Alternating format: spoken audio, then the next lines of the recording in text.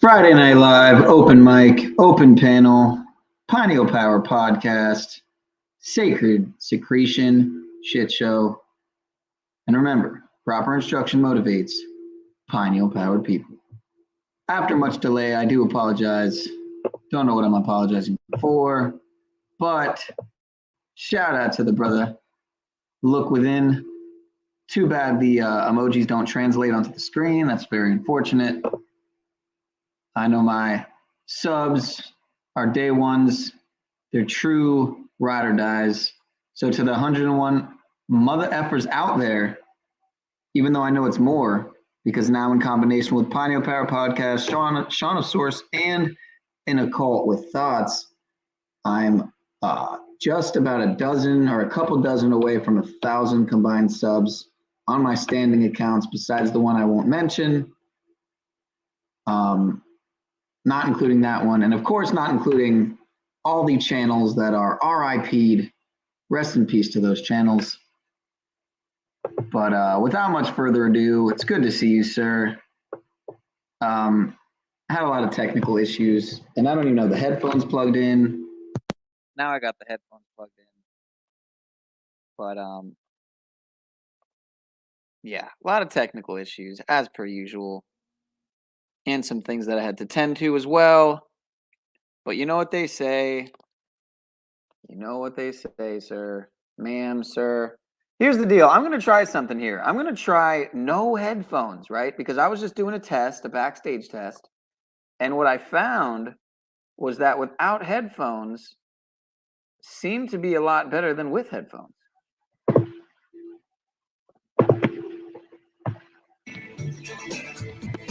No change, I can't change, I can't change, I can't change, but I'm here in my mood, I am here in my mood, but I'm a million different people from one day to the next, I can't change my mood, no, no, no, no, no.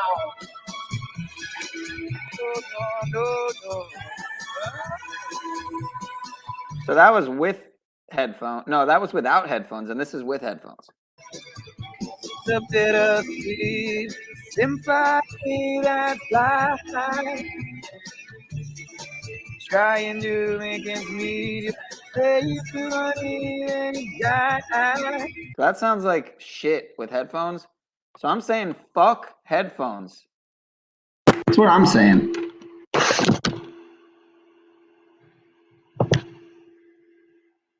All right. Weird. Why are you awake? That's a good question. I have no fucking clue. That's on you. But I'm true to my 101 subs. I gotta be true to them. If I'm not true to them, then who the fuck am I true to?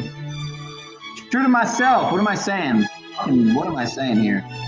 I'm really doing this for me at the end of the day. And that's just the way it is.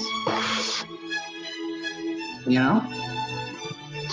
And I agree with the sentiment of this lyricist here. I feel that he's definitely on to something. Even though this song was probably handed to him, that's besides the point.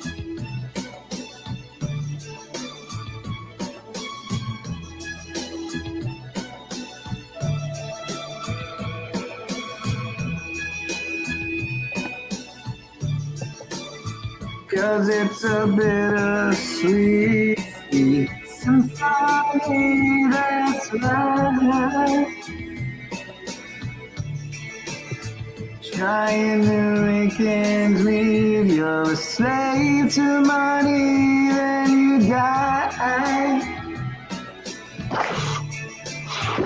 I'll take you down the only road I've ever been down. You know, the one that takes you to the place where all the veins meet, yeah. No change, I can't change, I can't change, I can change, but I'm here in my mood, I am here in my mood, but I'm a million different people from one end to the next, I can't change my mood, no, no, no, no, no. No, no, no, no, no, no, no. I never pray, but tonight I'm on my knees, yeah. I need to hear some sounds that recognize the pain in me, yeah. I let the melody shine, let it cleanse my mind, I feel free now. But the airwaves are clean and there's nobody singing to me now. No change, I can't change, I can't change, I can change, but I'm here in my mood, I am here in my mood, but I'm a million different people from one day to the next, I can't change my mood, no, no, no, no, no, no, no, no, no, no, no.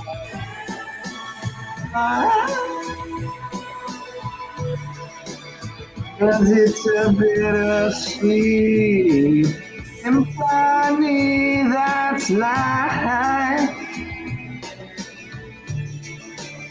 Trying to make ends meet, so stay to money, then you die.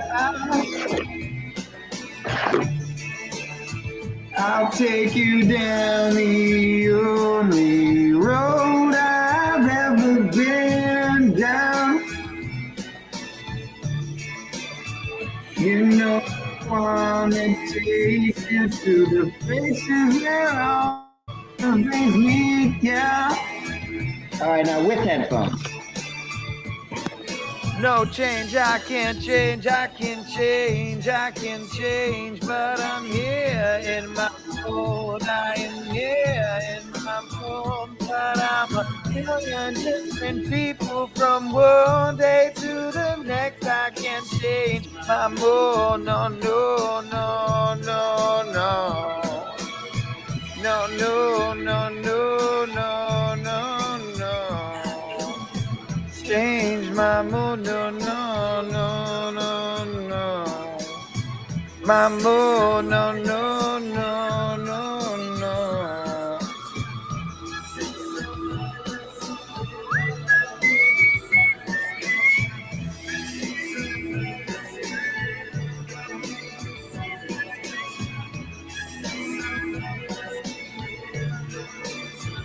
I'll take you down the only road I've ever been down.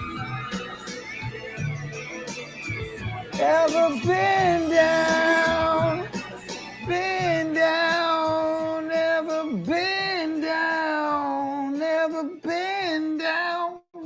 I've never been down, Charlie fucking Brown. Anyway, so that was with headphones and then without headphones. Not sure. Ah, fuck. I'm so fucked. Oh, shit. You know, I missed the Z show, actually, and I pretty much caught most of, I think, Monday to Thursday, but I didn't watch any of Z's show on Friday. So I'll probably catch up on that. I feel like I'm behind on some lore. You know what I mean? I guess I'll just do another one before I get into any conspiracy, but sing it if you know it. Smoke it if you got it.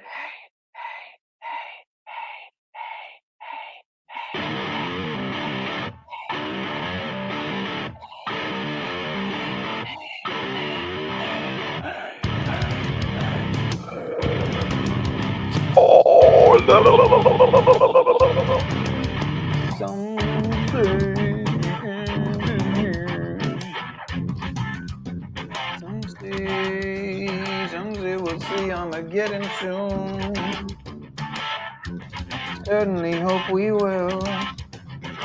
Sure could use a vacation from this.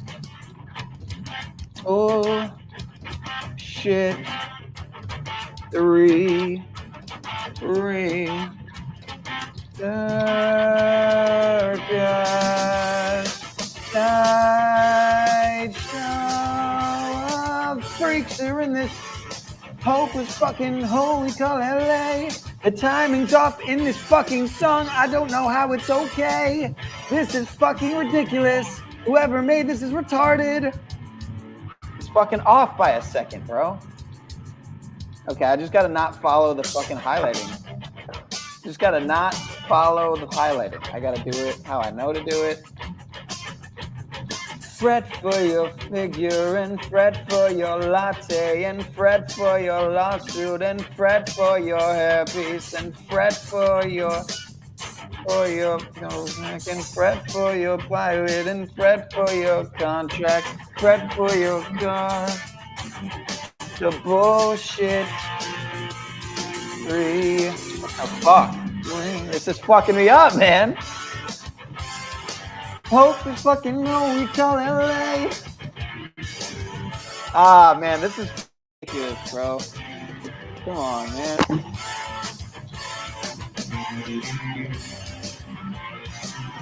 Only way to fix it is to flush it all away.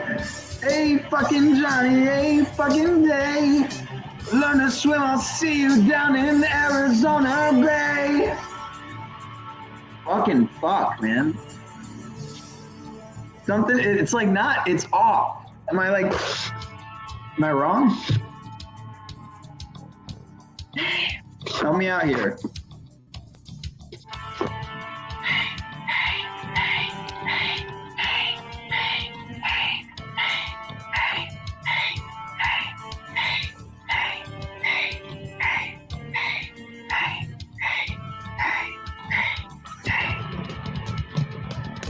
Some say a comet will fall from the sky, followed by meteor showers and tidal waves, followed by fault lines that cannot sit still, followed by millions of dumbfounded dipshits, and some say the end is near. Some say we'll see Armageddon soon. Certainly hope we will. Sure could use a vacation from this. Stupid shit. Silly shit. Stupid shit. One great big festering neon distraction. I have a suggestion to keep you all occupied. Learn to swim. Learn to swim. Yeah, this is just a fucked up version, dude. It's not even the right instrumental part of the song for the lyric, man. It's all fucked up, man. I tried a few different versions too to see which one was the best, man.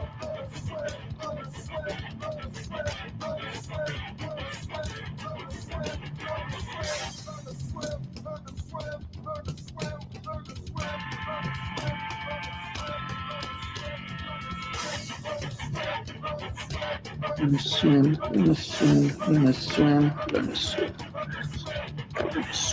learn to swim, learn to swim.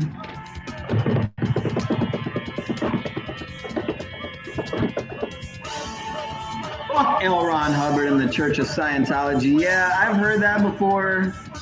Fuck L. Ron Hubbard and fuck all his clones. Fuck all these gun-toting hip gangster wannabes.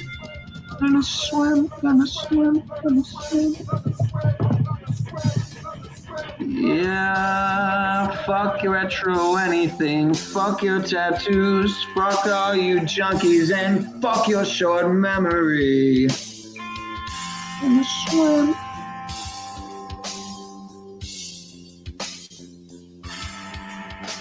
Yeah, fuck Smiley glad hands with his hidden agendas. Fuck these dysfunctional, insecure actresses. This timing is just fucked. How do they do this, man? I feel like it's a Tool thing. Like, how Tool never makes their fucking music fucking public. Yeah, it's just not right. It's not right. It's not okay. It's not okay.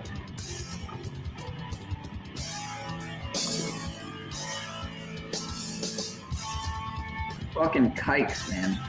Fucking coons. Fucking thelemic fucks, man. Stupid fox. Stupid fox. The lyrics don't match the instrumental, you stupid fox.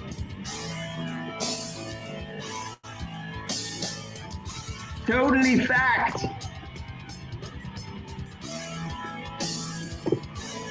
Sing faster. Yeah, they're probably into, man, I don't know. They sold out to their fucking Corona agenda, so fuck them, to be honest.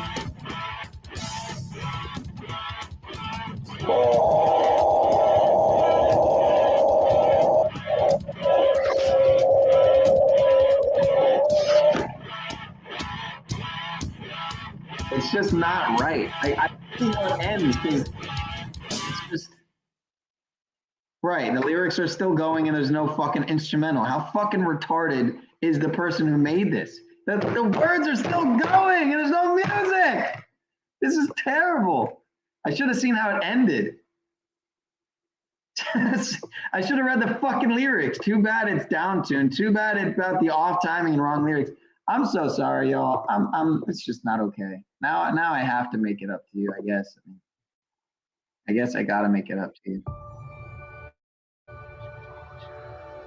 On our show, the story goes in places you can't imagine with Does new it? characters. Does it actually? That's pretty cool. That's actually pretty cool.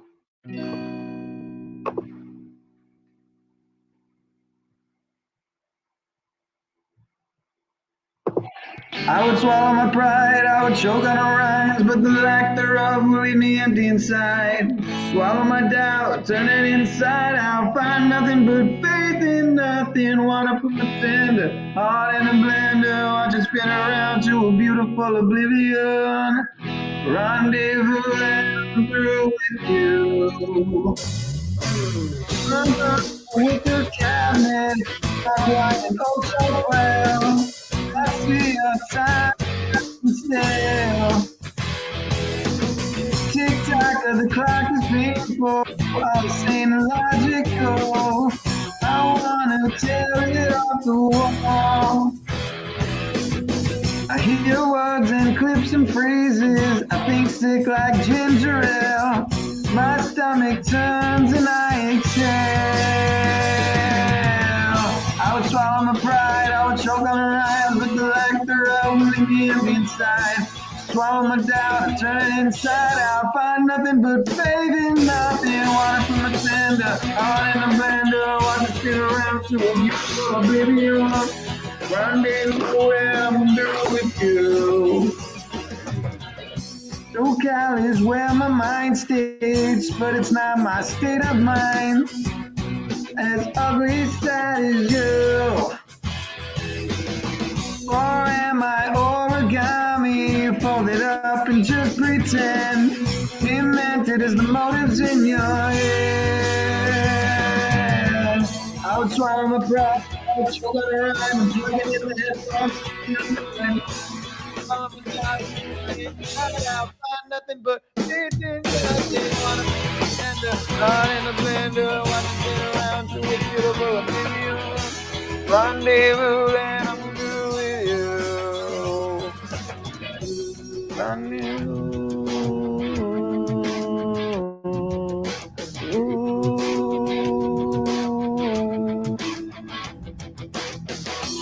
I alone am the only one. You don't need to take your ego.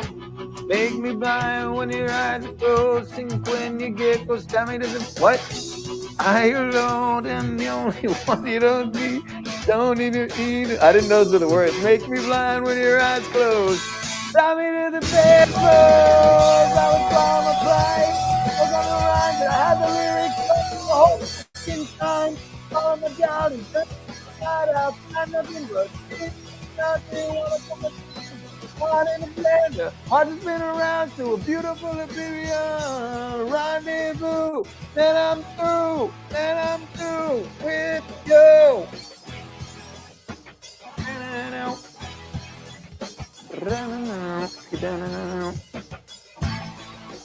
Go with you.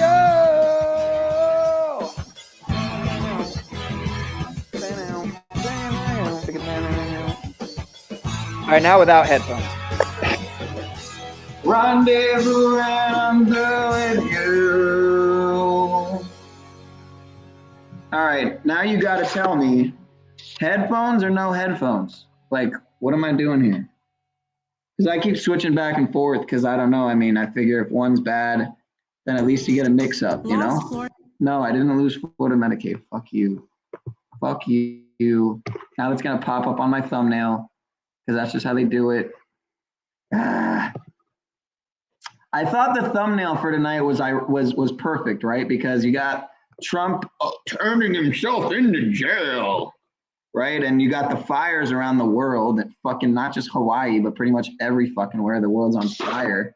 Greece, Canada. I mean, literally the world's on fire right now in a Masonic rebirthing fucking great reset agenda 2030 fast forwarded 2025 agenda unfolding, right? So you got Trump here, then you also got Hillary here, right? Like Hurricane Hillary that just hit right after Mountain Dew Maui burst.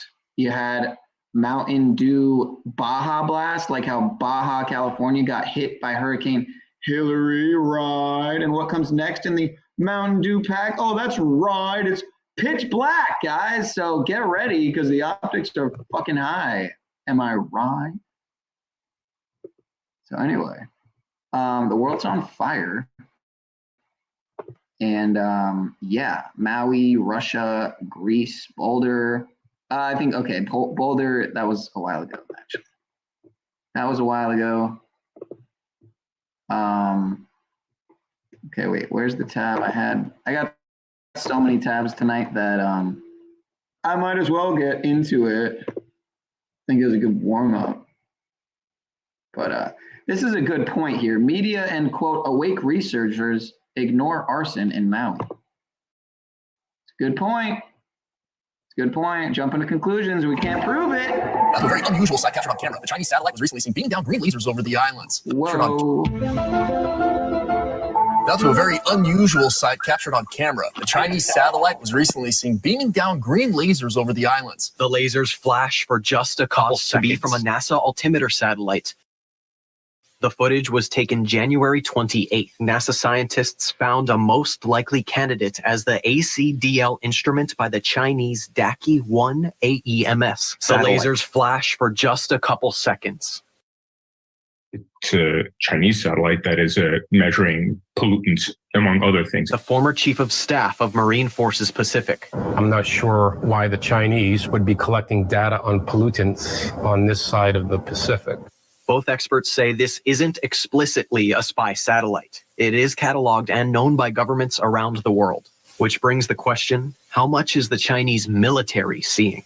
They can shut down any communication nodes that they want if they believe that I think the public is getting too much information. It's more probably military than anything else. You know, I think just need to be a little bit more vigilant. I reached out to the United States Space Force. Officials are working on getting me a response, and we'll bring that to you as soon as we hear back. Bryce Moore, KHON2 News. I'm just laughing at your comment because, like, no shit, Jen. We live in Florida. What do you? What? I'm confused. Are you just realizing that we live in Florida and it's fucking terrible here? Kyle Rittenhouse sued by dead pedo. Kansas hates rights. I never watch this guy's streams, but handbag trans adolescents. But anybody who knows Mrs. Lauren De Laguna, Mrs. Lauren De Laguna Fish, you know that she was on there. Again, I don't know what the fuck she's doing with her life either. I wouldn't know who the fuck she was if it wasn't one Mr. Paul Unslaved. But Just like I probably wouldn't know Mr. Jack Talcott if it wasn't for Mr. Paul. I wouldn't know Mr. Brian. Well, I'd probably know Brian O'Shea. I'd probably know Rob Cleveland. I think I knew them.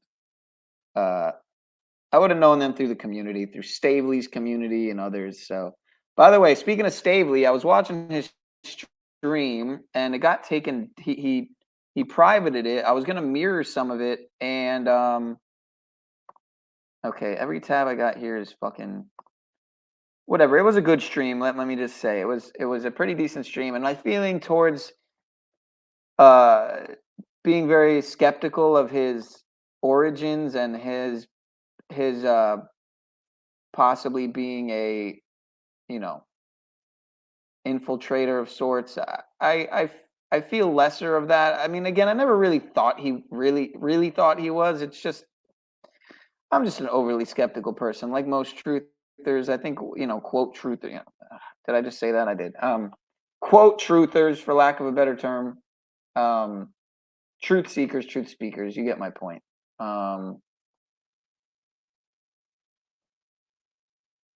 But yeah, he was bringing up a good point too about the do. It's like a lot of this do stuff we can't really prove.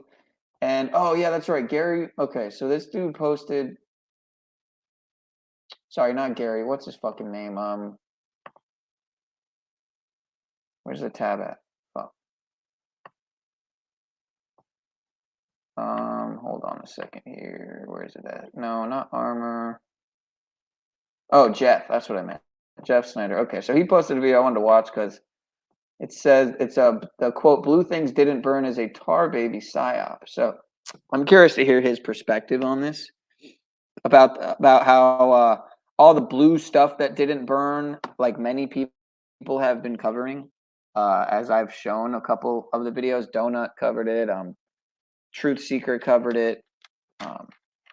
Some other people have definitely covered it, about how none of the blue stuff burnt, and that means that it's proof that the lasers that were used, you know, the blue lasers, the do lasers, because it's a do world order, as I've quoted. Anyone's free to share that and spread that around, but at the same time, it's like, well, if that popularizes where everyone starts thinking that we're living in a do world order, I mean, but they're definitely using do. They're definitely using do. That's DEW. If you don't know, you should find out. But you're probably not here. I'm pretty sure everyone here knows what the fuck a do is. So yeah, they're fucking putting lasers on the sharks' heads. All right, Dr. Evil reference. All right, I'm just gonna play this. I'm gonna shut the fuck up. I'm going to ask all of you to stop spreading this rumor about how everything blue didn't burn and explain to you that is called a tar baby. In this information psychological warfare, you are getting attracted and sucked into a honeypot, specifically known as a tar baby. When you touch that tar baby, it leaves a black stain on you cannot get rid of. And let me explain to you why this narrative is being inserted and by whom.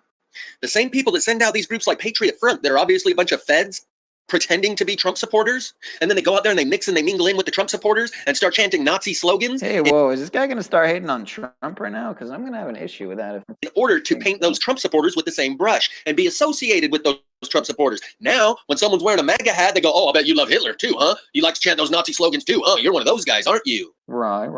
And they all get mixed into the same pot. And so while I'm sitting there trying to show someone, look, the trees are burning from the inside. And this is a type of electricity that comes from the ground. And that is why it draws towards houses and cars, because they have more conductive material and are made of metal. Okay. Let me rewind that a second. And by the way, I'm going to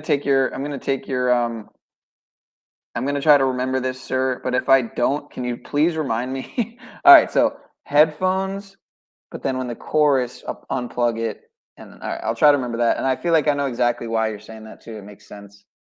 Because, yeah. So while I'm sitting there trying to show someone, look, the trees are burning from the inside. And this is a type of electricity that comes from the ground.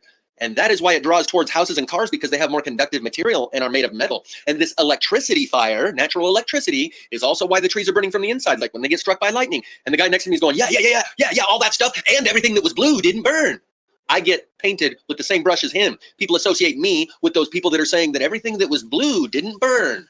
And it discredits the real evidence that is there. It discredits everyone that is asking questions and pointing out the anomalies and the inconsistencies and the impossibilities and you are detracting from and diluting the pool of evidence. You're muddying the water and making it more murky and unclear. Yeah, like this fucking post that he's showing where it says conspiracy theorists are never wrong. No, that's not true, because theorists are often wrong. And as you see in his fucking, okay, see, I don't use Twitter. Twitter's a joke, clearly, but this guy's got the check mark.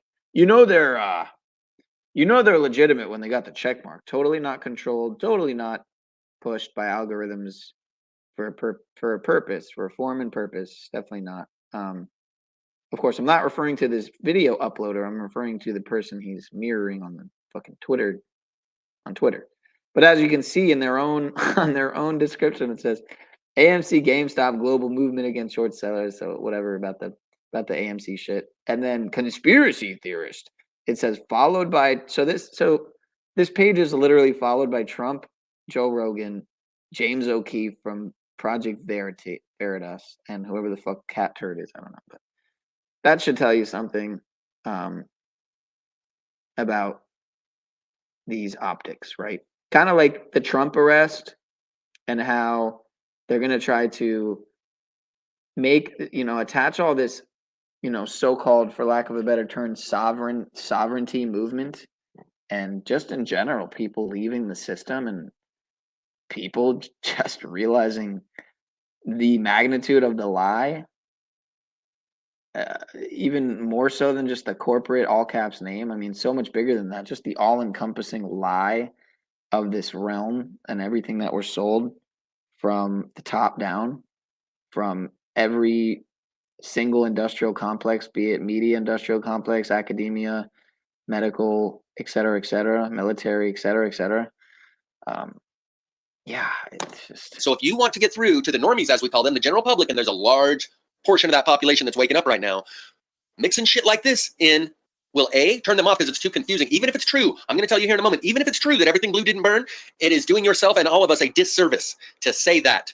Keep it simple. Show them that the trees are burning inside, like the thumbnail from my first Maui video and the thumbnail from the video just prior to that on the Isle of Rhodes near Greece, where you can see the flames burning inside of the tree. Show them that. You don't have to explain anything. You show them, say, fuck what you heard, believe what you see, and then tell them, now you explain it to me. But when you're trying to tell them about how blue things didn't burn, then you have to explain it and get them to comprehend and understand it, and that's 10 bridges too far for the normie, for the newcomer to this subject. Show them the trees are burning from the inside out and explain it as a type of electricity coming from the ground. Those 2 points alone and nothing else. Keep it simple. They have to be able to understand the basics first before they can understand anything more nuanced and complicated. So you explain it as electricity coming from the ground, and that is why cars and houses are burned to the ground right next to trees that are untouched, because they have the metallic material within them that is more conductive of electricity. And the normie goes, oh yeah, and trees, that's wood. Wood's an insulator for electricity, huh? Yes, unless there is no more conductive material around, like a car or a house that has metal in it, then with these levels of electricity that are trillions and trillions of watts, it will find a tree and burn it from the inside. Just like lightning, a form of electricity that they're familiar with, strikes a tree and they understand how it burns from the inside. They understand how electricity is attracted toward conductive metal material, and that is why it would draw towards those and leave the wood or the trees right next to the car and house untouched. So this was inserted to discredit the movement and the community and the group of people that are asking questions and pointing out the anomalies. And so they have some guys come in and mix themselves in with our group and go, yeah, and everything blue didn't burn too. Everything blue didn't burn. I'm going to show you how easy that is to discredit. And imagine hearing that as a normie. That's like saying a windstorm came along, a tornado or a hurricane, and it blew everything away except anything that was colored purple. Anything that was colored purple didn't get blown away in the windstorm. And they say, that's ridiculously impossible. Wind affects everything equally, regardless of the color. And fire burns everything evenly, regardless of the color. So you're going to lose them. And if you keep repeating that and it spreads far and wide enough, the whole truth movement around this plasma fire can be discredited. And when I go over to someone and start telling them, hey, it's an electricity-based fire burning trees from the inside and melting engine blocks and transmissions right off of cars that are sitting right next to unburned trees, they go, yeah, and I'll bet you're one of those guys that thinks that everything that's blue didn't burn too, huh? Yeah, get the fuck out of here, you nut job. That's what this is. It's a tar baby to discredit the discovery and disclosure process about the reality and the truth that these fires are not normal fires. So, by the way, if you want to find this guy's page, shout out to Jeff Snyder 6. Jeff Snyder 6. You want to convince and persuade? Sorry, Jeff Snyder 2. My bad. someone or wake up a large portion of the population that these are not normal fires, stick to the basics: trees burning on the inside, ground-based electricity, a natural electrical fire. Once they can come to understand that, then they can go on their own path of exploration and discovery about directed energy weapons, tuning the frequency, everything resonates at a certain vibratory frequency. You have to explain all that shit to them, get them to comprehend and understand and believe it. When you start with this shit about blue things didn't burn, when you show them the tree burning from the inside, you don't have to explain anything. You tell them, now you explain it to me, why are all these trees burning on the inside? And then when you show them the melted engine blocks and transmissions and houses that are completely to the ground right next to unburned trees, just say electricity. They have some comprehension and understanding of what electricity is and how it works and how it behaves. And when you insert that, electricity, they can look at this and go, oh yeah, now I do understand how the metallic materials of the cars and the houses are more conductive of this electricity than the tree standing next to them. And that's why none of it goes toward the tree, because it all follows the same path of least resistance once it's locked on to the house or the car. They understand the idea of grounding electricity. Like the electricity doesn't just spread evenly all over. Once you draw it to a grounding point, all of the electricity goes to that same point. And in this instance, in this example, that would be the house and the car draws all of the electricity in the surrounding area. That is why the tree right next to it remains unburned. Now let's talk about this tar baby that they're inserting into the narrative about everything that's blue doesn't burn. Hopefully you understand that's exactly like Patriot Front coming out and chanting Nazi slogans in the middle of a Trump rally. They are doing that to discredit you. They are doing that to dilute the pool of information and muddy the waters and make it very murky and nuanced when you can simply show them trees burning on the inside, electricity-based fire. That's why everything that's metal does not burns hot, and the things that are wood right next to it don't burn. That includes trees, fences, benches, chairs, tables. There's lots of things that are wood that did not burn right next to something that's metal or has metal as part of it that burned real hot. All you have to do is tell them electricity and they understand. They will get it. You show them the tree burning on the inside, they can see it with their own eyes. Tell them to explain it to you. You tell them that everything that was blue didn't burn.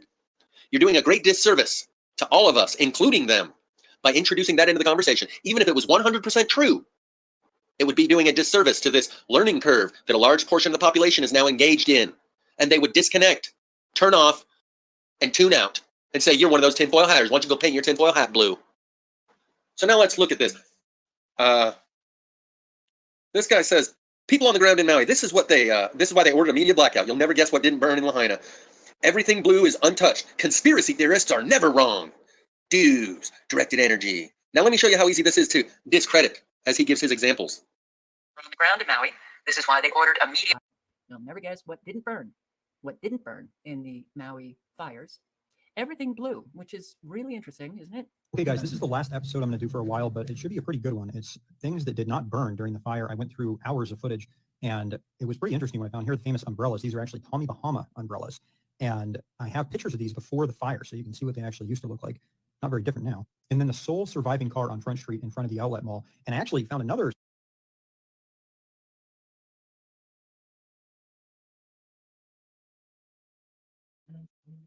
And then the sole surviving car on Front Street in front of the outlet mall. And actually, surviving car on Front Street in front of the outlet.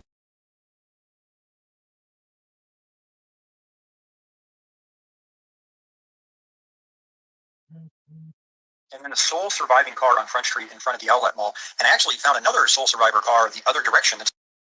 Except you can see that the car in front of it didn't burn also, and it's white. So calling it the sole survivor car, if you trust your own senses and you think for yourself, you can see the car in front of it also survived and it's white. And there are plenty of things that were blue that burned, and you can no longer tell what color they were. There are plenty of things that did not burn that are other colors besides blue. This flower pot could have been placed there afterwards, just to create this narrative. Likewise with this blue lawn chair. Ooh, look, and there's a blue house that didn't burn. And there's plenty of other houses that didn't burn that are different colors. So this whole narrative is completely empty and void of any true evidence or proof. And it discredits the proof and the truth that is there for all to see. That is why this narrative has been inserted into the conversation, to discredit all of us and dilute the evidence that is being produced with a false narrative that's easily disproven. If you had before and after photos, it would be very easy to show plenty of things that were blue that did burn, and plenty of things that did not burn, which were not blue. So this whole thing is just completely fabricated. Use your discernment. And if you see anyone putting forth this narrative, draw their attention back to the two basics. Trees burning from the inside, these are natural electrical fires. That is why anything with conductive metal materials draws that electricity towards it. and leaves the wooden things, trees, fences, chairs, other things that are made out of wood, untouched. Because in normal fire, wood burns before metal. But in electricity, metal burns before wood, and they understand that. Here's the thumbnail from 2 weeks ago. Massive plasma fire and social media blackout in Maui, where you can see the flames coming out of the tree that still has its leaves on it. That means flame didn't attack the tree from the outside. Electricity did from the inside, like a lightning bolt coming up through the ground. And 2 weeks earlier, only 3 weeks ago, there's another tree burning from the inside at the Isle of Rhodes near Greece. Blue things didn't burn is a tar baby meant to stain the credibility of people that are pointing out these anomalies. Don't fall for the trap. Show them the simple truth that they can see with their own eyes. And have them explain it to you, why this tree still has its leaves on it and is burning from the inside. And then give them the understanding that this is electricity based.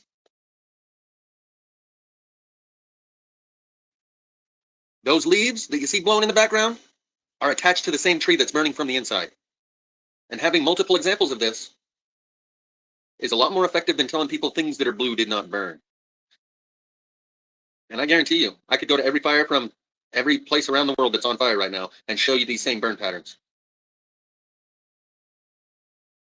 Blue things didn't burn is a tar baby.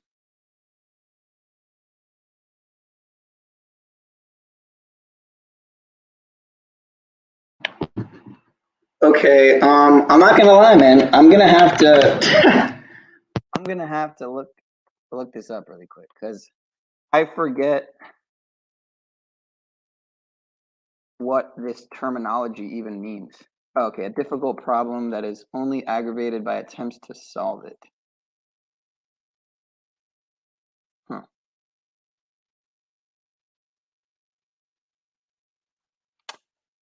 Huh.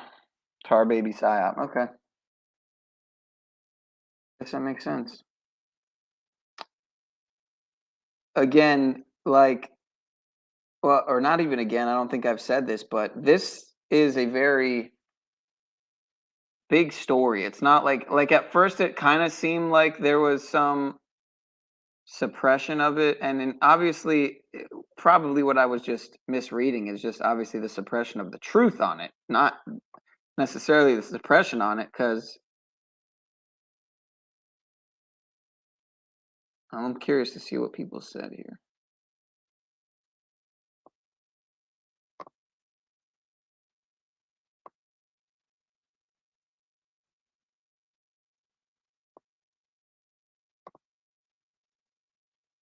I feel like this is a half-truth narrative they're pushing. Colors do affect energy absorption, like something black or something white out in the sun, but the color blue is a dark color would absorb energy. Also, the synthetic color pigment blue is made out of metals like copper, cobalt, aluminum, iron, manganese. This could make it potentially more conductive as well. Anything the blue colored items might have conduct energy better, providing a proper path for the energy to ground instead of resisting building charge or bursting to flame.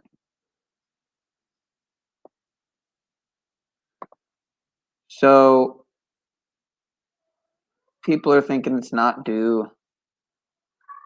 He's saying it's naturally occurring ground current or geomagnetic induction. Merlin, shut up, dude. What's your deal, man? Shh. Shush. Annoying, man. I'm almost convinced the Lahaina fires were a dew or plasma event related to a laser attack. It changed all the cars were completely burned and the door handles were missing. Once a power line goes down, the electricity automatically shuts off for a block or a few blocks. The cables down couldn't get electricity until fixed, and it's impossible with no cable. The electric company wouldn't shut off the main line until they can fix it.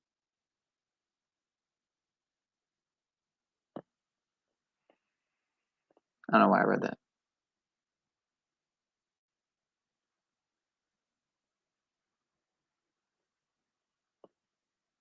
Yeah, okay. At least I'm not the only one who's lost. I can explain it to you, but I can't understand it for you. I'm going to open this link he dropped. See what it is. Another one of his videos. Explaining how plasma fireworks or magnetic field fluctuation creates a surge of ground current equals plasma fire, question mark.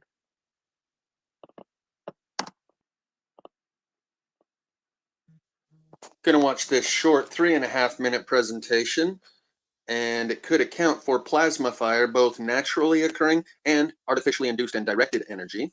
And remember, this presentation was made 3 years ago when we were in a solar minimum.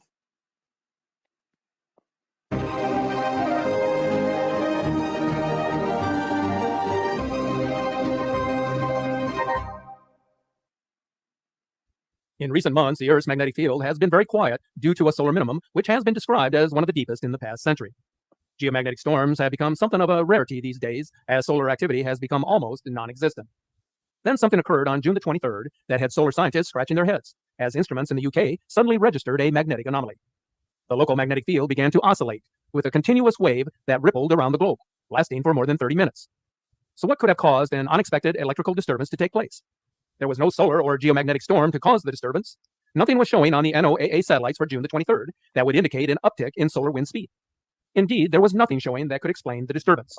Yeah, it's just too much for me. And that's funny because I just stopped at a minute 46 and it's 1:46 right now. I didn't even mean to do that. It's weird as shit. It's friggin' Earth lasers, man. Dude, what if like Gaia is pissed off, right? And all the, graph to the een to the oxide that everybody got in them is shooting out from the other side of the Earth into Hawaii. So whatever like the other side of the Earth is, maybe like China, that would probably make sense. It's shooting out from under all of the demiurge slaves through Hong Kong, through the heels and toes and feet of Hong Kongians and Shenzhen ites, and am I making any sense here? Is this possible? I'm just theorizing, so I'm a little high on CBD here. All right, let me try something.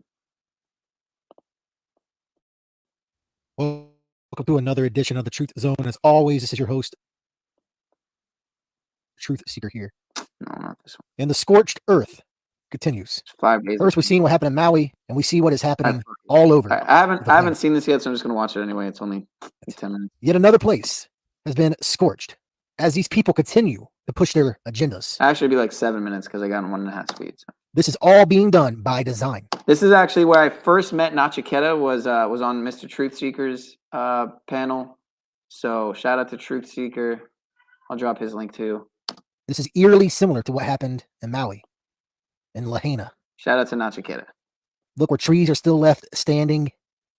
This makes me wonder if this wasn't another DO attack. DO World Order. Between all of this and the way they continue to modify the weather, make no mistake about it. These people are continuing to make. Oh, he's monetized like that? That's crazy. Oh, shit. Shout out to, you know what? Shout out to Bulk Supplements. I've always wanted to order from this brand. They look clean. So, I don't even care.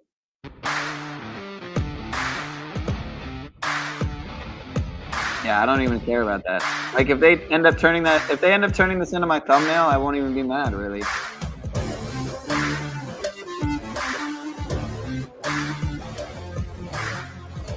Yeah, I need to order from there. I need to get some rhodiola or like some hooperzines. They have a whole. I probably have a tab open with that site. Let me see. I still had that open, I think, but I got so many windows, man. Fuck it. I'm just gonna watch this right now. This is warfare. This is their agenda, as they want to burn it all down, so they can rebuild Some would say, allegedly, into their prisons, into their smart cities. These people are continuing to make their final push as they continue to make a major power play to own everything. That's lose. And to take away everything That's lose thing. that we own. Shout out to me. And they've been talking about turning Spokane, Washington. Jack Talcott. Jackie Talcott. I mean, I think I heard somebody infer this before, but is it possible that we know who did this in Spokane, Washington? Is it possible? Into I'm just a asking smart questions here. I'm just asking questions. city for quite some time. Don't believe me? Just go do a Google search and you will see what I'm talking about. Type in Spokane, Washington, smart city, and you will see multiple things talking about this because this is their end goal. Make no mistake about it. Holy shit. They want to herd Jack people into Talcott. these I see smart it now. I'm utopias looking at it in the back. that they have Oh envisioned. my God. They don't want you going outside of their prisons that they are designing and building. They want to control the population by any means necessary. And they've been talking about this for quite some time. How they want these smart cities. How they want these 15-minute cities. And now we are seeing everything come to pass. These people have mapped this out. And they have planned this. And now they are doing everything in their power to fully push their agendas. This is why you see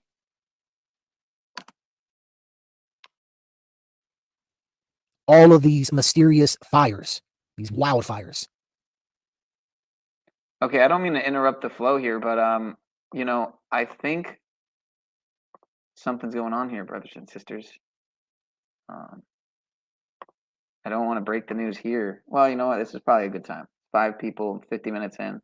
Maybe I should just do it. But you know what? I'm not even gonna do it to him. But all I'm gonna say is I think I know who did the Spokane fires. I'm not gonna say his name. I'll just leave you guys to. I don't know if you're looking at the screen, but anyway, all right. And everything else. Because as I have stated in previous videos, these people are trying to play God. Right. And they are going to stop at nothing to try and mimic God. Because in the Bible, it talks about how the earth will be destroyed by fire this time. And this is what these people are trying to mimic. They are trying to scorch the earth and rebuild it in the ways they think and feel like it should be rebuilt. This is definitely trying times, to say the least. And prayers go out to everyone that's been affected by this and all of the other fires happening around the planet, to weed us out one by one by one, to take away the property that we have one by one by one, to pollute the air, to pollute the water, to pollute everything one by one by one. That's why they are even burning down all of these acres of land also. Oh my These God. people want to take away your land, your property, your food. They don't want you to eat things. I'm eating right that are now, natural. and you know what I want to say? I'm gonna start do. I need to start doing videos like this, just pre-recorded videos. But I would say I would probably put a little bit more energy into it. I don't know. No offense to Mr. Truth Seeker, but a little more just. I don't know. That are healthy for you, that you grow yourself or hunt yourself. They want you to eat their lab-grown products. They want you to surrender everything over to them as they continue with their population control. There's other things that they have done to control the population, and I will let you put 2 and 2 together on what I'm referring to. It's actually, you know, that now that I think about it, it's a shame I lost some of the stuff that I did, especially some extended videos breaking down essentially the sustainable development goal, you know, the whole Agenda 21, Agenda 2030 stuff. Back when actually Rosa Kaur, RIP, before she passed, and you know, I still feel a certain way about her whole supposed passing, and you know, the biggest, pretty much most outspoken person on Agenda 21 who passes in 2021. Like, come on, man. Again, there's people out there, I'm sure, who say whatever, just like anyone else. Oh, she was a shill anyway, or whatever. But everyone's a shill, you know. So, but the reality is it's not even really a joke. I mean, really, a lot of people are, and ironically, a lot of people are, whether they realize it or not, because they're bought into things they think are true that aren't. And I can only, I don't even want to say hope, but I can only pray. I don't know, that I don't, you know, buy into any of those lies. And that's why I try to just, you know, realize or accept that I know nothing ultimately, in the sense of other than what I can prove. And even then, if we're in a fucking dream, then I mean, it's, you know where I'm at. I'm out there. I'm out there. But so many acres of land have been destroyed. This is very sad to see. And of course, they're going to use the same talking points that they always will use. How it's our fault. How we need to reduce certain things. How we need to cut back on carbon. How we need to do this, do that, do this, and do that. Because remember, it is rules for thee, not for me. They'll tell you it's bad to do certain things, but then they'll do them. They'll tell you it's bad to eat meat, but then they'll eat meat. They'll tell you it's bad to fly, but they'll fly. Etc., etc., etc. Because these people think that they own us and that they cannot be stopped. This is the sad state of the reality that we are in, that we are currently living in. And this is why everything is happening the way that it is happening. Make no mistake about it. And it's going to continue to happen. As long as these people are allowed to remain in power, they're going to continue to do what they're going to do. But believe me, one day soon they will be stopped. God will see to that. But it's some trying times that we are in. And it is truly sad to see everything going on the way that it is. It is truly sad how so many lives are being affected by all of this stuff going on as these people continue to push their climate agendas and everything else that they're continuing to push. I just hope and pray more and more people will wake up and realize what's going on. These people are truly mad men. They don't care about you. They don't care about me. They don't care about the environment, quote unquote. They care about themselves. They want to have everything and they want us to have nothing. They want to reduce the population. They want to reduce everything that we have. These people have given themselves over to demonic forces. That's why they are so against humanity and the good things about humanity. That's why they are so against all of that. These people generally hate you. They hate me. And that's okay. I don't want these people to ever like me. I will never sell out. I will never bow down to these people. And I know that most of you feel the same way as me, if not all of you who watch my channel and other channels like me. I know, of course, there's going to be always some people out there who doubt and who believe everything that these people tell them and will do anything these people ask. That's a sad fact of the reality that we live in. But I know that I refuse to listen to these people.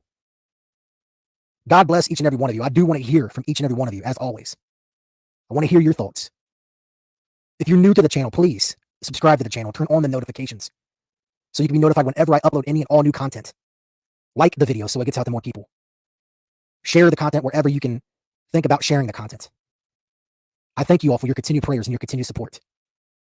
God bless each and every one of you. You all stay safe out there.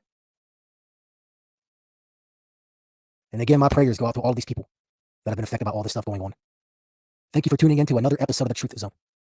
And thank you for always supporting me and being there and showing up and showing all the love that you show. I'm not trying to be cheesy or anything like that, but I truly, truly, truly, truly thank each and every one of you from the bottom of my heart. I cannot do this without any of you. I can't. But that's enough rambling on from me. And this has been yet another edition of The Truth Zone. And this is your host, Truth Seeker, signing out. If you want to learn how to edit really well from professional Hollywood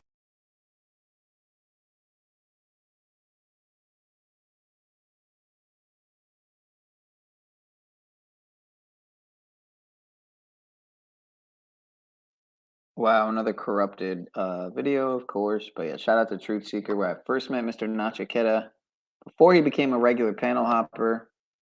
I'm not saying that he wouldn't have started to come over or come to Paul's if not, but I'm also not saying that's not possibly what actually happened. Did I say that right?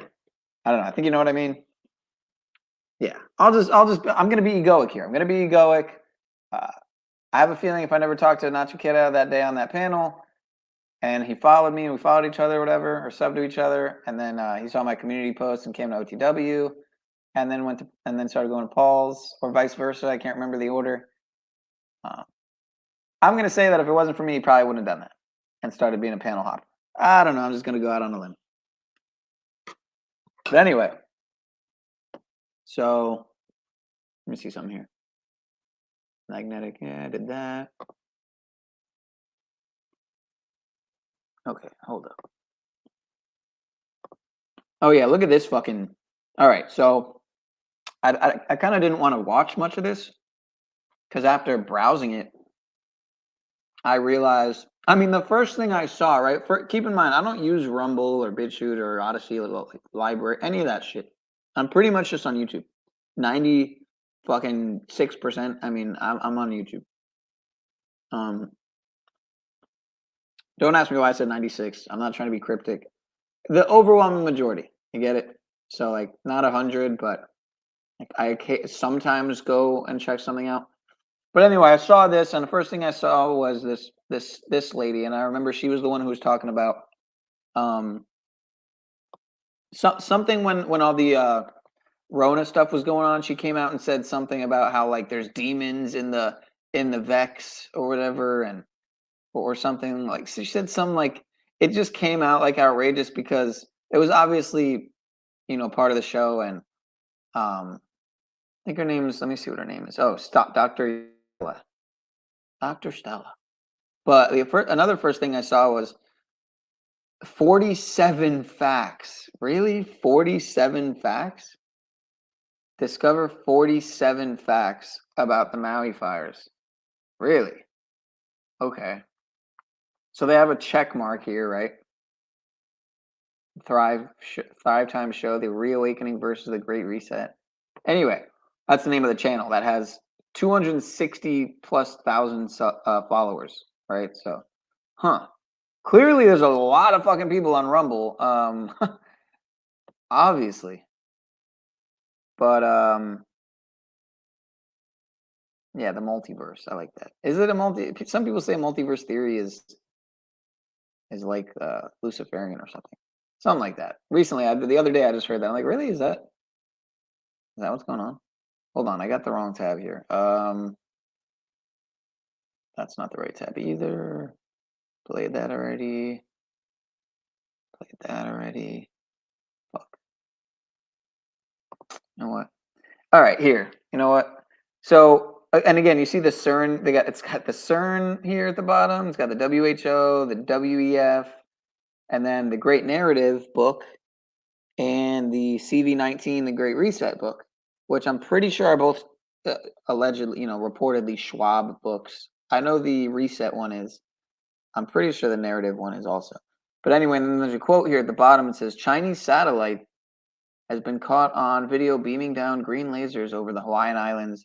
And that's from February 11th, 2023, allegedly on some fucking news station. I'm just looking at this little quote down here if you're looking at the screen.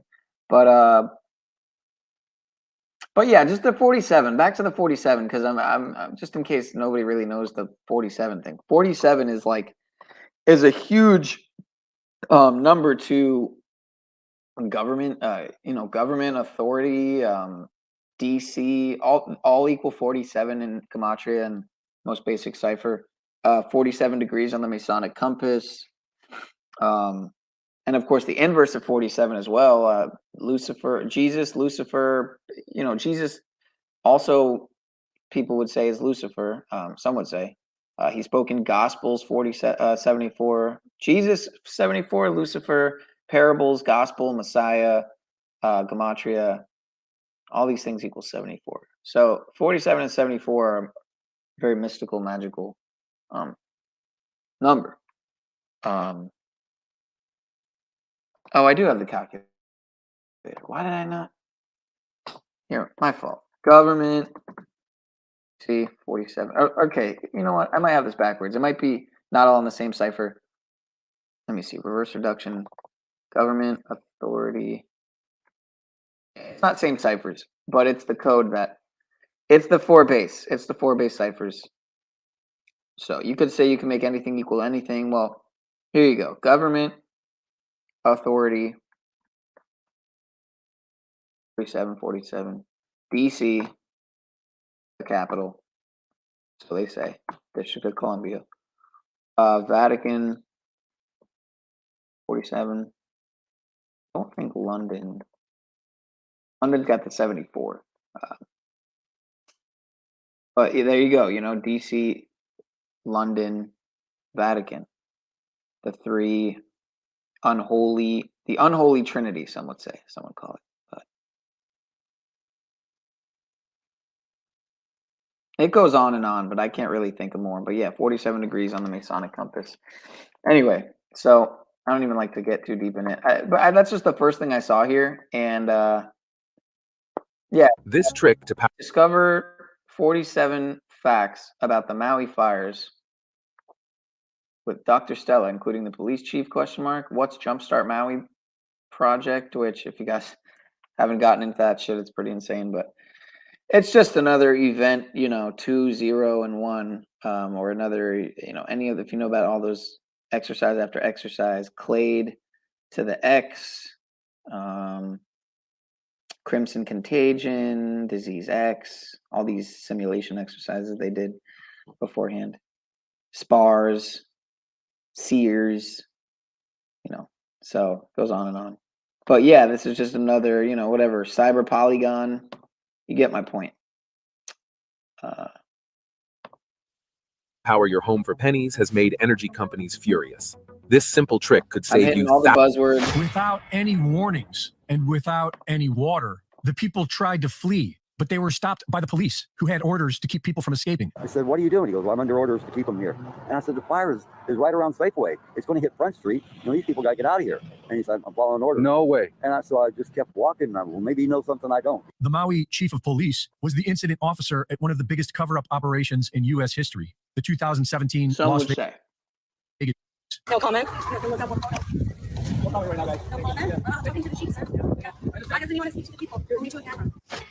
To stop these disasters from getting even worse, we have to cut the carbon pollution that's driving the climate crisis. And that's what the Inflation Reduction Act is all about.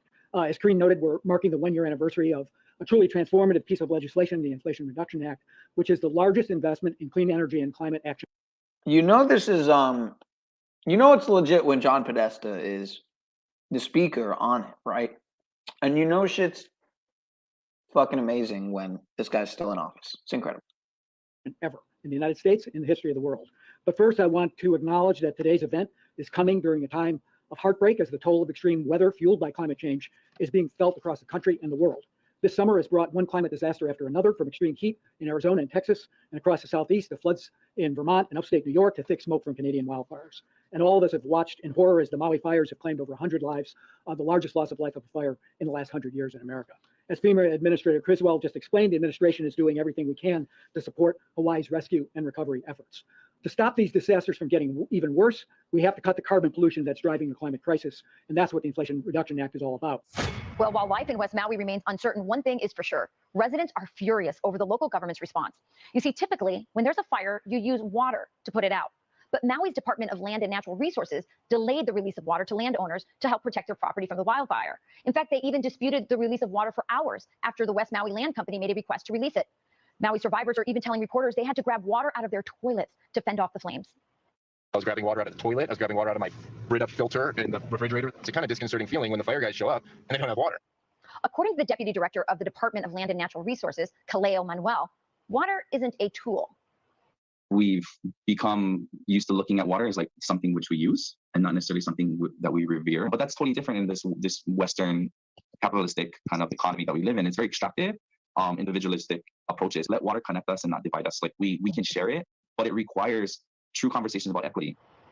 Last time I checked, water puts out fires. Progressive mumbo jumbo doesn't. This is going to be a multi-year recovery. It's going to take essentially years to rebuild Lahaina, which was destroyed. But we will build it back better, and we'll build it back proudly. Build back better.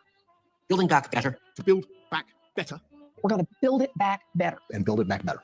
My plan to build back better. Residents are not allowed to leave unless they get a permission slip from the federal government. But the government recently decided to shut that option down.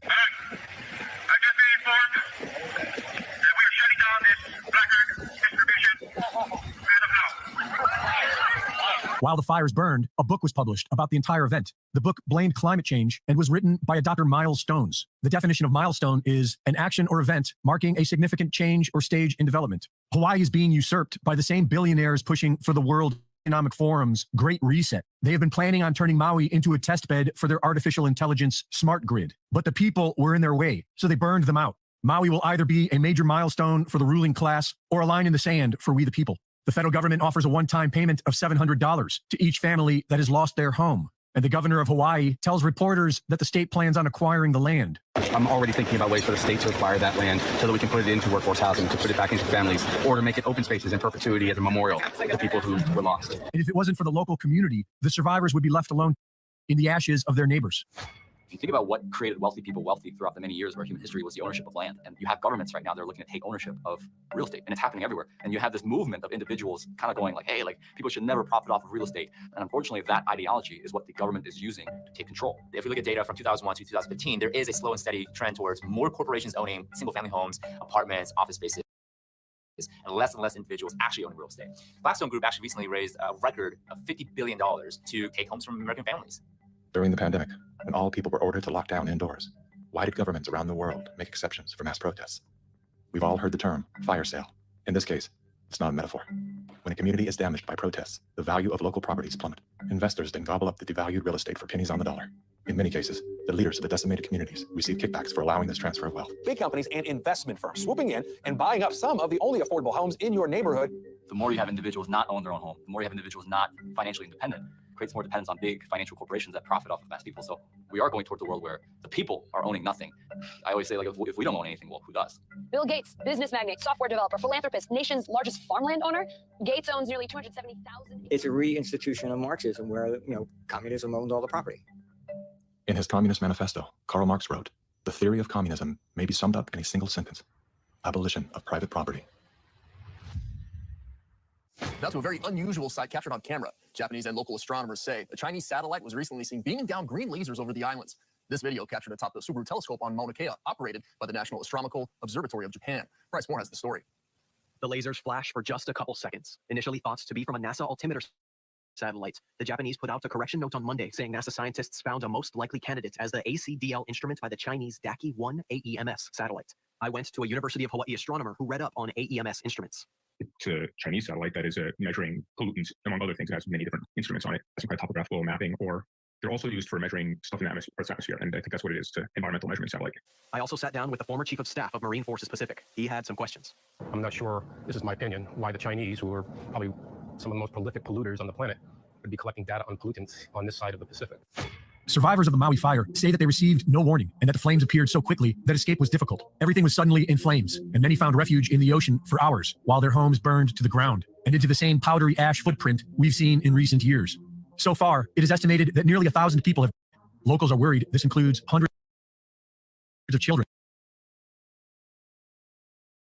who were home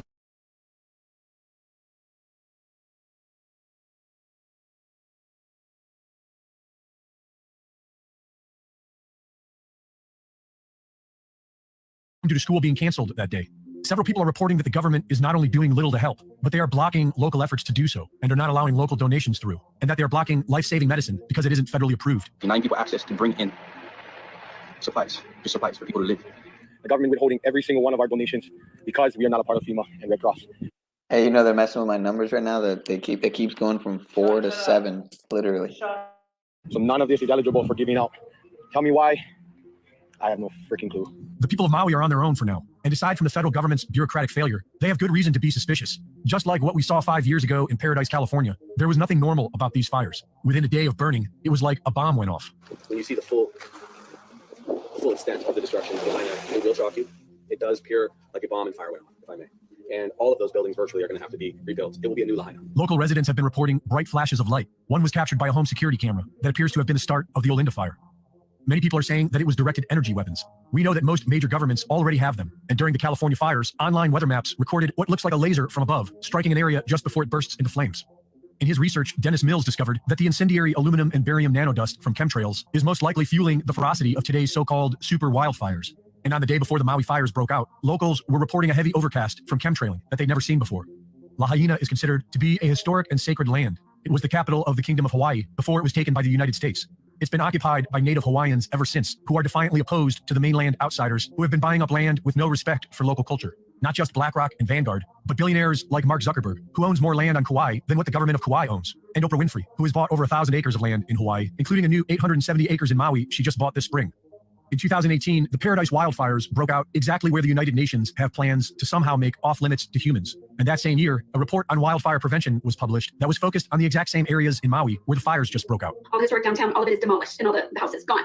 But those commercial big box stores are still there. Hawaii Governor Josh Green has been putting the World Economic Forum's Great Reset agenda ahead of Hawaiian interests. Just weeks before the fire, he unveiled an emergency proclamation on housing that eliminates the traditional Land Use Commission, allowing the government more leeway to build as they see fit. such as building 15-minute smart cities run by artificial intelligence, just like they've been planning to do in Hawaii for years. At some point, I will make a major donation after all of the smoke and ashes have settled here, and we figure out what the rebuilding is going to look like. This is going to be a long and difficult process. You're going to see a lot of Phoenix stories rising from the ashes here. I live on Maui. The media is lying and or covering up the extent of the damage and the count. I personally know people that are telling me that and destruction is way worse than we're being told. I am witnessing the cover-up by the media firsthand. I'm Raylene and located in Maui. I live in Kihei and I wanted to share some local updates. Shocking, or maybe not. Did you hear about fires? Did you hear that the government of Hawaii states their goal is to rebuild and make the entire island of Maui the first smart island? They want the entire island governed by AI. It's outlined in the Hawaii Digital Government Summit of 2023 that they plan to host next month on September 25th, 2023 on Maui. Wow. Now they're going to come to the rescue for this horrible problem. And last January 2023, there was a smart city conference in Maui to turn Maui again into the smart city island, pushing everything electric, making 15-minute smart cities. And there was also a contract last year to build a high-rise condo complex and businesses in Lahaina, which was a historic town that couldn't have any new development in this area. But now it's demolished. So now I guess they have to rebuild, right? We spent the morning trying to find places to volunteer to help. We feel helpless. There's so much going on. There's people who need assistance. We went to the War Memorial Shelter, which we learned has been taken over by FEMA. They've taken a whole bunch of supplies. People do not know where they're going. They don't trust that they're actually going to be delivered to people in need. In past FEMA situations, after disasters, they found containers full of supplies that were never given to the people. And if you go to the War Memorial, people are being told to go there if you need assistance. They are turning everyone away, saying that it's not a distribution center. It's a shelter, and unless you're checked into this shelter, you'll receive nothing. And I will say, for donations on the island, please be considerate of your fellow humans, because there's a lot of moms that need diapers and wipes and formula, and everything has been purchased and given as donations, and now it is being hoarded by Red Cross and FEMA, not being distributed to those who actually need them. So ship things in from Amazon. I shared today that you could ship things to the Maui Food Bank. There's some other local organizations that will actually get your items to the people. And FEMA is also making people sign paperwork just to receive assistance. We did find, through local word of mouth, a place where we could donate our time today, and we assisted the Hungry Heroes of Hawaii at Buzz's Wharf in Ma'alia. I said that right. Great place. If you need donations or if you have some to drop off, you can. It's a staging area right before the road is shut down to get into the Lahaina area. They were not allowing anyone through unless you had, if you had a supply truck full of supplies to help the people in these areas, you were not allowed through unless you had a specific contract or permission from a certain agency to come through. And where would you get that permission from? So lots of people are being denied. They're trying to come in with supply trucks to assist. This Hungry Heroes, they were able to get some trucks in yesterday. They were supposed to meet with the mayor and officials. They said they waited around for 5 hours being told to move to different locations, and then they were eventually kicked out and said, why are you even here? And they were trying to coordinate to drop off and deliver supplies. And they can give the supplies, but there's nowhere to drop them off or give them to anybody because everything is so disorganized. They also brought 150 meals, cooked meals, to help the people who need them. And they were denied because it was not cooked in a commercial kitchen. So not being allowed to distribute. All the roads in and out of Lahaina are blocked except for specific personnel, and it's up in the air. We don't know anymore. Maybe if you're a resident with an ID. That was open yesterday, and they supposedly shut it back down after a few hours because people were trying to take photos of the damage that happened in Lahaina. Heaven forbid that they go to their houses and do anything. There's looting going on, and not just in the Lahaina area, also in Kula. There are boats making supply runs. Some of them are saying that they had to push through barricades to get in and deliver supplies because, again, the government officials are trying to shut down local assistance. It seems like they only want FEMA and they only want Red Cross. Yet when you talk to people on the ground, where's FEMA? Where's Red Cross? They're not doing anything. They're not distributing the supplies.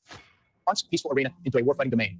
They have weaponized space through killer satellites, directed energy weapons, and more in an effort to exploit our systems and chip away at our military advantage. Directed energy weapons, also known as DEWs, are weapons that deploy a highly focused energy beam, including lasers, microwaves, and particle beams. After decades of research in the United States, defense contractors announced back in 2015 that these systems are expected to come online by 2020, and are currently announcing that they are ready to deploy in the field. Russia, China, India, and the UK are developing directed energy weapons as well, and Iran has had them in use since at least 2013. In 2019, Turkey was the first to officially deploy this technology in combat when they claimed to have shot down a Chinese-made drone supplied to the Libyan National Army. On September 16th, Defense Secretary Mark Esper announced that China and Russia have already weaponized satellites with directed energy weapons. Meanwhile, in space, Moscow and Beijing have turned a once peaceful arena into a warfighting domain. They have weaponized space through killer satellites, directed energy weapons, and more in an effort to exploit our systems and chip away at our military advantage. And for the past few years, many have wondered if these advanced weapon systems have anything to do with the unprecedented fires we have seen in the past few years. Laser-based weapons are able to destroy the target with external heat, and microwave weapons are designed to penetrate the target through external antennas and sensors and ignite the internal electronics, destroying them from the inside out. This could explain how thousands of homes have rapidly burned into their own footprint, while the trees surrounding them survive. And it could explain the several cars we have seen utterly destroyed, with temperatures hot enough to liquefy glass and metal. Michael Janich, host of the YouTube Dutch Sense channel, has been researching the Earth's seismic activity for the past 10 years. During the past few weeks, he has discovered satellite imagery that show an equal distance spread of fires, all starting within the same 4 hours. 4 hours? we've got ourselves an equal distance spread of fires here, here, here, here, and here. So what could cause an equal distance spread of fires? Well, only two things, Mother Nature or man, right? There's no storm in the area. You can't blame a storm. So what could cause equal distance spaced fires to spread out across, what do you think that is? 1/3 of Idaho? And he also discovered what looks to be a beam of light that can be seen in the infrared spectrum, like a microwave.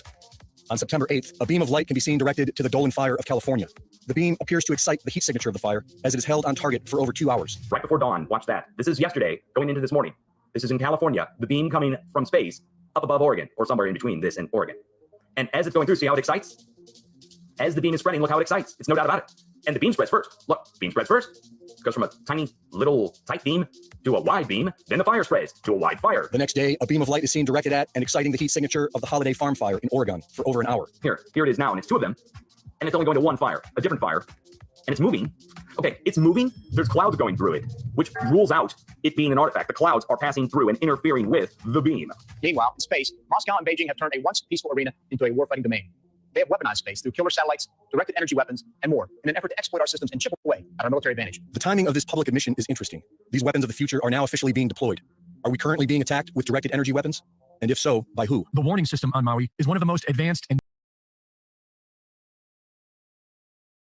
Put the phone down. I'm filming so you can see how ridiculous you sound right now. Put it down now. Did you have all the milk? Scott, You drink more milk than a baby cow. This is ridiculous. it's my fucking milk. I don't care. I do everything else around here. I all bought- I wanted was a nice coffee. I bought it 2 days ago. I'm sick and tired of you. I don't care. You drink it all night long, but this pool fucking fence was put up for safety. Don't do that either. I'm sick of you. It's the fucking law. You are ridiculous. You're ridiculous. It's my milk. You drink too much of it. Go up Just to the- say, all I wanted was a little bit. Do you know how crazy you sound? Get up and go to the shop now. Look at you. Put it down. I'll go get it later. Later, go now. It's the only thing you contribute to this house. Me and Marcus do everything else. I'm locking the door. You're a nutcase. Don't lock it. I'll give you nutcase, Luke. I swear to God, I am that fucking close. You look really cute right now. He drank all Hatred.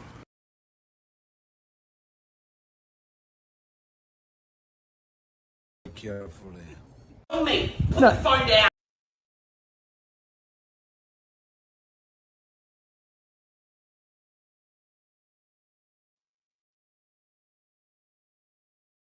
Residents are accustomed to monthly tests, but on the day of the fire, no sirens went off. There were no warnings. The director in charge of this warning system was at a FEMA disaster seminar in Oahu as the fires were devastating the people of Maui. According to documents obtained by H&N Investigates, Ndaya was in Waikiki at the Alohalani Resort, attending what was scheduled to be a 3-day FEMA disaster preparedness seminar called the Pacific Partnership Meeting. A receipt from the hotel shows Ndaya checked in last Monday, a day before the fire started. That same receipt lists a departure date of Wednesday, August 9th, the morning after flames reduced Lahaina town to ash. According to Tuesday's agenda, the day wrapped up with a networking reception at the hotel's Longboard Club from 5 to 7 that evening. At the same time, people were running for their lives, trying to escape flames that engulfed the town. When asked if he regretted not sounding the alarm, he said no, because he was worried that the people would run into the fire. Do you regret not sounding the sirens? I do not. Had we sounded the siren that night, we're afraid that people would have gone Malka. And if that was the case, then they would have gone into the fire. But instead, they burned to death at home, including an untold number of children who were home alone that morning because of a school cancellation. The water wasn't on, fire hydrants were dry, and the deputy director of water resource management, who was named an Obama Foundation leader, refused to release water for the West Maui fires until it was too late. He says that in order to share water, Hawaiians need to discuss equity. Really, my motto is always like, let water connect us and not divide us. Like we can share it, but it requires true conversations about equity.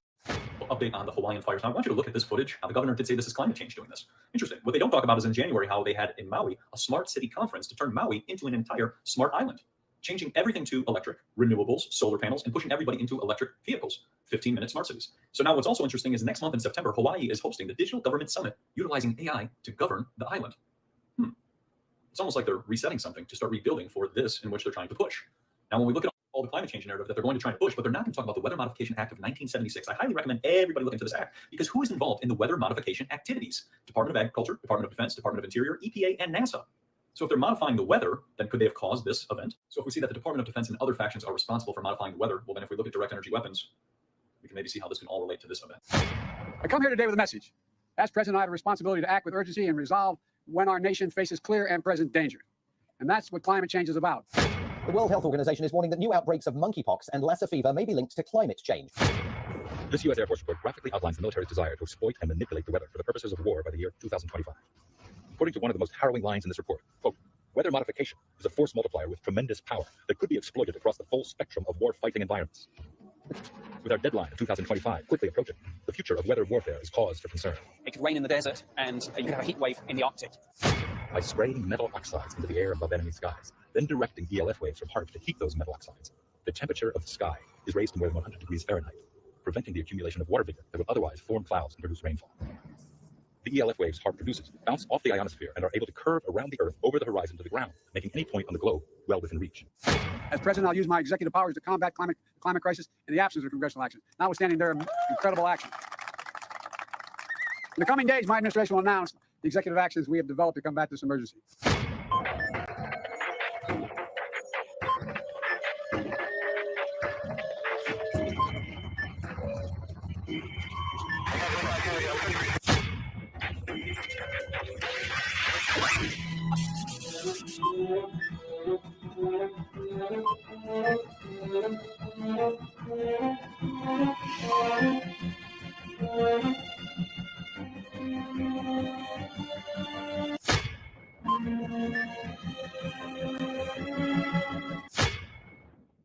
They first appear to be simply contrails coming from high-flying jet airplanes.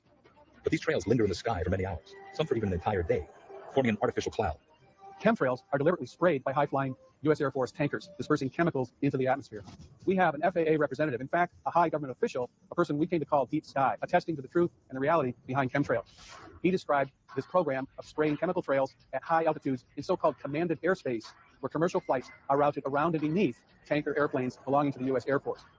The theory is that chemtrails are being used in conjunction with HARP.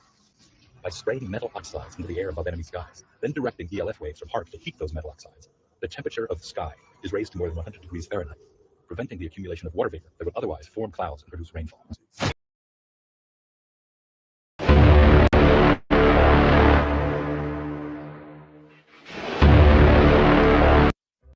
All right, I'm switching up for a bit.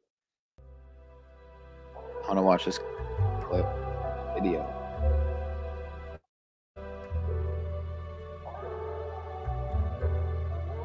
Switch up. Welcome back. I'm glad you decided to stick around for part 2. We'll pick up where we left off in a moment, but first, let me show you something. Earlier, I told you that the second day of the fires, August 9th, or 8-9, was connected to actinium in the periodic table.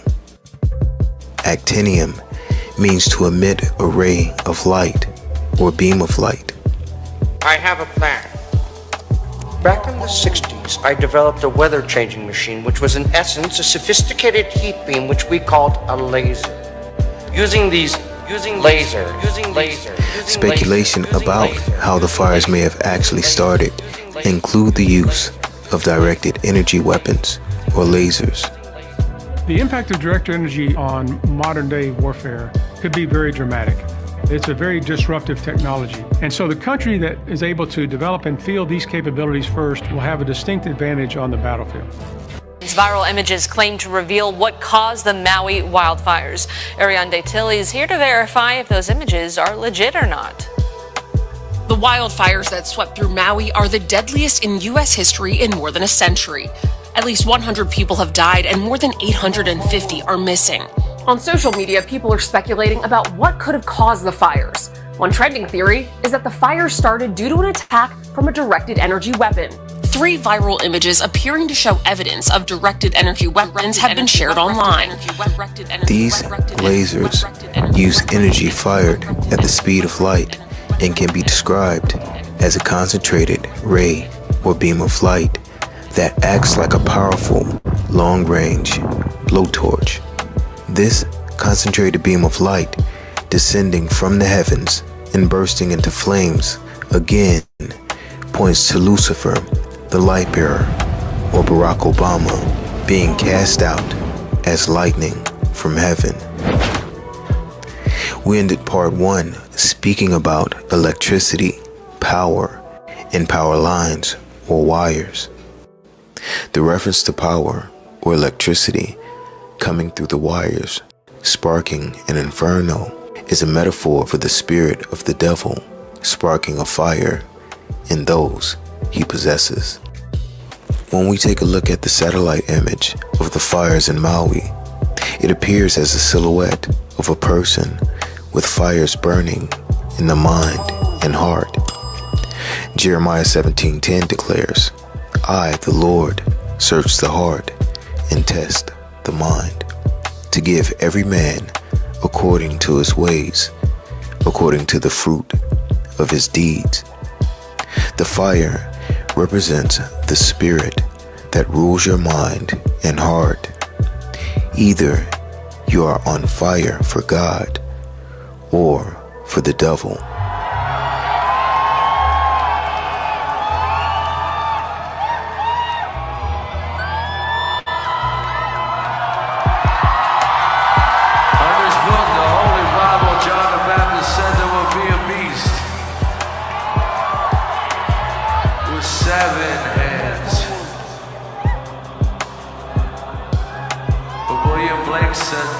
Behold, the red dragon, and you will kneel before him. However, those whose fire burns for the devil will perish with the devil and his angels in the flames of hell. Matthew 25:41 declares, Then shall he say also unto them on the left hand, Depart from me, ye cursed, into everlasting fire, prepared for the devil and his angels. Remember, Kanye West recorded his debut single and the song that introduced him to the world through the wire with his jaw wired shut after a near-fatal car crash. The video for the song was shot on August 3rd, the day before Obama's birthday.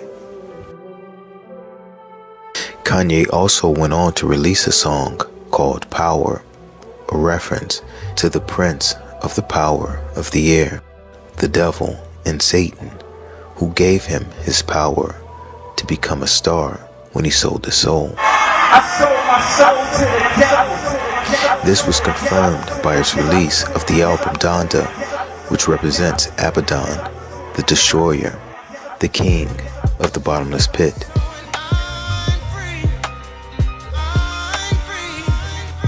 Let's not forget that Hawaii is the 50th state, and 50 Cent, who also had his mouth wired shut after his near-death experience of being shot 9 times, again a reference to Lucifer, sang his breakout hit, Wanksta, through the wire as well. He also went on to produce the show called Power on Stars, a reference to the fallen angel who gave him his power.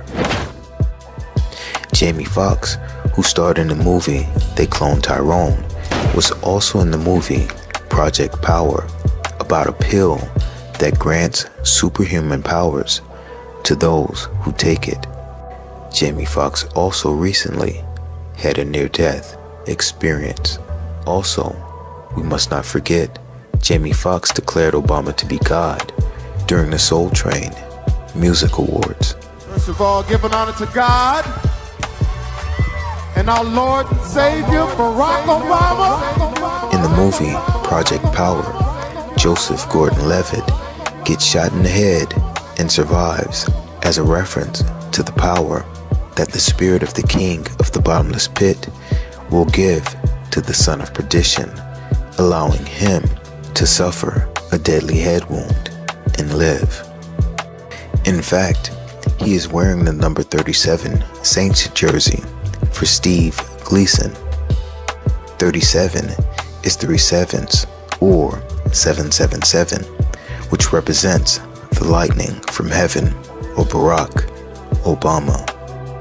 Now get this, a statue depicting Gleason blocking a punt called Rebirth was raised outside the Superdome. Rebirth is a reference to the phoenix rising from its own ashes and points to the resurrection of the Antichrist, Barack Obama, from the deadly head wound.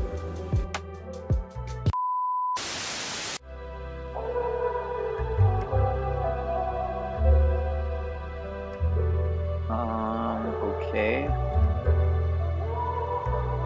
How was that, like, what did that have to do with Maui?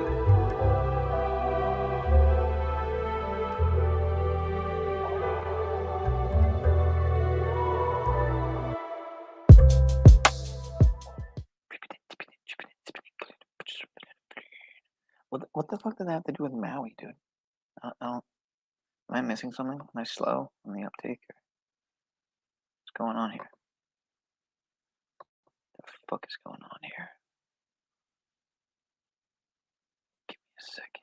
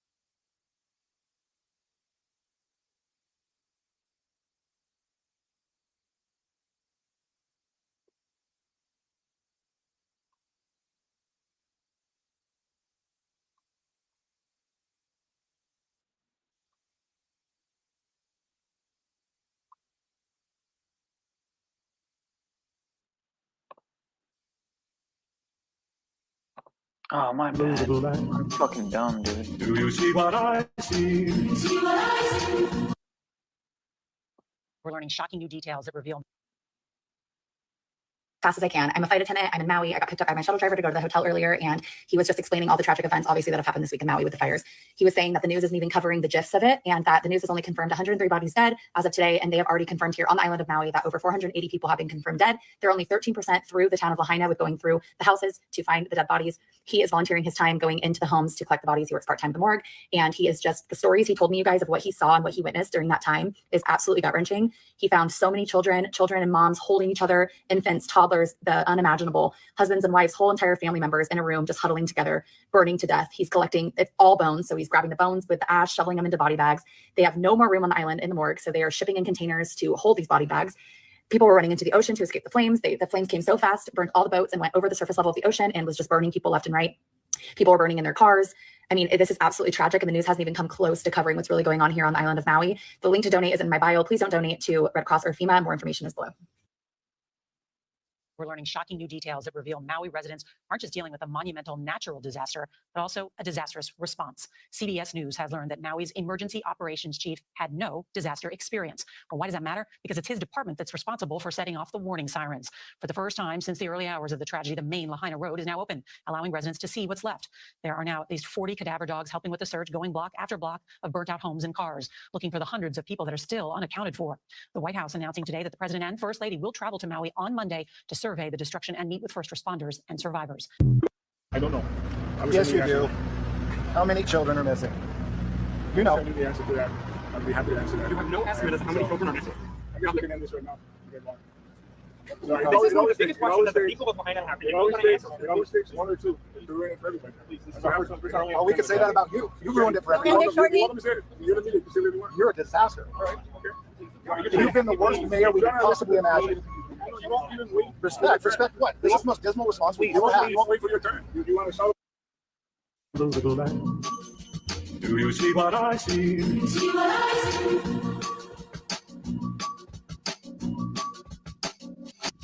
And the night into the little land. Do you see what I see? The night. Gotta be kidding me, dude. Wow. Night into the little land. Do you see what I see? See what I see? Way up in the sky, little land. Do you see? Wow, he's finally here. Wow, yeah, awesome. Yeah, thanks for nothing. Fuck you. Fuck you. Fuck you. Fuck you. Fuck you. Fuck you. Fuck you. Fuck you. Fuck you. Fuck you. And fuck you, Joe Biden. Fuck you. Fuck you. The question is around access as it relates to media. So how many media went with us in on Saturday? Rick, say raise of hands. So I'm sure there were many with us, 6 or 8, because we had a media gaggle with us on Saturday. To suggest that we're not providing access is just simply inaccurate. Well, we're being turned away. Well, I'm glad you're being turned away. Feeding your desire to tell a story, you in particular at this moment, is not my goal. My goal is to make sure people are protected. My people are protected. Does this seem familiar to you guys? Handpicking media, who can come in, who can't, and then escorting them around with government officials or government employees, showing them what the government wants them to see, and then ensuring that they stay out of the media-free zone. Well, I'm in the media-free zone, and I'm uploading these videos so you guys can see what's actually going on, and I'm doing my best, but it's getting sketchier by the day. And I find all the things that are being said to be kind of creepy, and I find the press conference itself kind of creepy. I mean, if this guy is supposed to be the supreme leader, like, why is it that there's some woman that needs to explain what the question is to him? I mean, can he figure out what the question is on his own without her restating it and softening it up and having this kind of like buffer between the media and the governor? I mean, why can't he just understand the question and answer it? Everything about this seems not genuine. It seems fake. It seems like they have no interest in really providing any good details. Every interaction I had with government employees, they didn't even want to talk to me, and they would just say they don't have that information. They don't have that information. But it's like, okay, well, what is your job? Like, why are you here? You know, if you work for whoever it is, the mayor, the governor, the police department, and you're giving people these orders, and you're the one interacting with the public, and you don't know anything at all. I mean, who does? Who knows something? And why aren't they talking to us? I think because of the Department of Transportation, a dust screen, but it also obstructs the view, which is a good thing, because we don't need people stopping over on the side and trying to exploit some of the different things that are going in. They have shut down our ability to fly drones in West Maui. We understand the freedom of the press. But when we were here 2 days ago, there was a national news site actually standing on Front Street, streaming. We're adding, because of the Department of Transportation, a dust screen, which does a couple things. It actually blocks the dust and the debris with the winds coming out, but it also obstructs the view, which is a good thing, because we don't need people stopping over on the side and trying to exploit some of the different things that are going in. It's a large scene. And so we're going to ask that you travel to and from where you need to go, and you don't pull over, because you're going to be warned and you're going to be towed. They have shut down.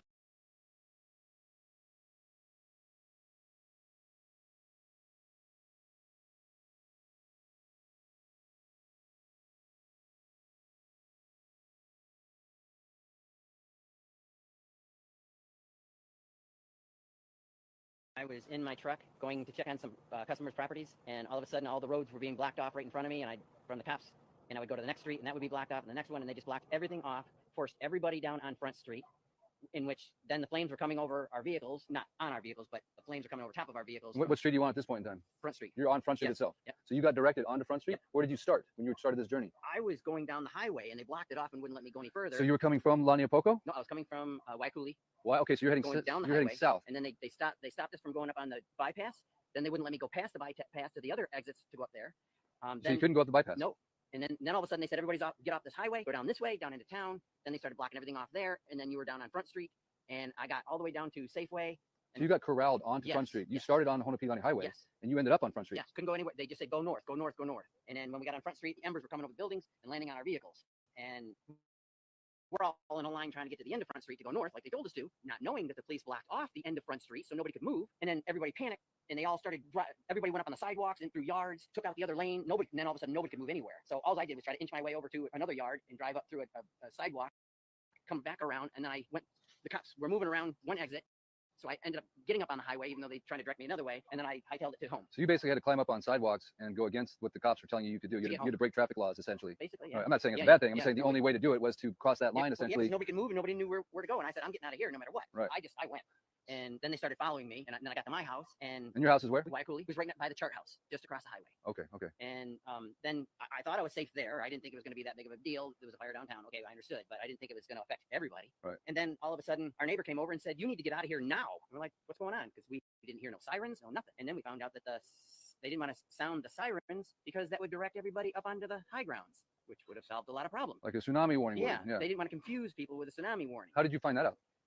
Several people said that. Actually, they're saying it on the radio now. So somebody made a call to not sound the siren because it would. That's what we heard. Interesting. But you did not get evacuated. I even stopped at the roadblock to go to the other side to pick up supplies for people. Yeah, tell us what happened that night. So it was at Ma'alai, is where the barricade was, and you were told you could leave and come back and get stuff. I said, look, I'm going across right there to the gas station to get gas and ice and come right back. Can I leave and come back? You're asking this to the police officer at the blockade in Ma'alai on the poly, right there after the poly. Okay. Yeah. So I went there, got my gas, got right back in line to come back, and they blocked us off and said nobody can go to the west side. So the same officer that just said you could come back allowed you to go get your supplies, but you just went to the gas station right there in Ma'alai. He got orders. I'm not saying. Oh yeah, but I'm saying he got orders.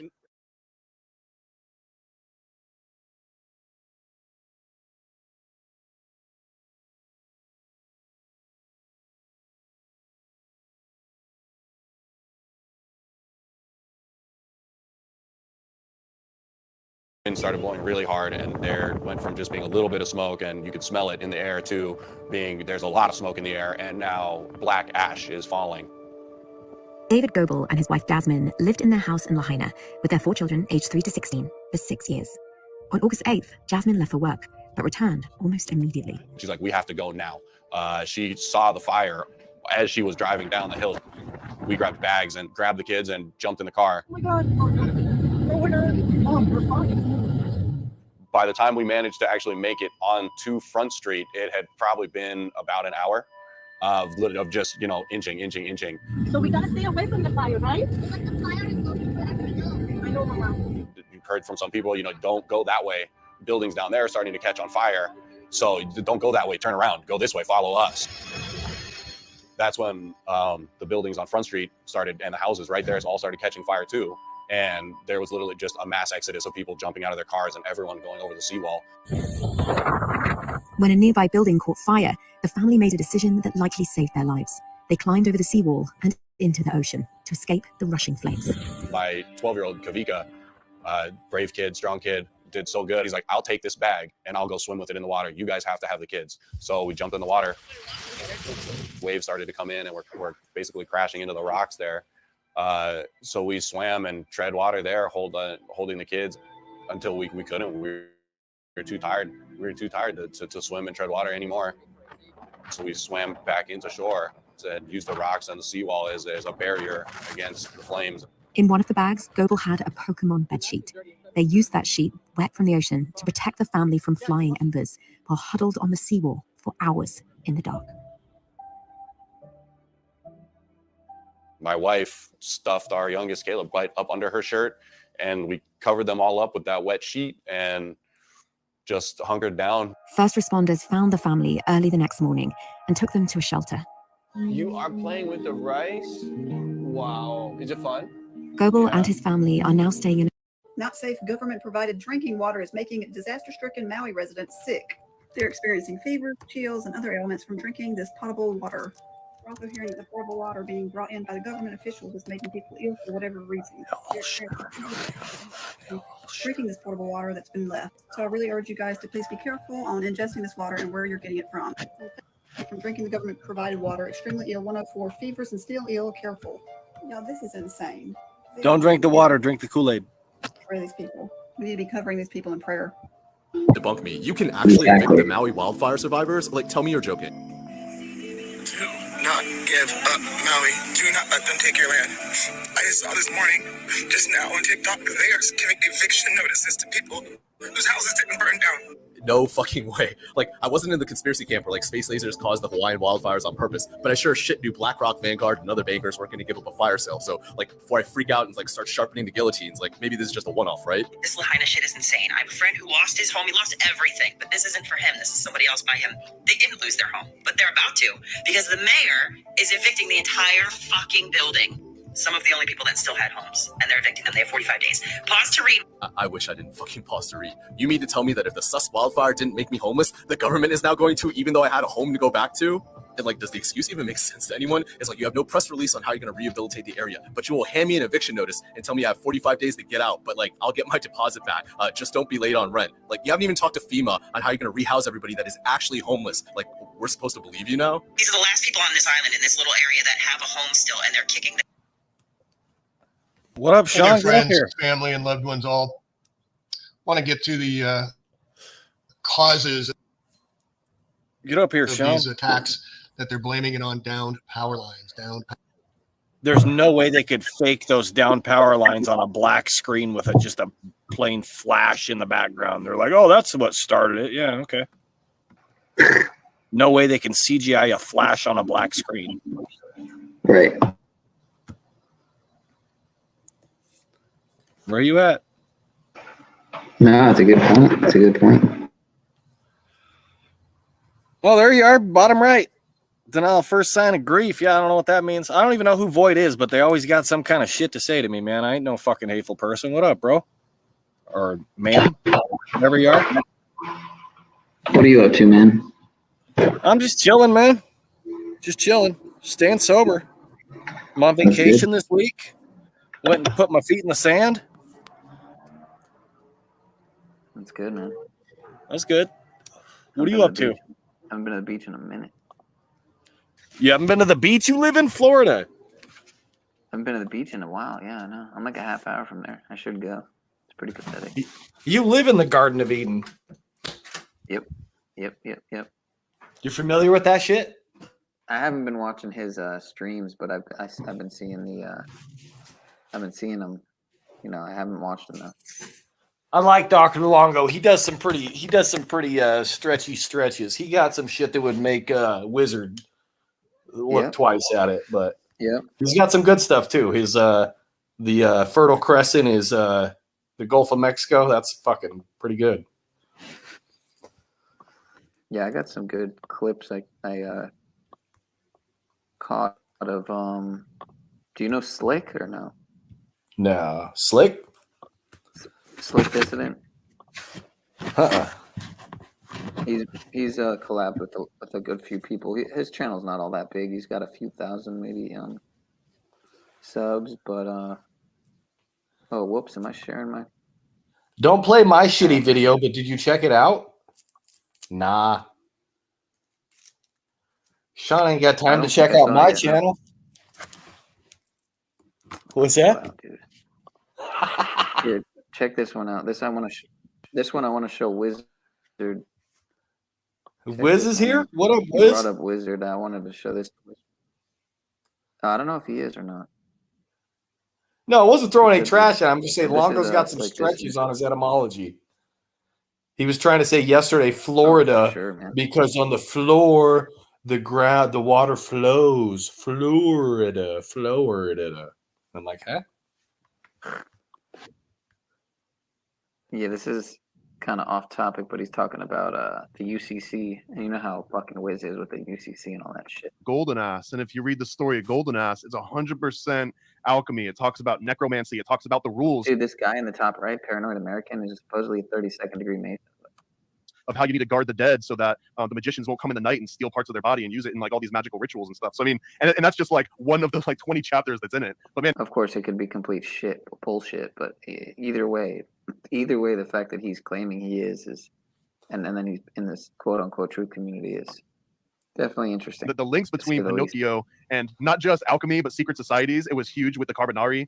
They kind of related to that. A lot of the Italian sort of political revolutionaries, they did all these nods because that same exact premise where kids would get kidnapped and sent off to work, that was happening in real life. And that was what a lot of those revolutionaries were trying to fight against. So, man, like the ties between Pinocchio and occult information and just encoded messages like we're talking about here, I think it's one of the greatest freaking examples.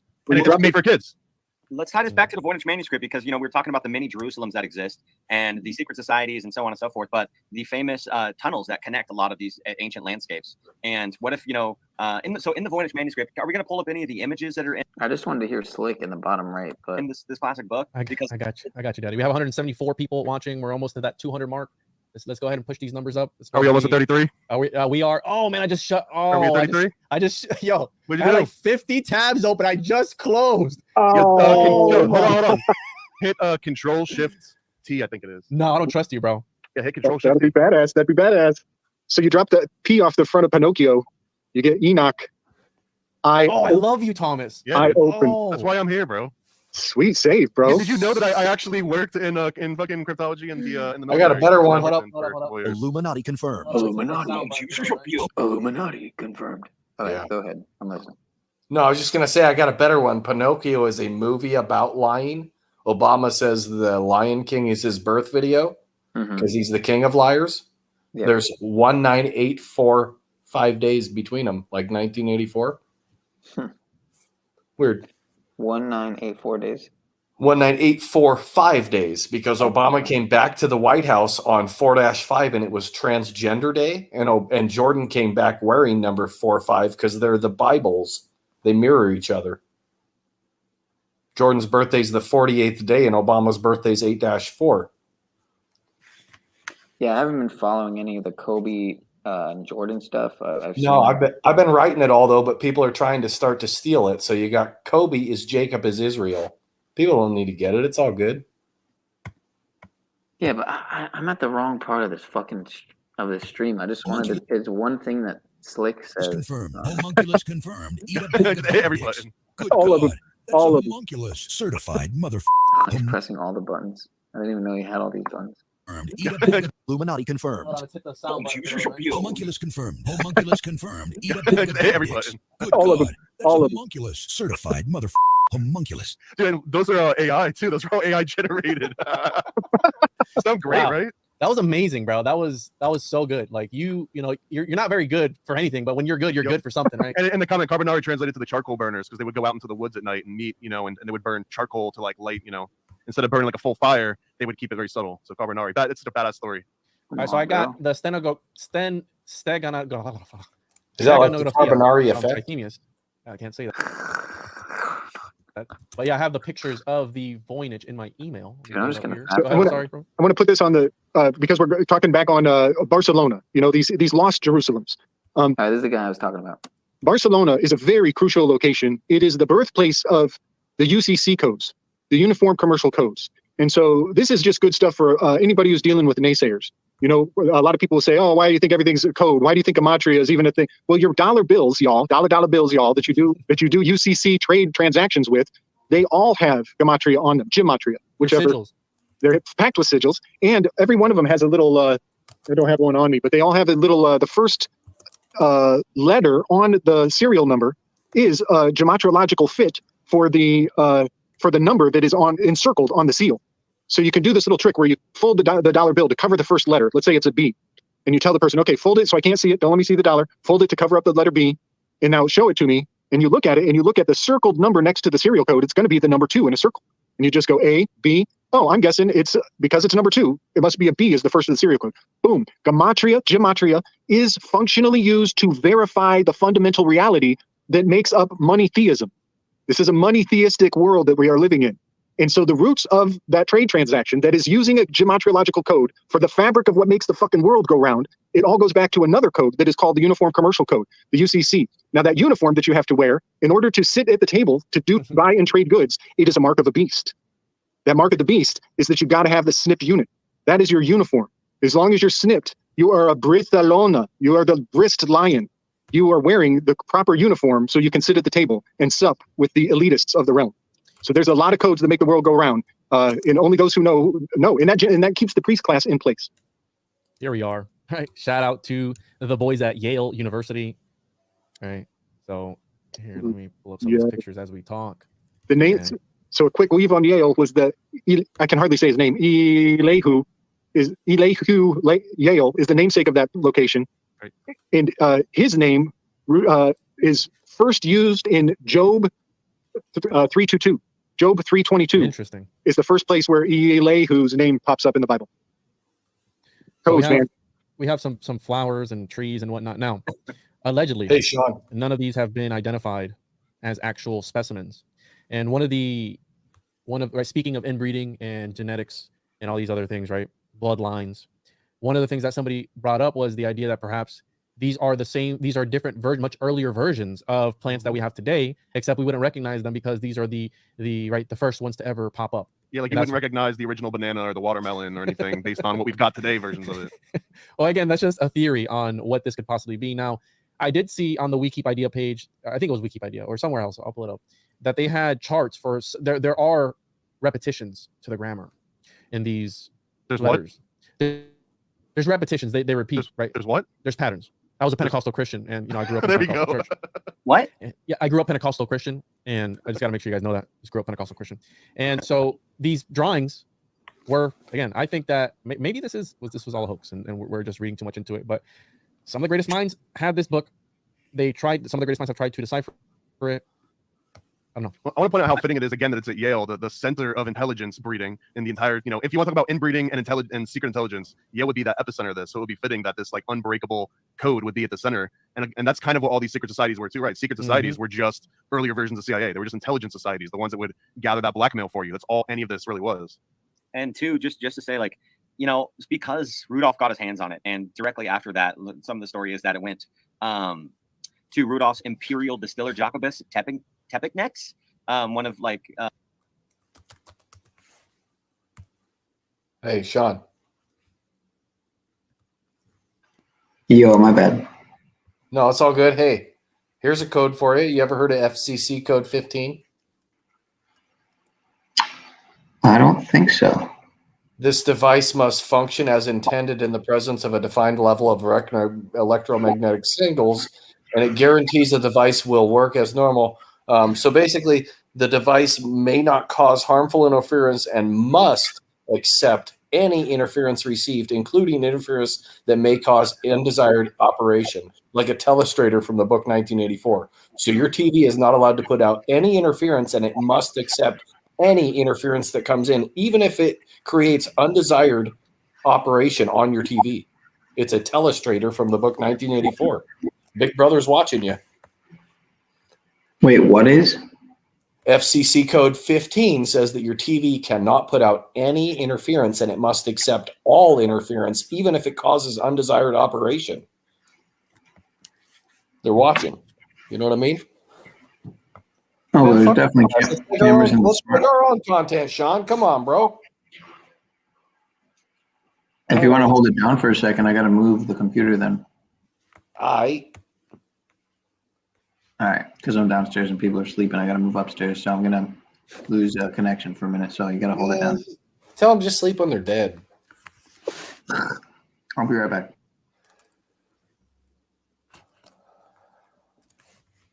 What's up, people? Did you miss karaoke? No, jump up here and start singing. So I was throwing this out there the other day. It says that those that are asleep in Christ will be the first to go up. And it makes sense because people say they're woke nowadays, and those people are the exact opposite of the people that are going to make it up there. I'm not saying I'm going up there. I'm just saying that a wake is where they celebrate people's death, because these people are spiritually dead. So it kind of makes sense that those that are asleep to the evil ways of the world would be the first kind of to go up, because they're just clueless to what's going on. So because they have the knowledge Eating out of the tree of knowledge is what caused the fall of man. So it's not money is the root of all evil. Is it knowledge that's the root of all evil? Kind of makes sense. Just throwing it out there, kind of different when I'm up here by myself. I don't do this too often. If anybody could type in the chat, come on, Boyd, throw some hate at me or something. Anybody. Yeah, I was just looking to spitball here with some people. I don't care to hear other people's content. I don't really listen to it, but I do my own thing. Just keep rapping. I'll be back in a second. I might lose Tell somebody to throw some shit at me here. Come on. It's a good testing ground, bro. Yeah. All right, what do we got here? So we got I'm gonna read you one of my community posts in, and we'll see how that goes. So we got I'm gonna type my name in here, 6079.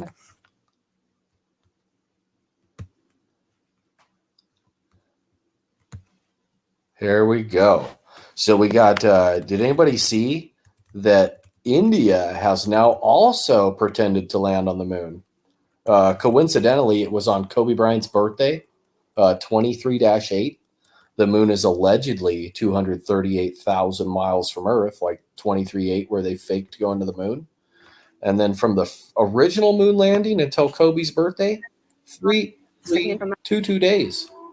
You know, like 322 Skull and Bones, or like 33. What else we got here? Kobe, like a bee, like Sting of the Police, like a bee. He was born 9822 days before Kobe, and the Queen died 9822. Queen like a queen bee, Sting like a bee, Kobe like a bee. Sting born 9822 days before Kobe, and the Queen died 9822. So you got Wiz Khalifa, like the Burj Khalifa, like black and yellow, black and yellow. Well, want to guess how many days from Kobe to Wiz Khalifa? 3303 days. I told you that. No one else. It's all good. It ain't about me. What else we got here? Get the fuck back on here, Sean. That's pretty decent. It's going to be 23. Yeah, the year of the GOAT. It's going down. It's the 100-year anniversary of Disney, and that's keeping it 100. Oh, Sean, bro, I had two people that were too sad to hear what I had to say, and they had to click out of here. Oh, so sad. I don't give a fuck. It's your channel, man. I ain't trying to run nobody off. I ain't being hateful either. People just want to feel some type of way about me. Get the fuck out of here then. Yeah, September 23rd. I'm saying September 22nd. So get this. From March 11th, 2020 until Kobe's birthday, where they faked going to the moon, 1,260 days, like the book of Revelation, like the book of Daniel. Also talks about 1,290 days. 1,290 days would be September 22nd. So in the rest of the world, they say the day of the month first. So it would be 22-9 or IV. Get it? Like a poison ivy, like Ivy League. Like this is Bush League. And if you look up what Bush League means, it means something that's shoddily put together, like 9/11 or 3/11. Pretty shoddily put together. You can see right through the bullshit. It's rigged because a rig is a sailboat, like Noah's building an ark, or a rig is like a needle, or a rig is something that's shoddily put together. Kind of weird. You know what I mean? They've rigged the whole system. Sean's going to BRB hold it down. He's making some barbecue or something. He's going to be right back. But yeah, I agree with the September 23923.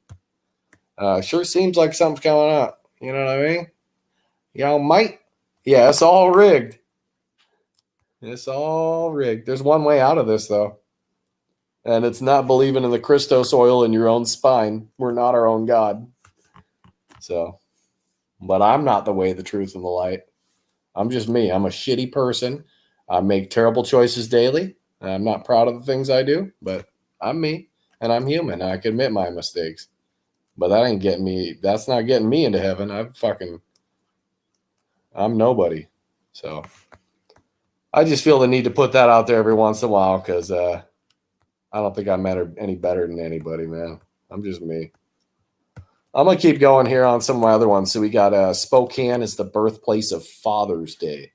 Spokane is the lilac city because it was a lie to lock us down. Well, lilacs are from the syringa family, and that's where the word syringe comes from. Okay, so Spokane's hottest day on record was the day Obama was born. And then Spokane also had a great fire like many cities across the nation, probably to conceal the architecture they can't explain. And their hottest day on record, of course, it was the day Obama was born. Or I mean, it was on August 4th. It wasn't the day he was born, but it was August 4th. And then you got the NIGHT, the National Institute of Occupational Safety and Health. Their Western States headquarters. It's not Los Angeles, not Denver, not Seattle, not Phoenix, not San Francisco or San Jose or Portland. No, it's Spokane. Kind of doesn't make sense why the maker of the N95 mask would have their headquarters in Spokane, Washington. I just didn't understand that. Seems kind of weird. I'm going to keep going down here. Sean, get the fuck back on here, yo. We all do, Smith. You know it, and do better. Yeah, exactly. And I try to do better. So that's good advice, though. I really do. I try to do better.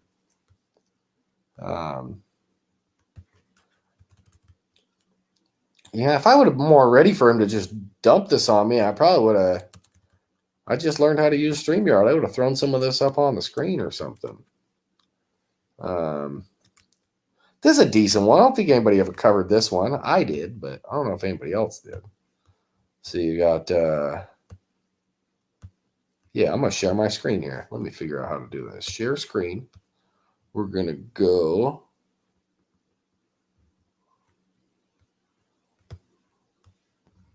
Here we go. Cleveland means to divide the land like King James.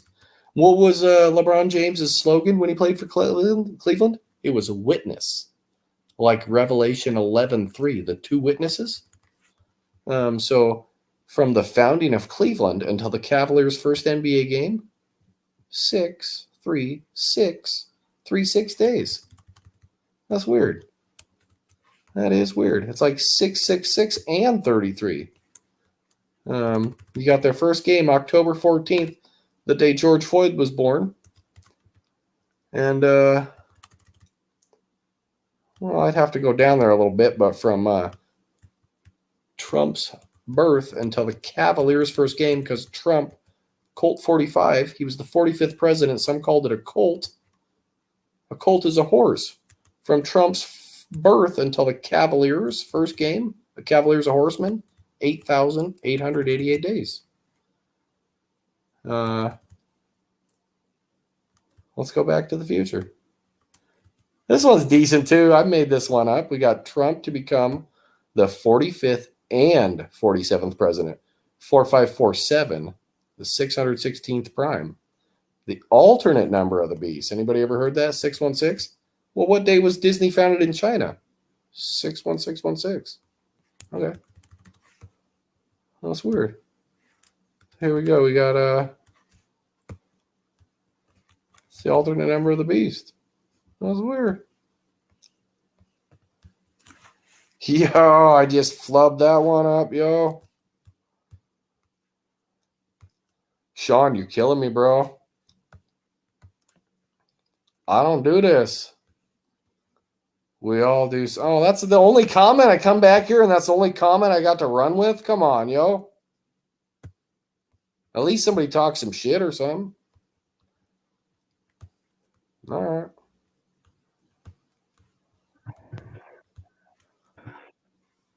Yeah, I hear you. Don't be lurking. I hear you.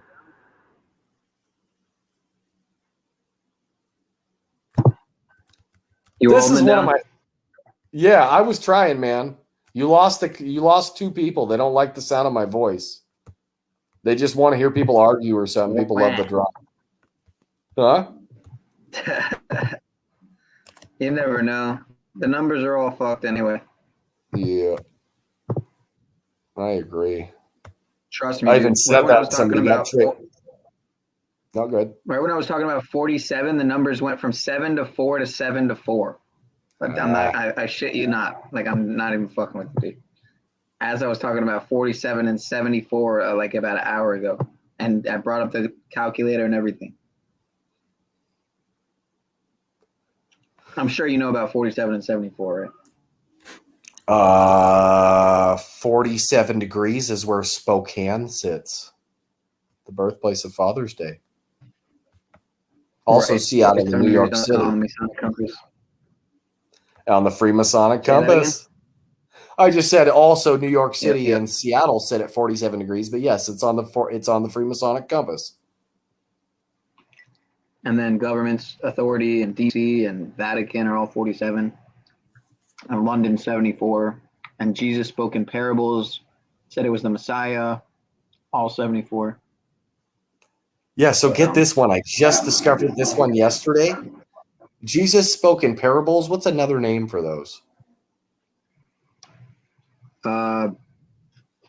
Starts with an A.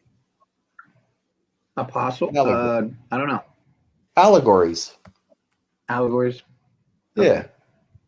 Because I'll put it here in the chat here. Allah is gory. He's not a god of love. I made that shit up. That's a bit of a stretch, but come on. It's the Bowls, bro. That's all I'm trying to say. I know people heard that before, but it's allegory. Mine. Yeah. He's not the god of love. He married a 6-year-old girl. And I don't think people hear that enough. That Muhammad married a 6-year-old girl. That's why it's a pandemic.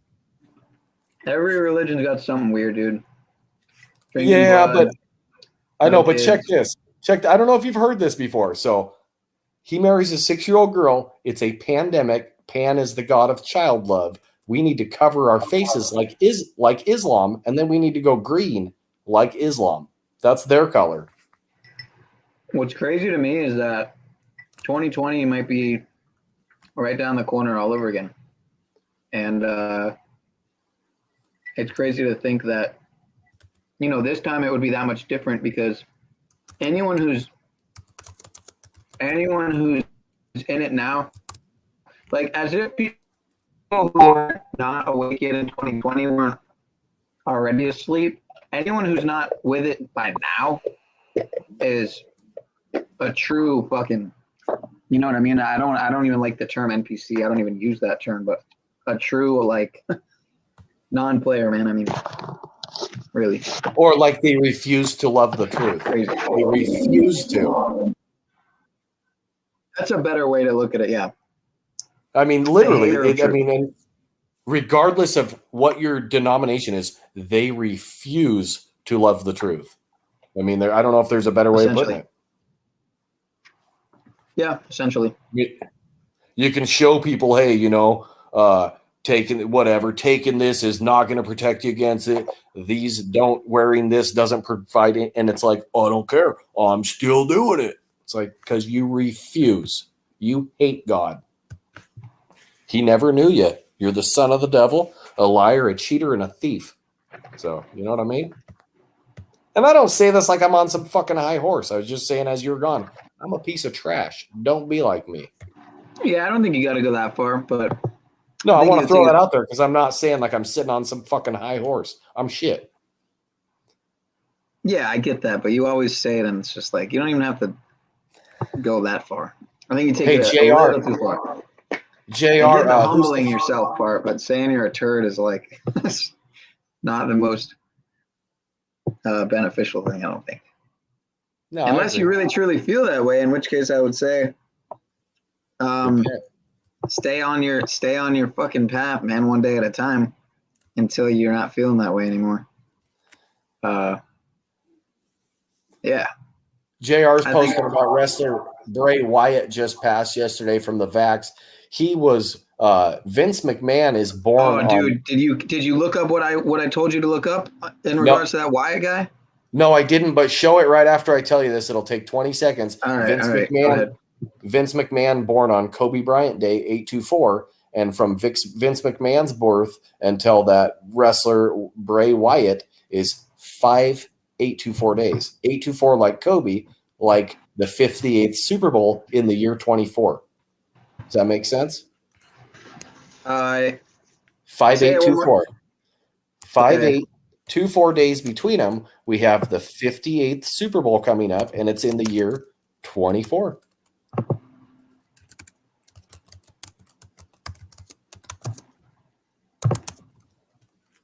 Oh, seems significant. Vince McMahon born on Kobe Bryant Day, 824, and they're born 5824 days apart. Yeah, it's pretty insane. How do you? I just wonder how do you find some of this shit, dude? I get a I get a feeling and I look for it. So here, let me share one more before you show me that. So you have the 57th Super Bowl. Somebody's heard some of this before. I bet you haven't heard all of it. We have Pat Tillman was from Arizona where the Super Bowl was. It was the 57th Super Bowl. He died 57 days before Kobe. And everybody knows all the 113, 311 things with Kobe. Well, Pat Tillman was born the 311th day. He died the 113th day. It's like, what are the chances? And then you have the rigged election in Arizona, and Katie Hobbs. Hobb is an old name for the devil. Carrie Lake was her opponent. Carrie Lake has the same birthday as Kobe, and Lake, like Lakers, like the Lake of Fire. You know what I mean? Fucking A, dude. Yeah. First time here, turn around. Wow, that's crazy, Anna. Damn. Well, at least that's a good lesson for the boys because that's real life. I don't think I've ever had to do that. So your boys will be beat. I've never actually pulled some dead livestock off the road, so not to my memory. I feel like it's something I'd remember. But okay, so this guy, yeah, it was Vince's birthday, right. So he dies on Vince McMahon's birthday, right? This Bray Wyatt guy. 58-24, 58th Super Bowl in year 24. Okay. Anyway, so check this out, right? I just did a Google search, or I don't remember where I first saw it. I might have saw it on a thumbnail somebody posted. But literally, the first thing you see when you look up the guy, just Google the dude. What do you see here in the pictures? Notice anything?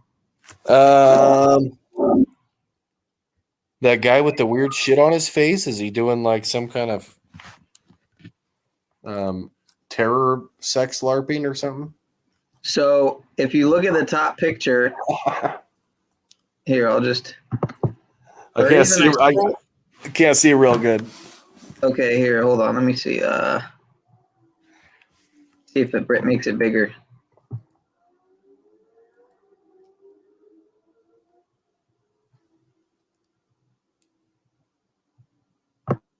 Mountain Dew pitch black behind him because we're going black.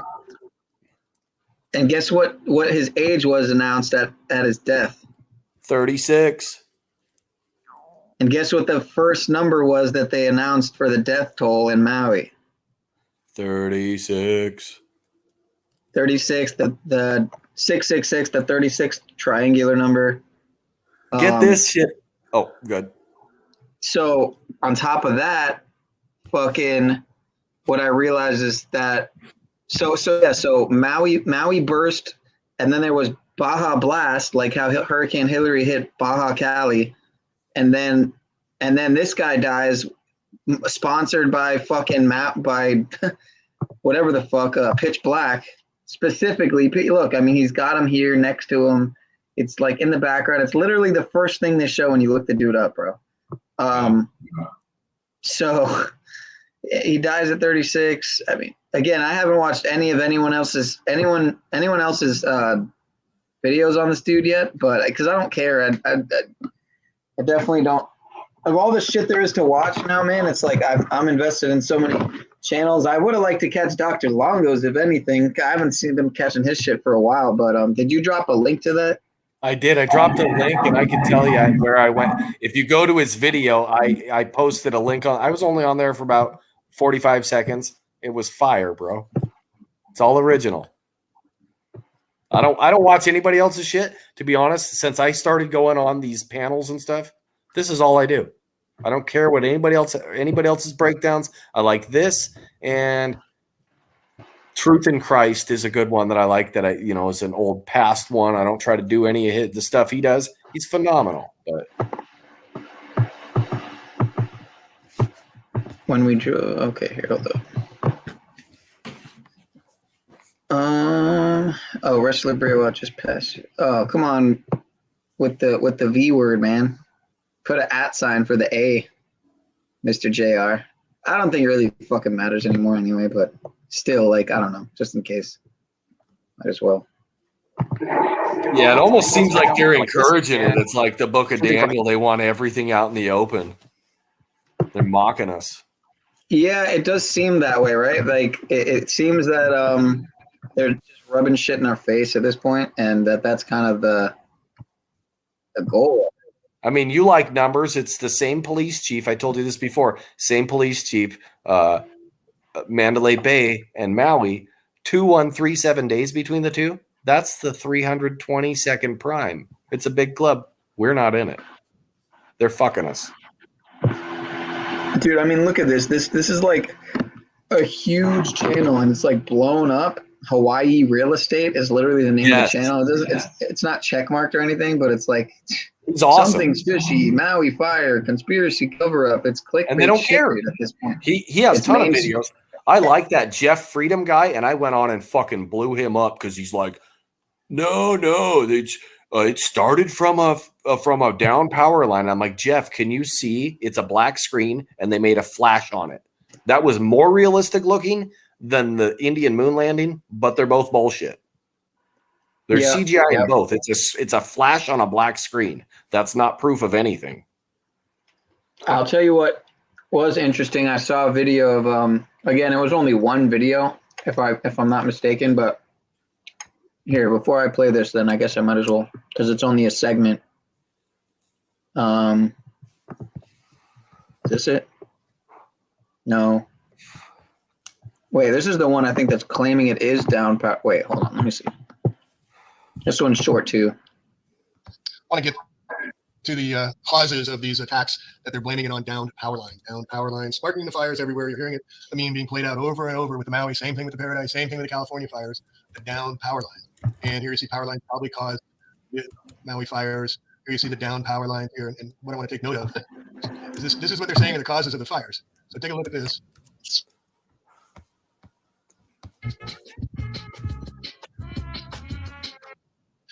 This is what they're saying are the causes of the fires. So take a look at this.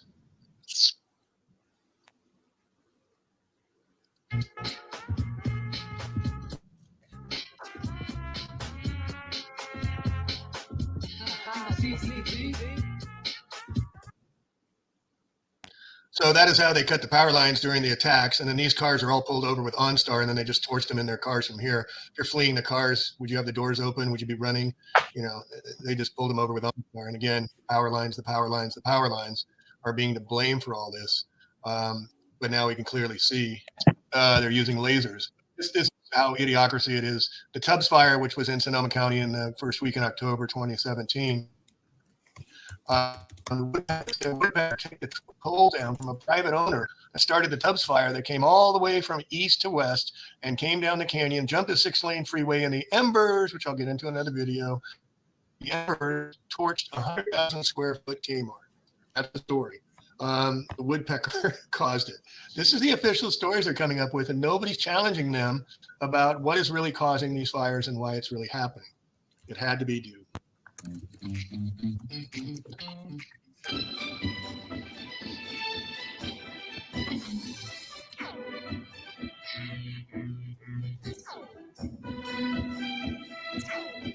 The power bloodlines.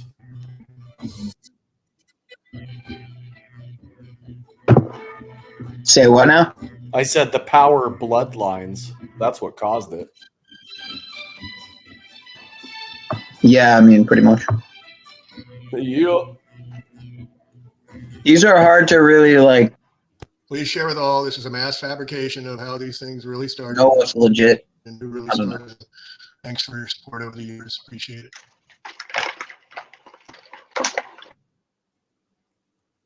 It's all fabricated. There's a very interesting theory being presented here that because of the frequency of blue, everything's light, frozen light, and frequency blue was not hit. I'll get into what the frequency number is in a minute, but watch this video, and pretty interesting. And also remember Project Bluebeam that they mentioned at the end of this.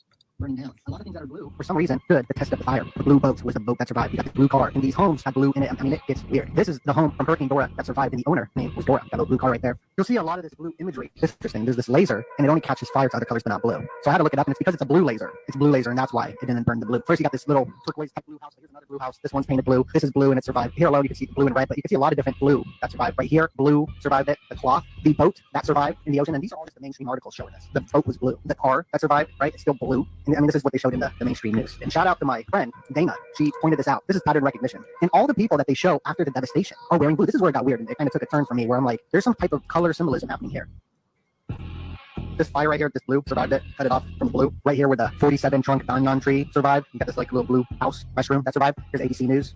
He's wearing blue. Good Morning America. This guy's wearing blue. It's weird. Symbolism. This guy's carrying something blue. So everybody that they're showing in these pictures are wearing blue. So some sort of code. It's some sort of, I don't know what it is. This house, they're showing this in CNN. Blue house over the fire. Sugar cane. This guy looking at it wearing blue. I mean, it goes on and on. This guy New York Times, he's wearing blue. This guy laying down on the blue chair. It does go into the color spectrum. As we did a video on the purple lights, purple blue lights that are popping up everywhere. The blue lights got a blue ray disc because blue holds the most information through this light spectrum. And we covered the optogenetics, how certain light can put you under mind control. But the color blue is used in a lot of elite logos because it makes you trust.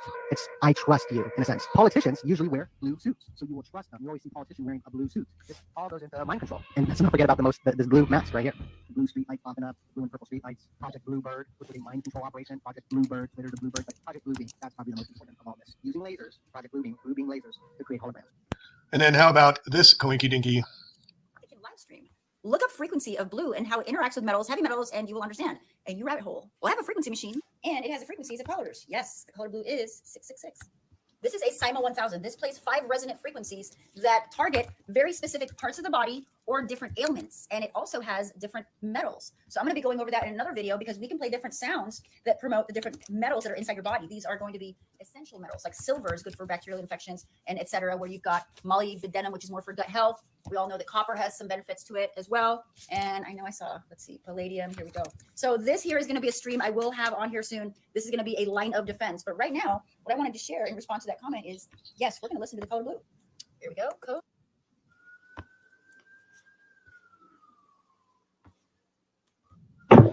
Yeah, anyway, so, yeah. Interesting. We're getting fucked.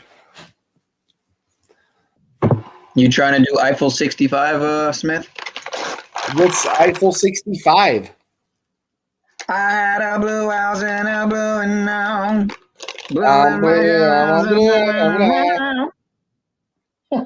No, I thought that was Blue Man Group.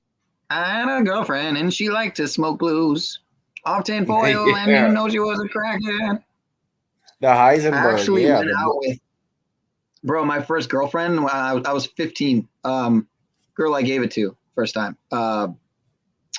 Gave you literally was a bluehead, dude. She was a bluehead before I didn't know. And supposedly she was like you? getting off. Well, she definitely blew me quite often, but I mean, she was hooked on blues. You don't know what blues are? Nah. Yeah, bad memories, dude. Bad memories. But Soma?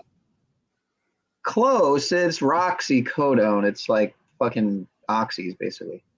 All right. It's like these little. That's crazy. Well, that's a good thing, man, because anyone who, again, I'm not even someone who was ever really, like, I was never shooting dope or anything like that. And even with opiates, I mean, I somehow was blessed that I think because of all the people around me who got fucked up with it, like my cousin, for example, who was a fucking beautiful kindergarten. Here, I got, hold on, let me see. I think I got it right here. Where's it at? Where is she at here? I got her picture right here somewhere. Oh, here's one. This is an even better one, actually. And my best friend, too, at the time, a really good friend of mine. Also passed from it. Yeah, this is the fam. These are the old days, bro.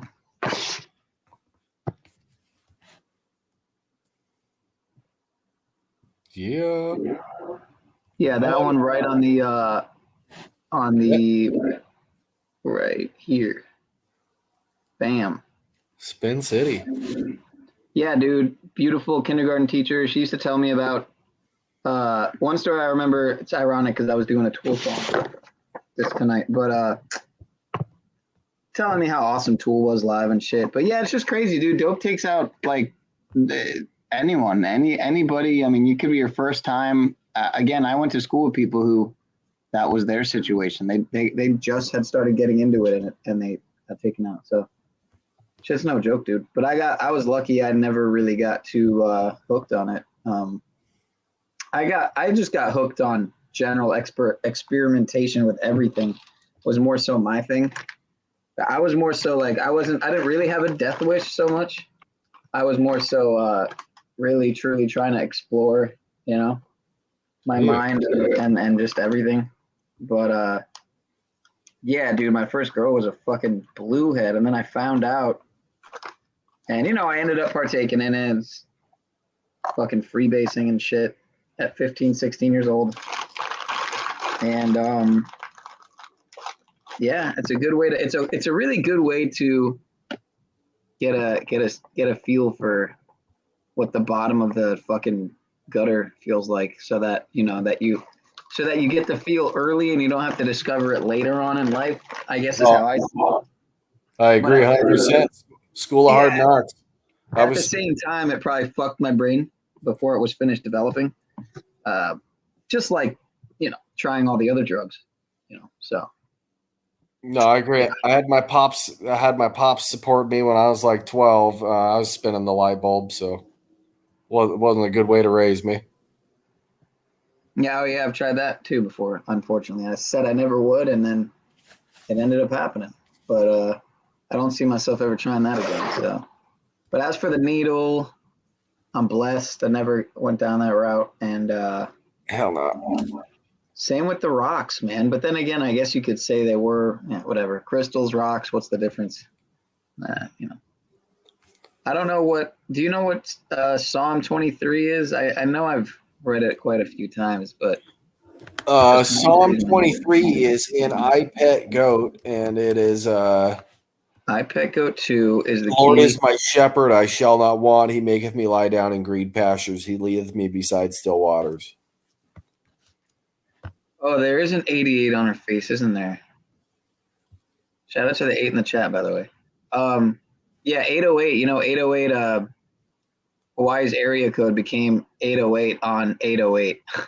So get this. Hawaii's area, it happened on 808. It was 244 days before the eclipse. If you want to call the Lahaina police, just dial 808-244 because it was 244 days before the eclipse. They got some shit planned, bro. You know what? Now that I think about it, I remember I wanted to look this up before. I'm glad she's here. I don't do predictions, but I just made one. It's going to be October 8th because October is the 8th month. So October 8th, 2023, Montana. Yeah, I heard you. I heard you mention that. I heard you bring that up. God damn, that shit looks fire, dude. The fire and ice opal. God dang. Excuse my language. Forgive me, Lord. Wow, fascinating. I want one. What am I looking for? Oh yeah, community post. I hope it's still here. I didn't get to see it yet. That's great. I love it. Good job. And you got the 47. What was I just talking about? Yeah. What was I just talking about? 47. Is it still here? Oh, come on. It's not here. Whatever. I'll do it again. Government. Governmente. 47. Authority. 47. Whatchamacallit? DC. The stranglehold of this here nation. The other stranglehold. Austin, your birthday's on the end. Otis 7, son. 47 degrees on the Masonic compass. Yep. What else is 47? Oh, yeah, the nation's birthday, dirt. Hello. 4/7 or 7/4, where you are in the world, depending on, most places in the world put the day first. So just like most places in the world use the fucking metric system. We're just like so special here, apparently. We got to do everything differently. But yeah. Anyway, I'm not even going to go into the 74. No, go ahead. All right, I guess I might as well. I got the calculator open. Jesus, 74, he spoke in parables. 74, he brought the gospel. 74, he supposedly was the Messiah. 74. Language of Gematria that I'm using, 74. Anyway, yeah. What else did I got here? 74 would be like GD, but you drop the 0. Mike. GD, but you drop the 0? Yeah, I know. I was just playing some games there. God, but you drop the 0. 47, 74. Anyways, I do my own damn thing. I don't do gematria. You know what's funny? God has the 55, just like Satan. Just like the 55 SS Nazis, and Brazil's country code is 55. Because Hitler. How did I forget? Wait, say it again. I forgot Lucifer. How did I forget Lucifer and the Jesus, Lucifer, parables, gospel, Messiah? Anyway, Lucifer. Go ahead. Say it again. The 55 in Brazil. What happened? 5-5 is World Health Organization May 5 Wash Your Hands Day, because it's the disease of cleanliness. It's kind of a soap opera, though, because soap's not protecting you from the flu. A rose by any other name is still the flu. But Brazil's country code is 55. And an SS kind of looks like 55. And Hitler went to Brazil. Brazil's capital, Brasilia, or Brazil, kind of looks like Braille. Can you not see? It's the Nazis. Yeah. Your birthday is the anniversary of Yale, Austin Murphy. That's what I was saying. It'd be the 323rd anniversary. It's about to be the 22nd anniversary of 9/11, and 22 is the master builder number. I'm wondering, what they got planned in store. I don't really know. I don't really know anything they've done the past several years, other than the usual ceremony. I don't know. They got Yi 24 all over for the election, but Yi would be Y is the 25th letter, and E is the 5th. So 25/5, or the 255th day of 2024, is 9/11. So that would be the 23rd anniversary of 9/11. You're talking about next year? What? Talking about next year? Yeah, next year, because they're saying Yi 24, while YE is 25/5. The 255th day will be 9/11 next year. 9/11/24 is Yi 24. Yi's not coming back to save anybody. He divorced Kim, and who did he marry? A woman named Censori, like to censor people. And his birthday is 6/8, like the book 1984. It's about censoring people. Yeah, I've never actually watched all of 1984 from start to finish. I've only seen I've probably seen the whole movie, but never in one sitting, just like bits and pieces here and there. I've never seen it. Oh, wow. I started to listen to the audiobook. I've never seen it. But when I started to learn some of these things, I'm like, you're fucking kidding me. I mean, come on. These are all original, too. I see you looking at my posts. I appreciate it. It's all original. But it's not about me. Yeah, let Austin up there. I don't have the code pinned? Oh, I don't know. The fuck did I just say? Code? I meant the link. What's wrong? It's 3 a.m. It's almost 4. Give me some credit here. AK-47 on his. Where did it go? I had it open too. Fuck. Oh, here we go. Yeah, the AK pointing at the upside down American flag with the teardrops. Fucking badass. Fucking badass, man. And what? Hey, Sean. People always ask me why I relate it to basketball. What's the 47th element? Silver. Silver. Okay. Who's the commissioner of basketball? Adam Silver. Silver. Okay. Is that right? Adam Silver? Yeah, Adam Silver. I don't even know how I knew that, to be honest with you. I don't fucking pay attention to. No, I don't either. Sports. I don't give a shit about sports. But the point I always try to make people, and people have asked lately, Kobe is Jacob is Israel. Look it up. Kobe translates to Jacob, translates to Israel. Israel is he who wrestles with God, because we wrestle not against principalities, but spiritual wickedness. Indeed, sir. Yes, we do. People can't Indeed. tell. Yep. You are correct, sir. I know. You ever check out a Plain Truth's channels? What's he do? What's he do? He's been putting out some good. I feel like I did a couple channels ago. I feel like I used to watch some of his flat Earth stuff. Yeah, I haven't seen anything of his in a while. Well, here this one's quick. It's FEMA versus. I wanted to watch it. FEMA versus U.S. Marines over secret mass grave dead body burial in Maui? ? Hey there, friends, family, and loved ones. Oh, he like some of the last ones I'm kind of questionable on. This Robert Duncan guy I'm kind of questionable on too. Skeptical of anyway. Then again, I mean, in the past I'm skeptical of everybody and anything though. So it's just whatever. That's just my nature. So, but he speaks on like a lot of the TI stuff, the V2K, directed energy, type shit. Do torture. But anyway, I want to watch this. This is a picture from the Paradise Fires. And this is the Paradise Mall here in the background. And these are two CAL FIRE guys standing on top of a CAL FIRE truck with a 50 caliber sniper scope rifle.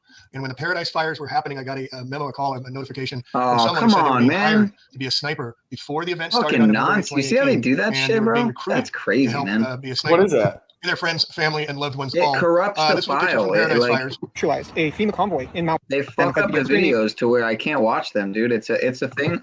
It's only apparently with like Google Chrome, because when I open like a different browser, it's not an issue. A different search engine, whatever the fuck. So here, hold on. It's like a Jewish YouTube thing. It's something, all right. Here, I have to Anybody's got to admit, the ultimate beta voice is anybody in these secret societies of the government. Fucking got to hide behind their secrecy, fucking punk bitches. Yeah, rule by secrecy. Fucking fight me face to face. Dude, what? Thought I had the link pinned, bro. What the fuck is going on here? There you go.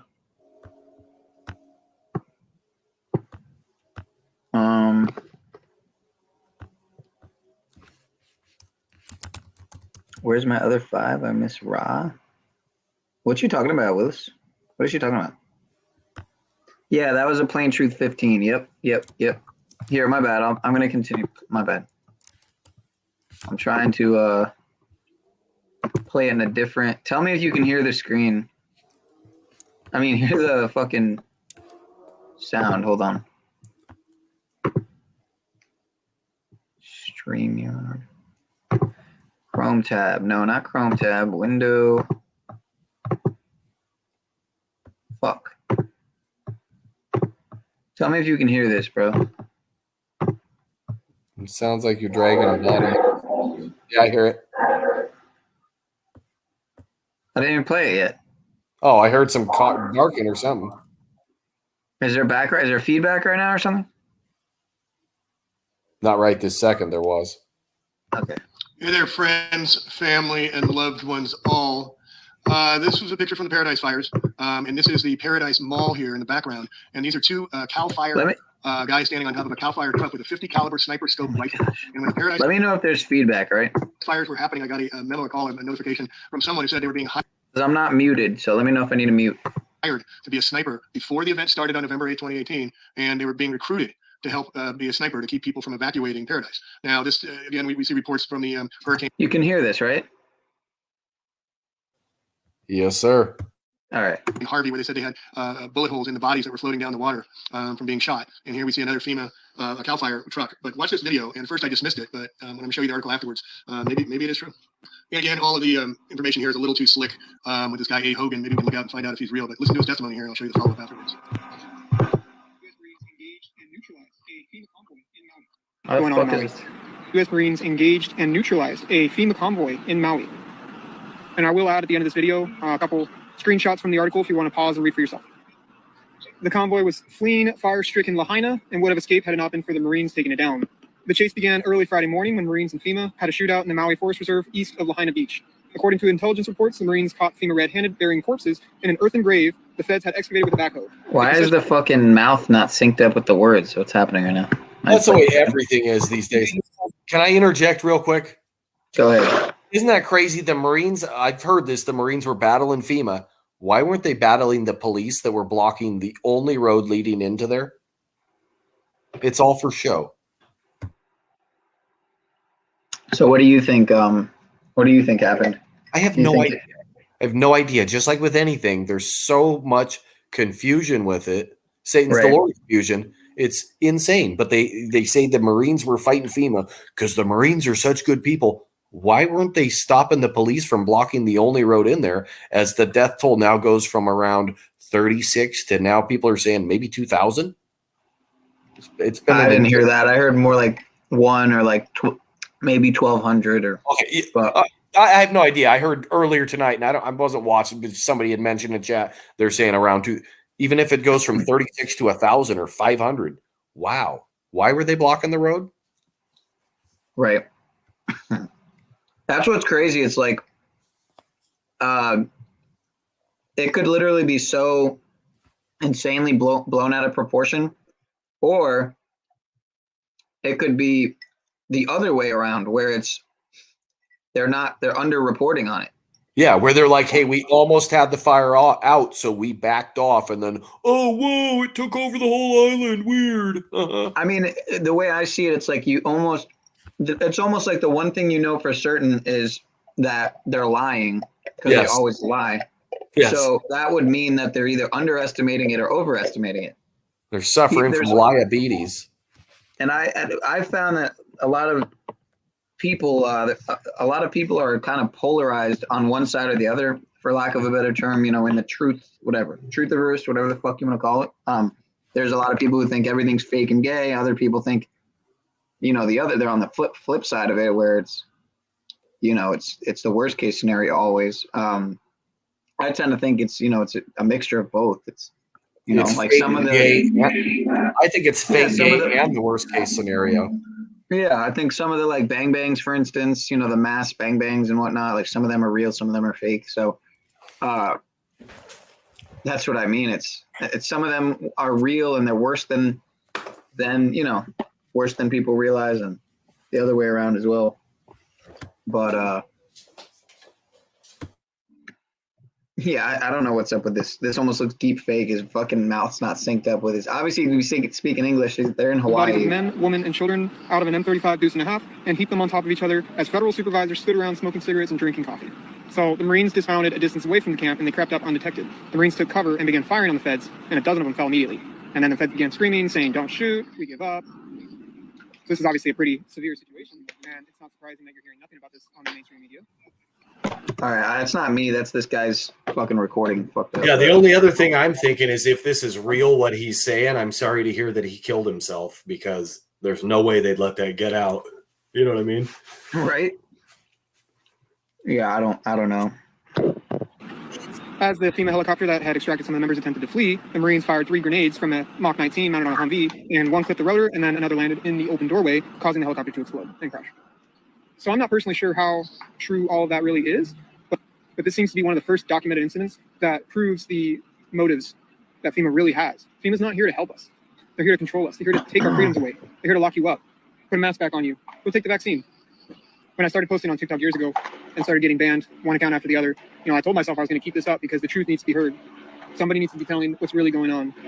So when the shit hits the fan, people aren't surprised. And I think for the most part now, a lot of people are awake, but nobody really knows what to do now. Nobody knows what the next step should be. But one thing I can say for sure.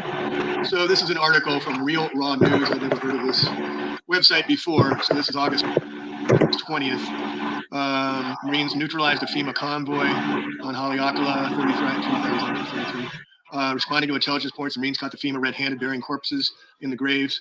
Marines dismounted a distance away and crept into FEMA's undetected. They took cover, don't shoot, we give up. Basically what this guy was just saying. And one source said the Marines did not engage at risk endangering civilians. So the Marines were protecting the civilians while the FEMA was taking out the people so they couldn't escape.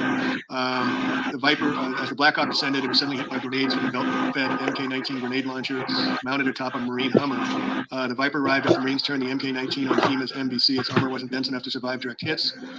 The Marine source said found 113 bodies at the gravesite. And the Marines said they took control of the situation. The FEMA agents fell like dominoes. So that is also going dovetail with this report again. This is another site that I don't know of and haven't seen before. Leaked FEMA MEMA orders media blackout. And this is a document allegedly from FEMA on August 19th. Out of respect for those in Paris, we asked the Maui County officials to pause and post on social media and elsewhere new imagery of damaged disaster debris starting now. This is a full stop on disaster imagery going forward. This time we've been not asked to take any photos or videos down at this time. Our team on the ground is coordinating with the county. Culturally, sensitivity is the utmost importance of a recovery of disasters. So I don't know. Is this really another thing that we're finding out? Is that this takedown happened by FEMA, and now there's repercussions. So you got the Marines fighting Federal Emergency Management Association. And again, we know from the Hurricane Katrina that FEMA forced some people onto a bridge, and they were killed on this bridge as well. I'm not going to get into that right now, but this is another interesting thing, that the United States Marines arrested Deputy Administrator FEMA Eric Hooks on a 34-page indictment that ordered agents in Maui to deny fire victims food and water, to encourage civilian relief by any means necessary, to stop by any means necessary displaced persons from exiting fire-ravaged Lahaina. The arrest occurred Saturday night at Hooks' home in Arlington, Virginia. That's what the CIA is. The Marines cuffed him. He was sleeping. Although no part of the letter specifically tells FEMA in Maui to execute civilians, the Marines on the scene reportedly found 250 bullet-filled corpses. And again, Show Me Baby and Hurricane Harvey said the same thing. 250? Is that what he just said? Corpses. And again, Show Me Baby and Hurricane Harvey said the same thing. There were bullet corpses that were floating down the river after FEMA had been there. So I don't know if any of this is true. Please vet these people. Do your sleuthing. Do your homework. Let's find out if this is true or not. And notice now, I notice all the blue again. Now we're looking at blue. So let's find out if this is vet this, if this is real. And please share in the comments. Thank you. Optics high, motherfuckers. Optics high. I don't know what's going on. So I heard the same thing on another video where there was over a couple hundred that were bodies that were shot. Yeah, I've heard that. I've heard that, sir. Probably misinformation, though, because it does go against the official narrative. So we got to trust that plan. What's the official narrative? That they're here to save us. Our government is, and they love us. Right. All right, what song you doing, man? What song? Yep, it's your turn, sir. Oh, dude, I don't do songs, dude. That's Salty. She's got the long.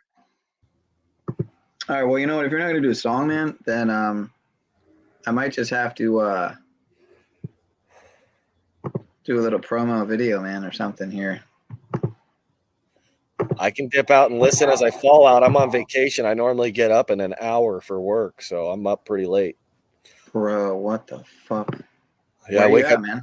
2:15 on the West Coast. Don't tell me you're in Hawaii, bro.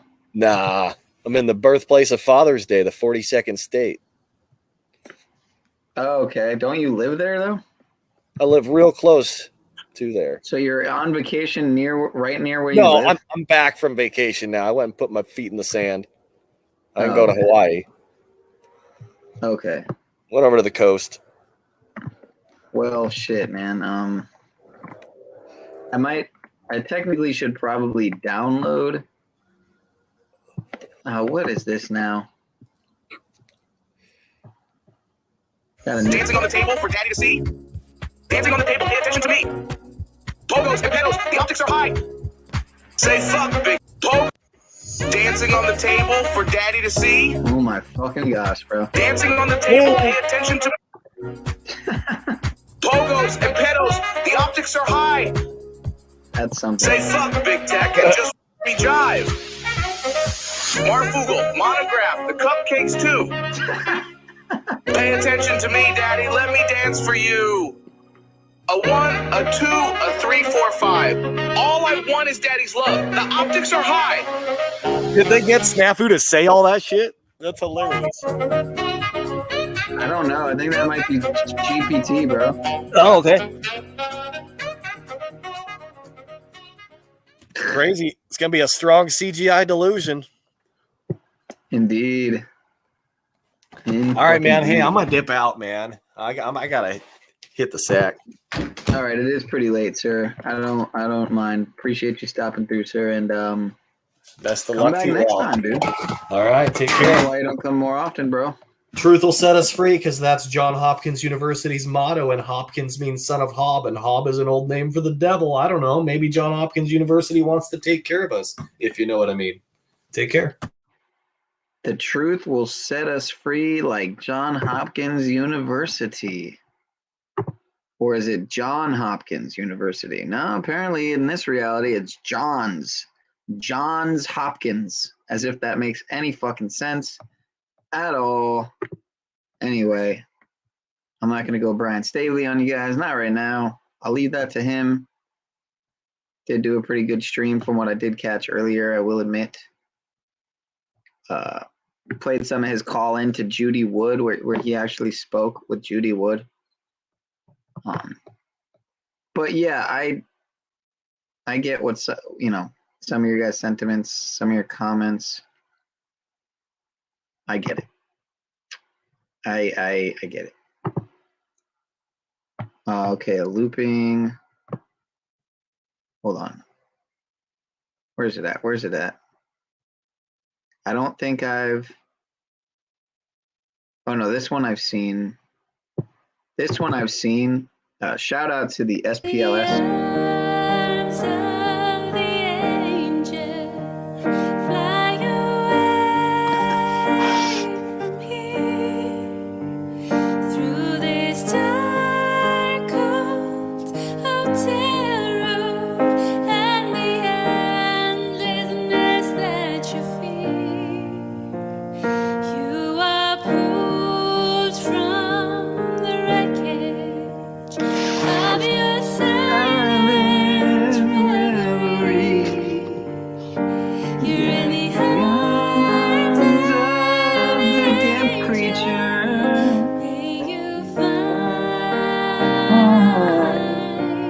Enslavement on the metaverse.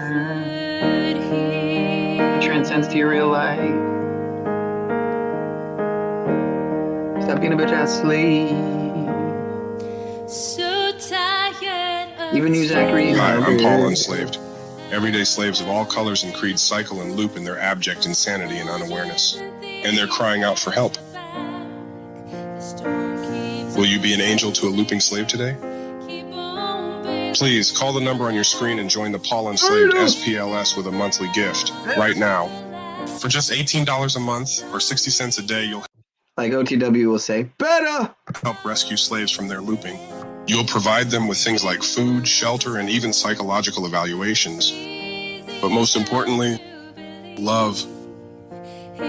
Call or join online in the next 30 minutes, and you'll receive a free welcome kit with the photo of a slave in their dark hovel right now. One who's been given a second chance, thanks to you. In the arms of the angel, fly away from here, through this dark, cold hotel. Right now, there's a slave who needs you. Ian! Your call Where you means at, dude? I'm here to help. Come back, bro. Please call right now. Call toll free today at 1-800-752-8379. Again, that number is 1-800-752-8379 or 1-800-SLAVERY. Call now, folks. This is your chance to say, I refuse to sit by while a poor slave suffers. Don't let their pathetic cries go unheard. Please call and save a slave today.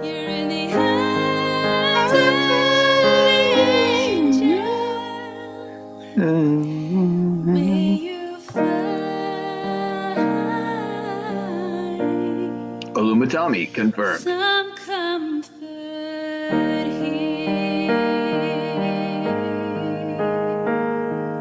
Beta!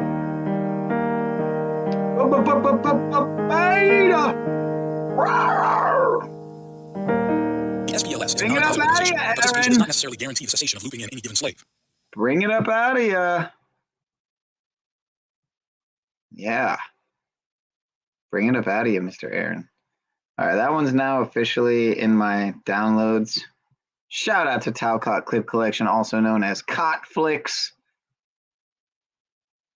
Not to be confused with Cuntflix, completely unrelated. Same with Clitflix and Cockflix. All entirely different production companies. Someone said They Live.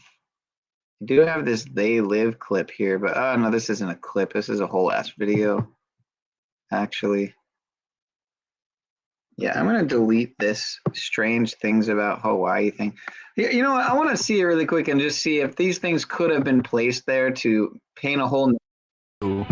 Lahaina burning down. A lot of things that are blue for some reason. Okay, yeah, those could have been placed there. Sure, I guess that's not too crazy of a.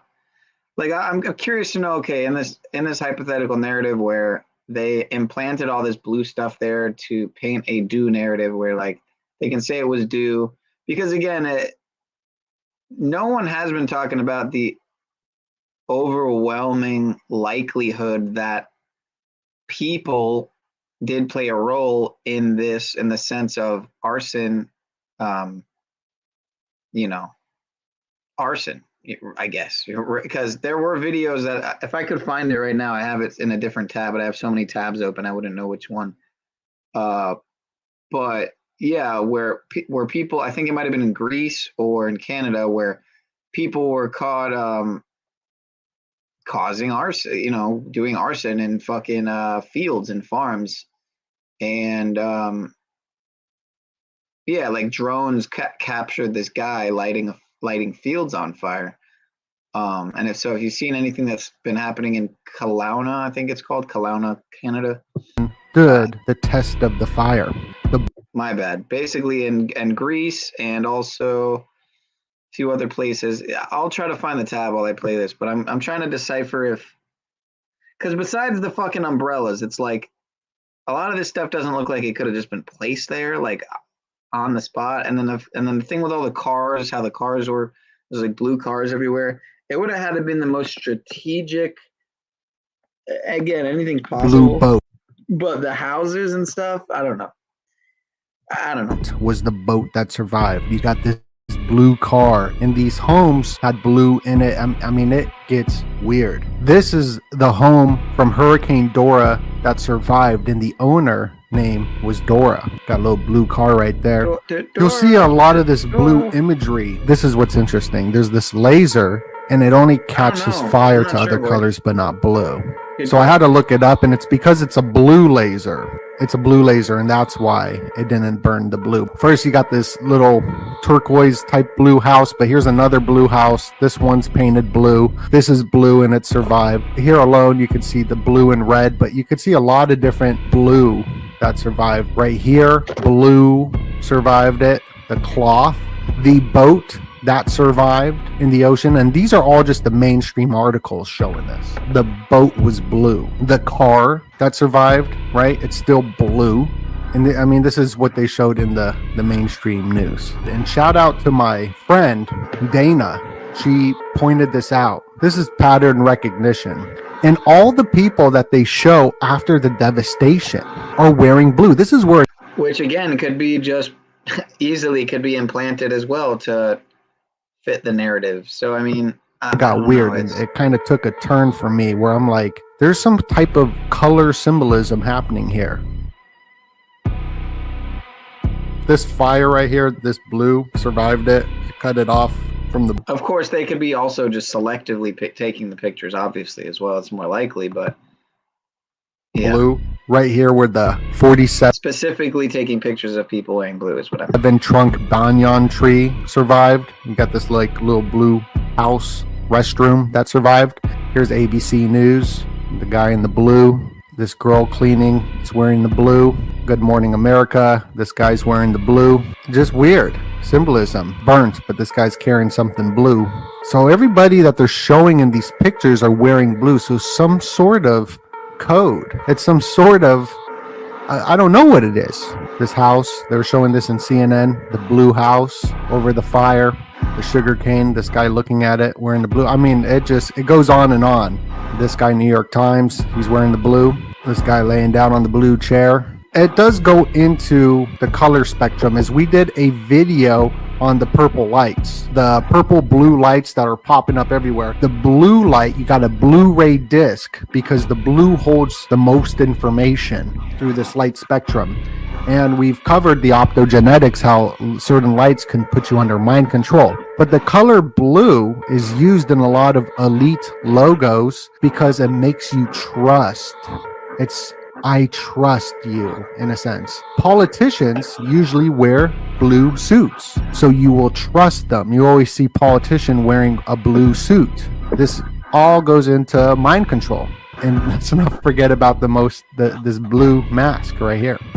The blue street lights popping up, the blue and purple street lights. Project Bluebird, which was a mind control operation. Project Bluebird, Twitter's the Bluebird, but Project Bluebeam, that's probably the most important of all this. Using lasers, Project Bluebeam lasers to create holograms. All the blue in this being blue should say enough about that there's something going on with the blue logo. Here's the blue logo. Here's the blue logo. Here's the blue logo. Here's the blue logo.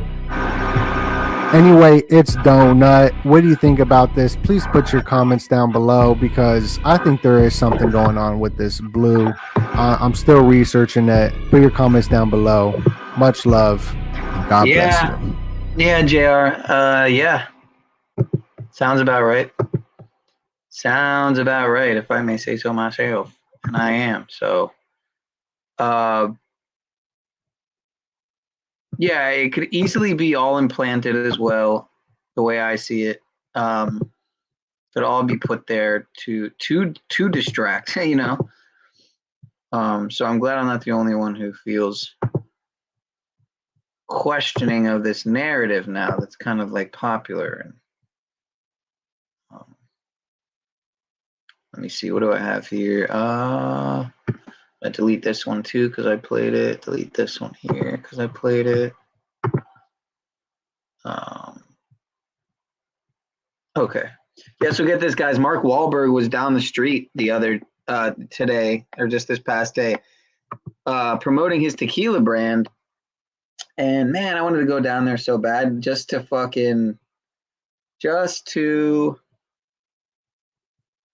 ask him, you know, just to get on camera and ask him, hey, so is by any chance, do you have any, you know, feeling on what happened there, how it happened?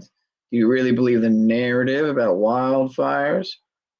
Do you think possibly that what people are saying about there being direct energy weapons and possibly arson, certain entities that were involved in arson, do you think they could be playing a role? Right.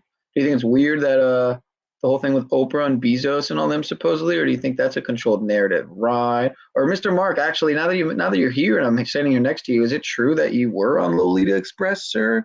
Were you in the Epstein flight logs, or is that all a psyop, sir? Right. Can you tell me anything, sir? Or is your gang going to kill me after this? Or are the feds going to be at my door when I get home now?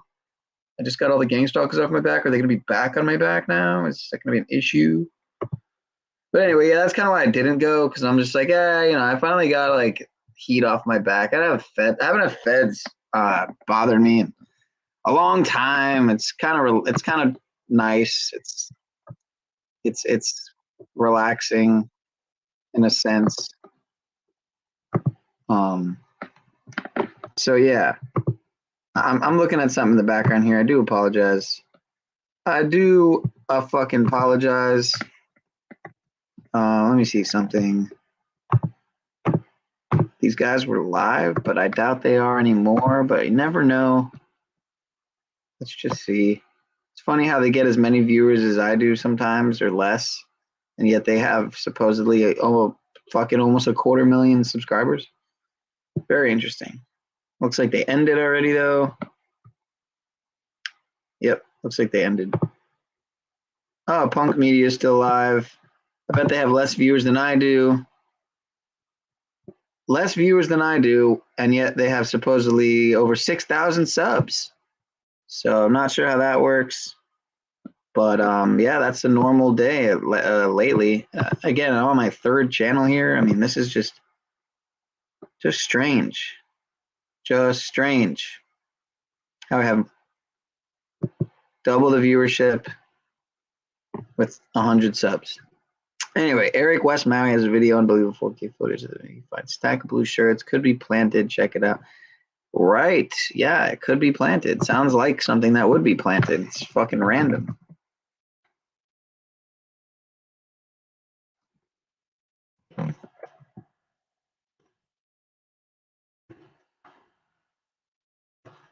Oh yeah, this dude. They're live. Okay. Maui hero saves 2 elderly stranded in fire. Filipino family tells all. We're getting some crazy views on these videos, man. I'll tell you that much. That are here on Maui. So I thank you guys.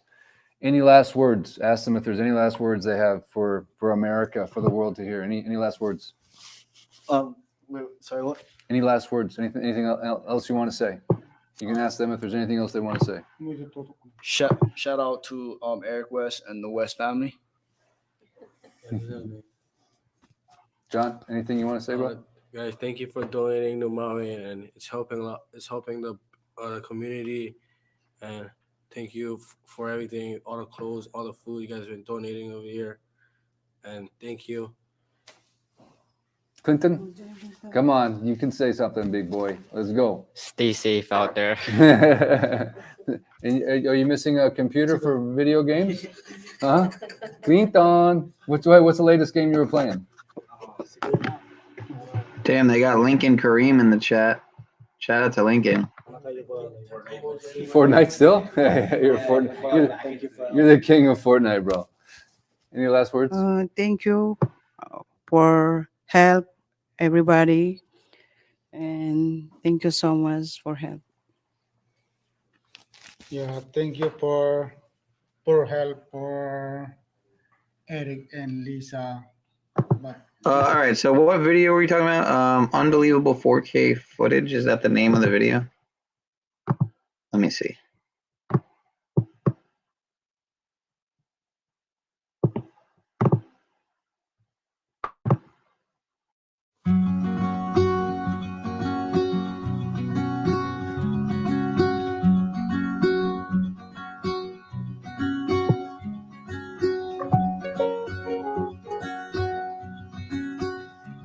I mean, look at the views on this. Like, this one's got almost 500,000 views here. This one's got almost 250,000 views. It's Overpriced filler. I mean, look and at this. marketing It's the hype thumbnail. don't use supplements. So stop paying for it. Look at how it's the thumbnail for the video is the part where he's, or not the thumbnail, but it's what you see when you browse the mouse over. It's the part that it chose to make the, part of the GIF, if you will, the GIF of the thumbnail. Right at the 5-minute mark. Yeah, a blue shirt. What kind of?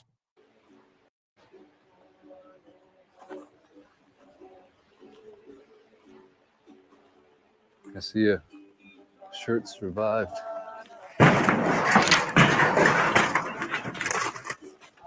What kind of shirt survives a fire like that, I wonder. They're literally folded and everything. It's pretty dumb. Let me guess, they're fucking Hawaii shirts. They're fucking Lahaina shirts or something. It says Maui. Sister Revolution. Sister Revolution, like sustainable revolution. Is that? Am I reading into it too much? Hard to believe, huh? The whole building goes down. The whole street goes down, and then these shirts survive somehow. Sister, like sustainable. The Sister. Right. Revolution. Right. Like sustainable development goals. Right. Like Agenda 21, Agenda 2030. Right. That's crazy. Makes them fucking folded and brand new. Yeah. Sure. Sure thing, guys. Yeah, with the tag on it still. Yep. Totally. And he just happened to walk up to it like, okay, you know. So what I'm going to do is I'm going to auction these shirts off. The last surviving apparel. So imagine this, right? This guy's an agent, right? And he's paid, and now he is gonna actually, he's not lying here when he says he's gonna auction them off and not only plant them here to help paint this narrative, but also make money off them on the back end. Probably quite a lot, actually. Imagine like the possible grift that could come out of this whole fucking thing. It's just, again, I'm theorizing, of course, but just imagine the grift. These are going to go auctioned for the families. I don't see it though.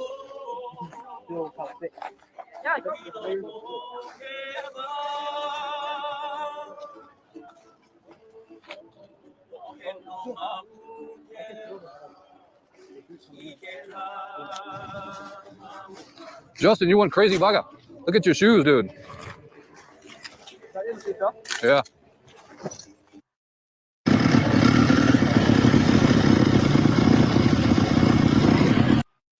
Just absolutely unbelievable.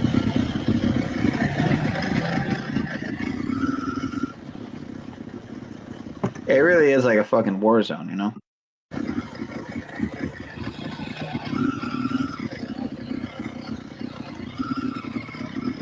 This is where the old Ace Hardware used to be. Entire shopping center's gone. Cool. Straight ice, welcome. I guess the AC is not working now. I say every home on the street is gone. That's what I mean. It's like if it wasn't lasers, dude, I don't, because okay, even arson, like arson, how would some of these cars look like that? Like melted into the fucking ground, like they literally got beamed, you know? Again, maybe it's once you just buy into that narrative, you can paint it in your mind, but I just can't help but feel that's not the case here. It's like it looks like dude. It looks like paradise. It looks like Colorado. It looks like so many things prior. So we know they have this weaponry and they're using it. So to just think that it's too outlandish because of lack of concrete evidences isn't necessarily proof of or ability to deny the reality, the likely reality of do. So.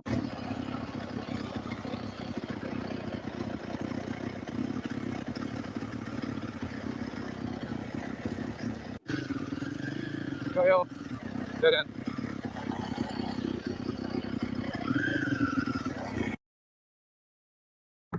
Whoops, I'm muted. I hope I wasn't muted before, but because I was talking for a while there and unmuting and then muting. Anyway, but the reason I was showing this before, I played more than I should have, honestly, but it's just that, like, so there, again, I pointed out how it's, the 47 facts. It's like, really? And then they got bringing all this shit into the picture here, CERN and WHO, WEF,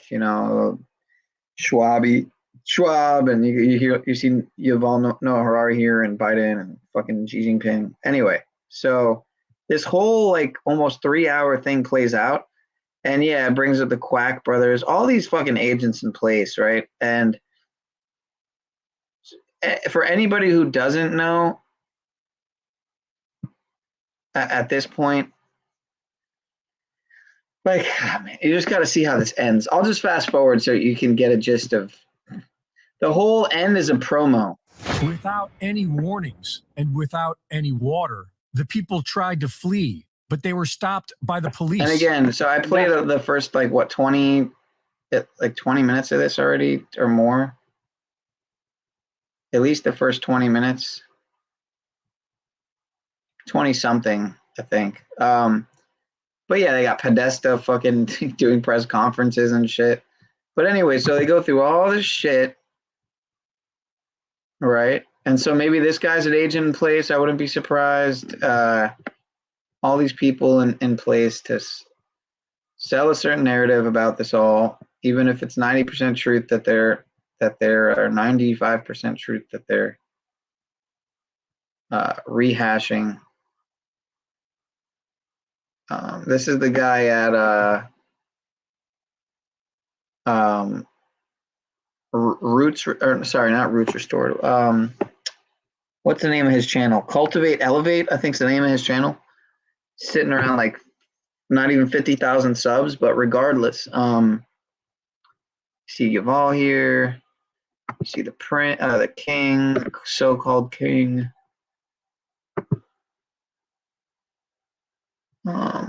There's your Ben Garrison artwork. That's probably going to be the thumbnail for my stream tomorrow night.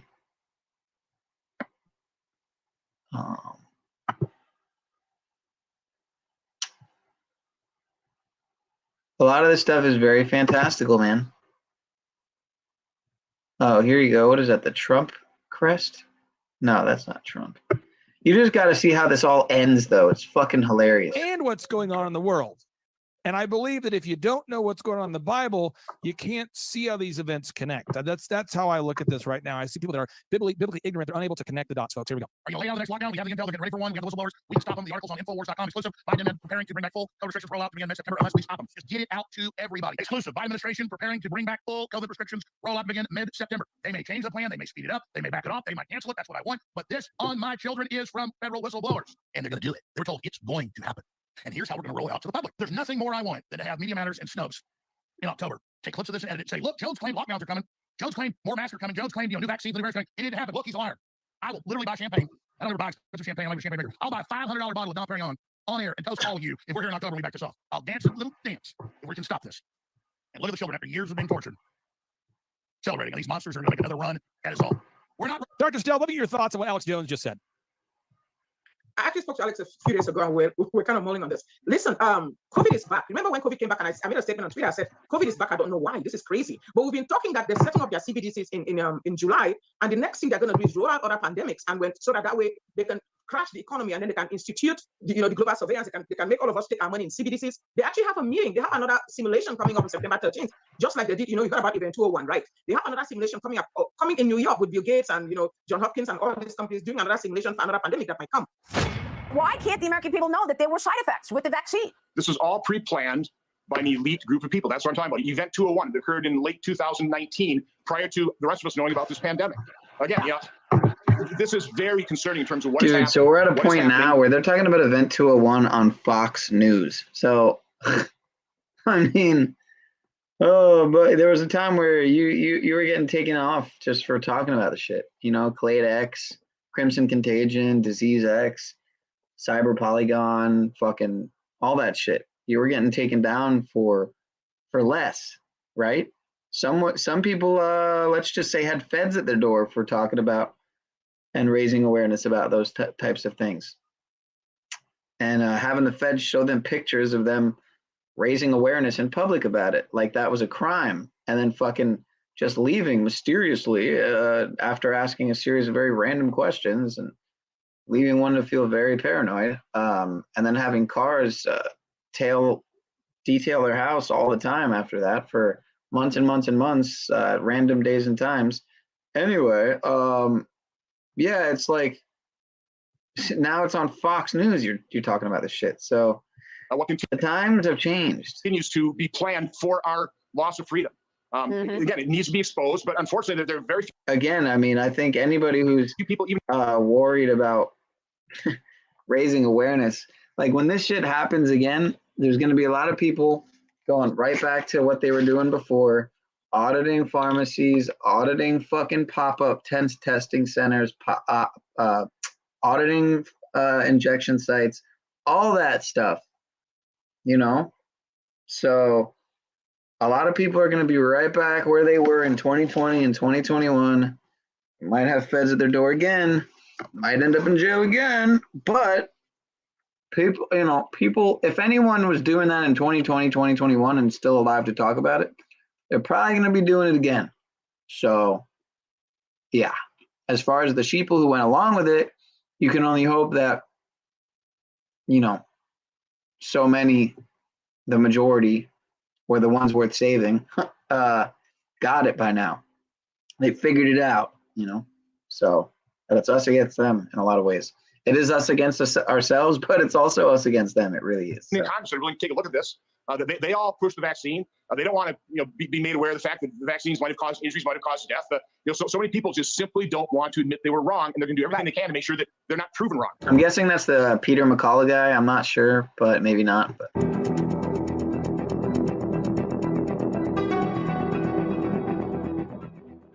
It began in healthy-looking pigs, months, perhaps years ago. A new corona. You hear that, Lubass? Pigs. All right, Lubass? I don't know if you're down there, but it started in pigs, dude. So get it right. Virus spread silently within herds. Gradually, farmers started getting sick. Infected people got a respiratory illness with symptoms ranging from mild flu-like signs to severe pneumonia. The sickest required intensive care. Many died. Experts agree, unless it is quickly controlled, it could lead to a severe pandemic, an outbreak that circles the globe and affects people everywhere. All right, so they're playing the The event mission of the Pandemic Emergency Board is to provide man, if you haven't seen it by now, recommendations to deal with the major global challenges arising in response to an unfolding pandemic. The board is comprised of highly experienced leaders from business, public health, and civil society. We could be looking at double the number of cases in 1 week. Yeah, I've heard it a million times. The beef, and that's just the start. This is the total weaponization of the food supply. This is how the globalists are making their move. Turns out it was all correct. I'm Alex Jones. I refrain from eating meat, not because I think it will prolong my life, but because it prolongs the life of the chickens and the cows, whatever. I'm just skimming through this. I'm just skimming through it so I could show some highlights of it, like this part where Grimes is talking about the craziest shit, but just so I can show how it all ends, like a minute or two of the ending. It's fucking ridiculous, Right. dude. I love Elon. This is what people say. I love Elon Musk. He's great. Let me just hit play here so you can see why. You know, again, there are many saviors. Matthew chapter 24 talks about that. There'll be many saviors or people that claim to be able to save humanity. I want you to see this, folks. The Satanic Temple unveiled this statue of Baphomet. If you think about it, AI is actually the fastest path to communism. So and this is Elon Musk's lady friend, Grimes. Okay, and people say, well, they're not together anymore. Look, folks, just watch this. Correctly, AI could actually theoretically solve for abundance. Like we could totally get to a situation where nobody has to work, everybody is provided for with a comfortable state of being, comfortable living. AI could automate all the farming, weed out systematic corruption, thereby bringing us to as close as possible to genuine equality. So basically, everything that everybody loves about communism, but without the collective farm. Because let's be real, enforced farming is really not a vibe. With artificial intelligence, we are summoning the demon. You know those stories where there's the guy with the pentagram and holy water, and it's like, yeah, sure, you can control the demon. Didn't work out. Folks, Elon Musk dressed up like Baphomet for Halloween. Grimes posed with the Baphomet pose for a magazine cover here. Baphomet is the transgendered symbol of Satan, okay? And this is what Elon Musk and Grimes are into. This is the Met Gala 2018. The crown that I have on, we got the Vanta Black people. You're not allowed. Vanta Black is a color that is patented by a company called SURI Systems, and SURI Systems makes carbon nanotubes. That's what they do. And carbon nanotubes are a technology that can be delivered via COVID-19 shots. Vanta Black is like the blackest black that you can get. And we convinced the Vanta Black people to send us a sample of it. And then we like melted it down. And like. See, as much as I think this is COINTEL, I mean, it's crazy they're talking about carbon nanotubes, dude, because fuck. Made this crown out of Vanta Black. But what's so funny is because it's the blackest black, you can't actually see the crown. And so even though we did this like crime heist to like make this. He's wearing a jacket in this photo of the 2018 Met Gala, and on the back of it says New World Order, folks. On the back of his jacket, it says New World Order. Crazy thing. It like disappears because it's like a extremely black. He's wearing the reverse of a priest outfit. The reverse of a priest outfit. He is the inverse of Vanta Black problem. You can choose the degree to which you're modeling their brain state. So you can still take a third person perspective and realize, you have to realize that you're. Can they be alive or can it be dead? No. Could it be anyone? They would be brought. I would. This is a classic clip here. Gotta rewind this one. They will take it directly into their bodies. Elon Musk are trying to work on closed Directly into systems their where bodies. the read of the brain and the input into the brain all happens within the brain. I would presume it would be consensual, because you definitely don't want just people, sending stuff into your brain without your consent. It would, first of all, it will definitely happen. I was talking about 6G earlier, which is around 2030. I would say that by then, definitely the smartphone as we know it today will not anymore be the usual, kind of the most common interface. Many of these things will be built directly into our Directly into our bodies. Phone as we know it today will not anymore be the usual, kind of the most common interface. Many of these things will be built directly into our bodies. The smartphone as we know it today will not anymore be the usual, kind of the most common interface. Many of these things will be built directly into our bodies. And then, he's got Neuralink, where he's not only trying to bore a hole in the ground, he's trying to bore a hole in your head and suck your consciousness out. So he's clearly not busy enough. The long-term aspiration for Neuralink would be to achieve a symbiosis with artificial intelligence, and to achieve a sort of democratization of intelligence, such that it is not monopolistically held in a purely digital form by governments and large corporations. Basically, an effort for man to merge with machine in a healthy way. Yes. To beat machines, you basically have to merge with machines. Most likely, yes. U.S. intelligence shows China is Well, yeah, it's that time again. That's what I'm saying. It's that time of the season again, I guess.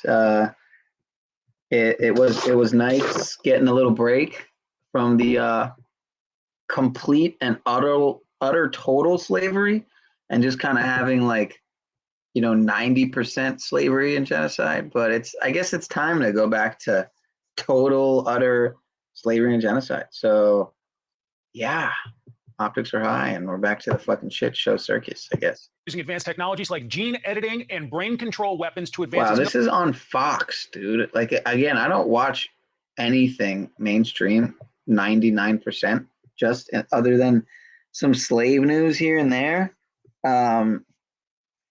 If not on a few different people's broadcast, then maybe just a story that catches my eye here or there on YouTube, maybe, or something. But other than that, it's pretty much just either way. It's just to see what's going on in the slave world, and But anyway, most likely, yes. Governments and large corporations. Basically, an effort for man to merge with machine in a healthy way. Yes. To beat machines, you basically have to merge with machines. Most likely, yes. U.S. intelligence shows China is using advanced technologies like gene editing and brain control weapons to advance its military and to crush dissent. I just would like to highlight what you said about the European Chips Act, because it's an important step to create the physical brain for digitalization and to have it located to a certain extent in Europe. I also, your reference to the Klaprow report, Rome report, the forum at the time launched actually the Klaprow Rome report. Aujourd'hui, au bout de ça, on parle de puces qu'on pourra s'implanter. Ce sera quand ça? Certainement dans les 10 années à venir. Et d'abord, on va les implanter dans nos vêtements, c'est-à-dire wearables, comme on le dit. Et après, on pourrait s'imaginer qu'on les implante dans nos cerveaux ou dans notre peau. Et à la fin, peut-être il y a une communication directe entre notre cerveau et le monde digital.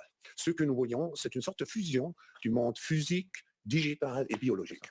On appelle quelqu'un, on n'a même plus le réflexe de devoir prendre un appareil, ça se fait naturellement. La technique continue le corps. Oui, vous parlez et vous dites, je veux maintenant être connecté avec n'importe qui. Et d'abord, vous avez les robots personnalisés. Et j'ai vu que M. Zuckerberg a prédit qu'à la fin de l'année, il va avoir son robot, son butler.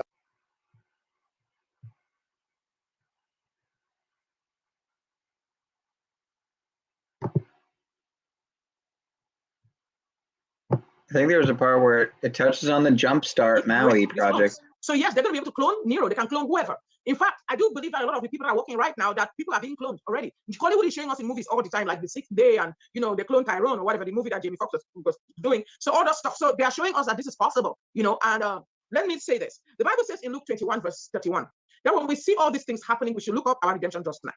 There will be a great reset. The great reset is not going to be done by the devil. By the time you read Revelation 14, you will see that God prepares the world. The Lord. So then she quotes some scripture, and then they show some Joe Rogan. Or the forehead, so that no one can buy or sell unless he has the mark. That is the name of the beast or the number of its name. They have fucking Joe Rogan reading like Revelation or whatever on Mark of the Beast. I mean, this shit is, you can't make this shit up. For wisdom, let the one who has understanding calculate the number of the beast, for it is the number of a man, and his number is 666. Trending today at 6:23, a British company has an idea that would let you ditch your wallet or purse and still be able to pay for things. But as you can imagine, not everyone's on board with this one. And here's why. They're selling microchips to implant under your skin. The company Wallet More. So again, they just keep playing fucking Fox News. So you can see the optics. Now they're going to play some redacted. Then they're going to play some fucking basic Truther 101ism, Trutherism 101 fucking symbolism. They're going to talk about the fucking ID 2020 here, I think is what that is. With the, you know, and WEF shit and how Corona equals 666 and all this stuff we were talking about 3 years ago, over 3 years ago, literally 3.5 years ago. Oh, how time flies. Fucking amazing. Can you believe it's been 3.5 almost years since the Corona touchdown? It's crazy how the time flies, man. But yeah, the Google Chrome 666 logo. It's like, all right, man, come on now. Anyway, so it all culminates and ends with this fucking laughable. It's just laughable, dude. I mean, it's hilariously sad and pathetic. Great blizzards paralyzed city. Las Vegas, Nevada. You can get those tickets at timetofreeamerica.com. Any other questions we'll ask you often? Yeah, a lot of people are asking about the meet and greet. Oh, the meet and greet. Let's discuss. Okay, so I think this is like the outro, the ending, even though it's not even at 2 hours yet of this 2 hour and 43-minute video, and it's not even at 2 hours, and they're already getting into this Let's pull this up here. ridiculous outro. Here we go. All right, this is the meet and greet. This is the schedule here. So we're going to go and scroll down here, and there we go. August 24th, and that's the Thursday. The media can begin setting up at 10 a.m. What time? 10 a.m. You can set up 10 a.m. The media. Yes. 12 o'clock, the vendors can be setting up. 1 o'clock, we're doing sound checks. There's a lot of audio visual going on. 4 o'clock, the Flyover Conservatives are hosting a meet and greet. What time? 4 Look at this shit. Look at this. Look at this mass of people. o'clock. Where's it going to be? At the Craig Ranch. Yes. And then we have a Pastors for Trump event. This is Pastor Jackson Lawmeyer. Oh, what now? What did he say? Pastor John Bennett, Pastor Craig Hagan. Time? 4 o'clock. Where's it going to be? At the Craig Ranch. Yes. And then we have a Pastors for Trump event. This is Pastor Jackson Lawmeyer. Pastors for Trump. Nice. Pastor John Bennett, Pastor Craig Hagan, and Roger Stone will all be teaming up together to host a Pastors for Trump event from 5 to 5:30. At 5:30, we got praise and worship led by Melody Noel and the Influence of Music. We've been told here, according to the Trump International, they said this is their first sold out event they've ever had related to one event in the month of August. Wow, the Trump International, you say? Ah, interesting. So a lot of people don't go to Las Vegas during the month of August, but bring out the dancing clowns. I mean, bring out bring out Robert Malone, and Awaken with JP and Tyler. All the people who were at the RFK, all the people who were at the DC rally, the anti-mandates rally after the fact when it was too late. Probably driving there with their fucking slave credentials, their fucking slave ID, their slave plates. Yeah, that shit. Those guys. Call them up. Pulling this thing up here, and this is where we're going to be staying. I mean, there's going to be thousands of patriots staying here at the Las Vegas International, Trump International. But if that's booked out, just down the road, you got the Wynn Hotel, you got the Encore Hotel. There are countless places to stay in Las Vegas, Nevada during the month of August, and for some reason, this particular place is booked out. But then again, we're going to the Craig Ranch, and we're staying at a what? Indoor facility. Yes, climate controlled. It's going to be great. And for the low cost of $600,000, my wife and I were able to get this thing done. Holy crap. Holy crap. Okay, now, Devin, how often do people ask you, where are they going to park for the Way to the Director of Las Vegas? Shout out to Frank from Everybody Loves Raymond. R.I.P., sir. Unless you were a blood drinking weirdo, then never mind. Rotten piss, if that's the case. But otherwise, rotten. That is, if you're driving a tank, I don't know about those kind of details, but I can tell you it's $10 per vehicle, and then we'll let the parking attendants make the call. All right, James. Rest in peace or rotten piss, depending on whether or not you are a good guy or woman. So was that real? They keep asking. Hey, are there going to be? Was that real? Or something? These kind of weird scenarios. I don't know. Imagine how dope that would be to have that, a fucking smart car on tractor, dude. That would be. Twice, I don't know. That is so sick, man. If you have a massive vehicle that takes up 4 parking spaces, I don't know what that is. That is the sickest shit ever. If you're driving a tank. I don't know about those kind of That's details. fucking awesome. $10 per vehicle, and then we'll let the parking attendants make the call. All right, James, people keep asking. They keep asking, hey, are there going to be food trucks at the Reawaken America tour? Well, first off, It's called the Reawaken America Tour, you know, MAGA kind of, yeah, that kind of stated you're going to be inside this incredible climate-controlled indoor facility. Now, the event itself will take place at Craig Ranch. Oh, and if you haven't been so you see at the bottom, it's the Great Awakening versus, the Great Reawakening versus the Great Reset, right? So they're controlling. I mean, it's just they're controlling the opposition. That's all it really boils down to. So it's funny, the organic, because I didn't even see that, but it's funny because I put in the description for the stream, I'm pretty sure I put the Great Reset, hashtag the Great Reset verse, hashtag the Greater Reset. Ironically enough, but it's got, you know, fucking General Flynn and Mike Lindell and Zelenko and Dr. Stella and all these fucking shills against Schwab and Soros and Gates and Harari and Zuckerberg. It's like and Obama. It's so laughable, dude. It's what Craig Ranch looks like. So the event we held at Craig Ranch, but on Craig Ranch, we are constructing an indoor climate-controlled facility. But James, people are asking, they're saying, will there be food trucks and can I pet the ducks? That's right. I mean, I'm excited about, you know, General Flynn and Mike Lindell and seeing so many great speakers, Roseanne, Jim Brewer, Laura Trump, but can I feed the ducks? The optics are high, y'all. Food trucks. So here are the food trucks we have so far, James. We got Joe To Go Specialty Coffee. James, are you fired up about this? I'm fired up about Joe To Go. Then we got. The optics are fucking stupid high, man. Not just stupid, but That's the whole bass into the Super Bass-O-Matic 76. Now adjust the control dial so that bass is blended just the way you like it. Wow, that's terrific bass. Like fish. Will you put fish in a blender? Never. True story. Years ago, I had one of my employees. He's a big, incredibly fit guy, huge, just muscular guy. gotta love this ending here. Let's give you a feel for it. In case that wasn't enough about 2 or 3 minutes ago at the part that, come on, what is going on here, man? Fucking play, dude. When you get there, we're going to actually have our meet and greet the night before. That is Thursday night, August the 24th, from 4 o'clock to 5 o'clock. And if you would like to text the party, we're going to be doing giveaways, backstage passes, all kinds of stuff there. Giveaways, backstage passes. Oh, yeah, with General Flynn and Roger Stone and, yeah, Lara Trump and stuff. Yeah, let's do it, guys. If you want to text the phone number 40509, text the word party to 40509. You're going to get all the details of where you need to be for the meet and greet. And that's a good move. It's kind of like a hack because General Flynn's going to be there, for example. If you want to have him sign something or share the thing you want to tell him, whatever, that's kind of hard during the regular event because there's so many people. So when you come early to this part, show up a little bit early, there's just less competition. There's less people. Clay Clark will be there, Mel K. Roger Stone will be there. Stacey Whited, holy cow. David Whited. Oh my gosh. You can come tell me what you really think about the conspiracy. Fucking laughable, dude. Conversation show. Don't hold back. Yes, exactly. Conspiracy conversation show. What did he say? Stacey Whited, holy cow. David Whited. Oh my gosh. You can come tell me what you really think about the conspiracy conversation show. Don't hold back. Yep. Conspiracy conversation show. Exactly. Also, right after we have the meet and greet, there's going to be the Pastors for Trump. That is going to be a great event. And then that night, you're going to have Julie Green, you're going to have Amanda Grace, and Donna Clement Petruska. I don't know who the fuck those people are. They sound retarded, but probably slaves. Dr. Zelenko, may he rest in peace. General Flynn's going to come out. Oh, here you go. You got Trump, and then they're talking about Flynn. Pledge of Allegiance. Pastor Brian Gibson bats leadoff. Then we have Bianca Gracia, Dr. Brian Artis, Lee Dundas, Pastor Phil Hotzenpiller, Dr. Mark. Yeah. And so this is why I don't even bother with the alternative platforms. What the fuck is the difference? This is more shillier than something on YouTube. I mean, this is even more obviously the COINTEL than some of the stuff on YouTube. Here for you folks.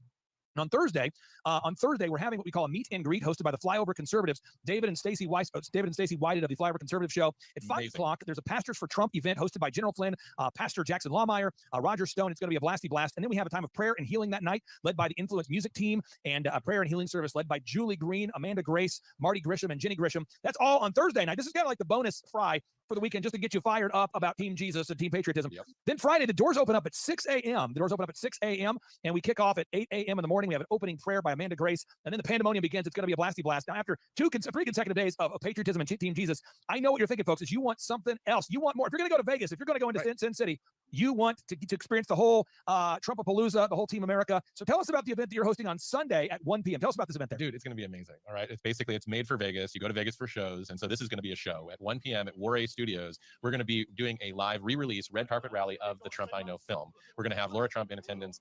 Devin Nunes is going to be there. Lauren Kelly's going to be singing. Flyover Conservatives are going to be emceeing. We're working on some other special guests that we're going to be announcing. It's going to be a complete interactive live broadcast. You can be there in the studio. There's only about 300 people that can be in studio, but there's going to be over 100,000 people joining us online and interacting with the guests via Zoom call kind of chat. Now you're going to have Laura Trump there. Who else is going to be? The Flyover Conservatives. Devin Nunes is going to be there. And Devin Nunes, folks, if you don't know, Devin Nunes is the man. He's the CEO of Truth Social, a very good friend of President Donald J. Trump. Now in Vegas, they have a lot of street performers, and they have a lot of people on the streets that look like Cobra Commander. Are you bringing in Cobra Commander? Will Cobra Commander be there at the event? Unfortunately, no, we haven't booked Cobra Commander yet. So that might be a reason to keep you from going, folks. But Cobra Commander will not be there. And that's Sunday at 1 p.m. And again, it's $500 to attend in person, right? Yes. And that's Laura Trump, Devin Nunes, Flyover Conservatives, and the website to request those tickets. Let me pull it up here, folks, on the internet browser here. That is going to be, it's ttikfilm.com. Is that right? Yep, ttikfilm.com. What does that stand for? I mean, it stands for the Trump I Know. Okay, great. And so you go there and you can request those tickets right now. And that's again, the web address one more time is ttikfilm.com. Get your tickets. And if you're going to the Reawakening event, we have a special discount for those that are attending the Reawakening event. You can get your discount right now, $100 off in person. Yeah. And it's TTIK100 is the code. So TTIK100 is the code. I'm going to pull this up real quick. So a lot of people, they don't kind of know what to expect at the Reawaken America Tour. And frankly, I don't know what to expect. But it's going to be a blasty blast. And what you're going to find is you're going to be surrounded by thousands upon thousands of patriots. I mean, people are fired up. They want to save our country. This is footage from the Florida Reawaken America Tour event. It's going to be great. This event will be indoors, climate controlled. It's going to be awesome. What's going to happen is you're going to meet somebody at this event, and you're going to go, hey, do you guys want to hang out tonight? Or hey, you're going to kind of meet your patriot buddies. And I encourage you, find somebody and bring them to this event. Again, that website is ttikfilm.com. Folks, if you want to go to the wrong website, you can type in any other website, any other web address other than ttikfilm.com. Wow. That's not going to get you there unless you type in ttikfilm.com. To clear up any confusion, that's T as in Tom, T as in Tom, I as in igloo, K as in kangaroo, F as in film, I as in igloo, L as in lemon, M as in Mary. That's the website, ttikfilm.com. For added clarity, if you type in any other web address at all, it's not going to get you there. It's just ttikfilm.com. It's going to be a blasty blast. It kicks off at 1 p.m. on Sunday. 1 p.m. on Sunday. Pacific. How many people are going to be there? Well, there's 300 people can be there in person. That's the max. That's the max. But if you want to attend online, those of you that are going to be in Vegas, or maybe you're in Newfoundland or something like that, right? You can pay $25 and you can be a part of the broadcast. You can actually submit questions. You can be brought up online and ask questions. It's a totally interactive virtual event. As you can see in the video that we're going to play here, it's a 360-degree LED screen. It's incredible. You've never seen anything like this. Quick question. I know it's a deal breaker for a lot of people. How many mimes will be there? Because I think the people go to Vegas for mimes. The people that don't talk, that tend to try to pull you closer to them, try to climb the virtual ladder. One more day, we'll throw some white paint on your face. You'll be a mime. Okay, well, there you go. Let me hit play here, folks. This just he's not guaranteeing the mimes. Let me hit play. Here we go. Not a hard guarantee on the mime. You can see he dodges the question about the mimes. Now, folks, you might have a 360-degree theater screen. You might get a chance to meet Laura Trump. You might get a chance to meet Devin Nunes. But I'll tell you what you don't get. You don't have mimes, and you don't have Cobra Commander. And I know that's a big deal breaker for a lot of people out there. I'm sorry. I'm going to have to work on that. Okay. Dodging the question. Won't even give you a definitive. Nope, won't have the mimes. Let's pull it up. And again, folks, pop quiz here for a chance to win the satisfaction ring. You got it, folks. What's that web address? It is ttikfilm.com. ttikfilm.com. Oh, yeah. So this is where you're going to be going, right? Yep. Where we're going to be. Like, I'm an energy guy, so I love to be live. But this experience, I mean, seeing people all across the screens, the sound, it feels like you are in someone's living room. This is definitely where they did the 2000 Noodles release. Oh, really? Yep, exact same studio. I have a question. Yeah. What would have made the video gone more viral if they would have announced the video while surrounded by 2,000 literal mules or surrounded by these screens? What do you think? I mean, it's got money to go with the mules. I'm going to go with the missed it. They got the actual mules. Think about the smell. I bet you could smell that through your television too. Smell-o-vision. That's the future. We had to work on that. Nobody's working on smell-o-vision. No. You heard about that? I've never heard anybody working on that. Smell-o-vision. Okay, folks. Devin Nunes, if you're listening, smell-o-vision. I think that might be the future. Be perfect. Dinesh D'Souza, if you're listening, 2,000 mules. Re-release it with 2,000 mules. It's going to happen. So again, quick recap. We'll get those tickets today right now at ttikfilm.com. Meet Laura Trump, Devin Nunes, Flyover Conservatives. Matt and Joy there. It's going to be a blasty blast. Watch the only documentary authorized by President Donald J. Trump. Now, folks, on part 2 of today's broadcast, I'm going to walk you through where to park, where you can't park, where the venue is, about the climate. It's going to be very, folks, we're going to have so much air conditioning. You'll probably get hypothermia. People might be dying of freezing. Are you sure? Because I've lived in Vegas. I was actually born in Vegas. It's pretty hot. Let me read you the comments from the video I put out today, okay? This is the real thing. I put out a video today announcing that, again, because the mainstream media says a bunch of climate deniers are hosting the Reawaken America Tour outside. No, we're not. We're building a venue because we can't find a venue that's willing to host us because of the quote-unquote reputational risk. These comments are hilarious. Doral this is Miami. Doral was freezing. Just give me 2 degrees was my plea. Love you guys. Have a great time. Will this tent withstand hurricane force winds? We're in Las Vegas. I'm staying 2 I miles don't know. from it. Hurricane Hillary is, approaching the West Coast, so I don't know. Oh my gosh, unbelievable! Hurricane Hillary, are you being serious? Yeah, I'm being serious. Are you making that up? No, I'm not. Are you working behind the scenes on energy weapons? I saw that on Epic Times. Come on. No, seriously, like Stop. on alert. Come on, I'm already terrified by Brazil, Russia, India, China, South Africa rolling out their new currency. Now you're telling me about a hurricane? Named Hillary. Get out of here. Unbelievable. All right, it's Matt Fair. And Matt, what's the website people can go to? They want to learn more about the film projects you're always working on, sir. All right, you can go to spiropictures.com. That's spiropictures.com. You can also follow us on Rumble, Spiro Pictures. We've got a show over there. But go to ttikfilm.com, be a part of history, get a $25 ticket if you can't be there in person. It's going to be awesome. Again, folks, if you want to go to that wrong web address, just go like ESPN or Google or Go or any URL at all. That's the wrong web address, folks, just as a fun fact. Thanks, Matt. Thank you. All right, folks, the box fan plan is no longer needed. We're bringing the Reawaken America to Las Vegas, Nevada, indoors, baby. We've got a climate-controlled, beautiful facility that we are building at the beautiful Craig Ranch, which is 7 miles north of the Trump International Hotel. Holy crap. Holy crap. Holy crap. So if you're there and you want it to go well and you don't like the box fan plan, I get it. We now have a climate-controlled indoor facility that will be constructed and built there at the Craig Ranch, 7 miles north of Trump International Hotel, Las Vegas, Nevada. Holy crap. Stay at the Trump International, Las Vegas, Nevada, and then you'll be staying in a climate-controlled facility located there at Craig Ranch. And one good thing you can do, though, if you did buy a box fan, a great vocal exercise that I like to do before every show is this. Luke, I am your father. So this is a fucking promo event, essentially, is what I'm getting at. I mean, I did this a lot longer than needed to be. I'm just like drawing out a, this is beating a dead horse, really. But it's a giant promo. It's a giant promo for Mr. fucking MAGA. Ladies and gentlemen, this just in. We'll keep this a little secret between you, me, and them, and everybody. The people that are actually at the tip of the spear, working directly with President Trump on a day-to-day basis. The tip of the spear. Unreal, dude. Just pay attention to what the fuck they say, dude. We'll keep this a little secret between you, me, and them, and everybody. The people that are actually at the tip of the spear, working directly with President Trump on a day-to-day basis to save this nation, they're all joining us on the Reawaken America tour. Can't make this shit up, bro. Donald J. Trump's chief of staff, Kash Patel. We've got Peter Navarro's joining us on the tour. We have General Michael Flynn. We have Eric Trump.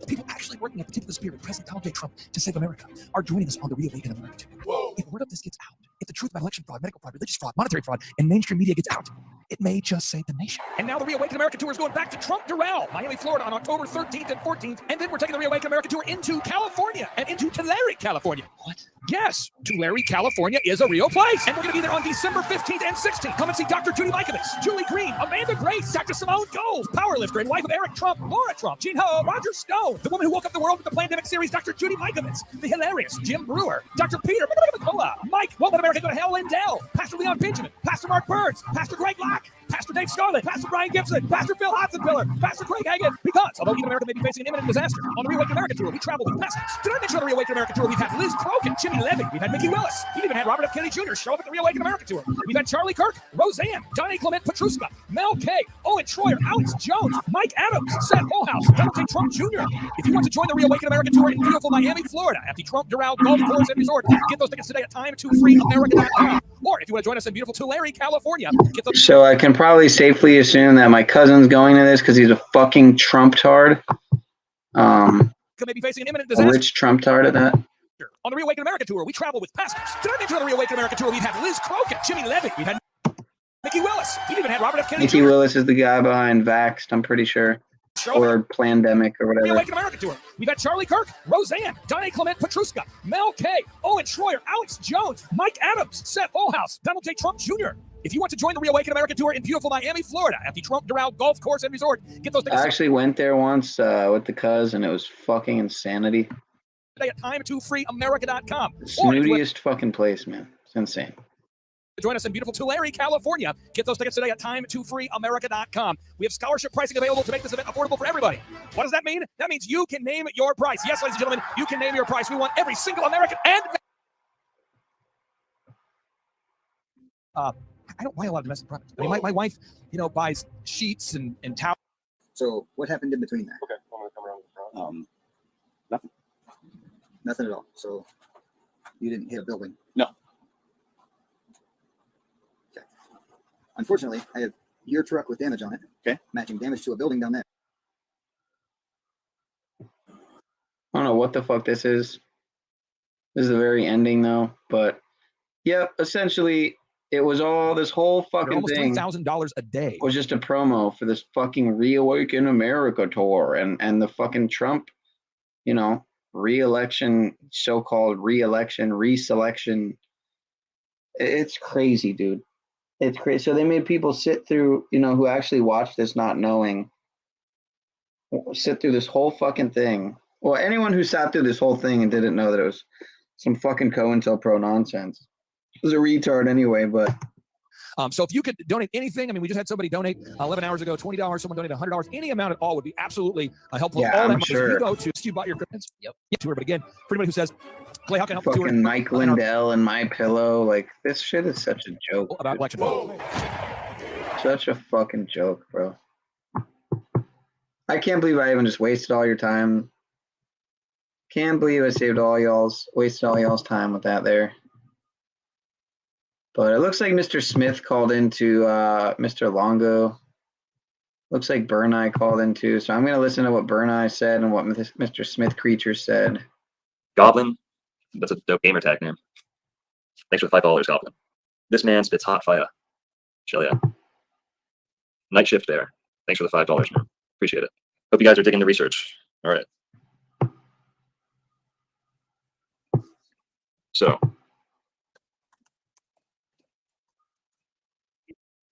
AG, $4.99, $5. Thank you. We ramped up over here. Okay, guys. Did you see that India landed on the dark side of the moon? Aries was cool. Looking forward to the Taurus episode. Thank you. So she is referring to Astro Chat's show, podcast, stream series, whatever, with myself and Alan Erickson, King of America, Aldog, the author himself. That's Astro Chaz on my channel, going through the 12 signs of the zodiac, discussing them, and the astro etymology. That's the key. That's what you won't get on any of these other channels, is the astro etymology. But Aries, already up. Taurus is going to be tomorrow, next day. So, yeah. So here we're going to take our first caller. He's been very patient. What's up, Bernie? Just wondering if you've heard anything from JJ Organics. I don't at all, actually. Did they make it to your last meetup, or did that happen a couple weeks ago? Because I remember they posted that they were going to head there like the day before the meetup was supposed to be or something, and then literally since that day, their accounts have been like missing, terminated off of YouTube and Instagram and everything. And no. Yeah, I've heard this. I've heard that people were wondering what was up with JJ and Joe Cool as well. So that is kind of strange. I guess we'll find out. Heard from them or seen them, so quite strange. Shout out to JJ Organics and Joe Cool. Hope they're okay. Well, that I was thinking about that 2 days ago or so, that I hadn't seen JJ and Joe Cool. Well, shit, man. I don't know how to check in on them other than YouTube, but I know they mod for some other people.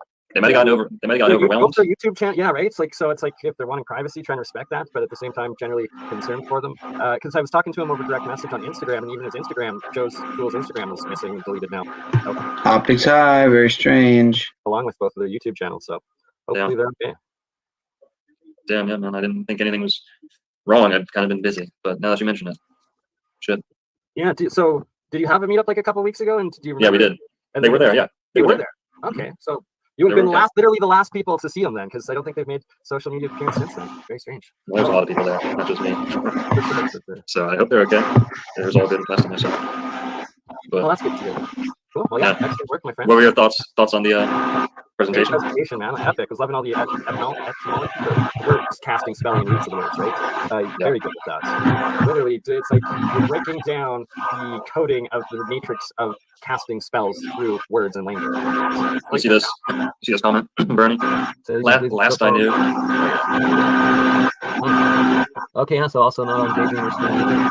Yeah, like I think that their accounts were literally like terminated, shut down on YouTube. You can't even find them or go to their channels.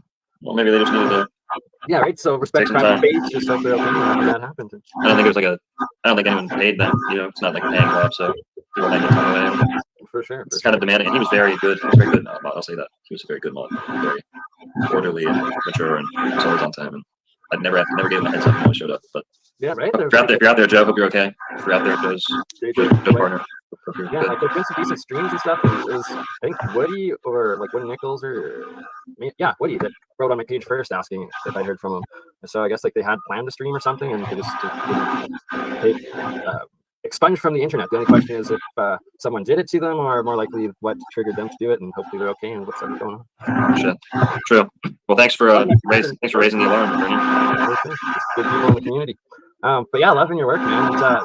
if you're able to get out and maybe explore, get a drone out to some of those like marshes that have the ancient canals and stuff, or do a stream with analog going through the Google Earth around Florida of the specific ancient canal systems that still remain. There's a lot of stories of megalithic stones and monoliths with carvings with like Greek, Roman, different languages and stuff like that that are out in those lands. And right, you're in a pretty awesome location to make some breakthrough discoveries. We're gonna be going out. You know, I'm moving around the most I can. I'm renting a place right now, so focusing on streaming. But in the winter, you got folks stored around in business and stuff too, right? Exactly. The universe will provide, or any of your locals go out and provide you with drone footage. I'm gonna be going out. I'm gonna be going out in the winter when the weather's nicer. Catch you there. Thanks for calling in, Bernie. I'll catch you later, man. Good night. Hope everything's good. I hope everything's good with Joe and JJ.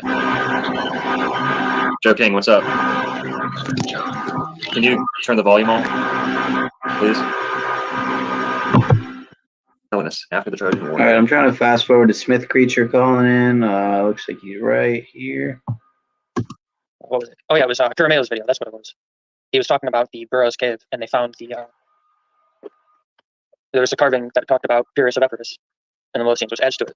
Because a few days before that, maybe like a little over a week, Ben's video on Missouri came out, and they were talking about the bridge from St. Louis towards southern Illinois, and how they were finding Egyptian mummies there, and that lines up perfectly with the Burroughs Cave stuff, I think. Yeah, man. Make some videos about it. Get that shit out there, bro. Well, all right. This delay is a little too much to deal with. Thanks for calling in, Mr. Hansen. We'll chat on Instagram or something. I'll bring on the next guest. All good, man. Have a good night, dude. Thanks for the Call him Mr. Unibrow. Thanks for the gravy. Sir Unibrow.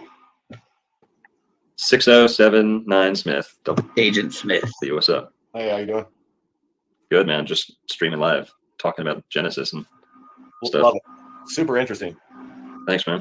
Yeah, I think it's interesting when you tie the Bible into it. What was that? Because I'm not super versed on astrology. What was that you were saying about the bull always being in the?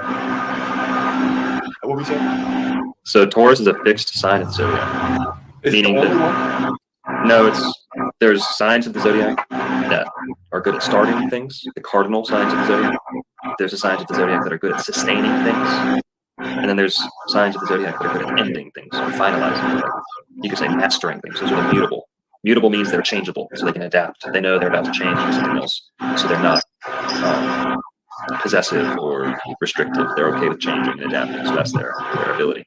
Cardinal signs have energy, creative energy, impulse. They're headstrong. They rush into things.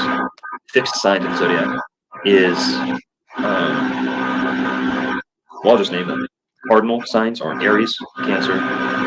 Fuck, I always do this. All right. It's so late. Okay, forgive me. It's like too many volumes. Aries, Cancer. Capricorn's the last one.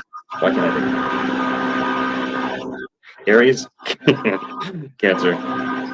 Oh my god. Libra, Capricorn. Thank you. Sorry, I forgot Libra. Aries. I was trying to type it in there in a minute. Yeah. You're good. Thank you. You're polite.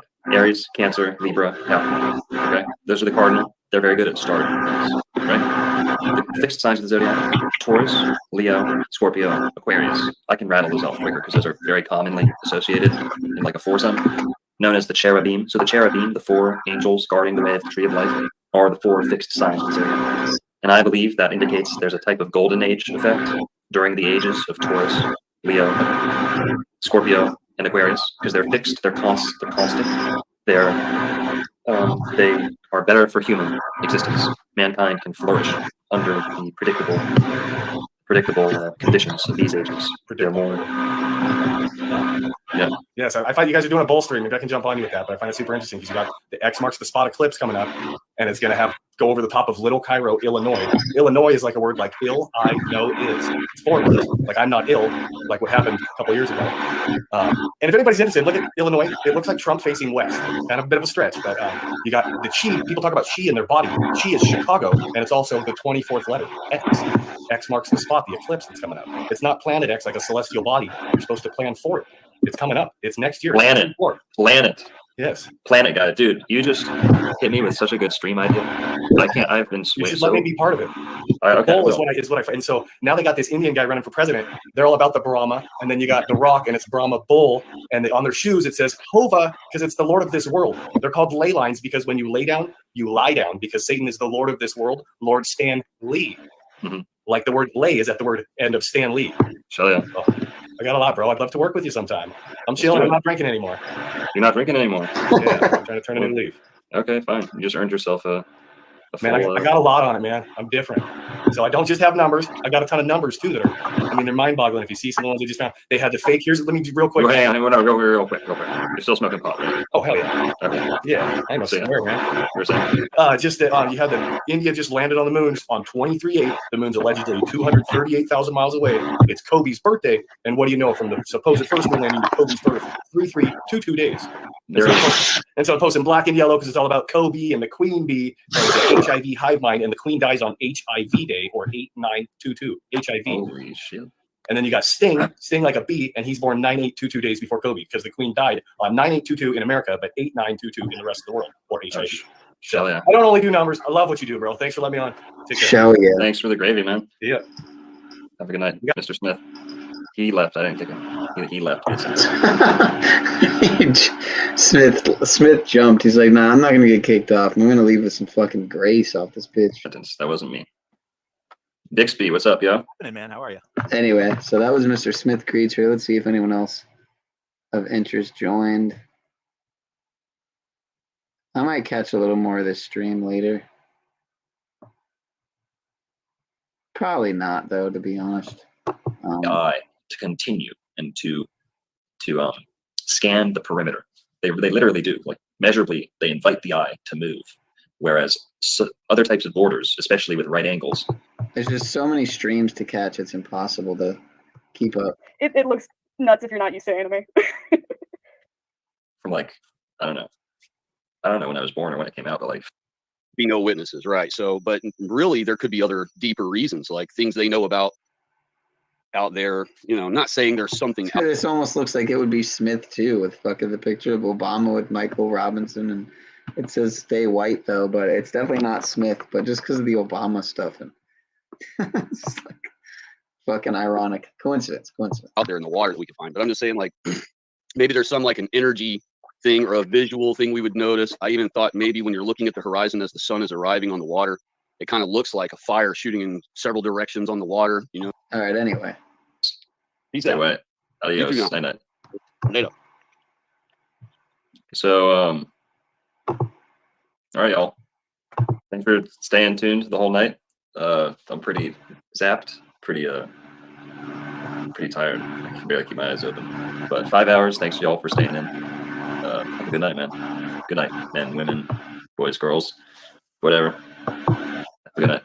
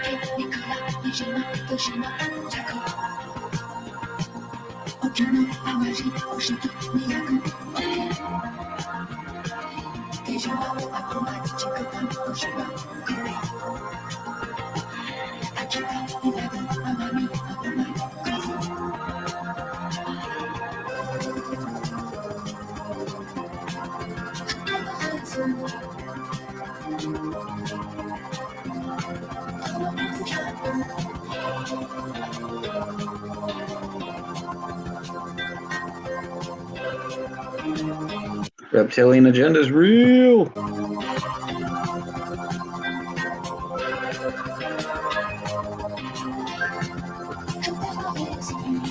I mean, is the reptilian agenda real? Because again, it is David Icke popularized. It makes you wonder though, because all these shape-shifting videos, I mean, are they all just deep state deep fakes? I don't know. Seem pretty legit. A lot of them, me. It's really hard to say. As much as I know Ike's a shill, does that mean everything he says is a lie? Does that mean there's no truth to the whole reptilian thing? I don't know. I don't know.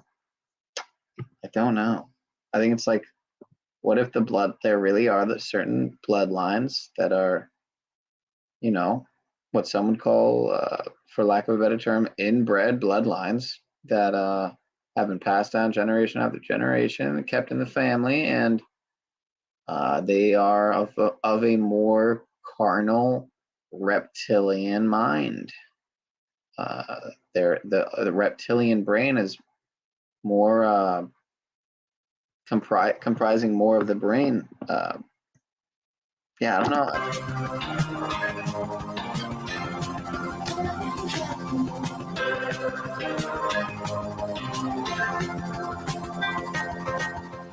Vlad Dracul's baby. You fools, you're in danger! Can't you see? They're after you! They're after all of us! Our wives, our children, everyone! They're here already! You're next! You're next! You're next! You're next! They're in control. All this, it's them. They're running the war because I gave them the power to do it. This is doing you no good. The doctor told you to avoid stress. Turn it back up. Oh, Ike, mercy sakes alive. There, see that? What? His pupils. For a second, he looks like a reptile. A reptile. Okay, Mr. Eisenhower, and that is what is known as the camel's back. Mimi, listen. Valiant Thor and his people aren't the only ones here. There's another group. They live among us. They look like us. They just realize. Where in this earthful world did you come up with this notion? One of the people that Valiant Thor abducted turned out to be one of these things. They disposed of the body because they didn't want us to know that they had competition. No, we do. No. I see them everywhere. Sorry, Mr. President. Must be my allergy. It's all right, Henry. Go take care of it.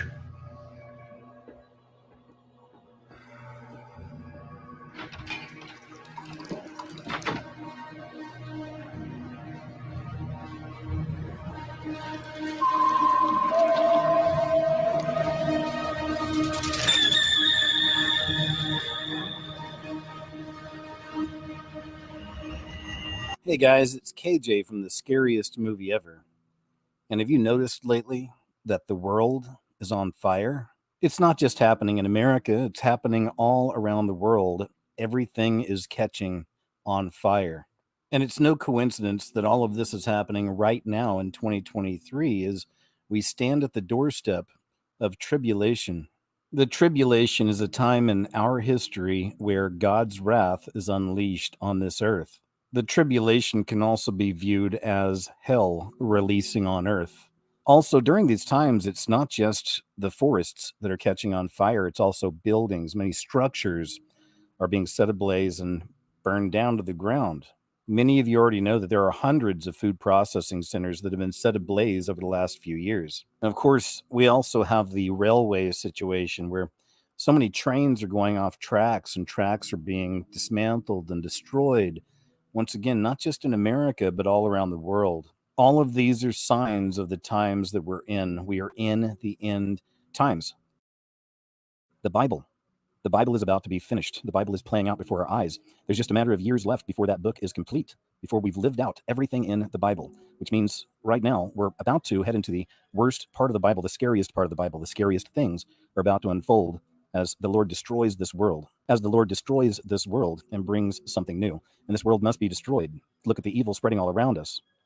Everything's coming out in these days. Everything's being revealed. Nothing will be hidden. So this is why more and more we're having people on airplanes freaking out, saying that the people next to them aren't normal. There's something wrong. We had the one famous case, the one lady that was saying that that person's not real. But since then, there have been a handful of other cases, people on airplanes freaking out because they don't think that people around them are real.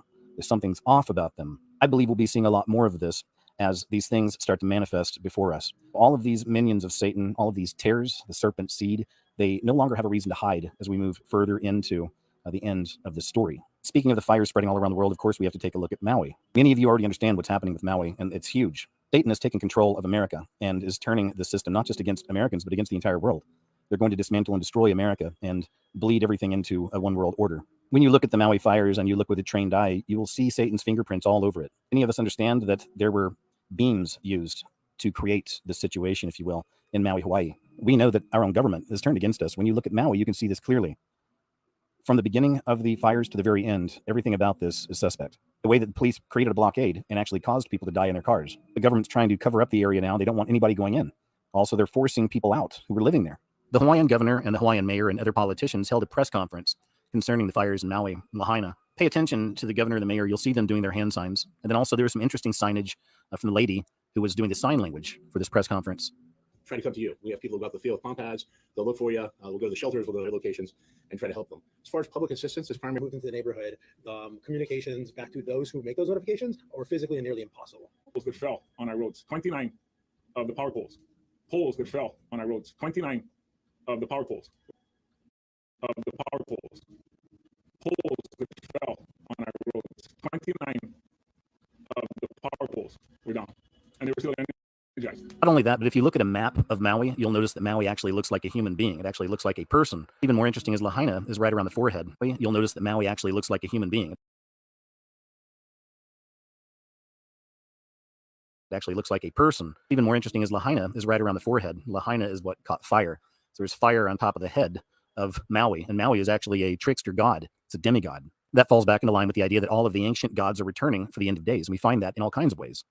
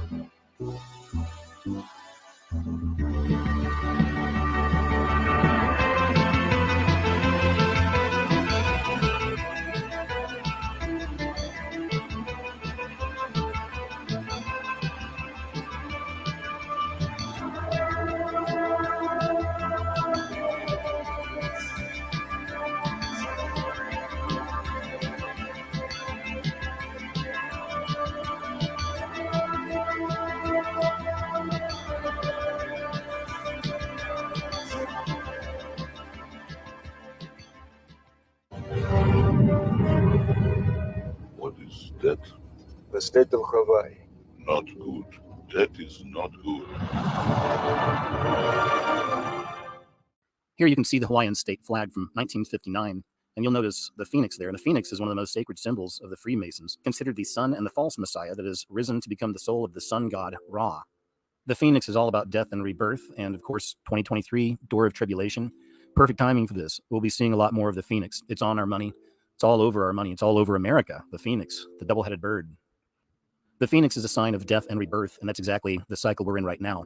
We're seeing the death of the fourth age and the beginning of the fifth age, the final age of man, or the age of Aquarius, or the age of Antichrist, which will just last a matter of years. But it will see the complete and total destruction of this earth and everybody living in it. And there is such an incredible spirit going on in this entire community, people helping other people. And I know that long after all the camera crews are gone and the rest of the world has moved on, the rebuilding will just begin.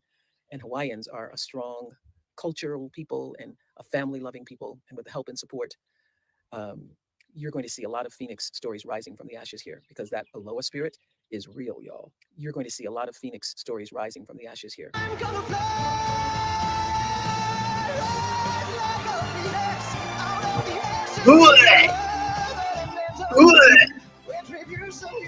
Sorry.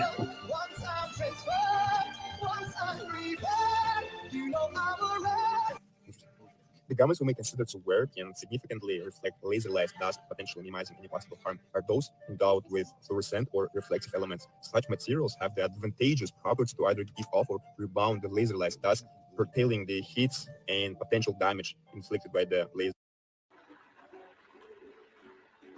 I see a shirt survived. What kind of shirt survives a fire like that, I wonder? A shirt that says Sister Revolution. Hard to believe, huh? The whole building goes down, the whole street goes down, and then these shirts survive somehow. The Sister. Again, SISTA, like sustainable. I mean, that's all I could think of. Sustainable development goals. I said it already. Revolution.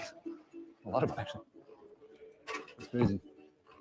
I'm always seeing stories in the news week by week referencing ancient gods. So I've done videos on this in the past. It's the idea, once again, that these consciousness, these spirits, these entities, all of it's returning for the end of everything.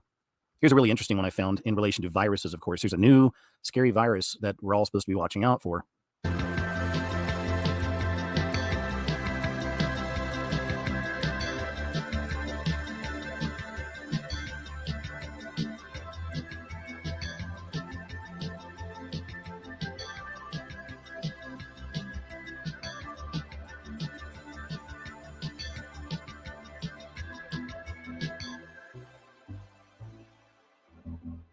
Here's another example of what I was talking about with the ancient gods returning.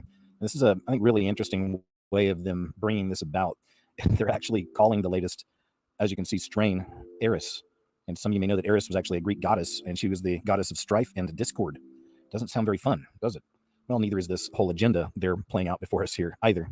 And also, this brings to mind the new statue that they put in New York City 6 months back. This, of course, is another representation of the goddess, a return of the end of all. Also, I want you to take notes of the EG.5. And do you see what they're doing here? Some of you understand that in the system, you'll see the way that Satan puts things out there, and he turns things upside down, and he reverses things as well. So we take a look at EG.5. We understand that they're claiming these are new strains, but these are really going to be side effects of the potion that millions of people have taken. It's going to be a part of it. Also, they'll be activating the 5 plus that letter, if you know what I'm saying. And that's going to be causing a lot of effects as well. So it's interesting they reversed it here, EG5 or 5G, and then the E reversed. And this is going to be a part of that program. And people are going to be fooled into thinking there's some new strain and they have these new symptoms and what's going on. This is absolutely sinister, but I believe you guys understand what I'm showing you here. Evil has been on Earth since the beginning, and it's something that we all have to deal with.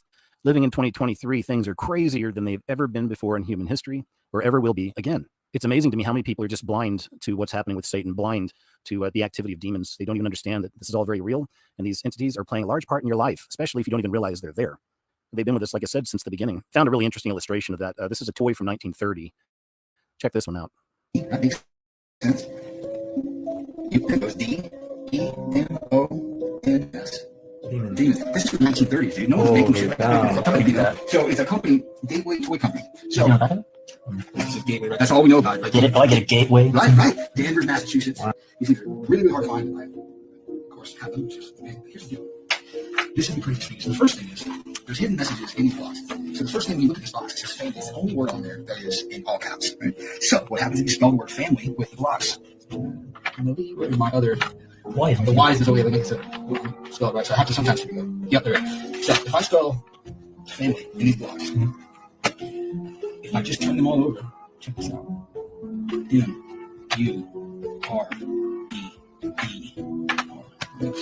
So imagine that zero instead of blocks where a kid spells word A directly on the other side. Holy cow. And of course, we find that beast system manifesting in all kinds of ways in these days. Naturally, it's going to be in our entertainment. There's a new movie coming out called Rebel Moon, and they're saying it's going to be the new Star Wars. They recently released a trailer, and just within the opening moments, you realize from the trailer that they're mocking our savior. And on top of that, of course, they have their all-seeing eyes.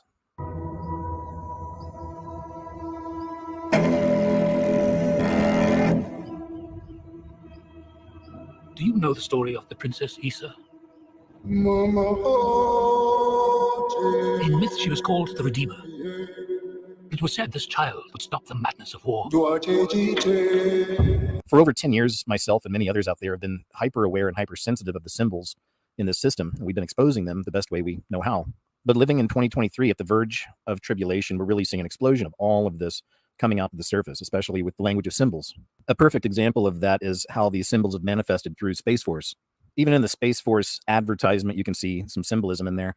It only lasts for a few seconds, but when you take a closer look, you can actually find some kind of a chimera, perhaps an ancient one on one side, and then on the other side, you can see what appears to be perhaps CERN or something like the LHC. And once again, we understand that this whole system's all about that, breaking that barrier, breaking that veil, and bringing hell into Earth. But Space Force has just released a new symbol that goes along with their new squadron. And as you can see right here, it's really obvious what this is. This is the beast system. You guys know this, and it's manifesting and becoming really obvious. But as you guys know, millions of people are still unable to see it, even though it's right there in front of them. But here's the new Space Force squadron logo with the all-seeing eye. Now, you might have seen this. This strange logo is making rounds around the internet. Space Force activated its first targeting unit.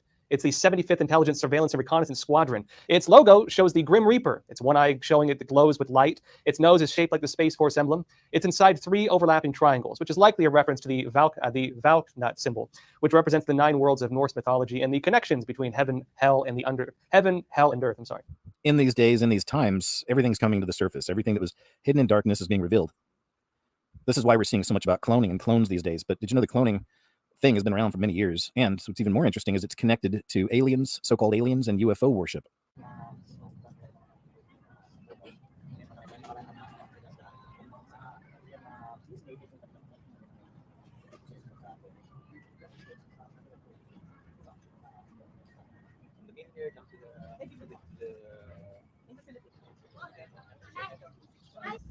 the role of the Philippine alien is to propagate or act as being the agent of couples here in the Philippines, Filipino couples, childless couples who are interested to have their own baby through cloning. Yan, itinuro ko na sa baba ng mga trabahador ko.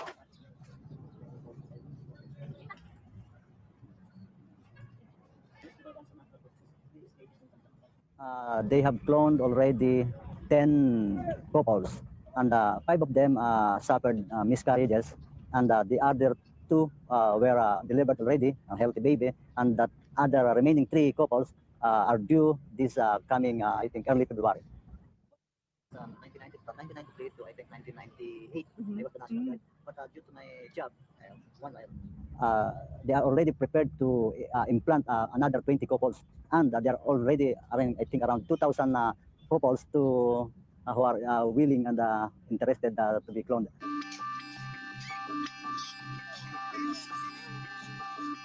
We are part of history. It's forever. It will be like Adam and Eve. It's the first human being created through human planning. His name is Rael, and he heads a wealthy, well-organized religious sect whose faith is science, and whose ambition is to use existing technology to clone a human being. There have been a lot of questions lately about Jamie Foxx, if he's actually real or if he's being cloned. Just like there was the Damar Hamlin situation. And a lot of people were curious about that because, you know, once he was injured, and he was injured on the field, on a live broadcast, he was gone for a while. When he came back, something seemed different. He looked a little different, and also he was missing a tattoo. Also, it was interesting that when he made his first public appearance, you know, without a mask or anything like that, he was blaspheming Jesus Christ. He had this jacket on, you probably remember. And it's weird because I noticed that with Jamie Foxx also. There have been some strange Jamie Foxx stories out there. And I noticed something similar with Jamie Foxx. Ever since now, they're saying he's recovered and he's back and he's better. Well, now he's going to be starring in a movie where he plays God, opposite, you know, Mickey Rourke's devil, in not another church movie. But this doesn't seem like something that's going to be glorifying Jesus Christ. So once again, we have the Damar situation. We have Jamie Foxx. People are questioning if they're clones. Then once they come back into the public, the first thing they seem to be doing, one of the first things they seem to be getting involved in, is some kind of mockery of Jesus, some kind of mockery of our Heavenly Father. These theories on Jamie Foxx being cloned are made even more interesting in the fact that his most recent movie is called They Cloned Tyrone. And of course, the symbolism is all throughout this film as well. Even here, you can see the all-seeing eyes on both sides of the characters here. There's even a sequence in the film where these characters are in a bathroom. You'll see it here in a moment. And notice the poster on the wall. And of course, that's the Freemason hand grip. It's 2 hands embraced in the Freemason grip.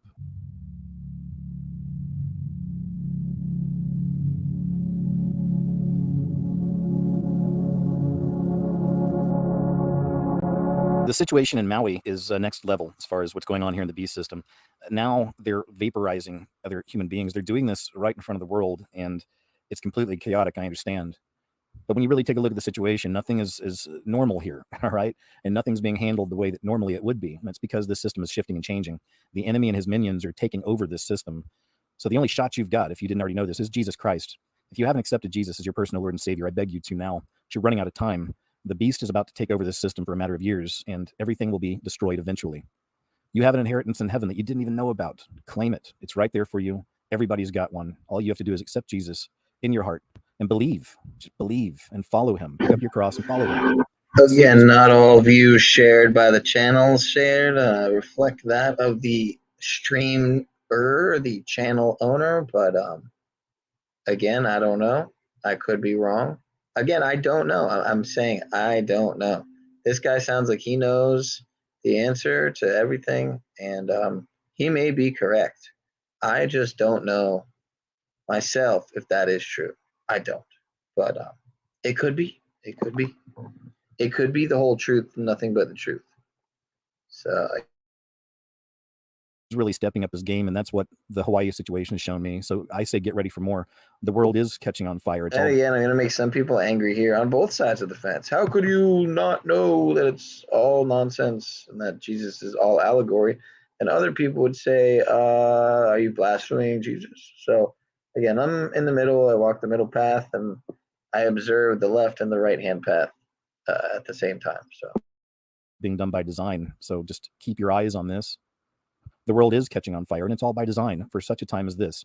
Again, the enemy's taking this system, and we're not a part of this. We have an inheritance in heaven, each one of us, that we should claim, that we can claim. I claimed it, and I hope you do too. I want to see you there. So that's all I wanted to share with you in this video, guys. But as always, thank you so much for checking it out, and I hope you're doing all right out there. I know these are crazy times, but just hang in there, all right? God bless, and I'll talk to you soon. The future of health is not a thing that tracks your heart rate night and day, that gives you the most. Everything is about to change based on this knowledge that we're getting. Literally, somebody who works in a facility of a hospital literally came out with information, and we're going to get you deeper down into what a man said in Maui that he heard, because a lot of other people were saying the same thing, and it just leads you back to that same question that we've all been saying: the energy systems. Check this out.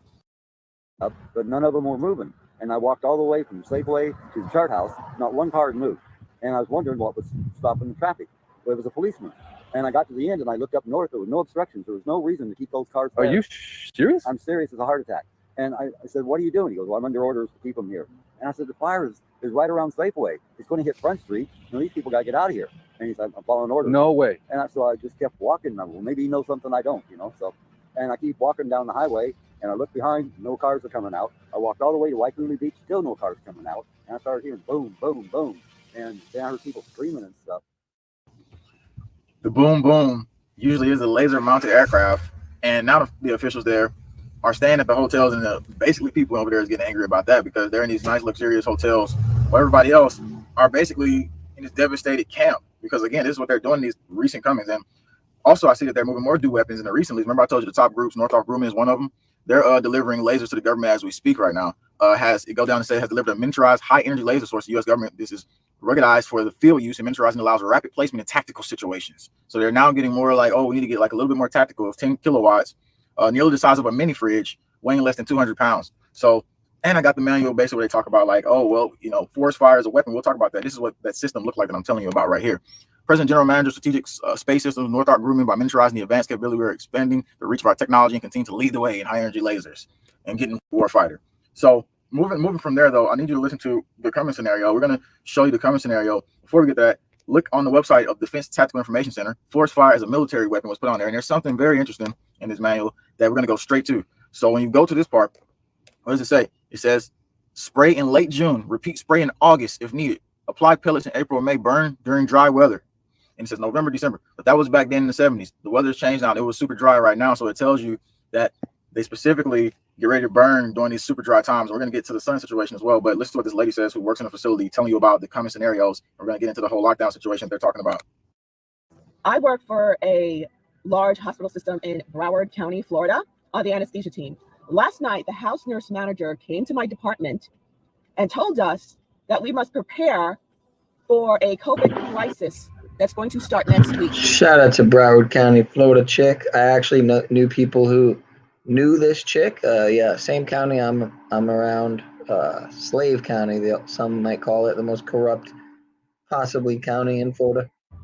And the hospital will be taking part of our recovery unit, anesthesia recovery unit, to house COVID patients, and that we cannot allow surgical patients' families to come visit them. And I looked at her and I said, how do you know you're going to need our rooms, our bays? And how do you know there's going to be a crisis next week? She tilted down her glasses. She looked at me and she said, you know what's going on by now. And I said, yeah, I do. And everyone else just went, oh, here we go again, and shrugged their shoulders. Does anyone else find this really strange besides me? It's about time that this whole corrupted, stinking system is brought down. The real question is, how many of you are going to stand against the tyranny once it hit? Because I stood against it last time. I mean, I wasn't putting out what they're telling me to put out. I wasn't doing what they're telling me to do. I wasn't sitting there, oh, just do what you told to do, and everything will be fine. No, it won't be. That's why the situation got worse. So I'm going to tell you the next piece of information, and all the bickering and crying and policing each other, and it's just sick. Like, oh, you're just high school students listening to mama and daddy again. This is where we at again. So again, it comes full circle to the same scenario. And if each individual stand up and have a backbone and have any spirit and has any intelligence, has any discernment to freaking stand against the tyranny that's about to basically envelop. Here it is right here. Biden's plot to send Americans back into lockdown must be stopped. Telegraph says August 24th report comes out. And we go deeper and they talk about officers being hired. They put $1.4 billion into it. Biden administration buying CV equipment, hiring pandemic safety protocol officers. And federal government is also sending $1.4 billion to defense contractors and pharmaceutical companies and stuff like that. So it's coming full circle to that same scenario. And I'm gonna tell you, one of the states is already like basically threw the funds out. And look at this right here. Pittsburgh shifts pandemic funding towards police, keeps whatever landslides, but just look how much money they gave to the police right here. Pittsburgh City Council approved $21.4 million in federal CVA Tuesday to buy more police cruisers, stabilize hillsides, among other projects. because they're getting ready to do this again. They're getting ready for the same agenda. So all they really would have took for us to beat this is the individual to not sit there. And I'm gonna tell you deeper about the plan. We got to get into it, but listen to Bill Gates, what he was saying, the snake. Bill Gates, the snake. Prepare for the next one. That, I'd say is will get attention this time.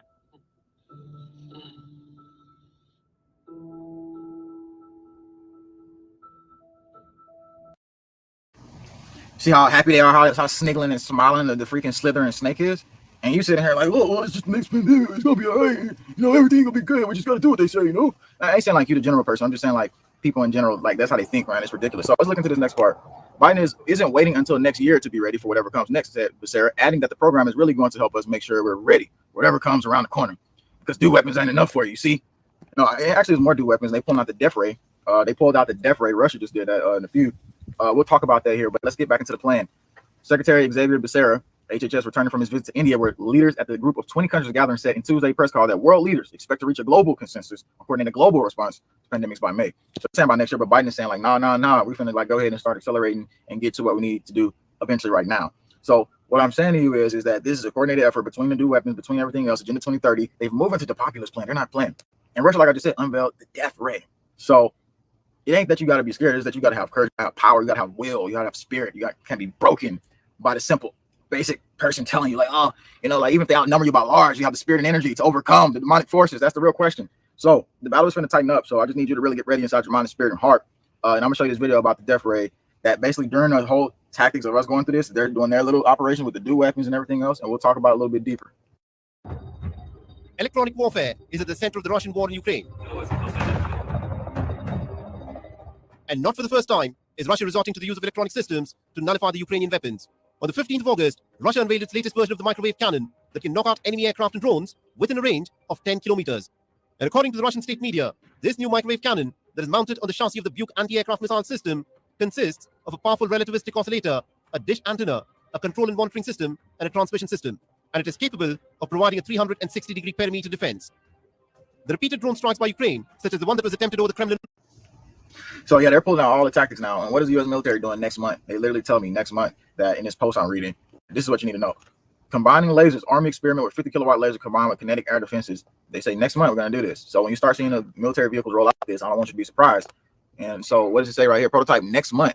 Next month, soldiers will start to figure out how to use it in combat alongside traditional kinetic weapons. Sure, they already have some of this stuff, but you don't generally just see it all the time. So that's what it's going to look like.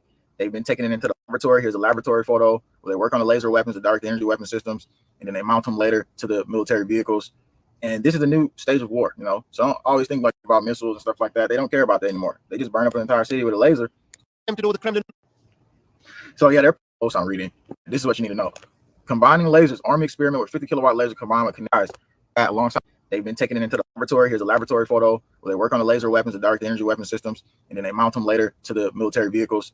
And this is the new stage of war, So I don't always think like about missiles and stuff like that. They don't care about that anymore. They just burn up an entire city with a laser. And speaking of an entire city being burned with a laser, Tiger Island fire, Louisiana continues to burn the residents. As residents of entire Louisiana town forced to evacuate. So the question is, do you have a plan basically that when things happen, things burn down? Where you know where to go? Where it's not FEMA camps to go there. I mean, during Katrina, I know much about that because I was in Hurricane Katrina. But here's a big thing right here. We're going to show you this video real quick of the town burning and people having to evacuate.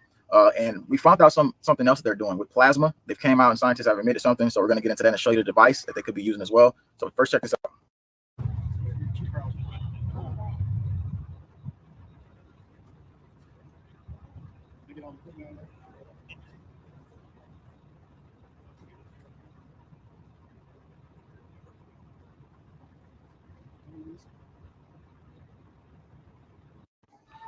So the sun has literally been baking and cooking and just whipping us up like in the last couple of days. And I put a video out yesterday. It's highly important. I said sundew, and I said that because it's seen energy coming from the sun like never before, and it was super high. And so this came from an observatory. I looked deeper into this though because we've seen a video yesterday and another video where it looked like something was behind the sun. Scientists beam solar power to Earth. They say from space, but it's from the sky for the first time ever. So they're using something called MAPLE, M-A-P-L-E experiment, and they're transferring energy. So the question is this a beam system? And here's a video of the object here.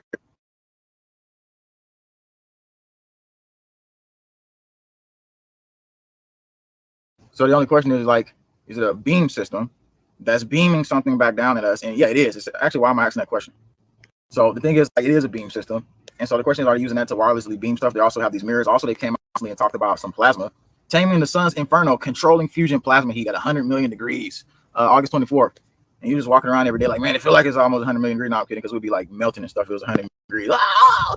Anyway, an international team of researchers has discovered a method to predict and control the rotational temperatures of hydrogen molecules in fusion reactor. You know what the fusion reactor is? It's an artificial sun. Humans may never be able to tame the sun, but hydrogen plasma, making up most of the sun's interior, can be confined in a magnetic field as part of fusion power generation. Well, again, right now they're playing with some plasma hydrogen field, and I'm thinking like they must be doing something that's basically mounted up in the atmosphere where they're like messing with temperatures. Like, it's really strange at this time, but this is what they're talking about. They're controlling, and then we got something beaming energy down, and then we're seeing stuff behind the sun. It's insane. This got caught in Greece, 79 of them, and they've gotten arrested. And because look at the fire over here in Greece. So yeah, what we know now is that if you just tuned in, you need to watch the beginning of the video again, because we put in somebody who's a part of a hospital facility who's saying that next week, some of this crisis that's engineered by the gates, snakes, and everything else is going to be becoming more prevalent into our faces. And we showed also the dude sounds was heard by a man who walked away. Everybody who was blocked with the cars, this one guy walks away and he hears boom, boom, you know, and people screaming. So it's like stuff like that you need to hear in the beginning. One strange thing that happened was President Xi Jinping's aide got blocked from entering the venue recently. So I don't know what's going on with that. I'm gonna show you this video clip because that's kind of strange. You see him in the video right behind him, and then all of a sudden he's walking, and then so he goes through this door. After he goes through the door, this was just recently too, it was just this month, the dude gets blocked and they just lock him out. It was a South African pretty much government stuff, and then Xi Jinping looks back and then he just keeps walking again after the longer aspect of the video. But that's what's all coming, that's what's all cooking up, and I need you to know that so you can be prepared for that spiritually, you know, in every single way. Just like, please don't comply with the tyranny, because once we do that, now we go further down into it. If we all could just have the heart, mind, spirit, and courage to do that. And I'll have more information updating here. Don't forget though, this was important. The sun dew is something I really need you to look into if you missed it. And 2, donation link will be below. You know, basically for the last couple of weeks I haven't seen much donation support, but please link below. Cash App, Venmo, PayPal, I'll have it at the comment section.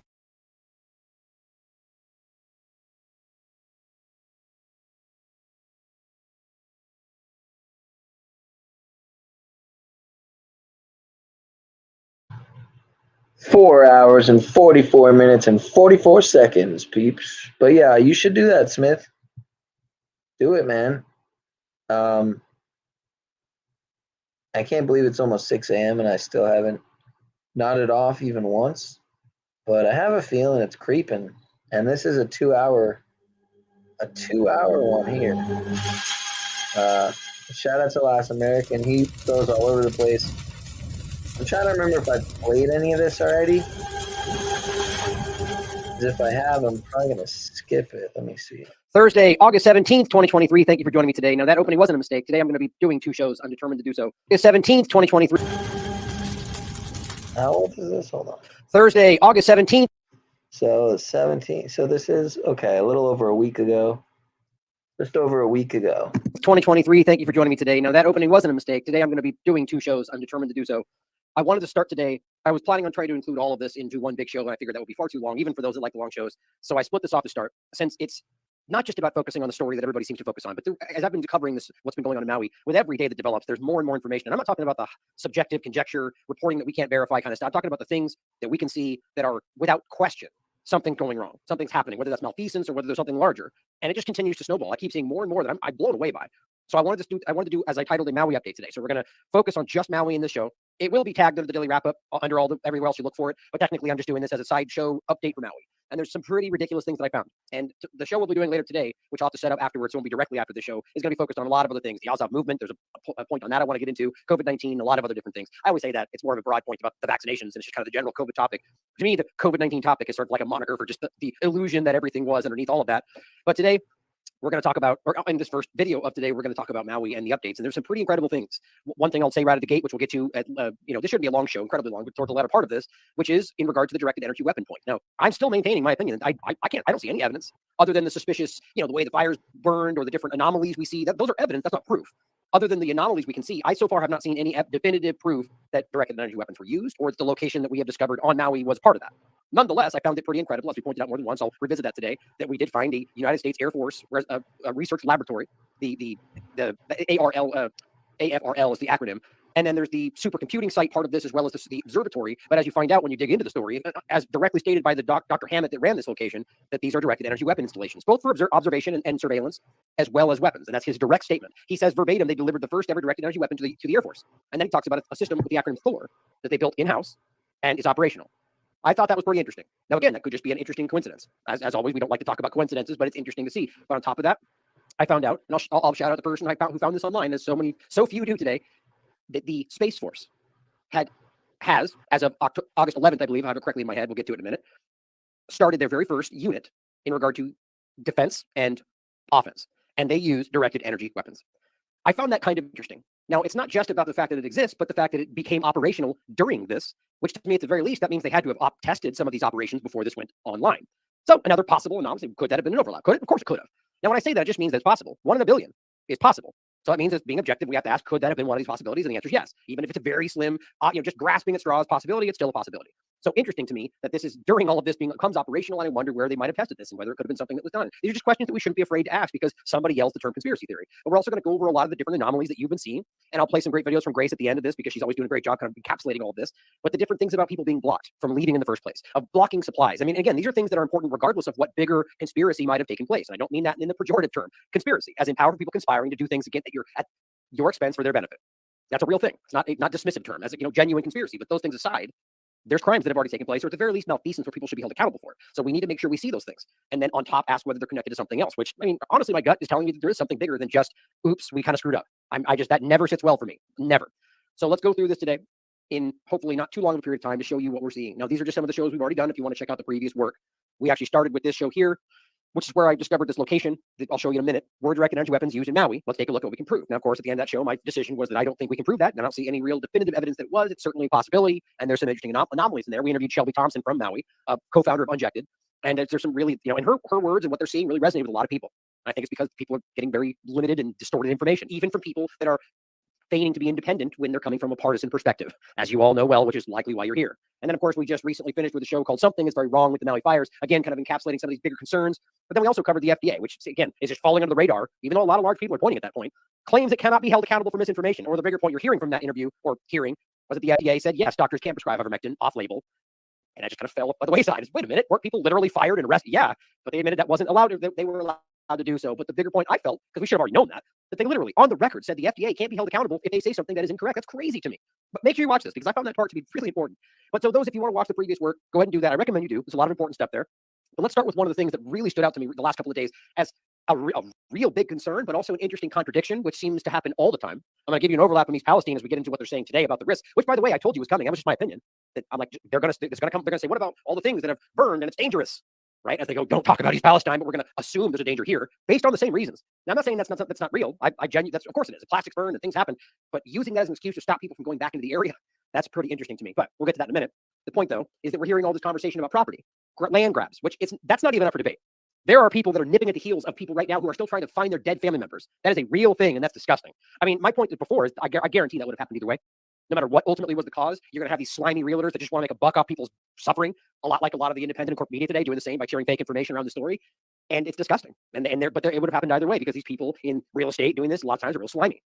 But especially when you realize that this likely, and I do say likely, in my opinion, tied to some bigger agenda, whether that's a 2030 thing, a Great Reset thing, or just some effort to take land from people that they've been trying to take for decades. Just remember that. This goes well before the Great Reset focus. This has been people been trying to take this land from people, specifically in Lahaina, for a really long time. And that goes well outside of Maui, too, guys. I mean, you just take a moment outside of this topic one time and look into all this stuff going back 20 years, whether we're on Oahu or any other location. It's unbelievable. And I'll make a point about this toward the end. That it seems it's kind of staggering to me that people don't recognize that this is an illegal occupation. It's like it blows me away how uninformed we are of our own history in this country. Like people going, breaking news, it turns out that they don't even have a deed for the land. It's like, did you miss school? I mean, that's not even something that's secret. We know that this was an occupation, an acquisition of the area without any, it was during colonial times, if you want to call it that. Still happening today with a different narrative. But it's interesting that that's somehow like a new thing and people are kind of folding it in with this narrative, like, which is certainly possible. But anyway, we'll get to that in the end. I find it just interesting that all of these very static things that we should have always known are kind of like popping up as new information. But the Hawaii governor, this is from August 14th, seeks moratorium on property sales. Now, remember this from the COVID era time frame with the moratorium on mortgages and because people couldn't make money. And yet, what happened? Do you remember? All the fancy high-minded talk about how we have to protect everybody because they can't work didn't do anything. And people lost their homes, their businesses. All these same real estate sharks stepped in and just said, well, too bad, you owe me money. Even though they would have likely been able to get something from the government. But of course, that's not the point. The point is that they're human beings who are knowingly kicking people on the curb at a time when nobody has an ability to make money, or a lot of time people didn't. So now, in the same interesting context, they're stepping in and saying, he's claiming he wants to put a moratorium on property sales. Now, doesn't that immediately make you feel the wrong way also? Like, the idea that they would try to take this land away from the people that own it because of X, Y, and Z, which is also part of what's happening, is a big deal. Nobody should be okay with that no matter what. But on the other side of things, shouldn't they be allowed to sell their land if they want to? I mean, I get why there's this momentum to say, don't do it no matter what, because there are people trying to grab it. I get that. But at the same time, we don't have the right to tell people they can't do that if they want to. It's their property. So it's equally concerning to me to see this come on the other side of it and what that might mean, because there's ways to abuse that too. Because there are people right now that are clearly suffering. And yes, they're being offered pennies on the dollar for their land, but some of them might just need that or want that. That's up to them to decide. But I get why there should be something else coming. People should gain support from, there's a lot of ways you could look at how people can be supported, especially from the government, seeing as how people pay taxes far more than they ever should ever in their lifetime. Maybe some of that can go to help these people. Maybe we should shave off $100 billion going to Ukraine and maybe help these people that need help. No, that's not fair, or whatever mantra we're hearing. Now, here's what it says. Governor Josh Green vowed Monday not to let out-of-state buyers exploit land in devastated Lahaina for development at the expense of the local community. Well, here's what's interesting the way he's saying that. Out-of-state buyers. Okay, what about Oprah? Right? What about Zuckerberg? What about Bezos? The people that are really actually nipping at the heels of these people. They're all technically in-state buyers, if you want to look at it that way. So really, what he's saying is just that they don't, we want to, the way I perceive this is not allow people that are existing, some realtor from California to be like, hey, I want to buy that land. But is that really what we're worried about? In some sense, we're worried about just people taking advantage. But I think what everybody at the core is worried about is a larger government, like Great Reset 2030 agenda-minded concept here. And that would include people like the people that are currently there, the people that are already beginning this effort, or the government themselves, which is the point we'll get into. Or he literally says in the record that he wants the government to take some of this land. Again, that's the point, even though he stays on the 14th about a moratorium of sales. Well, it's not a sale when the government takes it from you. You see the point? So they love to say things that make it look like they're on your side. I mean, maybe he is. You guys decide for yourself. But the way he said that is very concerning to me, especially said at the expense of the local community. Well, what if they perceive whatever goes on at the benefit of all the community? Maybe slightly at the expense of the people who own that individual property, but the local community will benefit from the land project we want to build. They see how it's all perception and the way that they frame it. The comments addressed local fears that speculators will swoop in and buy hotels and other buildings in the historic coastal town that was left in ash and wasteland by wildfires last week. Well, they have to agree to sell their land, unless there's some kind of weird action being taken by the government or some other illegal action being taken, right? So it's almost like you're saying you're not allowed to sell to anybody that might want to buy your land unless you do it through us for the community benefit, right? Am I wrong in reading it somehow? Like, I'm reading between the lines clearly, but that's how I feel this is going to go. Quote, I've actually reached out to our attorney general to explore options to do a moratorium on these sales. That I'm not okay with. That means that you wouldn't be allowed to sell your land unless the government says you can. How is that any different? It says, this is Green, the governor, saying this at a press conference. Now it says, moreover, I would caution people that it's going to be a very long time before any growth or housing can be built. So now, even if you think it's limited, momentary, the government has control over this land. If you're not allowed to go back right now in your property and do what you want with your property, which, by the way, I understand only just after 5 days, a week plus, people are just now being allowed to go back to some of this territory. Why? Well, I'll get into what their arguments are. Well, it's dangerous. Well, they sure don't care about people in Ohio. So it's very interesting that they seem to care here and not over there, which is usually the lie. Your foreign policy government telling we care about the people over there, which we also have an interest in. What about Yemen? What about Palestine? What about everybody else? Oh, we don't care about them. We care about them because they have oil, they have gold, they have what we need. So you don't really care about them then. Well, that's kind of how I feel this goes. They're in control. It says they can be. So it says you will be pretty poorly informed if you try to steal the land from our people and then build here. Well, I'll tell you what, Governor, your people are looking at you in concern. From what I can tell, most people do not feel that this man is on their side. The question of rebuilding, he says, or the article says, may seem premature, but it's on the minds of many in the island state amid a housing crisis. Well, we're talking about the government again. Rebuilding is on the mind of the government acting like that's in the best interest of the people. The vast majority of people on any of these islands do not want any of this. Now, you see other people move there, Howleys and otherwise, which means white guy. Ultimately, it really technically means anybody not Hawaiian, but today it pretty much just means white person. It's spelled H-A-O-L-E, which is an email that I use, Howley Chef. The point, though, is that this is a lot of people move there, and then they look at this as locals. And technically you are. You've been there long enough. Not in the sense of the actual indigenous people or the locals that have been there generationally, right? And so they can say, oh, these people need homes. Well, what we're really talking about here is the actual Maui population, long before it was ever occupied and since then, and their generational families and what they want. Not that. Separately, the State Department of Commerce and Consumer Affairs urged Maui homeowners affected by the fires to use caution and to report unsolicited offers to buy their properties. Well, I do think that should be public. I quite frankly don't think they care. The governor expressed hope that a memorial could be built. Well, that's quite different, though, right? So then where will that happen? And I can just show you really quickly. Actually, we'll come back to this. Here's a map of where it was burned. Okay, pretty much everything in this area, even the area over here, which is kind of open, is still technically somebody else's property. I mean, our government. I'll show you. There's overlap. Some of this is government property as well. But I argue what we're really talking about as a memorial and what he's talking about in the areas he's pointing to, you'd have to use people's property. And I'll show you what he says next, where it includes a lot larger than just one small memorial. But ultimately saying we want to build a memorial to people that died on people's land that we don't own. Quote, we'll also invest state resources to preserve and protect this land for our people, not for any development, for our people locally. Okay, but whose land are you talking about? It seems like at some expense of somebody, you're acting like this is for the benefit of everybody. This feels like a very globalist kind of collectivism thing, right? Where somebody's going to be screwed, but ultimately it's best for all. Well, I don't know about that. He acknowledged potential legal challenges. Green recently took the bold step of issuing an emergency housing proclamation that suspends several state and county laws in a bid to expedite the development process so more units could be built. Well, the way they read that makes it a little bit confusing because you know when that actually happened? July 17th. Less than a month before this. Hawaii governor takes dramatic action to solve housing crisis. Well, is there really a housing crisis? Or we just have a lot of people flooding in this area because they want to live in Maui and this is creating the crisis. Well, it's kind of the same thing. But what we're really talking about here is people who have lived in this area their entire lives with generationally who are being pushed out. So when you create a housing crisis and argue you need to remove people who've been there their whole lives so you can build a compound, people stacked on top of each other in ridiculous apartments, well, that's exactly what they're trying to fight against.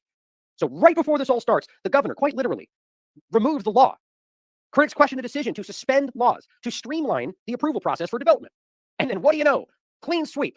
Now it's completely open. Now we get to decide moratorium. Are we going to do a memorial? It's kind of interesting, right? These laws, I guarantee, are going to, or the lack thereof, are going to come into play in whatever happens next. Mark my words. When the laws that have been suspended to streamline the approval process, they're going to go, good thing we have those laws suspended, so now we can rapidly develop for the benefit of everybody. Mark my words. Goes on to say, quote, much of what we do is challenged by other laws, federal and otherwise, that don't let us restrict who can buy in our state. It's for your benefit. Of course, right? These dang laws getting in the way, stopping us from stopping people from developing. Does that sound like what they were doing? Well, that's what he's saying now after these fires. That's interesting. But we can do it deliberately during a crisis, and that's what we're doing. Well, there you go. Okay, so he's deliberately doing this during a crisis, even though this was initiated before this crisis started. That's an interesting political way to frame that. You could argue that's a telling lie, or that he's just trying to frame it so he looks like he did this for the benefit of everybody, and really it was something that was the benefit of developers before this ever started. Quote, and so for my part, I will try to allow no one from outside our state to buy any land until we get through this crisis and decide what Lahaina should be in the future. Oh, and who decides that? Well, let me tell you. He's not talking about the locals. He's talking about the government. So that's pretty clear. And I'll make it even more clear with a post that this video will show you where he's openly saying this to somebody.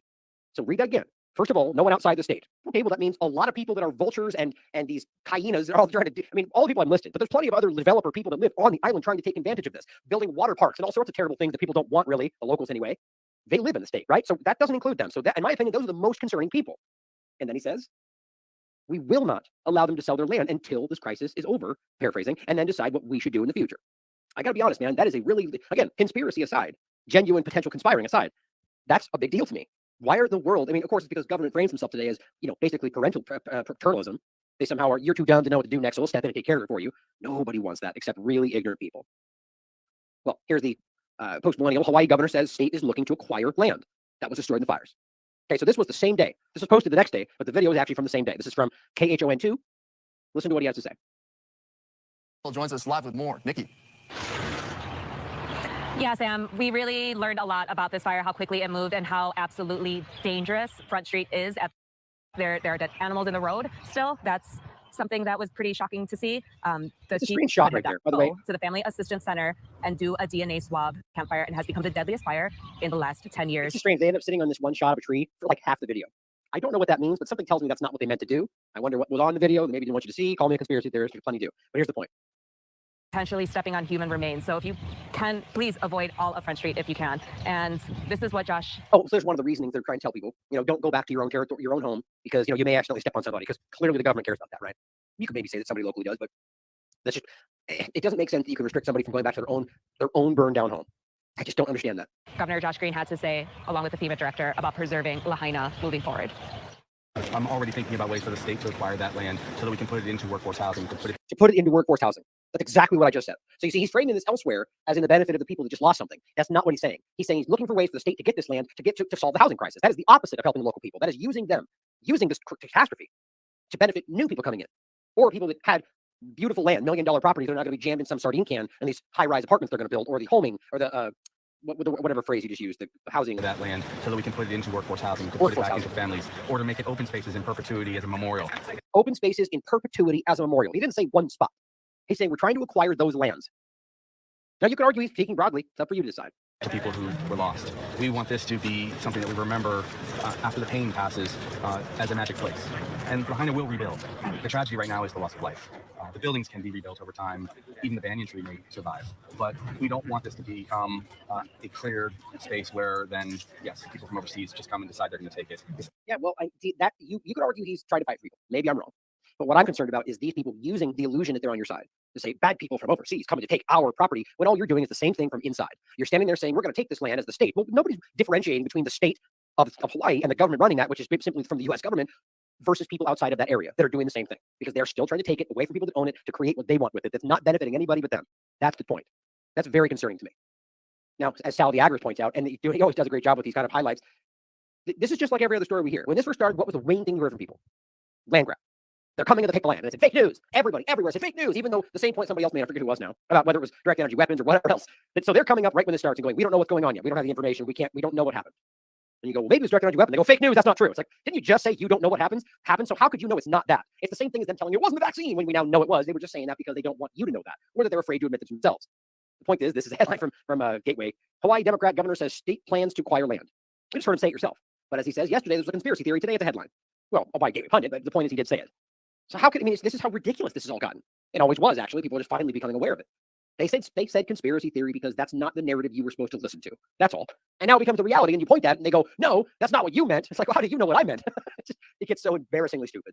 Well, Mike Yoder points something out on Instagram. He says, Maui landowners are terrified that the state of Hawaii, you see, that's my point, not some outside power, that too, but specifically that the state of Hawaii is going to take their land, and I would be too.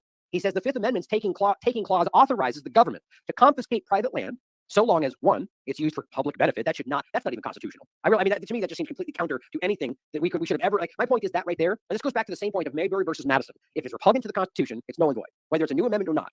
The original Constitution, that includes the Bill of Rights in my mind. If you ultimately put something out that contradicts what was previously set as inalienable, as existing before people were, whether they wrote this down or not, right? It is God-given. So the point is they're just outlining what they know is inalienable and God-given. So if you come out right today and do an amendment that says you don't have freedom of speech, that's repugnant to the Constitution, therefore null and void. So at this point, we're talking about something that quite literally undermines your right in any number of examples. You can pick 1 through 5 at this point. In my opinion, isn't valid. But it says, and 2, just compensation. Well, they get to decide that. So when they give you just compensation and they value it based on the current status and give you pennies on the dollar and then say they're going to use it for public benefit, well, this is what we see already being, that's the language he just used. And he goes, and the 14th Amendment extends this federal power to the states. You see my point? And they keep doing this, and all they do is get further and further away from. See, this is hard for a lot of people to understand. A lot of Americans still actually believe that the government gave us constitutional rights. That is one. That's one that makes you think of like Usual Suspects. It's like the biggest trick the devil ever pulled is convincing you he doesn't exist. It's kind of the same thing. It's like over this time we've been convinced that they gave you these things, even though the original point was they simply outlined things that they have no power over. It's just that's how the government has worked. But it says, I will help anyone in Maui fight to protect their land. So if you want to, this is one person. I caution anybody right now, anywhere, reaching out for support, or there's a lot of grifters in this field right now, but there are a lot of honest people trying to help too. So just be careful. Now here is I forgot this. I forgot to do this. Dang it! I was mad about this. I don't know who the hell cut this video and then cut the guy's name who's speaking. God darn it! I'm just so frustrated by. I also don't play it for that reason. I hate people that take videos from other people, put their tag on it, and cut things out. It's like, God, man, people have no shame today. And I'm not saying it's this person here. I don't know. This looks like an automated bot account on Twitter anyway. Now, Kia Kona, looks like his last name. I wish we saw his first name. Is speaking about exactly what we're hearing a lot about. That people are calling and trying to do this right now. And frankly, I don't think it's just a worry from outside. Things that's already been happening is realtors are calling families who lost everything, offering them to buy their property and their home for pennies on the dollar, just pennies on the dollar. So it's pretty offensive to us that people won't even give us the time to grieve properly. And people's mental health has been diminished in all of this. They've lost everything. People have lost family members. And for them to have that disrespect to come in and already try and buy things up, it's out of control. It's just wildly insensitive and disgusting. You're literally while people are still looking for their family members, right? It's like I said, though, that's the kind of business this is for a lot of people. But this is another one where you might have seen circulating. This is about the local Maui Police Department. And this is on the 15th, issuing orange cards to people. And you cannot travel to other parts of the island without it. The only way to look at this in my mind is that you are being corralled. I don't understand. Is this for their safety? It's not even really clear at this point. They've been kept away, and then the narrative of whether the air is dangerous only just kind of crept up in the last couple of days. So what's been going on since then? There's been a lot of different, you're going to step on people, or you're looking for dead people. There's all sorts of narratives, all of which are true. It's horrific. You're thinking about it, and that's the point that goes to whether or not they're undershooting the number dramatically, which just seems to be the case. Still, at this point, it's like 111 or more, even though there's still thousands of people missing. Now, I get being accurate, but my God, if you can literally just see, as a lot of people have said they had, far more than that just by looking over the landscape. But that's up for you guys to decide. But my point is it just seems very strange, the timing of it all, and artificially kind of being held back from being able to go to your own property.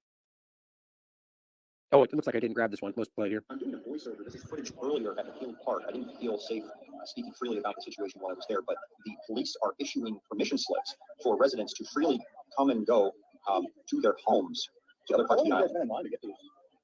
3 hours? 3 hours. Been in line 3 hours, but it's probably longer now. Yeah. Okay, I just didn't want to talk over where I was actually speaking live there, but I'm going to walk along the line so you can see there are thousands of people here at this park. There were 2 separate locations where they told people to come get these permission slips, which would allow them to leave their houses, travel to other parts of the island that were unaffected, and return. Now, one very important thing to note with all of this is many of these people, including us, live approximately 20 minutes away from the fire, and we are very, very far away from any structure or any, any building, car, anything like that that was directly affected by the fire. We watched the fire from very far away, and there was no fire here. Another important thing to note is the power is now back on. At the time, at least where we live, the power is back on at the time that I'm making this video. But we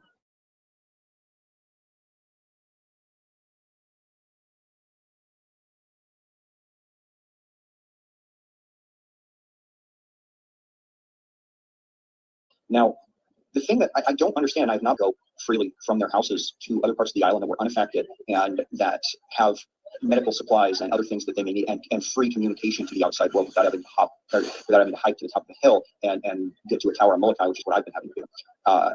And nobody's been able to tell me why this is necessary, what the safety concern is with people who live here leaving their houses and returning. But and don't believe anything they tell you about this. I mean, a lot of people have said, oh, the people can do that. But I have interviews of many residents saying otherwise, where they were stuck in Kihei, stuck downtown. And so you're given this choice. And then they tell you that, oh, well, there's a medical trailer. There's a medical trailer down in Gateway, which is there sometimes and has some things, but it doesn't have the medication that I need. It doesn't have the medication that many other people need. I've interviewed people who cannot get their medication, and they're being given a choice of leave your house without being able to potentially come back and be homeless downtown, live in your car, whatever, and then you can get your medication, then you can get the food you want to eat, then you can get the water you want to drink, or stay here and eat the food that we designate to you, right? Drink the water, get the information that you need. I've actually been told by multiple people when I've complained about the fact that we don't have free communication to the outside world. I've been told all the information that you need is coming from the planes, which is insane. I mean, it's basically, these planes fly overhead and they give you these little, 5-second messages, and that's it. That's all we have. And then I've been told, oh, there's free Wi-Fi here, there's free Wi-Fi there. This I have not found. I've been all over the West Side, at least for me personally, and for my wife, we have not been able to connect to any of these Wi-Fi networks with any success. So there's a lot of crazy things going on out here. There's a lot of things that are not right, in my opinion. That's pretty interesting, which aligns with a lot of things we're hearing from people like Shelby and elsewhere, right? The idea that you're not being allowed to travel out. I mean, these are people that aren't even near the problem. Doesn't that seem strange to you? And don't forget, again, we'll come to it in a second. The reports of the risk are only just now kind of popping up. Actually, I forgot to reorganize. We'll get to it in 1 second, actually. And so that doesn't make sense to me. Like, so it's almost as if they sought out an answer, right? Or, a justification now. Oh, well, look, it might be dangerous. They're not even saying it is. They say it might be. And so, again, I have to overlap that with the absolute incompetence, willful incompetence and disregard for the verifiable risk happening in East Palestine today. I don't believe that for a second. This is what they care about. Now, here is a Wall Street Journal video. This is from today. Lahaina residents allowed to return for the first time. A week later, they haven't been able to go back to their own land. So what, a week later? I mean, these things just don't add up, guys. I mean, maybe there's an answer that explains it all. I haven't heard it, though. And even if I did, I probably not believe it. So frankly, right now, I'm very skeptical. But here, this is coming out as of the 14th. Chemicals released into the air. So we're talking like 5 days later. Chemicals released into the air and water from Maui fires could pose long-term risks. Could. And it says the fires that have burned in Maui since Tuesday could pose long-term health risks to residents due to chemical compounds contaminating the air, water, and wreckage, authorities and experts have warned. The Hawaii State Health Department cautioned Friday that ash and dust from burned buildings might carry toxic chemicals like asbestos and lead. So, okay, so yeah, those are dangerous, but guess what, guys? They're literally all over they're lead in your water right now, pretty much everywhere in the United States. The idea that these are the things that they're worried about do not strike me as genuine. I mean, quite frankly, it gets even crazier when they list off some other things. But just right there, do you believe that? No, they don't care at all about the wildly high level of dioxins, not just in East Palestine, but pretty much over the United States, or PFAS, or benzene that's in children's toys and sunscreen. Who cares about any of that? But we care now. We care now for these people, right? I don't believe it for a second. Felton said that there is some concern that people in Lahaina might inhale lead and asbestos particles in the air, but that the bigger worry is that residents might unintentionally ingest the chemicals if they get on close or hands. Then, on top of the usual health risk of wildfire smoke, and the air in areas that burn might also contain volatile organic compounds. We'll look at that. VOCs, the same broad, undefined thing they pretend they're searching for in East Palestine, even though that's almost designed to miss the bigger picture.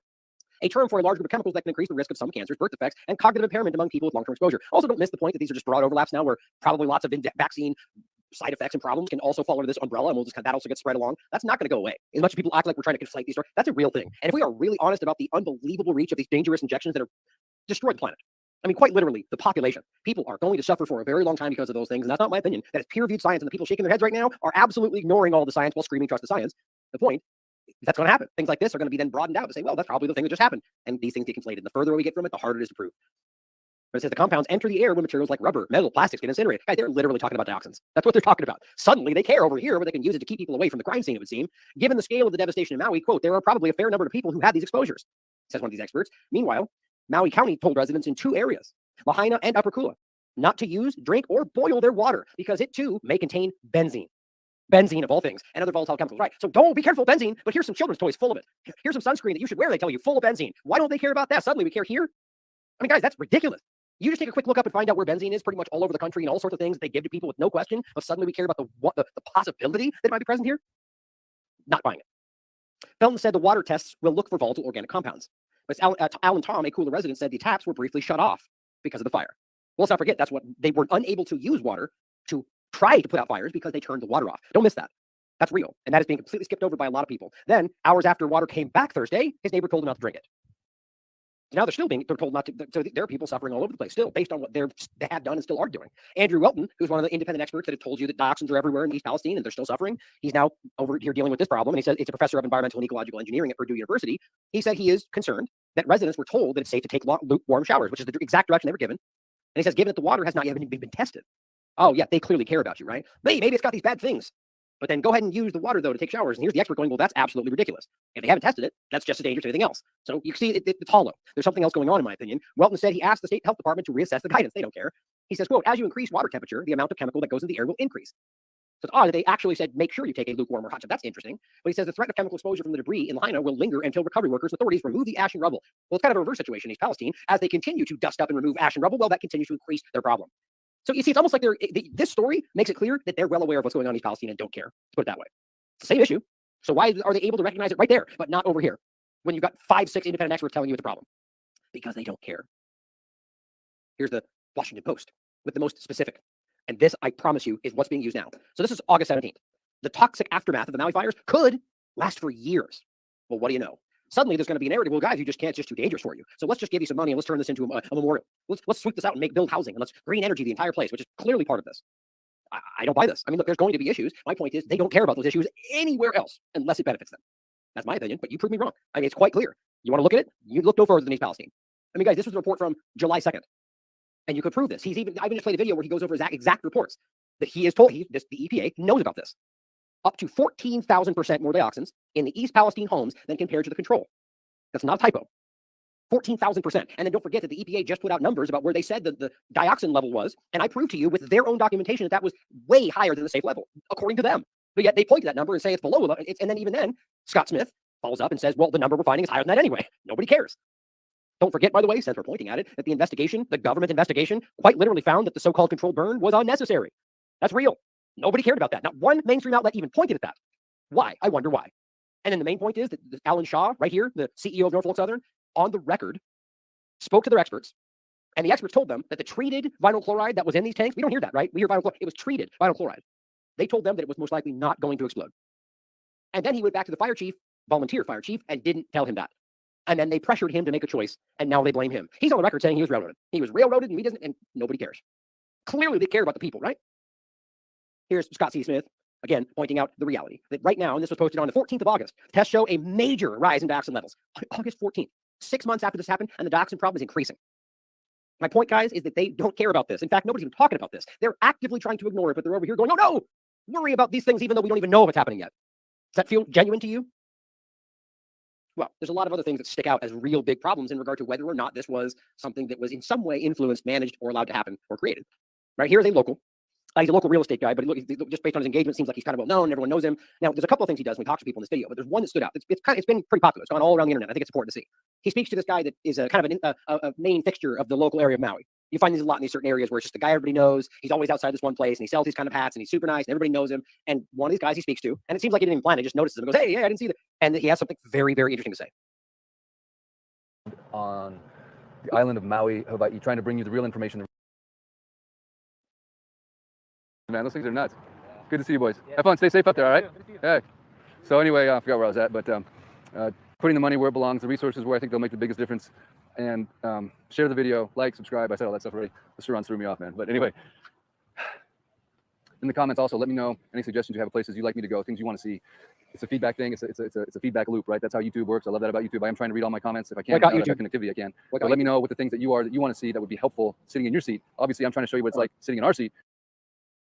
There it is. Sorry, I thought it was closer than that. Home. It's about 30, 40 grand, but someone could basically put it on a piece of land, totally self-sustaining, solar, inverter, water containment.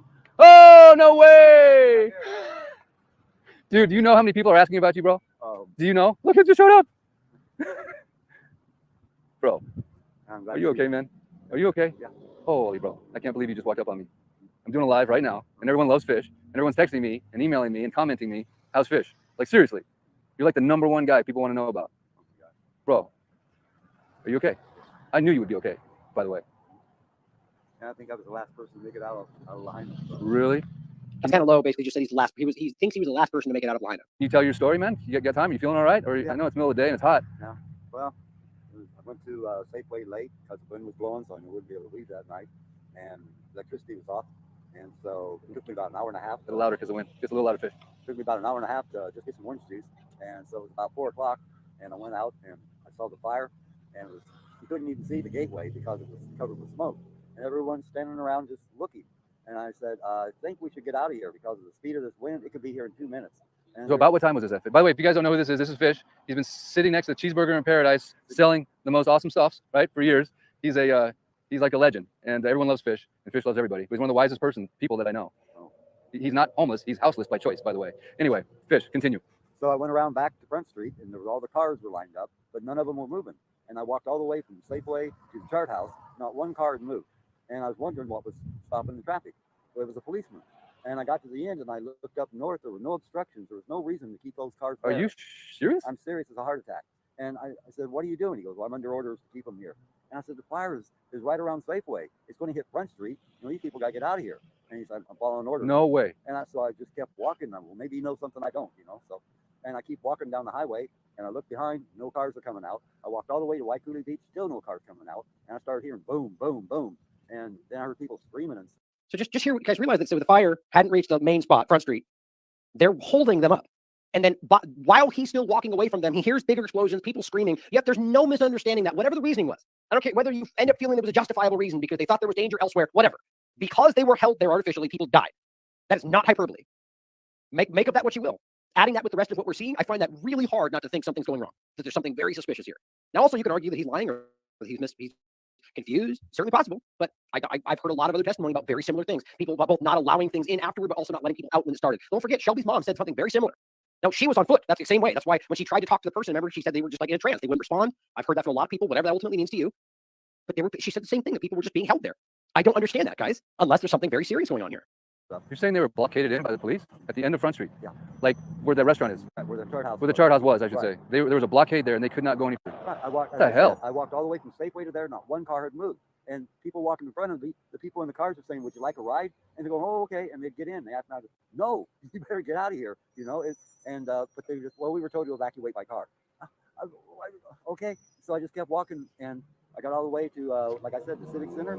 And then I started hearing all the explosions, and there was no one walking behind me or on bicycles or anything. And I just. Dude, that is unbelievable. I had no idea, you know, until the next day when I walked down there to what had happened. I just, oh my God. So did you go up north to your place? Yeah. Yeah. And then you just hunkered down for the night? Yeah. And then you came down to Front Street, or the fire? Because I know the fire burned right above your place. Did it get close to you? It got to the Civic Center, right where the tennis courts are at, all around through there. That's where they stopped it. Wow. Wow. So if people here want to help you, I know you're not, are you online? Do you have a Venmo? Do you have any kind of online account of any kind whatsoever? Nothing. So guys, if you want to help Fish directly, Lahaina Fire Fund, and then put Fish in the comment section, and every donation that comes in will go directly to Fish. So there's a way you can make a comment. That's nice. I find that very compelling, right? I mean, unless the caveat is that this man was wrong for some reason or lying for some reason, which is based on, you know, I'm not familiar with him or anything else, but from even someone in the chat, and Mayday, I believe, is from the general area. He says he's lovely. He makes and sells hats. So he's one of these people, like, again, just from when I lived in Oahu, there's plenty of these people. They're just, whether they're a homeless person that everybody knows because they're kind of just always around, or there's a lot of, they're just kind of fixtures. They're just there selling certain trinkets or whatever else. And somebody like that, everybody seems to know. I don't think you should dismiss something like that. I don't know how you can make sense of that action. I really don't. Well, here's where it gets even more interesting.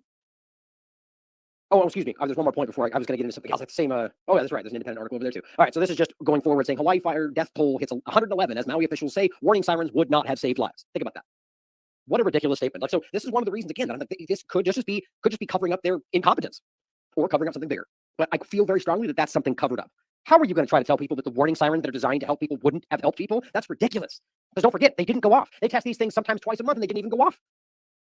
Nobody has an answer for that. Now, the real point for me is, and somebody else made this point, is that, look, these are tsunami warnings, right? And the point somebody made in the video was that people tend to ignore them, right? Because they test them so often. But at least in my experience, when the weather is bad and you hear one, you're kind of a little more attuned to it, right? But in this case, he says in the video that, look, if this went off and somebody just peeked outside, you would see the smoke. So yes, it would have saved people's lives. Yes, it would have given them early warning, which is the whole point. To say it wouldn't have helped is really suspicious. And then, of course, we have this really alarming overlap. This is another local channel, KITV4, saying death toll from the Maui fires climbs to 106 as governor warns identifying all the victims will be difficult. This is August 15th.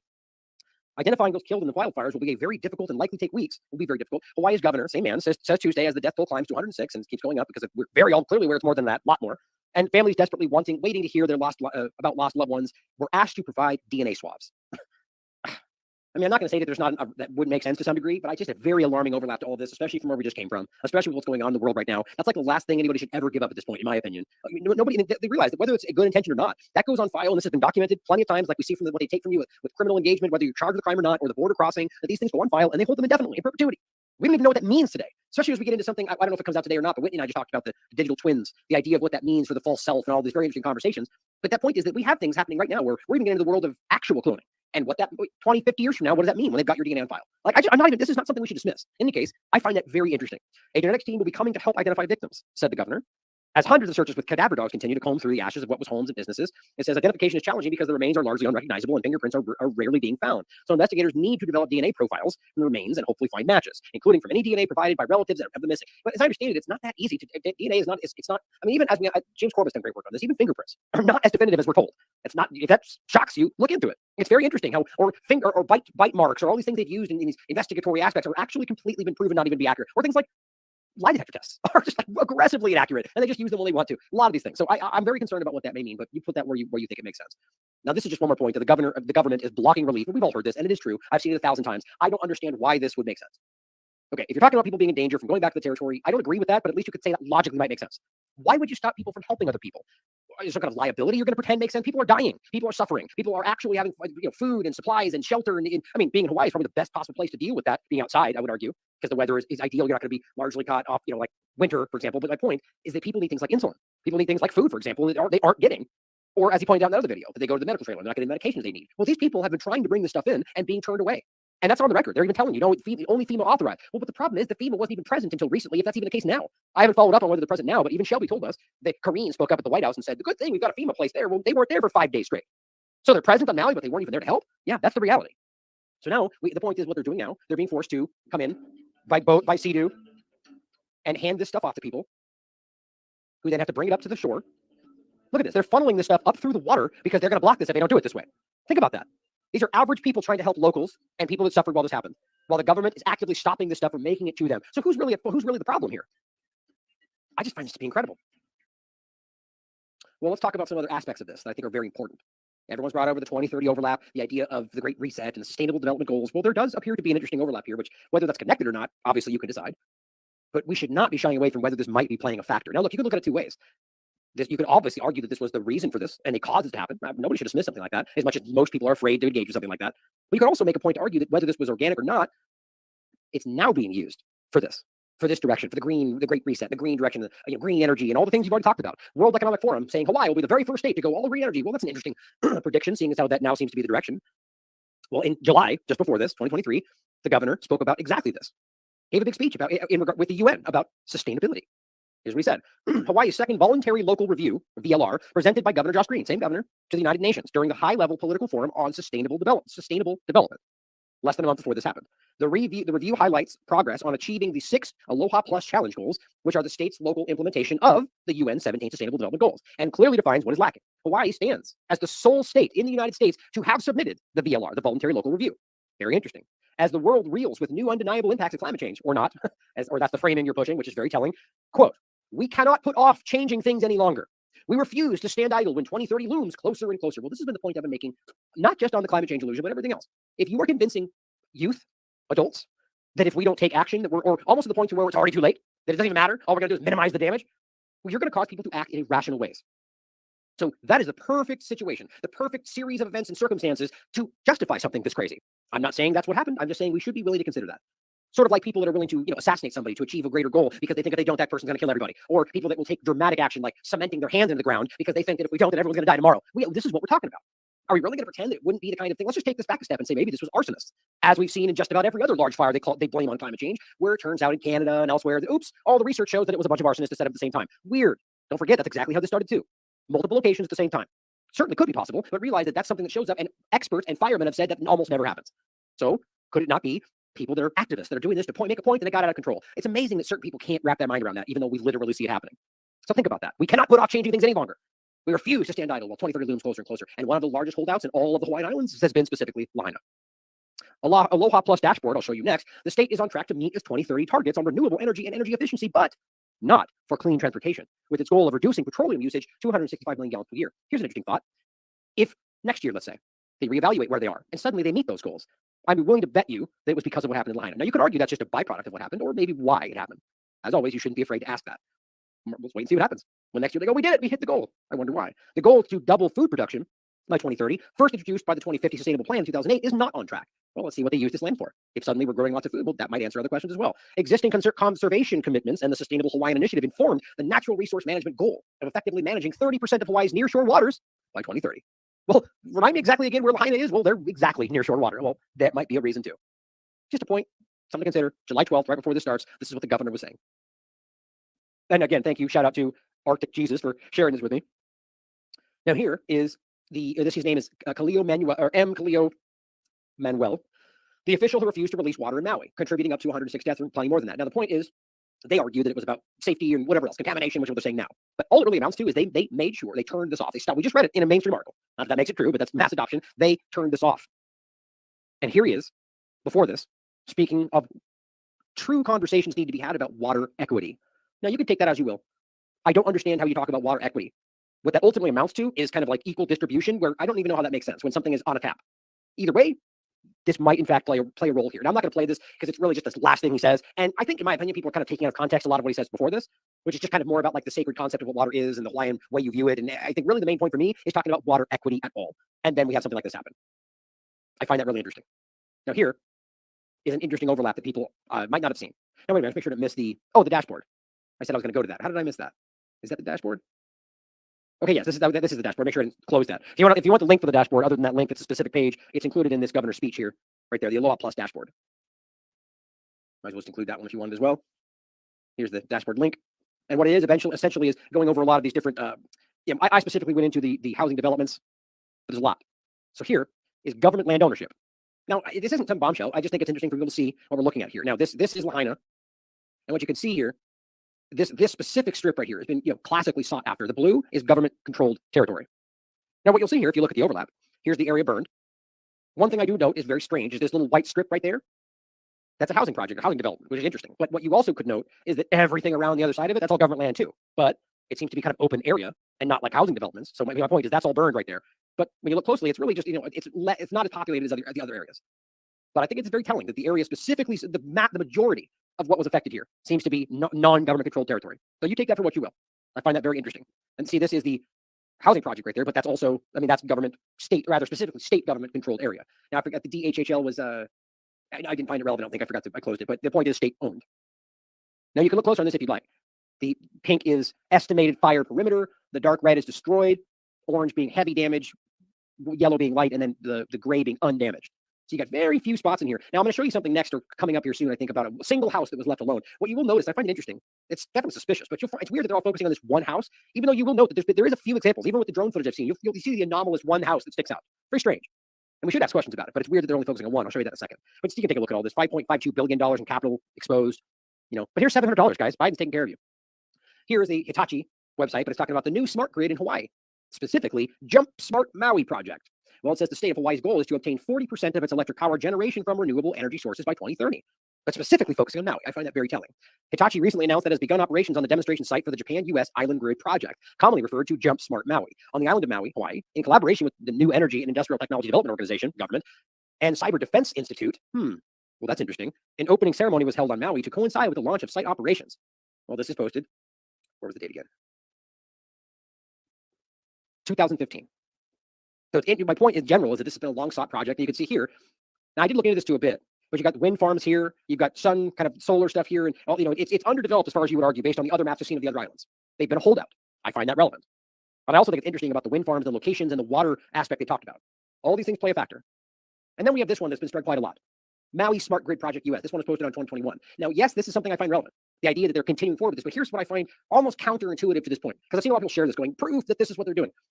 But one thing I think a lot of people tend to do that without reading all of it. And even if then, you shouldn't just blindly follow what they say, but it does say that the development on Maui Smart Grid Project was started in 2011 and the commissioning was completed in 2017. Now, I don't know if you want to argue that that was finished in 2017, was what it sounds like. So the argument then would be, and I made this point last time, is that it seems kind of counterintuitive to burn areas that might have already been used in this way. But then you could argue that Lahaina specifically was one of the holdouts in either case. Interesting, the Smart Grid Project is owned by none other than Hawaiian Electric, who, again, they're being pointed at as the responsible party for the power lines that fell and started the fire. Kind of goes full circle. But let's get into some of the more interesting parts about this. And it is hypothesizing. And I do think these are really, really interesting. There's two things. There's one about the fact that the Space Force unit was just set up during all of this that does very clearly talk about directed energy. And then we also have a very interesting analogy or possibility put forward by Inversionism, the account, in regard to what aluminum dust does in regard to wildfires. And that's something we can't dismiss anymore. They're openly telling us they're using this to block the sun for climate change. And that is already happening. So first, let me reiterate this point. And I'm proud that I found this, whether or not it's related, because if this is something that everyone's talking about, and I just by going down the line and searching things and following up on links, I was able to discover that I still feel like most people haven't even seen. Let me do this. Get this back to the top of the post. And I said what everyone is missing is that the Air Force Research Laboratory, called the Directed Energy Directorate, is located on Maui. And a direct quote from the man who ran it: "We delivered the United States Air Force's first ever operational directed energy weapons." I find that ridiculous almost. So here you can see this is the Air Force Research Laboratory. They have, I think it was Starlink. Don't quote me on that. That's the one that's in New Mexico. But then they have the one that's in Maui. The Directed Energy Directorate of the Air Force Research Laboratory. Here is his own page. This is the director of the location, Dr. Kelly D. Hammond. Now he says his 20-year active duty career spanned a variety of positions, mainly focused on directed energy weapons system technology, development and acquisition, and culminated while serving at the director of engineering for the $7 billion airborne laser program. That's Maui. He's finally just retiring. It looks like soon, and he's the Maui is his location. Now it says, and the point was the Maui-based surveillance system. Now they frame it as surveillance, but he's very clearly talking about weapons. Then you can see over here in his other post, and all this is linked, by the way. This is just the screenshots I have. The links are in the post with the tweet. He says, quote, "We delivered the United States Air Force's first ever operational directed energy weapons. As part of the Air Force's directed energy experimentation campaign, the Air Force Research Laboratory characterized and developed 4 directed energy counter unmanned aerial systems to overseas locations, 3 Raytheon high energy laser weapon systems, and the tactical high powered operational responder, the Thor system." He says they built in-house, and then that the Department of Defense approved operational use of all systems. Ridiculous. So again, I don't know if that's connected, or if this was used, if the fire is even related to directed energy weapons, or if this is even involved. I don't know that. But I still find this very interesting, even as people pretend this is a fake, the directed energy weapons are fake in general. That tends to show you something. Now, D-Sauce here points something out that I'm not familiar with his work. I'm not sure, the first time I saw this, somebody sent this to me. But as always, people deserve credit for what they do. The U.S. Space Force just created its first unit dedicated to targeting other nations' satellites. That's interesting. August 11th. And this is a very real story. This is on space.com. Here it is on the actual 505th Command and Control Wing. We'll get into this in general. Here's what it says. U.S. Space Force created the first unit dedicated to targeting adversary satellites. Well, what's interesting is you get into his information in general, Hammett. That's largely one of the things they talk about, is both surveillance, but also being able to target enemy surveillance and enemy satellites and so on. We're changing the way the targeting is done across the joint community. And it says it comes to space and electromagnetic warfare. So there's no misunderstanding what they're talking about. The 75th Intelligence, Surveillance, and Reconnaissance Squadron, so even the name suggests that it's only surveillance. It's not. Was activated on August 11th. So right there, guys, we just understand that if it was activated, that means this was tested before this. Maybe it was 10 years ago. Maybe it was August 8th. I don't know. It'll do things like analyze the capabilities of potential targets, locate and track these targets, as well as participate in, quote, target engagement. They can't just tell you attacks and weapons because that's what they mean, which presumably refers to destroying or disrupting adversary satellites, the ground stations that support them, and transmission sent between the two. So not only up in space, but the ground stations that support them using directed energy technology. The unit's patch, which of course is almost insulting, is the Grim Reaper, with the Delta Force as its nose. It says the unit's patch was also unveiled as its activation ceremony, revealing it to be adorned with a Grim Reaper that has the Delta shape for a nose. Master Sergeant Desiree Cabrera, 75th ISRS, that's the name of the group with the acronym, Operations Superintendent, said the new unit will revolutionize the targeting capabilities of not just the Space Force, but also the entire U.S. military. So again, meaning this has likely been tested. Not only are we standing up the sole targeting squadron in the U.S. Space Force, we are changing the way targeting is done across the joint community when it comes to space and electromagnetic warfare. The 75th ISRS will also analyze adversary space capabilities, including counter Space Force threats. So the directed energy coming from the other side, and very clearly talks about ground-based lasers. And the point here is if you get into electromagnetic warfare, it's very clear. It's exactly what they said in their own quote. And that is, of course, warfare involving the use of electromagnetic spectrum, which, by the way, was exactly what Grace found was their focus at the location of Maui, or specifically directed energy. That's weapons. It can be, at the very least. Down here it says, electronic attack, also known as electronic countermeasures, which is another term they use, ECM, involves the offensive use of electromagnetic energy weapons, directed energy weapons. So, very clear what we're talking about here, right? And this is just the same discussion, but on a military website, aside from space.com. But that's very interesting, isn't it? So what's very telling to me is you have a location that, or rather a unit that's being designated as the very first Space Force directed energy operation, weapons armed force. And my point is they had to have tested this beforehand. And then the bigger point is to connect this back to the fact that this is the location that we're talking about in Maui, is on the record as the guy telling you where they developed the very first weapon of this kind. So are we going to pretend there's not some kind of an overlap here? That if they were going to test this, maybe the Thor system that's being used in Maui might be related to that? I don't know. But I still find it almost impossible not to think that there's some connection here. But that's just a thought. And you guys should research this for yourselves. So thank you, D. Sauce, for pointing this out. I find that pretty incredible. And then again, the point about the kind of people arguing the laser focus of how this ultimately went. You can decide for yourself whether you think this was involved. Now, again, my point is that this kind of thing, whether or not it's involved, is pretty incredible. So now we're literally using this Grim Reaper patch unit to deploy directed energy weapons from space while we're pretending it's a fake story, while it's not even real. Make sense of that. Well, here is what people are pointing at. Like, how is that possible? I agree. It's pretty crazy to think. Now, you can see, the inching into the grass, but even the grass in this location, or the shrubs there, I find that very hard to believe. But let's be clear. Like I said in the beginning, it's possible. You must admit that. 1 in a billion is still a possibility, meaning it's possible. But I would agree, it's wildly unlikely that you would end up with that situation right there.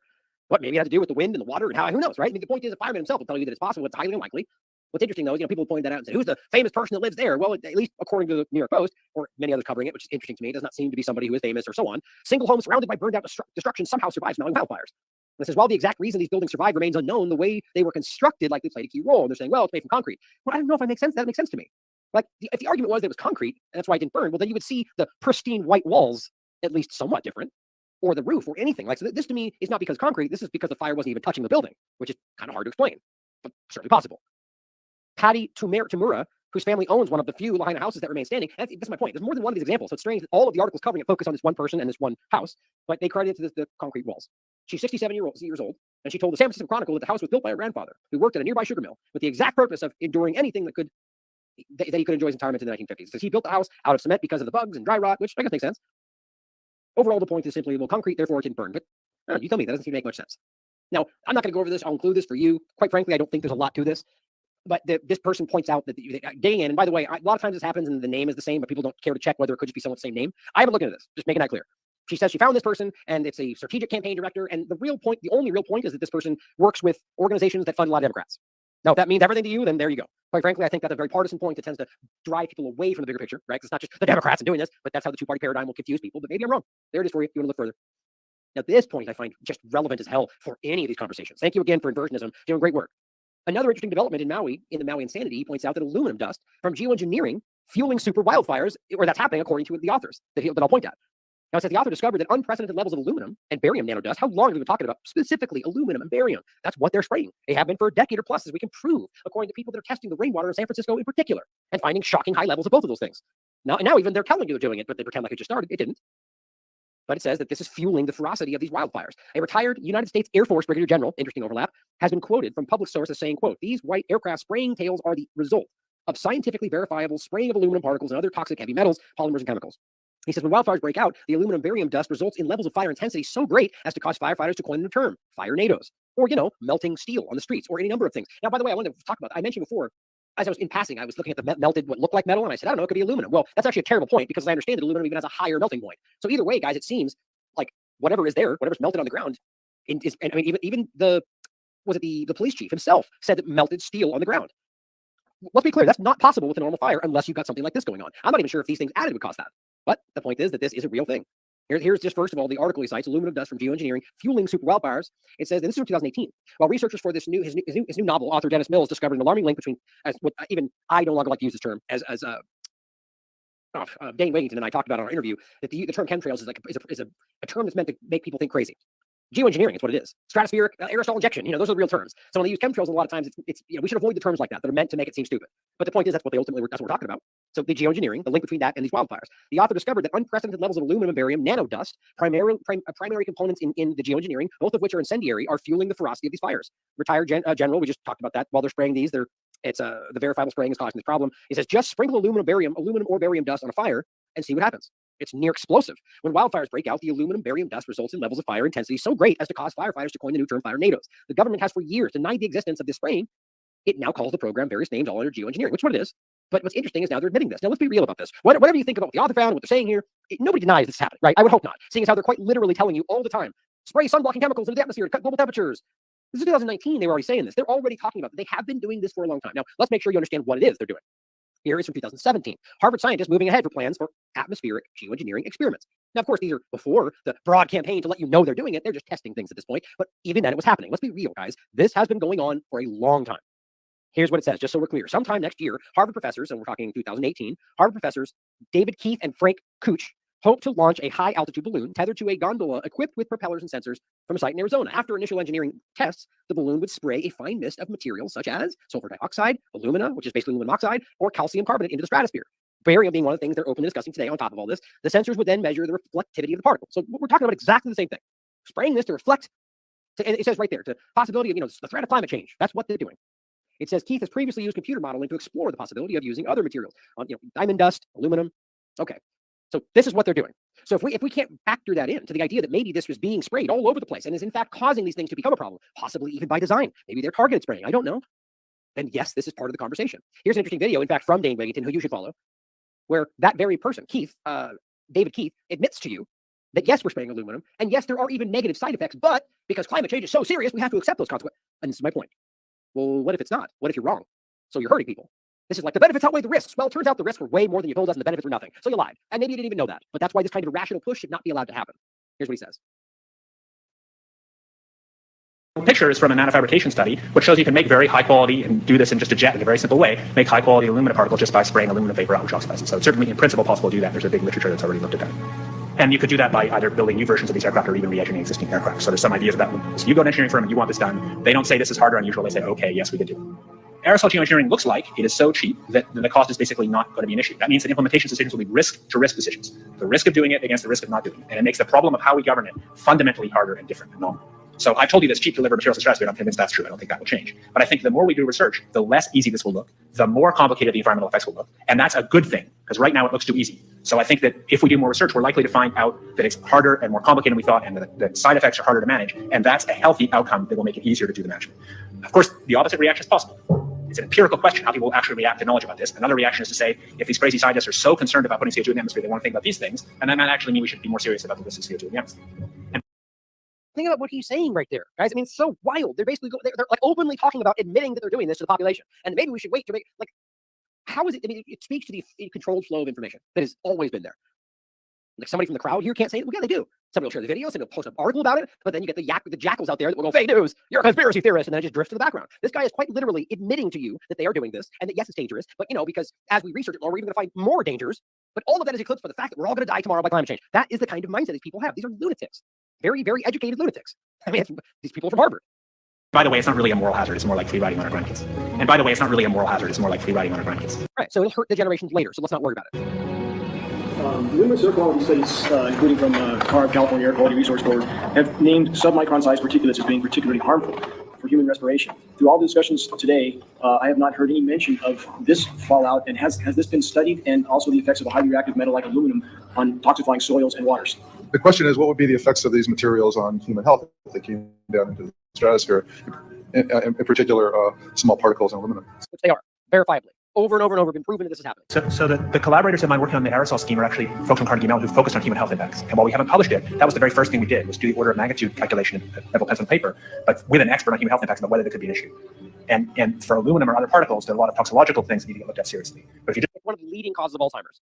Just take a look at the UK. It is a travesty. It's overwhelming, and we're baffled. We're baffled by it, like everything else. just thinking about the sheer number of particles and human health impact of small particles, the answer is, well, we haven't published it. That was the first thing we looked at, was some of the leading experts who do epidemiological research on human health impacts, and it's not even close to an issue. So 10 million tons of aluminum dumped into the atmosphere, we have no human health impacts. So let me be more careful here. We're to separate out the toxicological. So the alumina, we've only begun to research and publish nothing. Oh my God. Alumina, we've only begun to research and publish nothing. We haven't done anything serious on alumina, and so there could be something terrible that we'll find tomorrow we haven't looked at. We haven't done anything serious. And that's while this is being sprayed. Under the guise that it's so serious to climate change, but this is what was the date on this? From the video itself, we're talking, this was posted 9 years ago. Clearly, it was a very, very serious concern, immediate problem to hurt people right then that were living under that spraying. Clearly not. Illumina, and so there could be something terrible that we'll find tomorrow we haven't looked at. I think the question is, how do you draw the line between some activity that is allowed and doesn't need global governance and activities that do require global governance? Dr. John Holdren has agreed to serve as Assistant to the President for Science and Technology and Director of the White House Office of Science and Technology Policy. I look forward to his wise counsel in the years ahead. My personal opinion is that we have to keep geoengineering on the table. We have to look at it very carefully because we might get desperate enough to want to use it. Think about that. Think about how absurd that is. So it's one of the whole, benefits outweigh the risk, but they're telling you it's going to be damaging. It's going to hurt people. And then we have to wait until if it's that much of a risk, so we just have to use it anyway. Well, that's not the story we're being told. Sort of like how we can look back at old vaccine conversation where they tell you, yeah, people can die and so on. Now it's like nothing. You're safe no matter what, because they think that they have to lie to you because you're a child, or the reality being that they don't even know the truth and it's actually very damaging. But overall, they're telling you, no, it's okay. It's totally safe, safe, effective. We'll spray in the sun, we'll block the sun, no big deal. Except we can already tell you that they've known the entire time this was a dangerous thing, but benefits outweigh the risks. Quite frankly, I don't trust their analysis or if they've even done it. But the point being, guys, that we're talking about the fact that's been going on for a decade or more, provably. And the idea that this aluminum dust being sprayed over all the places of the United States are actively causing these kind of things to be, at the very least, more likely. Think about how crazy that is. Now here is the thing that Inversionism posted just recently, and it was the other overlap of this, which, by the way, perfectly dovetails with this topic. The idea of using a forest fire as a military weapon. Remember that? We just talked about it. And it says the following conclusions are directly pertinent to the request. One, forest flammability depends. So forest flammability depends on the amount of dead vegetation, which is being clearly caused, we could argue, by accident, by the corporations and the lack thereof, or leaving the areas open, or the water control on the near ground surface, the moisture content of the ground level material, and the weather at the time of burning. The flammability can be greatly increased, killing all shrub vegetation, selecting optimal weather conditions for burning, and igniting fires in a pre-selected pattern. Fires starting in multiple locations at the same time, sort of just like that. And then, of course, you could argue that the perfect overlay of the aluminum problem could cause us to be even more. Or you could even argue that that was why it got out of control. Maybe they didn't intend for it all to burn. I mean, there's so many things to look at and so many things that are completely disregarded because so many infant-minded people out there are terrified to talk about something that they might be deemed conspiracy theory. What I guarantee you is already happening with the title of the show. Oh, here's Ryan still talking about direct energy weapons. Well, if you're that stupid to not look at what we're saying, you're being willfully ignorant. Because you guys know well, I'm in fact saying quite the opposite. But pointing out what we do know, which is that these things do exist and they are using them and there is a location there. Does it connect to what happened to Maui? I don't know. I don't think there's any evidence of that. You see, they won't hear that when they just go, oh, it's talking about that. Well, I'll leave it there. But the point here, as I said before, is this goes well beyond this one location. And this is just the one about Alberta, guys. But if you do your follow-up research, you'll find almost every one of these large fires that they say climate change caused later gets turned out to be mostly arson. Very telling. Daniel Smith says 500 of the 650 wildfires in Alberta were started by humans. 500 out of 650.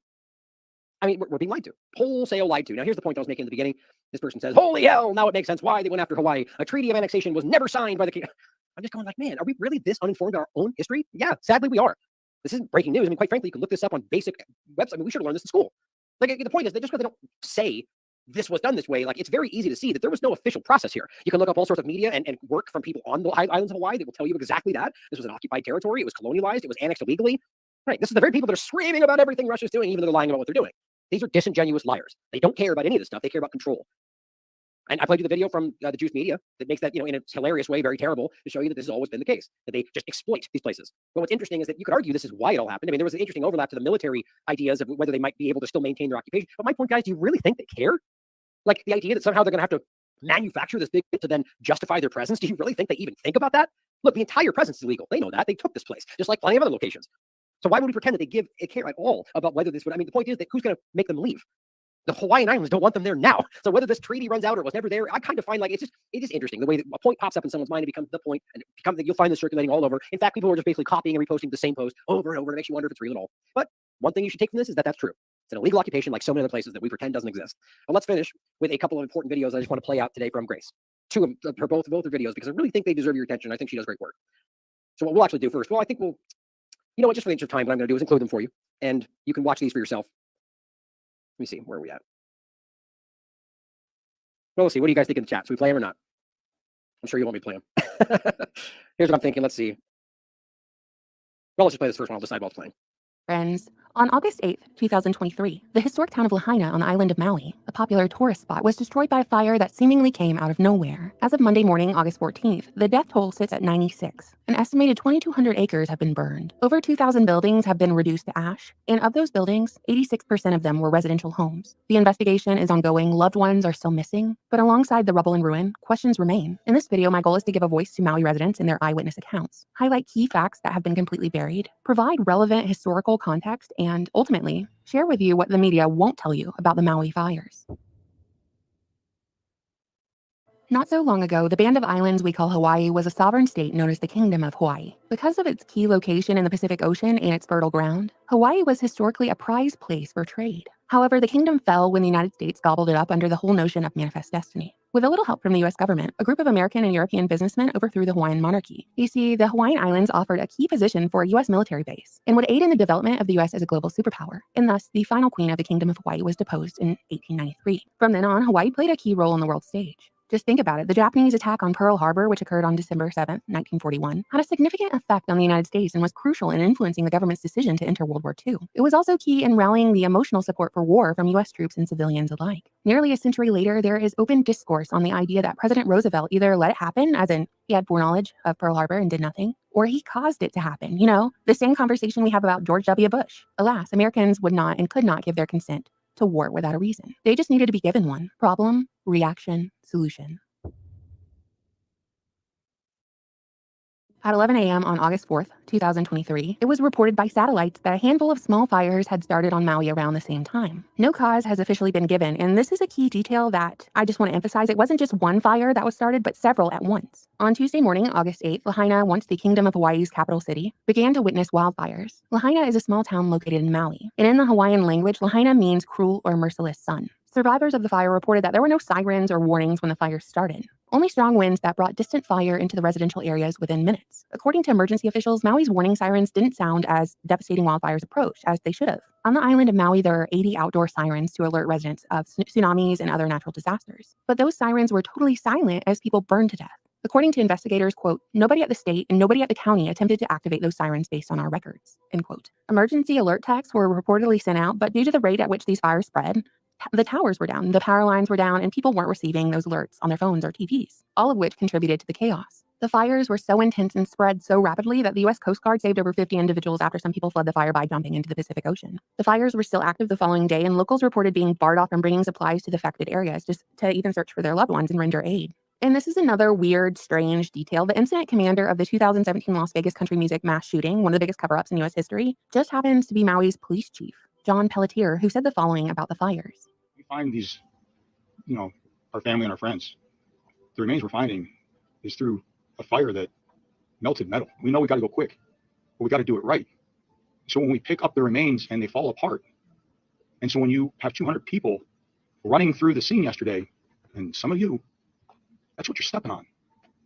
I don't know how much more you want me to describe it. Hawaii Governor Josh Green said the town looked like a bomb had been dropped, and he wasted no time blaming the fires on climate change. Of course, mainstream media ran with this narrative and has blamed humans for living and vacationing in Maui for the wildfires. Which brings us into a whole other conversation entirely. Who is actually responsible for the wildfires in Maui? According to some locals, bad government and poor land management is to blame, as dry, non-native, invasive grasses weren't properly cleared in previous years, which served as perfect tinder under the right conditions, strong winds and drought. And I want you to remember what we talked about earlier. Satellites picked up all these fires across the island igniting around the same time, same day, the morning of August 4th. It wasn't just one fire. It was multiple fires across Maui. And I'm not trying to interject my opinion when I'm just giving you the facts, but that in particular sticks out to me, and I find it weird.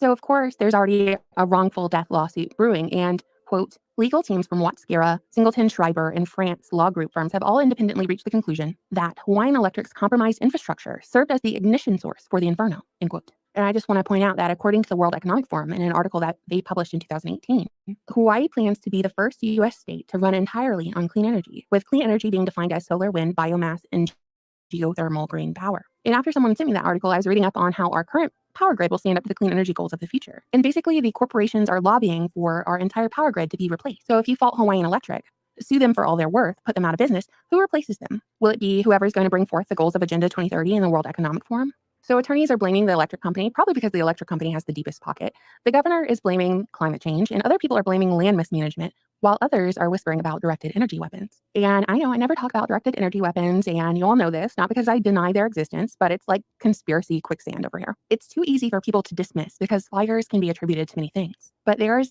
just this glaring coincidence one cannot overlook for this particular fire.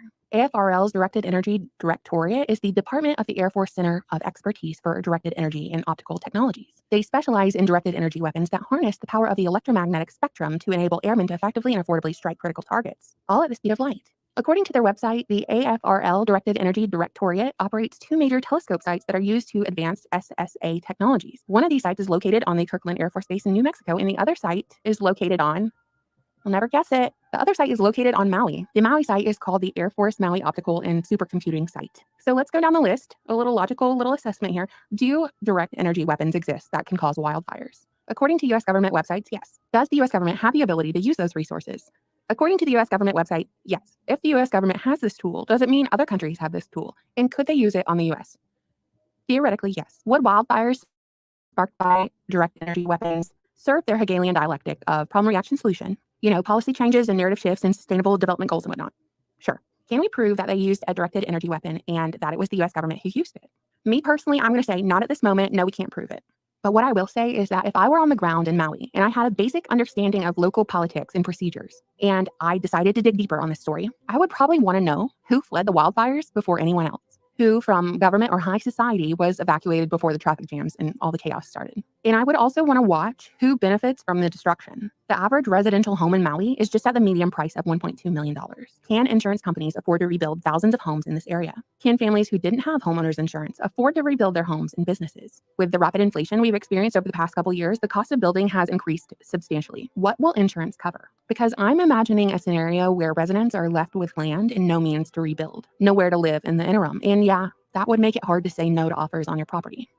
You know, there have been reports of looting and civil unrest. I mean, I saw, you know, a few kind of rough-looking people when I was down here, but I mean, nothing happened. But it might be a good idea to stay out of here for the time being. And you can see over there, you know, there was multi-million-dollar beachfront houses were lost. You know, I mean, I know every house on Maui nowadays is almost every house is going to be over $1 million. All of my neighbors and I are interested in what the news actually is, because we don't have access to the internet, not cellular, not cable internet. We don't have TV. We do have the radio, but for whatever reason, the radio out here continues to just mainly play music. I've heard very few broadcasts of news, and I don't know if that's just my timing of listening to it, but there's really been very little information. I live on Maui. The media is lying and or covering up the extent of the damage and the death count. I personally know people that are telling me the death and destruction is way worse than we're being told. I am witnessing the cover-up by the media firsthand. So my final question that the media would never ask is, are we witnessing a land grab at fire sale prices in the future? What do you think, internet friends? You know, I always look forward to reading your comments. Thank you so much for watching, subscribing, supporting my channel on Patreon, and buying my book.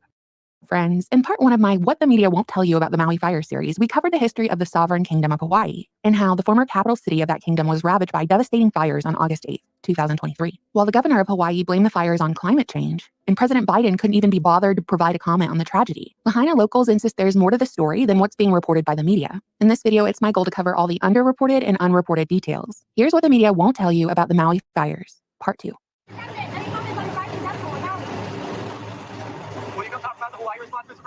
On August 8th, the historic town of Lahaina on the island of Maui, a popular tourist spot, was destroyed by a fire that seemingly came out of nowhere, accompanied by high-speed winds which spread fire at a rapid rate, making evacuations difficult, if not impossible, leaving some locals to jump into the Pacific Ocean to escape the flames. As of today, August 16th, the death toll sits at 106 individuals. What they're calling wildfires started early in the morning, and many have reported that school was canceled, leaving children at home by themselves while parents went to work. I hope you understand I didn't want to say that in my first video because it's just so horrible. But for the search and rescue over the last week, it's been of high concern, of course, to the parents whose children are still missing. And there's been talk that the real numbers are being suppressed. Like I said in the previous video, even though Hawaii's 400 sirens make up what the state calls the biggest integrated outdoor all-hazard public safety warning system in the world, on the day of the fire, no sirens went off at all, alerting civilians to the danger. And to make matters worse, a state official held back on letting residents use water to protect their property from the fires. The fight over water went on for most of the day, and the water didn't arrive until it was too late. Quote, firefighters described the wind-driven fires bearing down on Lahaina as being like a blowtorch. 25 to 30 firefighters were staring down at the flames as their hydrants went dry,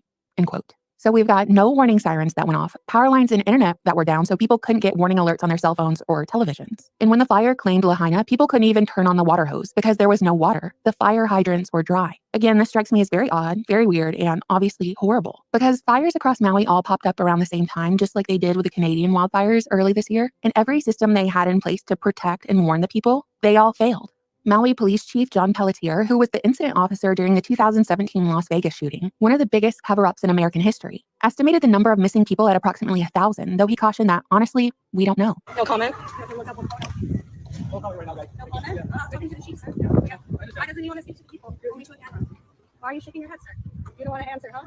Okay. We'll talk to you another time, guys. Yeah, you won't talk to us another time. That's the thing. It's a very cowardly move. It's shocking. In response to the devastation, President Biden wrote on Twitter on August 14th, quote, "We're laser focused on getting aid to survivors, including critical needs assistance, a one-time $700 payment per household, offering relief during an unimaginably difficult time," end quote. Laser focused, huh? Reported in Newsweek, quote, "Political opponents and commentators described the sum as insulting and compared it with the more than $113 billion worth of aid the U.S. has sent to Ukraine as it defends itself against an ongoing Russian invasion. On Monday, the government announced it was sending $200 million in defensive capabilities."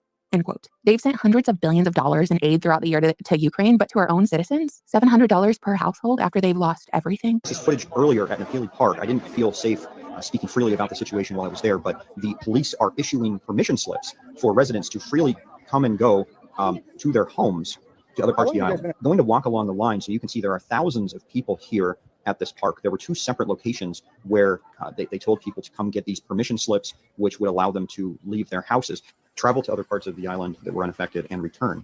Now, one very important thing to note with all of this is many of these people, including us, live approximately 20 minutes away from the fire, and we are very, very far away from any structure or any, any building, car, anything like that. Leave to eat, then you can.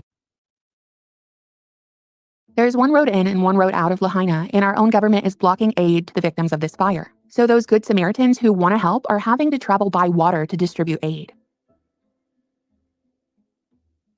People doing everything that they can. PIT Force Jeremy Lee coming up. The effort here in Kihek, improvised, in which people have just shown up to make sure that goods are ferried over from Kihek over to Lahaina. We wondered out loud in part 1 of this video if this would be a land grab.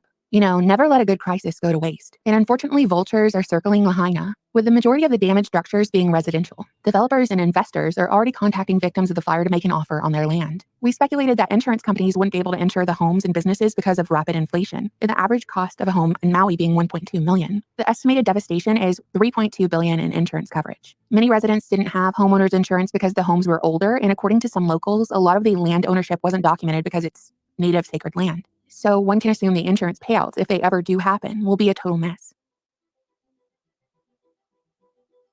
Hawaiian Electric is a 100-year-old utility company that serves 95% of Hawaii, and the company is now being sued by a group of people because it's believed that its down power lines caused the deadly Lahaina fire. On August 15th, shares of Hawaiian Electric stock fell 31% because investors are worried about the company's possible liabilities after the wildfires in Maui. It's looking like they'll take the brunt of the blame for all of this. And like we said in the last video, will Hawaiian Electric be replaced to facilitate a clean energy system for a new smart city, like the World Economic Forum predicted back in 2018? Only time will tell. All of the other stories about how fires started, land mismanagement and government oversight, rumors of explosions, rumors of directed energy weapons have all been, quote unquote, debunked by fact checkers on social media websites before anything has ever been investigated to control whatever narrative they've got going on here. I even got censored last night on Instagram for talking about these theories and facts, even though I didn't endorse them directly. Apparently, you can't even read from government websites and say the military's AFRL's Directed Energy Directorate, which specializes in EEWs, as it says directly on their website, very plainly, right up front here, is stationed right on Maui. Apparently, you can't say that the Maui site is called the Air Force Maui Optical Supercomputing Site.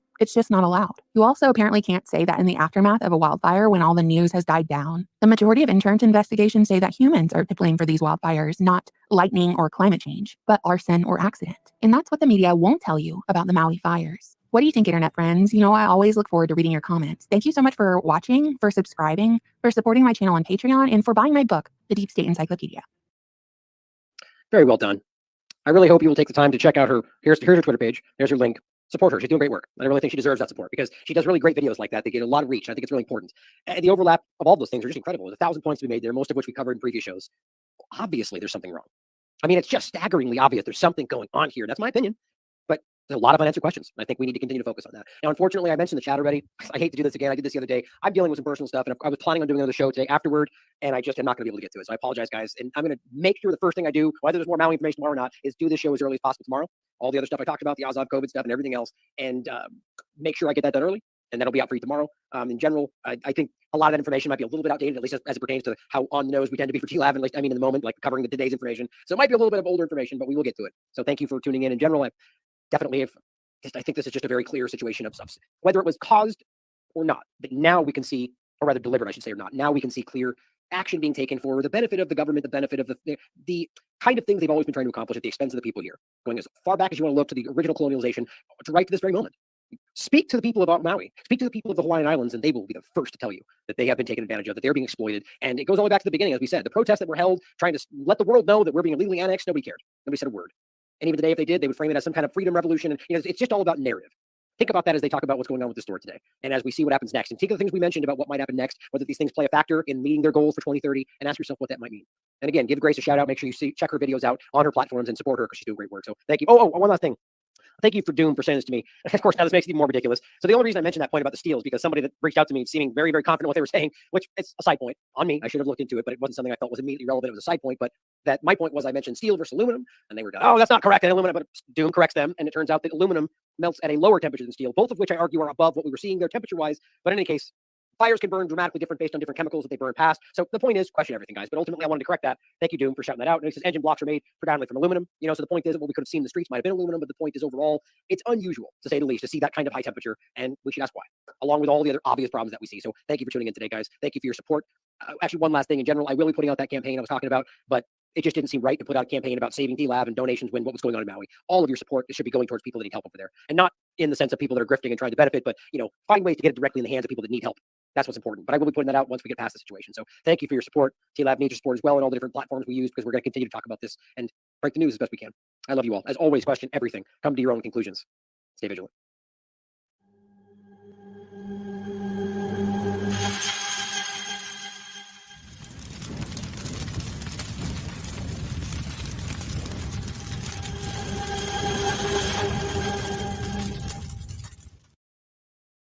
Welcome to another edition of the Truth Zone. As always, this is your host, Truth Seeker here. And as always, I would ask that you would please hit that like button, comment down below, and if you're new to the channel, please be sure to hit the subscribe button. And let's talk more about Donald Trump. I know I've covered him a lot on my channel and how he is a controlled puppet just like Biden and all of these other political figures and things like that. Here you see Elon talking about next level, and of course Elon is a controlled puppet himself. He wants to obviously put the microchip in your brain.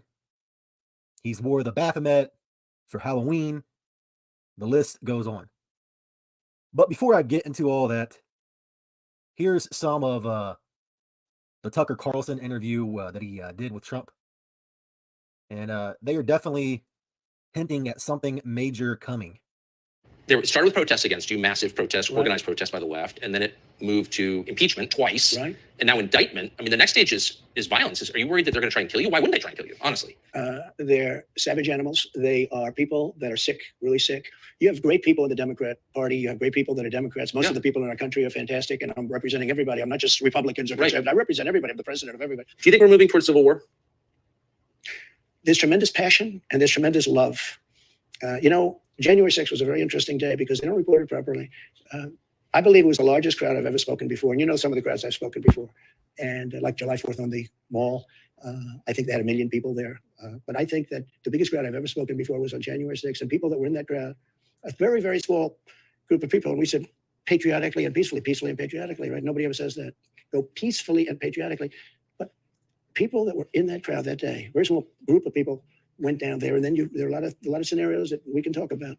But people in that crowd said it was the most beautiful day they've ever experienced. There was love in that crowd. There was love and unity. I have never seen such spirit and such passion and such love. And I've also never seen simultaneously and from the same people such hatred of what they've done to our country. So do you think it's possible that there's open conflict? We seem to be moving towards something. I don't know, because I don't know what it, I can say this. There's a level of passion that I've never seen. There's a level of hatred that I've never seen, and that's probably a bad combination. And as you heard, they're talking about Civil War stuff and a possible assassination, attempt, and they've actually been predictive programming that for quite some time. But this is supposed to be his mugshot. It looks rather AI generated to me, and it looks like one big joke, one big ritual, one big psyop, one big distraction. You have all of the weird stuff happening in Maui. And now you have all this Trump stuff happening to distract people's attention away from the real pressing matters. It's like clockwork with these people. They always got to do something to distract you, to take your attention away from real pressing matters. Don't pay attention to the economy crashing. Don't pay attention to the dollar crashing. Don't pay attention to what's going on here, what's going on there.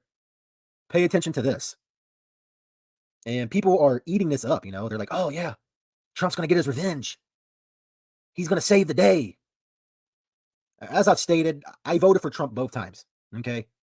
So I'm not going to sit here and pretend like I'm holier than thou. But I woke up and realized that politics or entertainment, it's a sham. It's a way to divide you.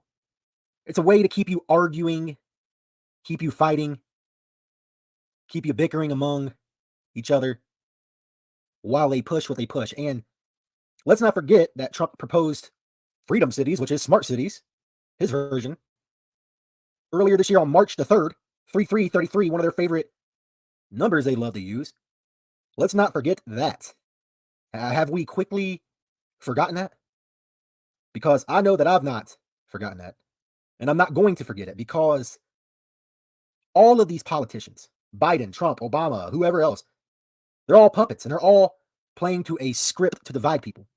And look at this. President Donald Trump equals 248. And he came out at 2:48 a.m. Eastern time to accept the presidency when he won it. And from January 20th, 2017, the inauguration, to August 24th, 2023, it's been exactly 2,408 days. So you get that 248 there. Also, look at this. 33 right there. You see where it says 3,300?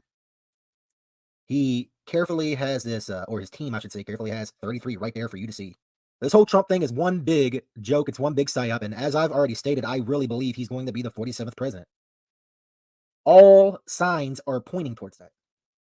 And Trump equals 88, and reverse 47. Judge equals 47, and reverse 88. Beast equals 47, and reverse 88. Now, am I saying that Trump is the Antichrist? I'm not saying that. But he very well could be. This could all be a way to prop him up to where everyone falls in love with him. He does constantly flash the Illuminati, the Freemason hand signs, the 666 hand signs. And that 88 is very prominent too, because the Maui fires started back on 8/8. And 8/8 is also associated with the Lionsgate portal. So there's a lot of interesting things regarding this man. Also, speaking of 88, he literally has 88 in his text thing, where you text Trump to 88022. So there's a lot of differing aspects to all of this. And they are alluding towards something major coming. They are alluding towards a massive civil war. But I believe it's going to be a way to divide everything into different sectors, because they want these smart cities. Trump's already talked about his 10 freedom cities, and you've already seen the stuff going on in Maui. You see all these controlled burnings. I believe all of this stuff is connected. Even the Trump stuff is connected to the FiRE stuff. It is all connected. Don't forget also that MAGA is literally the 5th degree in the Church of Satan. Don't forget that. And, some people are going to be like, MAGA has multiple meanings. It means make America great again. That's what it means. You can believe that all that you want, but I hate to break it to you. It's the 5th degree in the Satanic Church. So anytime you're doing that MAGA stuff, maybe you should think about that the next time you don a MAGA cap or whatever else. But if you still believe in Trump, that's your own choice. We all have choices to make. And speaking more about the numbers, authority equals 47, president equals 47. And if Trump wins again, he will be the 47th president of the United States. So there's definitely a lot of signs. There's definitely a lot of numbers pointing towards the fact that he's going to be the president. And all this stuff going on with the whole mugshot and arrest and everything else, this is all just a bunch of baloney. And they are trying to create more chaos, because remember, these people love to create chaos. Remember, order out of chaos. So if they have a lot of chaos going on, they will then instill their order. Make no mistake about it. This is why you're going to continue to see this phrase being used. Civil war and outrage, and we need to rise up and everything else. It's all part of the script.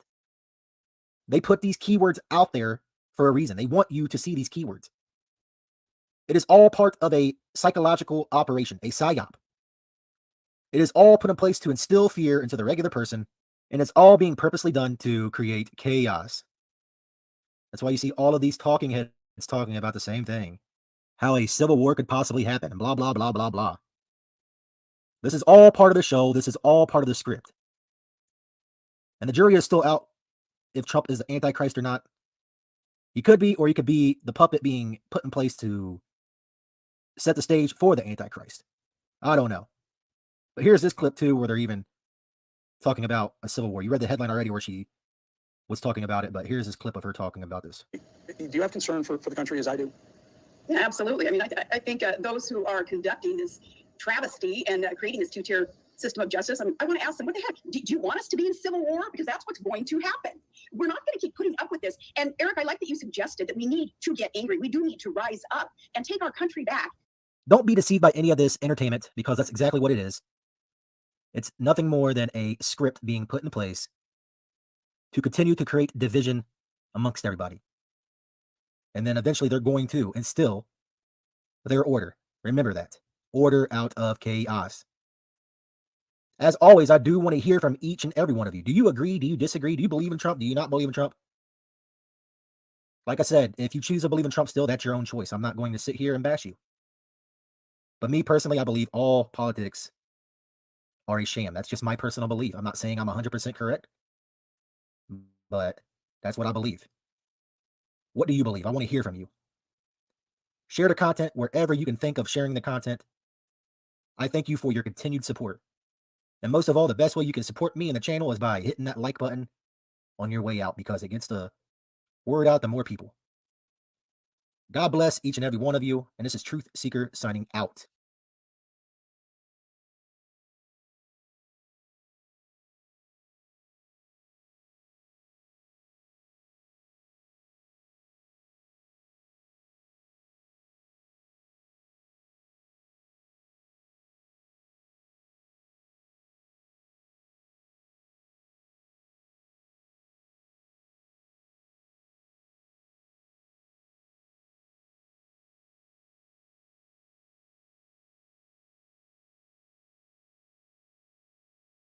People should not be walking around with masks. Let me just state for the record that masks are not theater. Wearing a mask might make people feel a little bit better, and masks are protective, but it's not providing the perfect protection that people think that it is. There has not been any indication that putting a mask on and wearing a mask for a considerable period of time has any deleterious effects. There are unintended consequences. People keep fiddling with the mask and they keep touching their face. And can you get some schmutz sort of staying inside there? Of course. You do not need to wear a mask indoors if, in fact, you've been vaccinated. Good that you're vaccinated, but in a situation where you have people indoors, particularly crowded, you should wear a mask. So even if you are vaccinated, you should wear a mask. If, in fact, you are vaccinated, fully vaccinated, you are protected, and you do not need to wear a mask outdoors or indoors. When the children go out into the community, you want them to continue to wear masks. You know, if you look at children outside, particularly when they're with the family, walking down the street, playing a game or what have you, don't have to wear a mask. The Academy of Pediatric actually makes that recommendation that children should be wearing masks from 2 years old onward. And you're asking now, if your child is a member of your household, can you walk outdoors with your child without a mask? According to that chart, the answer is yes. But the child can't, not to beat it to death.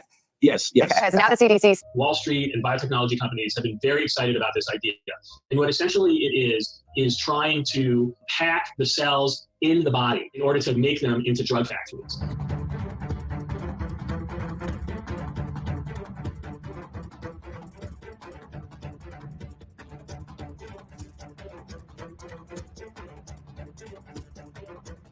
Welcome to the Daily Wrap-Up, a concise show dedicated to bringing you the most relevant independent news as we see it from the last 24 hours.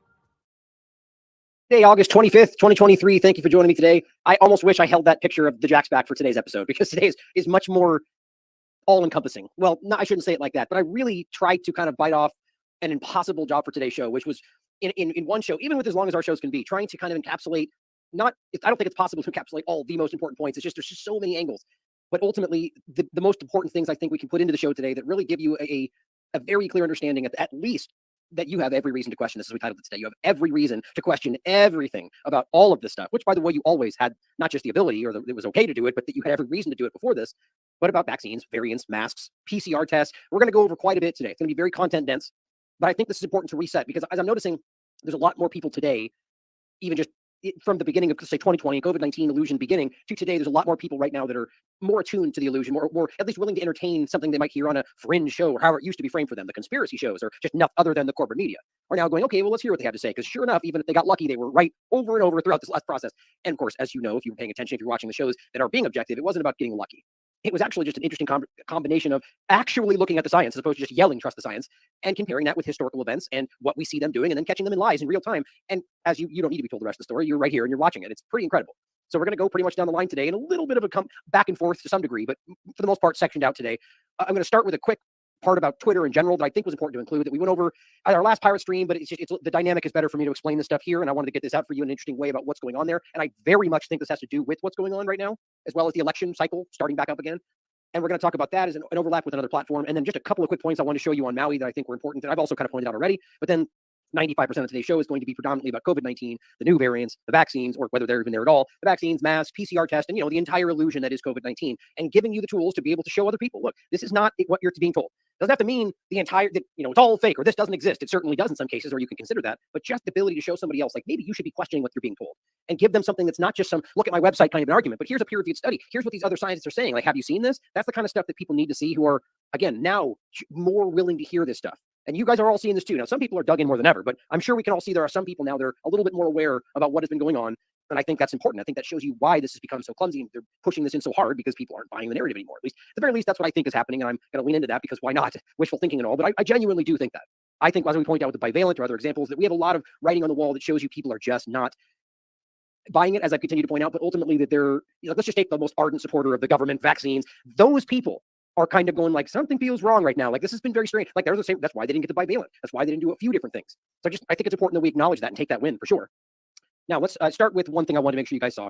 That I wanted to make sure you guys just take a moment from our crazy day full of government nonsense and terrible things in the world, and a lot of positive as well. A lot of good people fighting for good things, but take a break from all of it and send some love and positive energy towards Whitney and her son. Her and Rowan are struggling. He has recently gotten a little bit worse, and he's now got a ventilator on, not in the relation to the COVID-19 type narrative, but he's dealing with some other things that are it's just impossible. And I really feel it's been paining me a lot today thinking about what he's going through. So try to send your love and your positive energy, because he needs it and she needs it. And I think that's important. And I whatever your thoughts are on something like that, I truly believe that makes a difference. I really do. If you just take a moment and, you can think of it in terms of prayer, you can think of it in terms of just sitting there and meditating and saying, I'm trying to envision positive outcomes and send positive energy. I'm sure plenty of people, even in my audience, are rolling their eyes at that, but I deeply believe that makes a difference. So please take a moment and make sure you send that to her, because she needs it and he needs it. It's a wonderful, beautiful little boy who's just full of positive happiness, even during this time. He just doesn't deserve to happen to people like that. So I want to start with this Twitter point that I think is really important. Now, I mentioned this again briefly on our pirate stream, but I wanted to flesh this out a little bit. So this was kind of ridiculous to me. So Elon recently came out and said, Facebook is manipulating the public almost everywhere on Earth, which I completely agree with. That's why they won't open source the algorithm. Well, I immediately was like, well, hey, hello, pot, meet the kettle, and I said, I know the narrative we're supposed to repeat, that he showed us the code, right? Cool story, but we got a little hangout. Really, it was. A lot of people claimed to have seen everything. Maybe they did, but we sure didn't. It's not the same thing. How did those Twitter files work out for everybody, right? Hashtag Twitter screenshots. I guess the promised source material is forthcoming. It's frustrating. We can't, for him to stand up and go, bad guy. It's like it's almost creating this new kind of divided dynamic. But overall, they're both doing that. 100% manipulating all around the world right now. And I'm going to show you more than ever, Facebook is just as concerning for me. As I mentioned previously on a previous show, the idea that Facebook seems kind of more in the direction of the metaverse and that kind of idea, whereas Twitter seems to be more of the narrative control information hub, right? Both of which are completely tapped into the agenda that's taking place. But just for the Twitter side of this, I hope we can recognize this. Here's what the Yak said: excited to continue the momentum in our business, and we are officially bringing back the Client Council in the fall. The Client Council, that's the Yakarino. So you remember what that is? We should, because it was the moment when everyone said, hooray, Elon's on our side, or one of them, getting rid of the censorship council and the conversations, how they were going to be, that's exactly what you think it is. The group that sit around and decide whether you're allowed to say certain things, and it's all about advertising, right? Where, well, if it's going to be next to a thing we want to advertise, we don't want that content there. So they go, okay, well, then that content's not allowed, generally speaking. So before we get to what that is, let's not forget, as he's going Facebook bad guy, Facebook forms the Client Council to advise the social network on advertising. Totally not, same thing. X schedules first meeting of new Client Council to reassure ad partners. This is about censorship. It's openly on the surface about censorship and suppression. It's interesting how, because they pretended Elon was saving something, that the very things that they were screaming about almost got enshrined as positives because he's in charge now. We've all seen this happen with the two-party paradigm. I'm surprised people anywhere still fall for it. But the point is that this is just a game of dynamic, the back and forth, the divide and conquer. So now the hate speech being censored and censoring things they don't agree with because advertising, and that's all free speech apparently in Twitter land. That's good stuff. I mean, guys, this is worse than it was before. This is them going right on the surface of it. And then even more so, way more surreptitious activity. Plenty of right-leaning content makers are saying the same thing right now. It's weird how this happens. But here's the breakdown from Yacarino saying she's celebrating her first victory as she revives the advertising council Elon Musk disbanded. And it says that in July, Tesla CEO and SpaceX founder said Twitter, in July, that said Twitter, as it was still called then, continued to burn through its cash reserves. Posting this is due to 50% drop in advertising revenue, which I don't know if it's just a narrative that's how they're justifying these actions, or if it's the truth. And either way, the interesting part is it was all about the data, remember? And we all should know data is wildly more lucrative than advertising. I mean, unbelievably. It's like gold versus copper. I mean, it's ridiculous, right? The point is very clearly, you can see that the data, as Corbett wrote about this a long time ago, data is the new oil. So either they're not getting enough data, which may suggest that maybe they're not scraping data. I don't believe that. I think they've shown that that's what's happening and they're open about it. So then they're not making money from that data? I don't believe that. Okay, so either they're just wanting to make more for some reason, or we're just being lied to about why they're going to be censoring.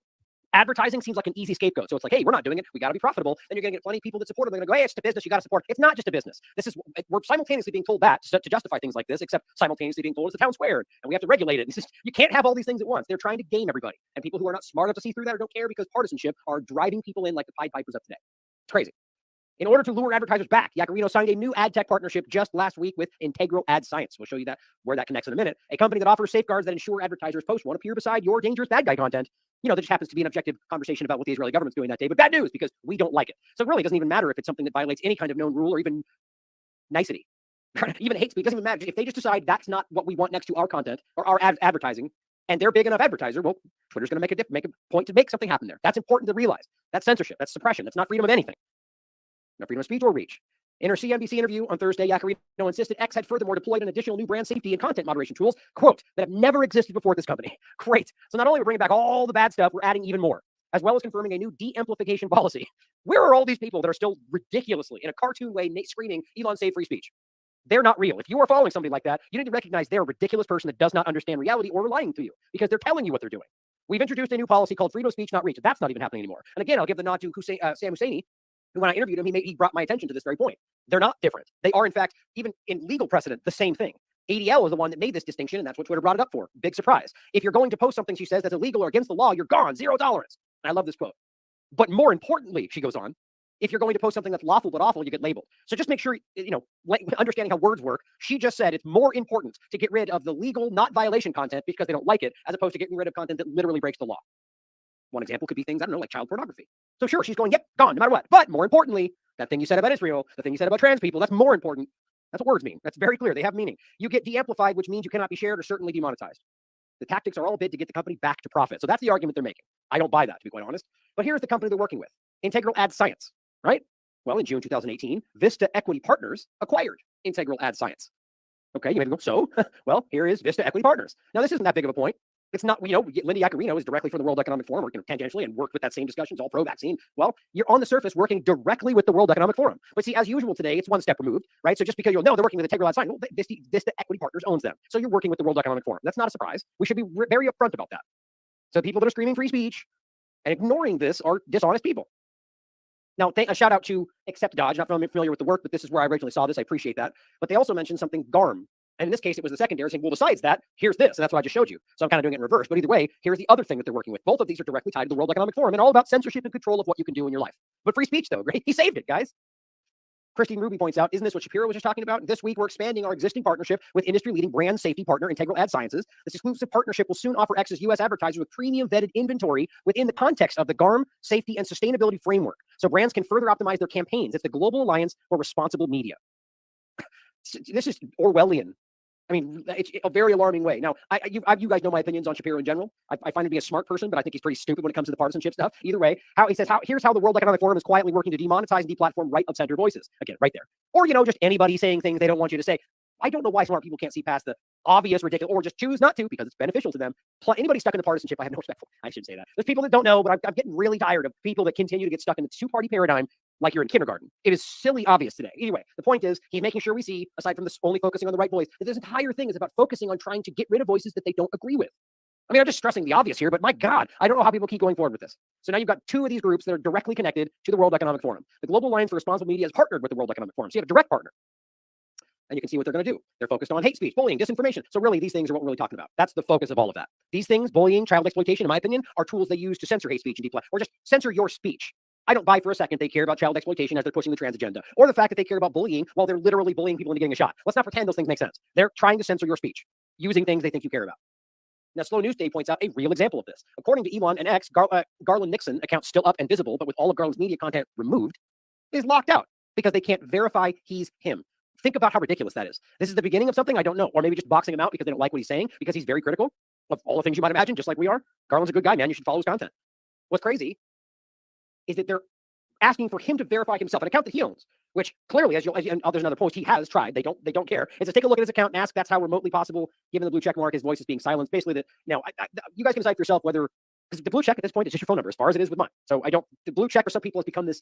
I believe that's where it's going. And the moment they ask for anything more than your phone number, I'm going to have to leave, which is going to be terrible, because this location is where everybody's going, which is unfortunate. I hate that. I don't like Twitter being a central point in all this. But either way, at the moment, my opinion is this is just him getting blocked out because they don't like his opinions. It says Garland Nixon's been blocked out as his verified account by Twitter, who claim they can't verify him as the account owner. Well-known radio host and political analyst who had the same account since 2009. Right? I mean, come on. Either way, you can listen to it for yourself. The point is that there's not any process. He's basically just going, here's my information, and they're going, we don't know. I just don't buy it. I dealt with very similar things, and quite frankly, I kind of think that's what's going to happen to me soon. Just my pessimistic perspective, seeing how I get censored on every platform all the time. But support Garland, support his work, because he's being censored right now on the free speech platform. Decensored News points out, as Reclaim the Net HQ notes, Twitter's leadership often sounds nearly indistinguishable today from the previous regime under Dorsey. The euphemistic language Yacarino uses here is actually identical. Healthy posts, healthy discourse, a healthier platform. I mean, you read this, it's exactly the same thing, guys. This was a game. And those of us that had the courage to point that out, or the wherewithal to see it, are now being vindicated, because this is a ploy. Shove somebody in your face that they frame as the hero, the savior, and everybody jumps on, and then they go right back to the way it was, and it takes those people, either they don't want to follow up because they're benefiting from it, or it's hard for them to recognize that it changed again. So they gaslight people. And then you're screaming against a person with 1 million followers, and they don't want to know. And the point is, this dynamic happens over and over and over. And they're going to be getting into the idea, this is not the same one, but of ID verification, face scans. They're saying it. It's coming your way. Well, don't worry, though, because Tucker's on X now, so we know it's the good platform. Right, guys? Right? All right, well, let's talk about some other ones, though. How about Rumble? I made this point just the other day, more than once, but I want to make this point again, because right now people are all about pointing out that BlackRock and Vanguard are two of the top funders, I think the top two funders of backers of Hawaiian Electric, which is obviously relevant, very relevant. Which, as I said, if you're highlighting the obviously relevant point that they're both the primary investors of Hawaiian Electric, yet you continue to ignore that same point with Rumble, you may be a dishonest person. Hashtag the more you know.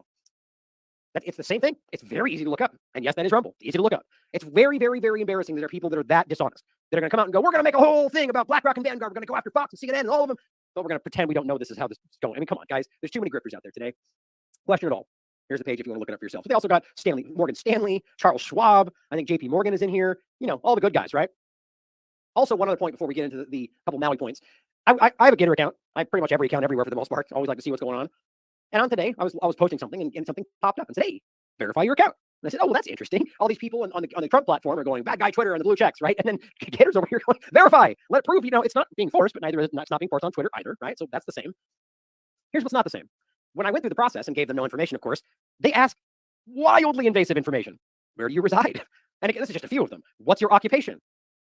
Give us your headshot. Not the shot. They want your image, your face image. That's a facial scan. Are you affiliated with any communities or organizations? Or check this one out. Who knows? There was 3 of those in Chinese. Okay, I don't know what that means, but I thought that was kind of interesting as I'm continuing to go through this, and all of this was required to be verified. Of course, then you can also point out I think, maybe I didn't bring up the one image. Hold on, see if it pops up. Hold on, let me see if I saved it still. Oh yeah, it's this one. Oh, was the first one? Yeah, just the very first one. So here we are on a platform that is literally asking for some kind of information in Chinese, while you've got Mr. Anti-Chinese over here hosting his entire show on Getter. I kind of find that funny, to be honest, but I don't know. Maybe it's a glitch. Either way, the point is that look, I'm willing to bet you that Twitter is going to be way more invasive. That's just my opinion. I see it coming, and I'm ready to go away. But the point is that right now, what's happening on Getter is way more invasive. I just think that's kind of ridiculous. Everyone doesn't want to acknowledge these things when it's on the platform that they want to support, or however you look at that. I just think we need to reflect on that right now, guys. And I think, I'm really hoping that most people out there are very, very aware of this stuff. And that, again, it's more of a media presentation of the falsity. Now, they want you to think that's what everyone's involved in, so you fall into that trap, sort of like the injection. But I don't know. I really hope people can see through the narrative right now, or see through the players in all of this. And as always, like things like Maui, it's overwhelming how many people are lying and misrepresenting. There's so much going on right now, or just pushing narratives that we can't verify. And that's what I'm all about asking. Well, you can get up and lie. That's your right, free speech. But really, there are people out there that are pushing as if you can prove something. Like even further into the direct energy conversation, which I still don't think we can prove is even involved, even though I do think there's interesting overlaps. But the blue thing, blue things are left, and it's just like, it just doesn't make sense when you think these things through. Now, look, I don't know, maybe there's something to it. I've looked into it, but the idea that there's blue house left. Well, yeah, but here's a red one. That weird red one is left all by itself, and nobody includes that when they go, only blue things are left. Or how it makes sense that you would argue, because they're arguing that the directed energy weapon only won't burn blue things. But then what about the fire? You know, the fire that raged afterward. We're going to pretend that those blue things didn't burn in the fire. I mean, it's just the point is, there's no logic to it.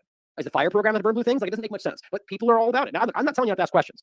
I'm all about that. But just be careful. There's people that are pushing things that they act like they can prove that we can't. It's about being objective today as much as possible. Now, here are some things that we can prove. This is the kind of stuff that I think gets missed in the wholesale jump for the bigger story. And a lot of people point this out. This is a very public point, but these are kind of things where people should be accountable for this. Only $700 a person for the Biden admin that Biden is offering the people in Maui. Yet FEMA officials, who now I hear is actually $1,300 a night, are staying, or well, as I said, but yet FEMA officials who, despite having an office on Oahu, only just set up their first relief center on August 16th, are staying in a $1,000 a night luxury hotel. That's very easy to prove. They're staying in a very expensive hotel while they're only giving people $700 apparently per family, some people are saying.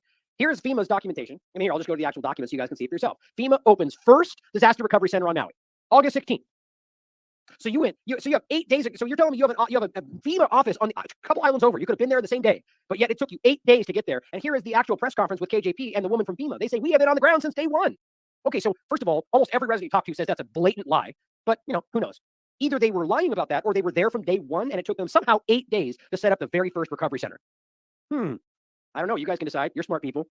It says we have an office here on Oahu that is staffed with personnel and integration members that work side by side with the state of Hawaii each day and every day. So we were able to quickly integrate. That's what it says. To integrate in with the governor's team as the fire started to rise. It just makes me sick. These are kind of things that are being ignored, or rather, that's crazy to me. It's like East Palestine and all the rest of them. Well, Maui is now suing Electric Hawaiian, as we predicted, which is not hard to predict. I mean, it makes sense, but at the same time makes me skeptical. Claims that utility responsible for deadly wildfires. Maui County sues them over deadly line of fires.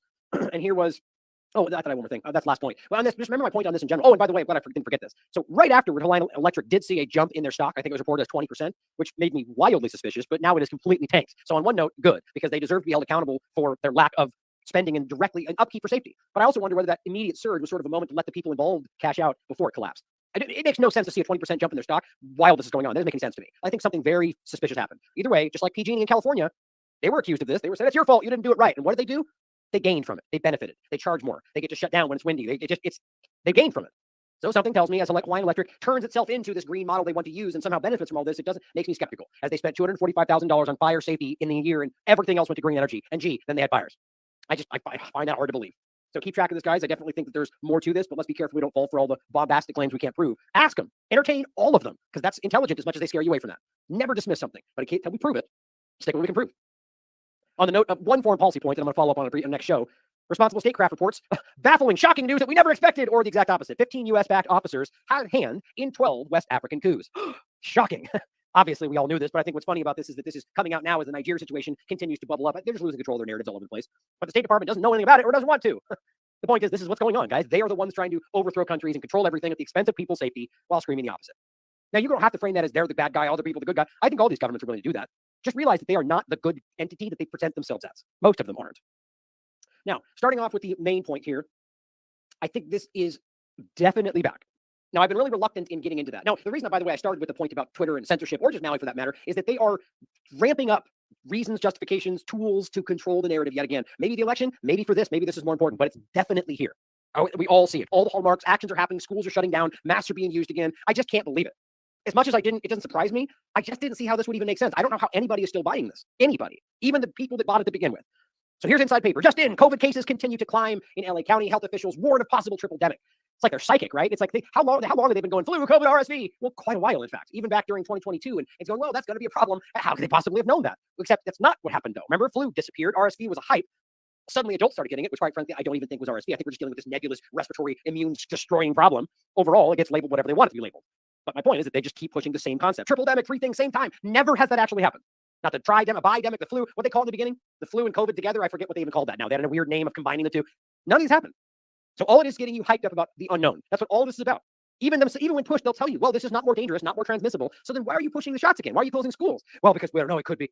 Well, so could anything. The world could end tomorrow. Anything could be more dangerous tomorrow. The idea that they just push this because of that, that's the agenda. There is something driving this. That's the real point here. And here is CNN. Preliminary testing of wastewater in the U.S. has detected the new highly mutated event. Well, guess what? We told you this was going to be a primary role in this. Whitney and I talked about this in 2021. I believe it was from Philadelphia, where they did the test pilot on this. They were testing wastewater. And even then, during all of that, they even found examples that proved this, well, just proved that they suggested that this was around before this all started. And we're like, shh, don't point to that part of it. No, Canada says the same thing. Shut up. We're not talking about that. We only want to predict future pandemics. We don't want to prove that this was around beforehand. God forbid that we challenge our own narrative.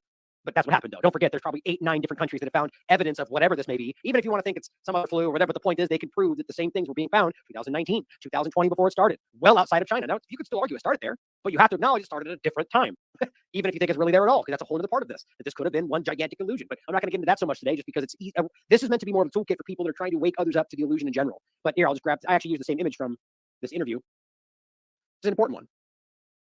Danny Rancourt's been doing great work on this for a long time. But my point in this interview with him in general was just, it's not, you can overlap this with the idea that maybe the COVID illness is not even there, or even further, that the viruses don't exist in general, both of which you should not dismiss, guys. There's plenty of interesting evidence that opens those doors completely. At the same time, I get attacked by that crowd because they aren't happy with the fact that I don't feel that it's completely as solid as they do. They somehow think I'm on the other side because I'm being objective, but that's okay too. People can come up with their own mind. But my point is that this is in the middle of all of it. And his point was, look, whatever your stance is, the data proves that this is an illusion, meaning that you could, let's just say his point was you don't need any of those things.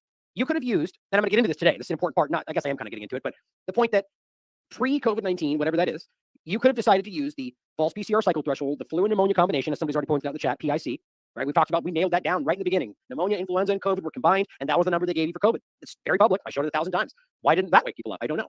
But the point, though, is that had you wanted to, had you decided to just make this up, the data was there. You could have moved the flu into COVID, used cycle threshold, used vaccine side effects to conflate with this, and 1,000 other things. In fact, I'm blanking on all of a sudden. Derek had a great article about this. What was that called? I'm completely blanking on it now. As usual, Derek was way ahead on this one as well. But there was a study about this in regard to basically the bottom line of, I can't remember the name of it now, so I'm not going to search for it. But Derek wrote the article about this, where the U.S. government wrote the study, basically saying that you don't need a pandemic. All you need is the fear of a pandemic, and people will forego their rights. And they say pathogen, but bacteria, anything. All they need is the threat of something, and they explicitly write, even if it's not real, the threat alone will drive people into relinquishing their rights, for telling on their neighbor. The governments did these studies, so just consider the possibility that it could have been an entire illusion. Now, using the wastewater and continuing to tell us something is coming, and as somebody points out today, how do we even verify this stuff? You don't.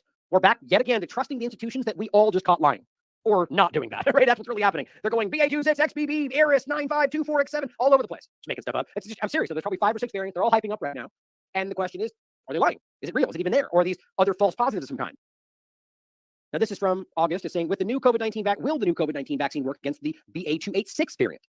Of course, as you saw her say, yes, of course, absolutely. But that's not true. I mean, verifiably untrue, especially since the one they're using right now, they're still going forward with, is based alone on XBB.1.5. Alone. And I can read from this article too, but I have highlighted somewhere else. Okay, so what happens with BA286? Well, they're going to try to convince you that it's the same. It's just a little different. They don't know that, though. You see, what they're saying is it's in the same line. Apparently, everything since Omicron is under the umbrella of Omicron. Just everything. I don't believe that, if it's even the whole real in the first place. But the point, and let's not forget that Omicron was the one that changed everything. The weird variant that popped up in the middle of Botswana that they claim came from South Africa, that came from 4 diplomats.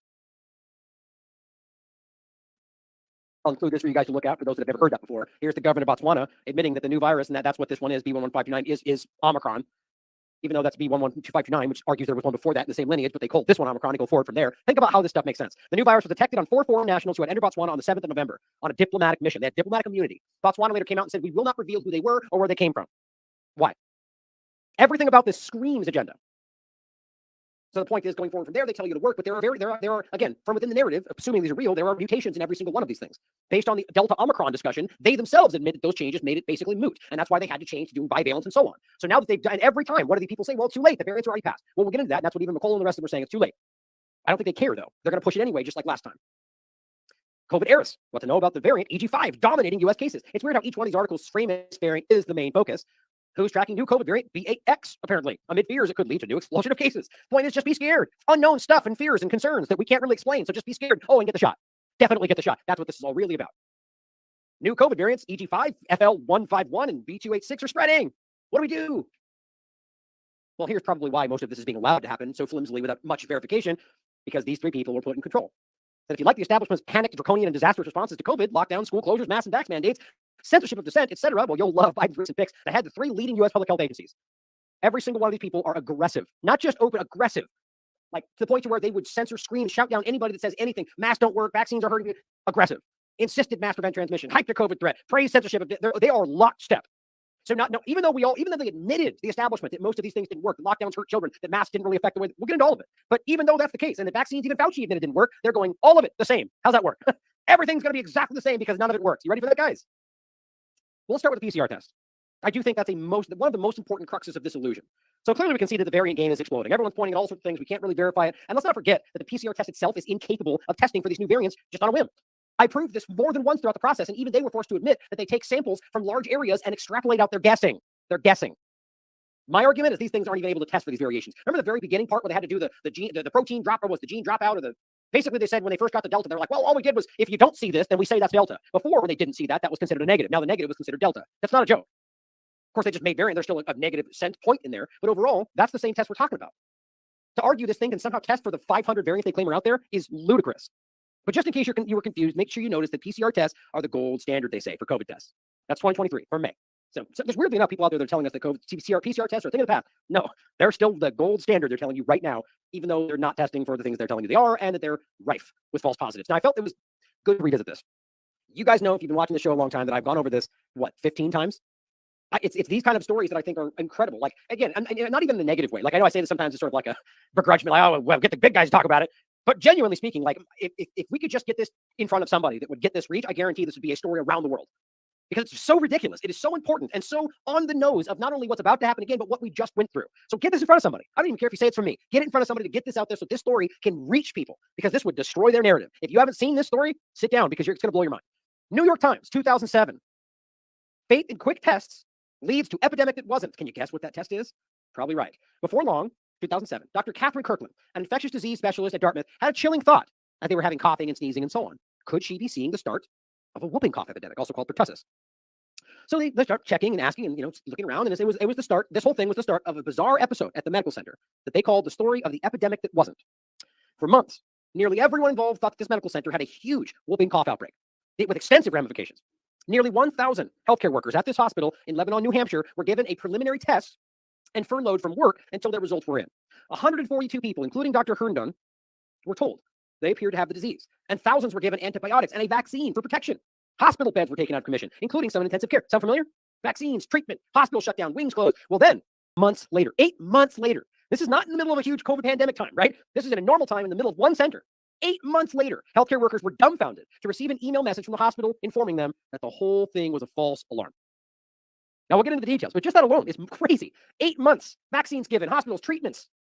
Didn't happen.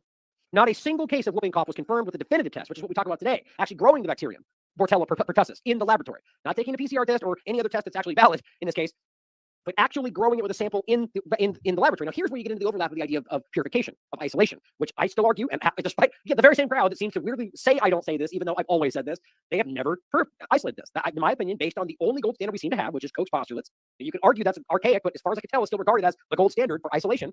Nobody's ever met Koch's postulates. Now, there are papers that say that, but you can read those papers and prove that they did not meet the 4 tenets of Koch's postulates. I'm not going to go into that. It's a whole complicated topic, but I've repeatedly said that. I'll make that point again, I think, when I get to the Moderna part about the CDCs. I play that clip every time. China admitted they didn't do it then. Now, I'll get to that in a second. My point, though, is that this point we're talking about in the lab is important, because in the lab, even in this context, you could arguably argue you found something when ultimately you don't truly, because the whole point for people like Dr. Kaufman is that isolation or purification has meaning to it. It doesn't mean that you point out that that's the virus in a petri dish full of other things. It's that you isolate it by itself, alone, from everything else. I don't know why that's such a contentious topic for. I mean, I do, because it's a propaganda narrative, but the whole COVID thing. But really, I think we can quite clearly prove that's never happened. Even look, there's even people like Dr. Peter McCullough who argue that they have done it. Shows the Chinese paper and so on. No, I disagree. But we talk, and I've interviewed him. And the point is, it's okay that we can have different opinions. That's called being, an adult. We're allowed to disagree. But I think what we can point out is in that paper specifically, still, that you could argue, and even we've had this conversation, that the idea of Koch's postulates is not something that a lot of these modern day scientists even believe is necessary anymore. Okay, well, if that's the case, then what is the gold standard? Well, they point to Koch's postulates. So you get my point. Now, I'm going to leave that for the moment, but my point is that that's important to understand. That today there's a lot of stuff that happens that's not even technically meeting the bare minimum. Ordinary respiratory diseases like the common cold, that's what they were affected with. That's what they found out, just normal things. Now, it says infectious disease specialists say the problem in this place in 2007 was that they placed too much faith in a quick and highly sensitive molecular test that led them astray. Can you guess what that test was? Infectious disease experts say such tests are coming into increasing use and may be the only way to get a quick answer in diagnosing diseases like whooping cough, Legionnaires, bird flu, tuberculosis, and SARS, and deciding whether an epidemic is underway. Now, what they get into in here is that there's a use for this, they would argue, but it's not sound. It's not definitive. It is a test that should be used to give you an insight that then you later, and that's what everybody even argued at the beginning of all this, even with COVID, but that just dropped and became COVID-19 PCR test gold standard, nothing else matters. Even though we all should know, and I'll play Carrie Wallace in a second, that that's provably false, that you will find what you look for, especially when we get into the cycle threshold. But I digress, we'll get back to it. There are no national data on pseudo-epidemics caused by an over-reliance on such molecular tests, said Dr. Trish Pearl, an epidemiologist at Johns Hopkins and past president of the Society of Healthcare Epidemiologists of America. So total conspiracy theorist, right? But she said pseudo-epidemics happen all the time. For those new to the channel, I'm joking, because the point is that they say something that the mainstream doesn't want. They're all immediately conspiracy theorists. The Dartmouth case may have been one of the largest, but it was by no means an exception. So they've seen these before. Just like we've talked about. Oh, I didn't actually find that article. God, I want to remember that. The Derek's article. The point is that they do these things. They study these things. They notice these things. My point is, when this happened, they noticed this and went, okay, I see how we can use that. She says it's a problem. We know it's a problem. My guess is that what happened at Dartmouth is going to become more common. That leads to the question of why rely on them at all. At face value, obviously, they shouldn't be doing it. And in case you were guessing this whole time, at Dartmouth, the decision was to use the PCR test. It was a molecular test that until recently, in 2007, was confined to molecular biology laboratories. Right? So they're telling us it's obviously they shouldn't have been using it this way. It's a problem. We know it's a problem. So my point is the government at this point, in my opinion, was like, okay, we're going to choose to do that exactly the way that they found was what caused the illusion. Well, yeah, exactly. Well, that may shock you until you realize that that's pretty exactly what happened. It says, yet epidemiologists say one of the most troubling aspects of the pseudo-epidemic is that all the decisions seemed so sensible at the time. Right? So the people that were being told to do it, well, they saw symptoms. It was cold, but they saw runny nose. And that's where it gets a little bit more interesting. It says almost everything about the clinical presentation of pertussis, especially early pertussis, whooping cough, is not very specific. Exactly, just like what we're dealing with here. That was the first problem in deciding whether there was an epidemic at all. The second was the PCR test, the quick test to diagnose the disease. With whooping cough, there are probably 100 different PCR protocols and methods being used throughout the country. Well, isn't that weird that all from 2007 to today, it's the same thing? You'd almost think that they would go, hey, let's make sure we're all on the same page. No, because that makes it too easy to see. I mean, this is exactly what happened. Every state had their own cycle threshold. Every state had their own stuff. Everything was done without any kind of coordination. Same thing with the masks. There was no guidelines.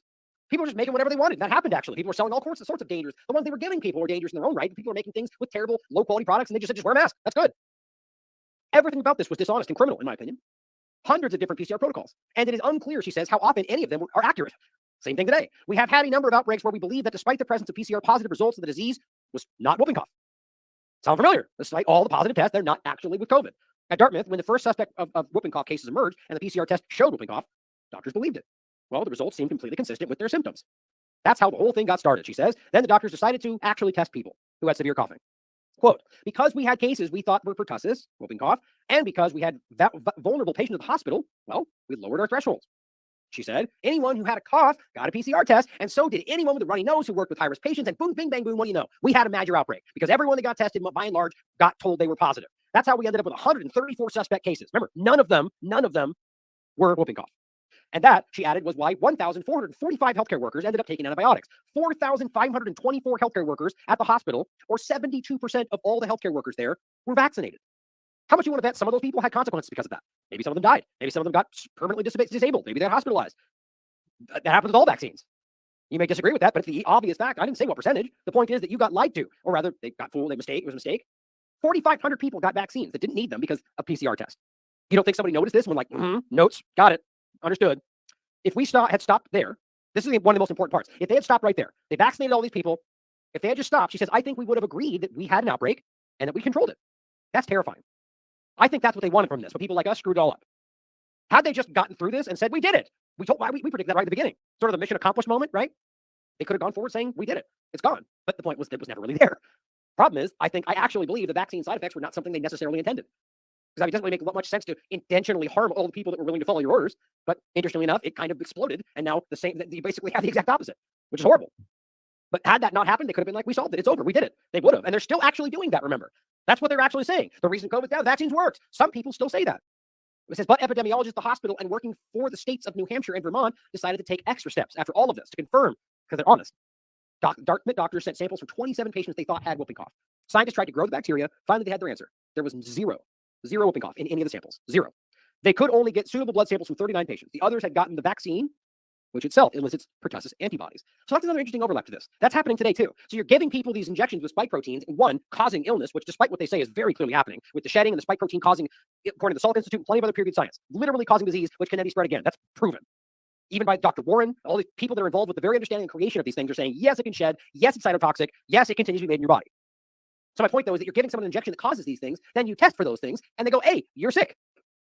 That's also happening because it's finding the same thing it's looking for. It's amazing that we never questioned why it makes sense to create the very thing in your body that your body's trying to fight, or that the vaccine's trying to fight, wherever they frame that. You know, that you're giving your body instructions to kill the thing that your body's making, or that it can create issues with your body that it then relates your body with that problem, and then you get things like antibody-dependent enhancement. Goes on to say, quote, it was going on for months. But in the end, the conclusion was clear. There was no epidemic. Quote, we were all somewhat surprised, and we were left in a very frustrating situation about what to do when the next outbreak comes. Well, the government knew. They immediately said, we know what we're going to do. That's my opinion. Quote, the big message is that every lab is vulnerable to having false positives. They don't want to tell you that today. In fact, they'll scream the opposite. It says no single test result is absolute, and that is even more important with test results from PCR. Now, obviously, the argument is, well, it's all changed and they're better now. Well, that's not even true. Yes, they're different. Yes, they've been changed, but the point is the same. The evidence is the same, and it's not hard to see. It's being used the same way, and I'll show you. Here's inversionism, again, doing a great job, saying, oh, look, I caught the CDC scrubbing another document from the internet that shows they intentionally manipulated the PCR cycle threshold count, which is important to understand. The idea is you have to, well, to make this, actually, you know what we should do? Let's play Kerry Mullis' clip first, because he does do a good, oh, you know what? I'm not sure I downloaded this. Can I do it from here? Nice. So this is Kerry Mullis speaking about, somebody asked him specifically about a PCR test, and here's what he had to say. This is important to understand kind of the almost like a spiritual perspective on how this works and how the cycle threshold is used to increase what you're looking at, or really to intense and magnify, essentially.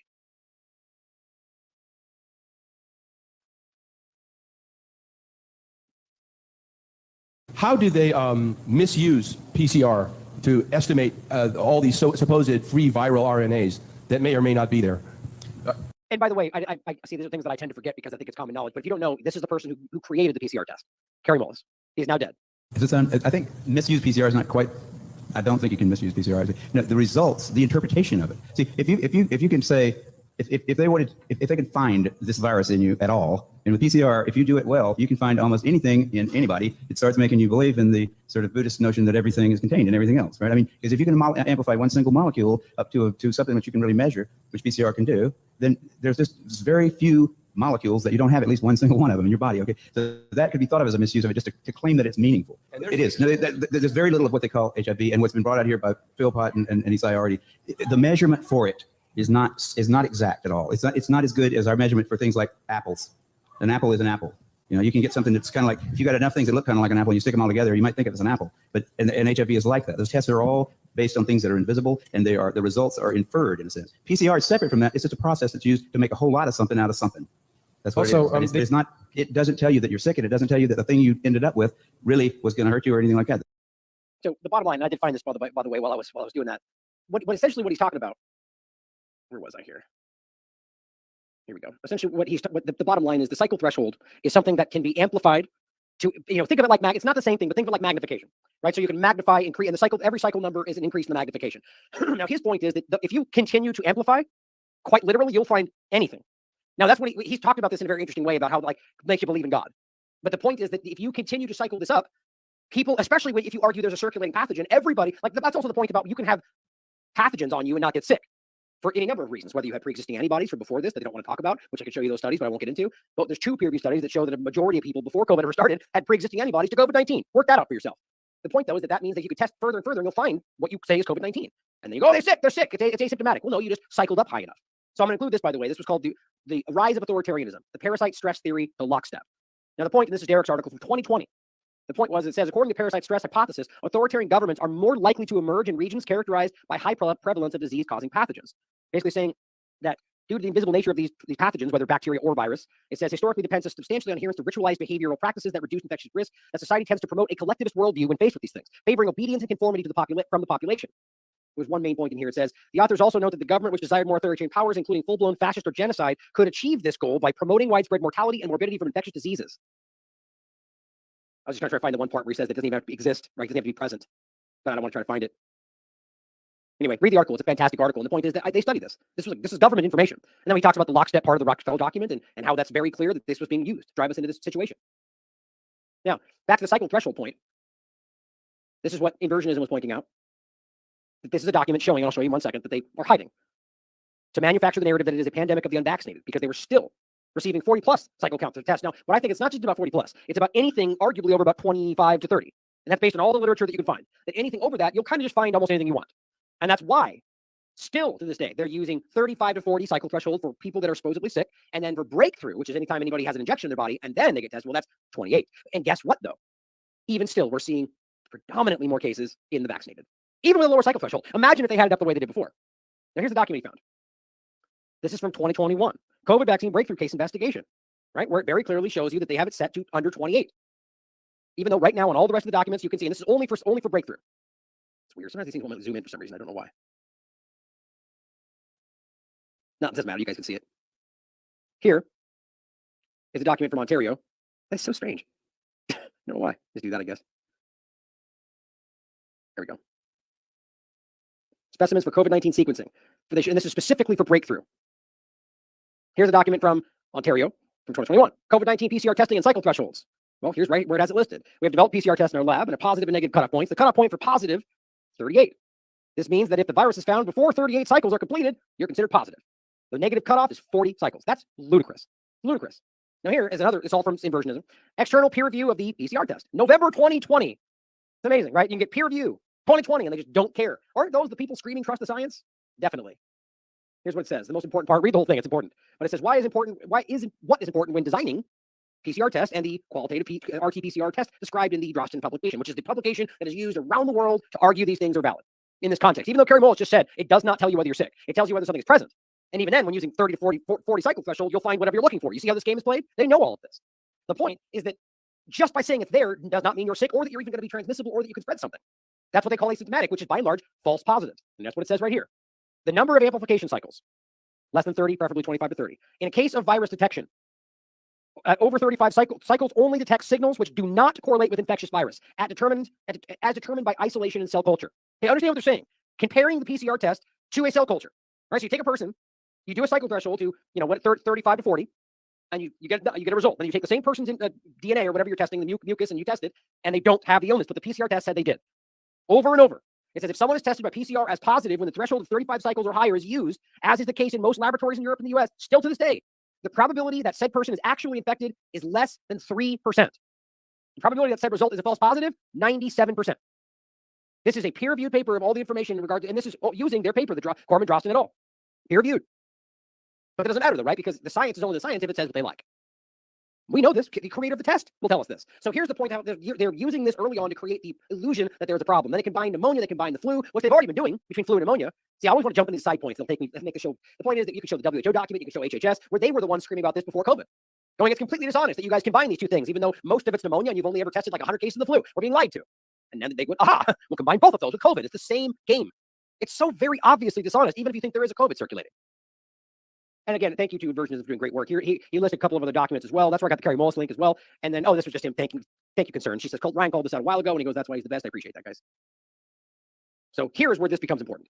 So we have the example of all these variants popping off and all the different narratives circulating around. We have the information showing that a PCR test is being ramped up to find something that's not there. Or rather, just might be there that's not dangerous, but they're making it look that way because it's being found in everybody. But the question really becomes, what are they testing for?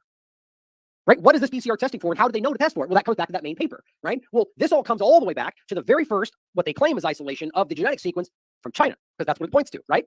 Well, this is where this is important to tie in people that might not have seen this. Don't forget, we already talked about this. First, here is at the World Economic Forum. This is, I forget if he's a representative of Moderna. I'll let it play out, but he's telling you that Moderna, which we can prove, never had a live virus sample in the procession. Never, not to this day. And you know this because I've made this clear. They've admitted this. So right there, you can ask, okay, well, then why did they ever need it? Especially if, as I'll show you, they made their injection 2 days after they got that sequence. From January 11th, when the Chinese authorities shared the sequence, January 13th, they already had their injection.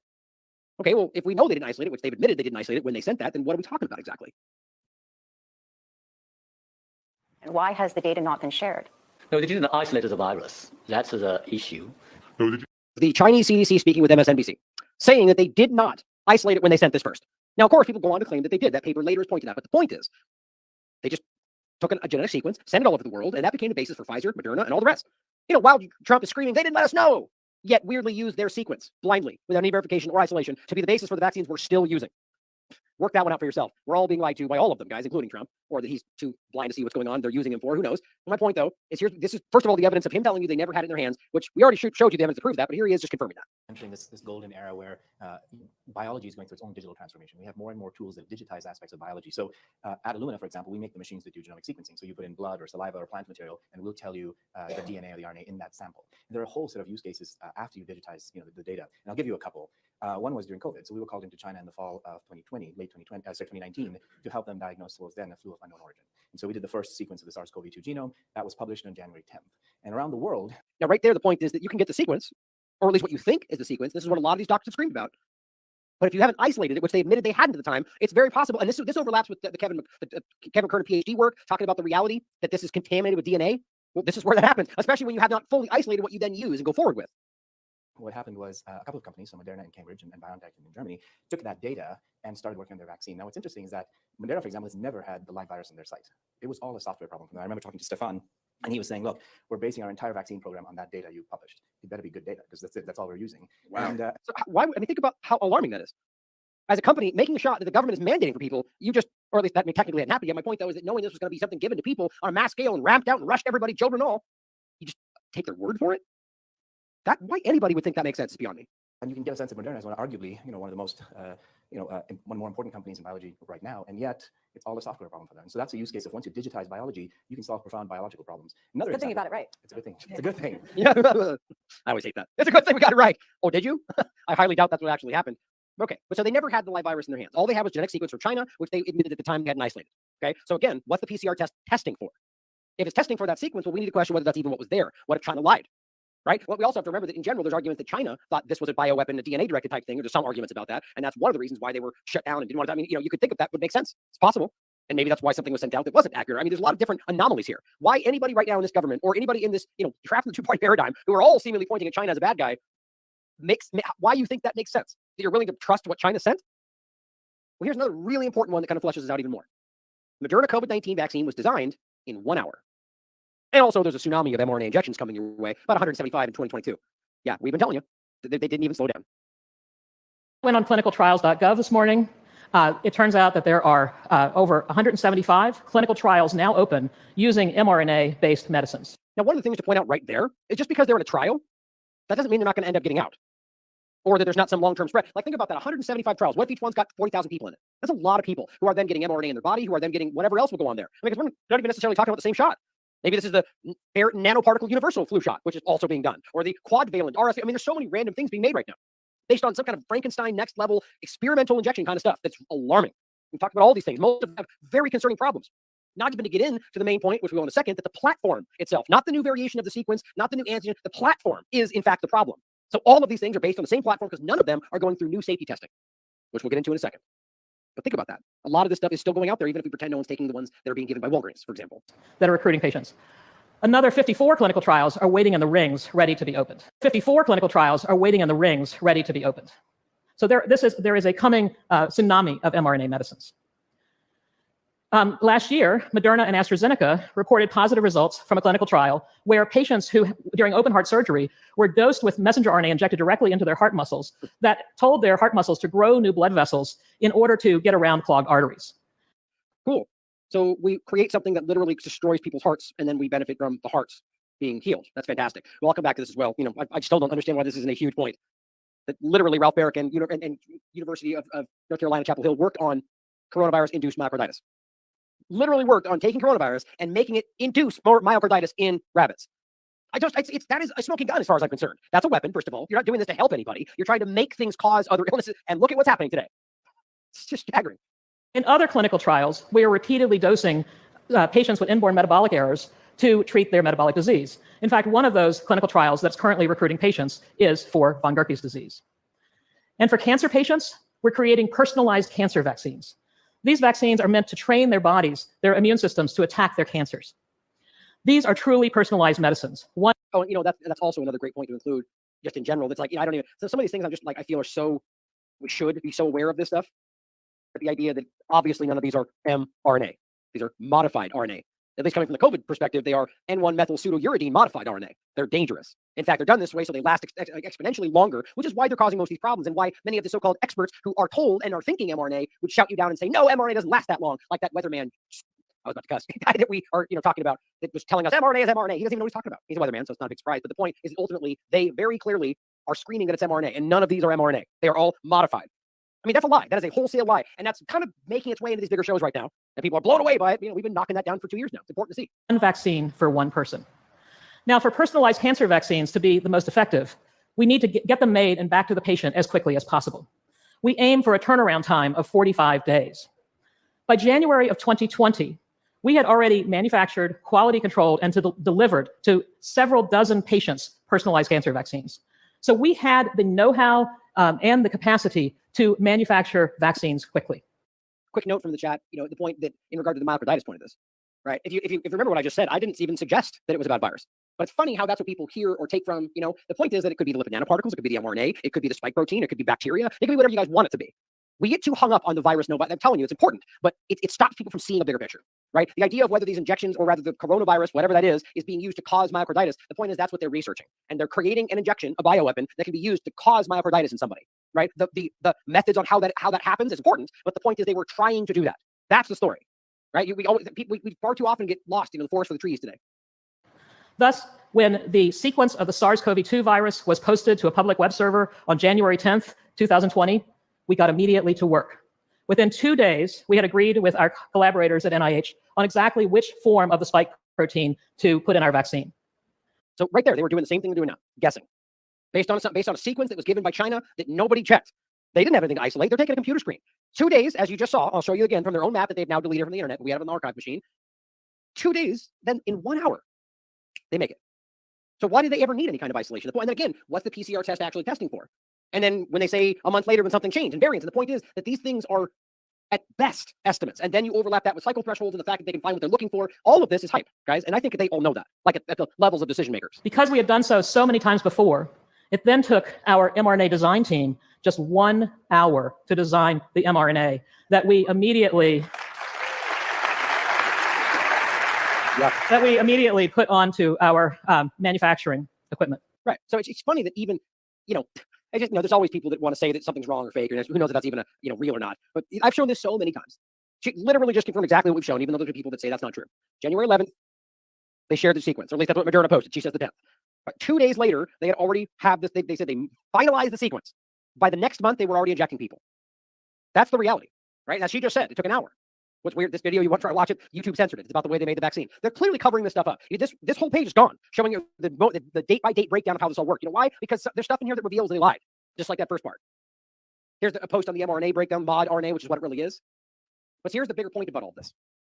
So if we know that they guessed, that they didn't have the sequence in their hands, that they got it from China, that they assumed, and within an hour already made an injection, and they never looked back. Because that's what we have to remember. This is mRNA 1273. That's the same thing. All the variants and all the different things, all they're doing is altering this and experimenting in real time. Just like they pretend we're guessing for the flu variant. They're guessing. So Restef Levy pointed out recently an important study, which we already covered, in regard to the fact that the platform itself, implying that the platform is the problem. Excellent science study is very bad news to the mRNA nanolipids platform. It's an important study, guys. You can watch my show right here, that the platform itself is in fact driving myocarditis. So the bigger picture then becomes that if they're always trying to change up these variants and alter these things, ultimately it becomes clear that the platform could be the real problem. Because it was designed that way, I would argue, but either way, it doesn't matter how much they change or what the new information they put into it, the way that it's designed is going to increase people's problems. And Fauci even wrote the article about why this is a failure, specifically from the mucosal immunity point, which Dr. Bhakti's been screaming about from 2020. If you take these shots, you're going to take them to your doom. Right? He said this in 2020. One of the few people I know for sure is honest in all this process because he has been putting himself in the line from day one, telling you this. All gene-based vaccines, independent of manufacturers, produce the same result in the vaccinees. He has looked at 15. In the last 4 days, the number has been increased to 70 individuals who died after vaccination. These were people who died at home, at work, in the car, doing their sports, etc., etc., etc. There's no question now anymore about what is going on. And the answer is in the organs of these people. In 90%, he found clear evidence for autoimmune self-attack by killer lymphocytes on the It's just sad that people can't listen or don't care to. But this was January 11th, 2023. I've shown this many times. Dr. Fauci wrote this himself and makes it very clear. And one of the things Dr. Bhakti has always been saying, it's not possible to take an injection in the shoulder muscle and create mucosal immunity. He's right.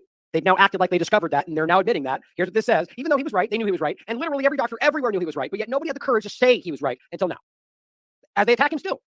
This is what Fauci said. Durably protective vaccines against non-systemic mucosal respiratory viruses with high mortality rates have thus far eluded vaccine development efforts. So in case you misunderstand the flowery writing, the vaccines we gave you failed, right? The system we decided to use did not work in this case. Challenges to developing next-generation respiratory vaccines, like for COVID, are many and complex. Past unsuccessful attempts to elicit solid protection against mucosal respiratory viruses, like COVID-19, like the flu, and to control the deadly outbreaks and pandemics that they cause have been a scientific and public health failure that must be urgently addressed. But we're going to do it again, though. I don't even know how to explain that. The guy who they've been pointing at steps up and goes, it didn't work. And now we just are standing on the ashes of that and building 47 more, 175 more. And this is one side point that gets really concerning for me before we get back into the variants again. This is ARPA-H, or HARPA, which is what it really originally was, but they didn't want to take Trump's daughter's name for it, so they pretended they made something new and just said ARPA-H, because we're original. So it's like that, to me, that is just aggressively petty. It really is just about the fact that they don't want to take Trump's daughter's name, because that was where it first came from, HARPA. Anyway, which, by the way, is about like DARPA. It's this all military medical control, in my opinion. But it says, learn more about the CURATE project. USA Today talks about messenger RNA, or MOD. See, they're lying right there, or don't even know that they're lying. Base technology would be used to turn off and on multiple genes within immune cells involved in cancer and chronic conditions like long COVID. Okay, I think they made a mistake here. First of all, long COVID's not even remotely what they say it is. It's vaccine side effects by and large, but it's also psychosomatic issues. But the point is, didn't they just admit right there this is gene therapy? If you're talking about dealing with long COVID, which their argument is that it's COVID, and that is multiple genes with mRNA-based technology, but we already know this. It's embarrassing that we ever had to pretend like this was not the most obvious example of gene therapy ever. They just were afraid you wouldn't take it. Because they're honest, right? Just unbelievable. But here's what it says, and this is terrifying to me. ARPA-H announces project to strengthen the immune system. Oh, the immune system that you just destroyed with all these shots? I wonder why you need to do that. I mean, let's not forget, that's quite literally what this is causing. I think this is let's see if I have that still. Yeah, this Swiss Policy Research had a post on this. Main point being that it's been shown that up to 50% in the studies, all these are peer-reviewed studies, you can read it for yourself, up to 50% of vaccinees, people who take the vaccine, can induce temporary immune suppression or immune dysregulation that may last about a week or longer. And that's only because that's the study range. The point was you can show that in some cases this goes on indefinitely, and I'll show you in a minute.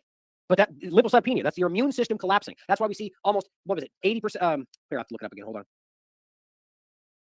This is Ezra Levin's tweet from the Rebel News. That's where I first saw this. Here's the actual breakdown from the Pfizer. This is the actual study, which is now peer-reviewed, I believe. And the point was they see 76% negative efficacy. That's Omicron, right? After 90 days. 3 months later, you are 76 more likely to get sick in general. After 1 day, it's down to 55. 1 month, 16% efficacy. If that's relative risk reduction. It's not even the same thing. That's meaningless. It's the truth. It's just unbelievable. So back to this. They're destroying your immune system, according to peer-reviewed science that they don't want to trust, announcing up to $24 million for curing the uncurable via RNA-encoded immunogene tuning. Oh, great. So we've had 1,000 different natural ways to cure all sorts of things that they don't want you to ever understand or know about, probably because they've been waiting to know. They're going to roll out the red carpet and say, guess what? We can cure everything, but give us the authority to edit your genes. That's what this is doing. A project that aims to train the immune system to better fight cancer and other diseases with the goal of developing generalizable mRNA platforms to treat diverse diseases and save lives. CURATE will be led by a team of Emory University in Atlanta, Georgia. The CURATE project highlights the development of versatile toolkits that leverage recent advances, like those in gene modulation and mRNA delivery. So gene therapy? No. Oh, yes, here, but not when we talk about the same thing for COVID land. Okay? Don't get confused. It's so stupid how they pretend like these are different things. We're literally talking about the same exact thing, but it's gene therapy here to save everybody's lives. But for COVID vaccines, it's totally not gene therapy. To treat ailments that currently lack effective treatment options. The proposed CURATE toolbox of mRNA, a molecule that tells the body what proteins to make. That's what we've been talking about. And related technologies could be used to, quote, turn on helpful immune responses. We've talked about this. We actually recently talked about this with George Webb. The title was, I think, AI created drugs as it loads, and something, it was AI created drugs, the fake China lab, and being primed with a light switch or a kill switch, however you want to look at it. That's what this is. I mean, ultimately, talking about something that could be turned on, which means it could be turned off. That's very real. Like it says, helpful immune responses, like promoting immune cells to target and attack tumors, or things that your body need. Other applications could extend to autoimmune disorders, transplants. It's always like, we'll do it to save you. But of course, it's always dual purpose, guys. And this is why I played that clip to start today, because this was from the beginning. This is pre-COVID. I was showing you this. This has always been their plan. And this is what this is about, at least in one part. Wall Street and biotechnology companies have been very excited about this idea. And what essentially it is trying to hack the cells in the body in order to make them into drug factories. And that's what they're doing now, right? So all this was a big test. They were experimenting and seeing what worked. That's what I really believe. So now we're at a point now where this is being implemented, right? So the gene therapy concept in regard to putting something like it literally says, you are putting a toolbox, an mRNA platform in your body, prompting immune cells to target and attack tumors or whatever else they turn on to focus. That's terrifying. So the point is, all this is going in the direction that we've been warning about, as you probably already know. And then on top of all of that, which I'll briefly point out, we should genuinely be questioning, and always should have, whether the things they are giving next are exactly this, and we're not told, or maybe the ones before it already were. They love to call it conspiracy theory. It's just an honest question, and that's why I always include the study, many of them, where they talk about if they're going to do something just like that. Even if they want to argue it's like for saving the planet, for climate change, for saving the planet from viruses, whatever it is, they simply argue that if they were going to have a bio-enhancement, which is what that is literally what this is.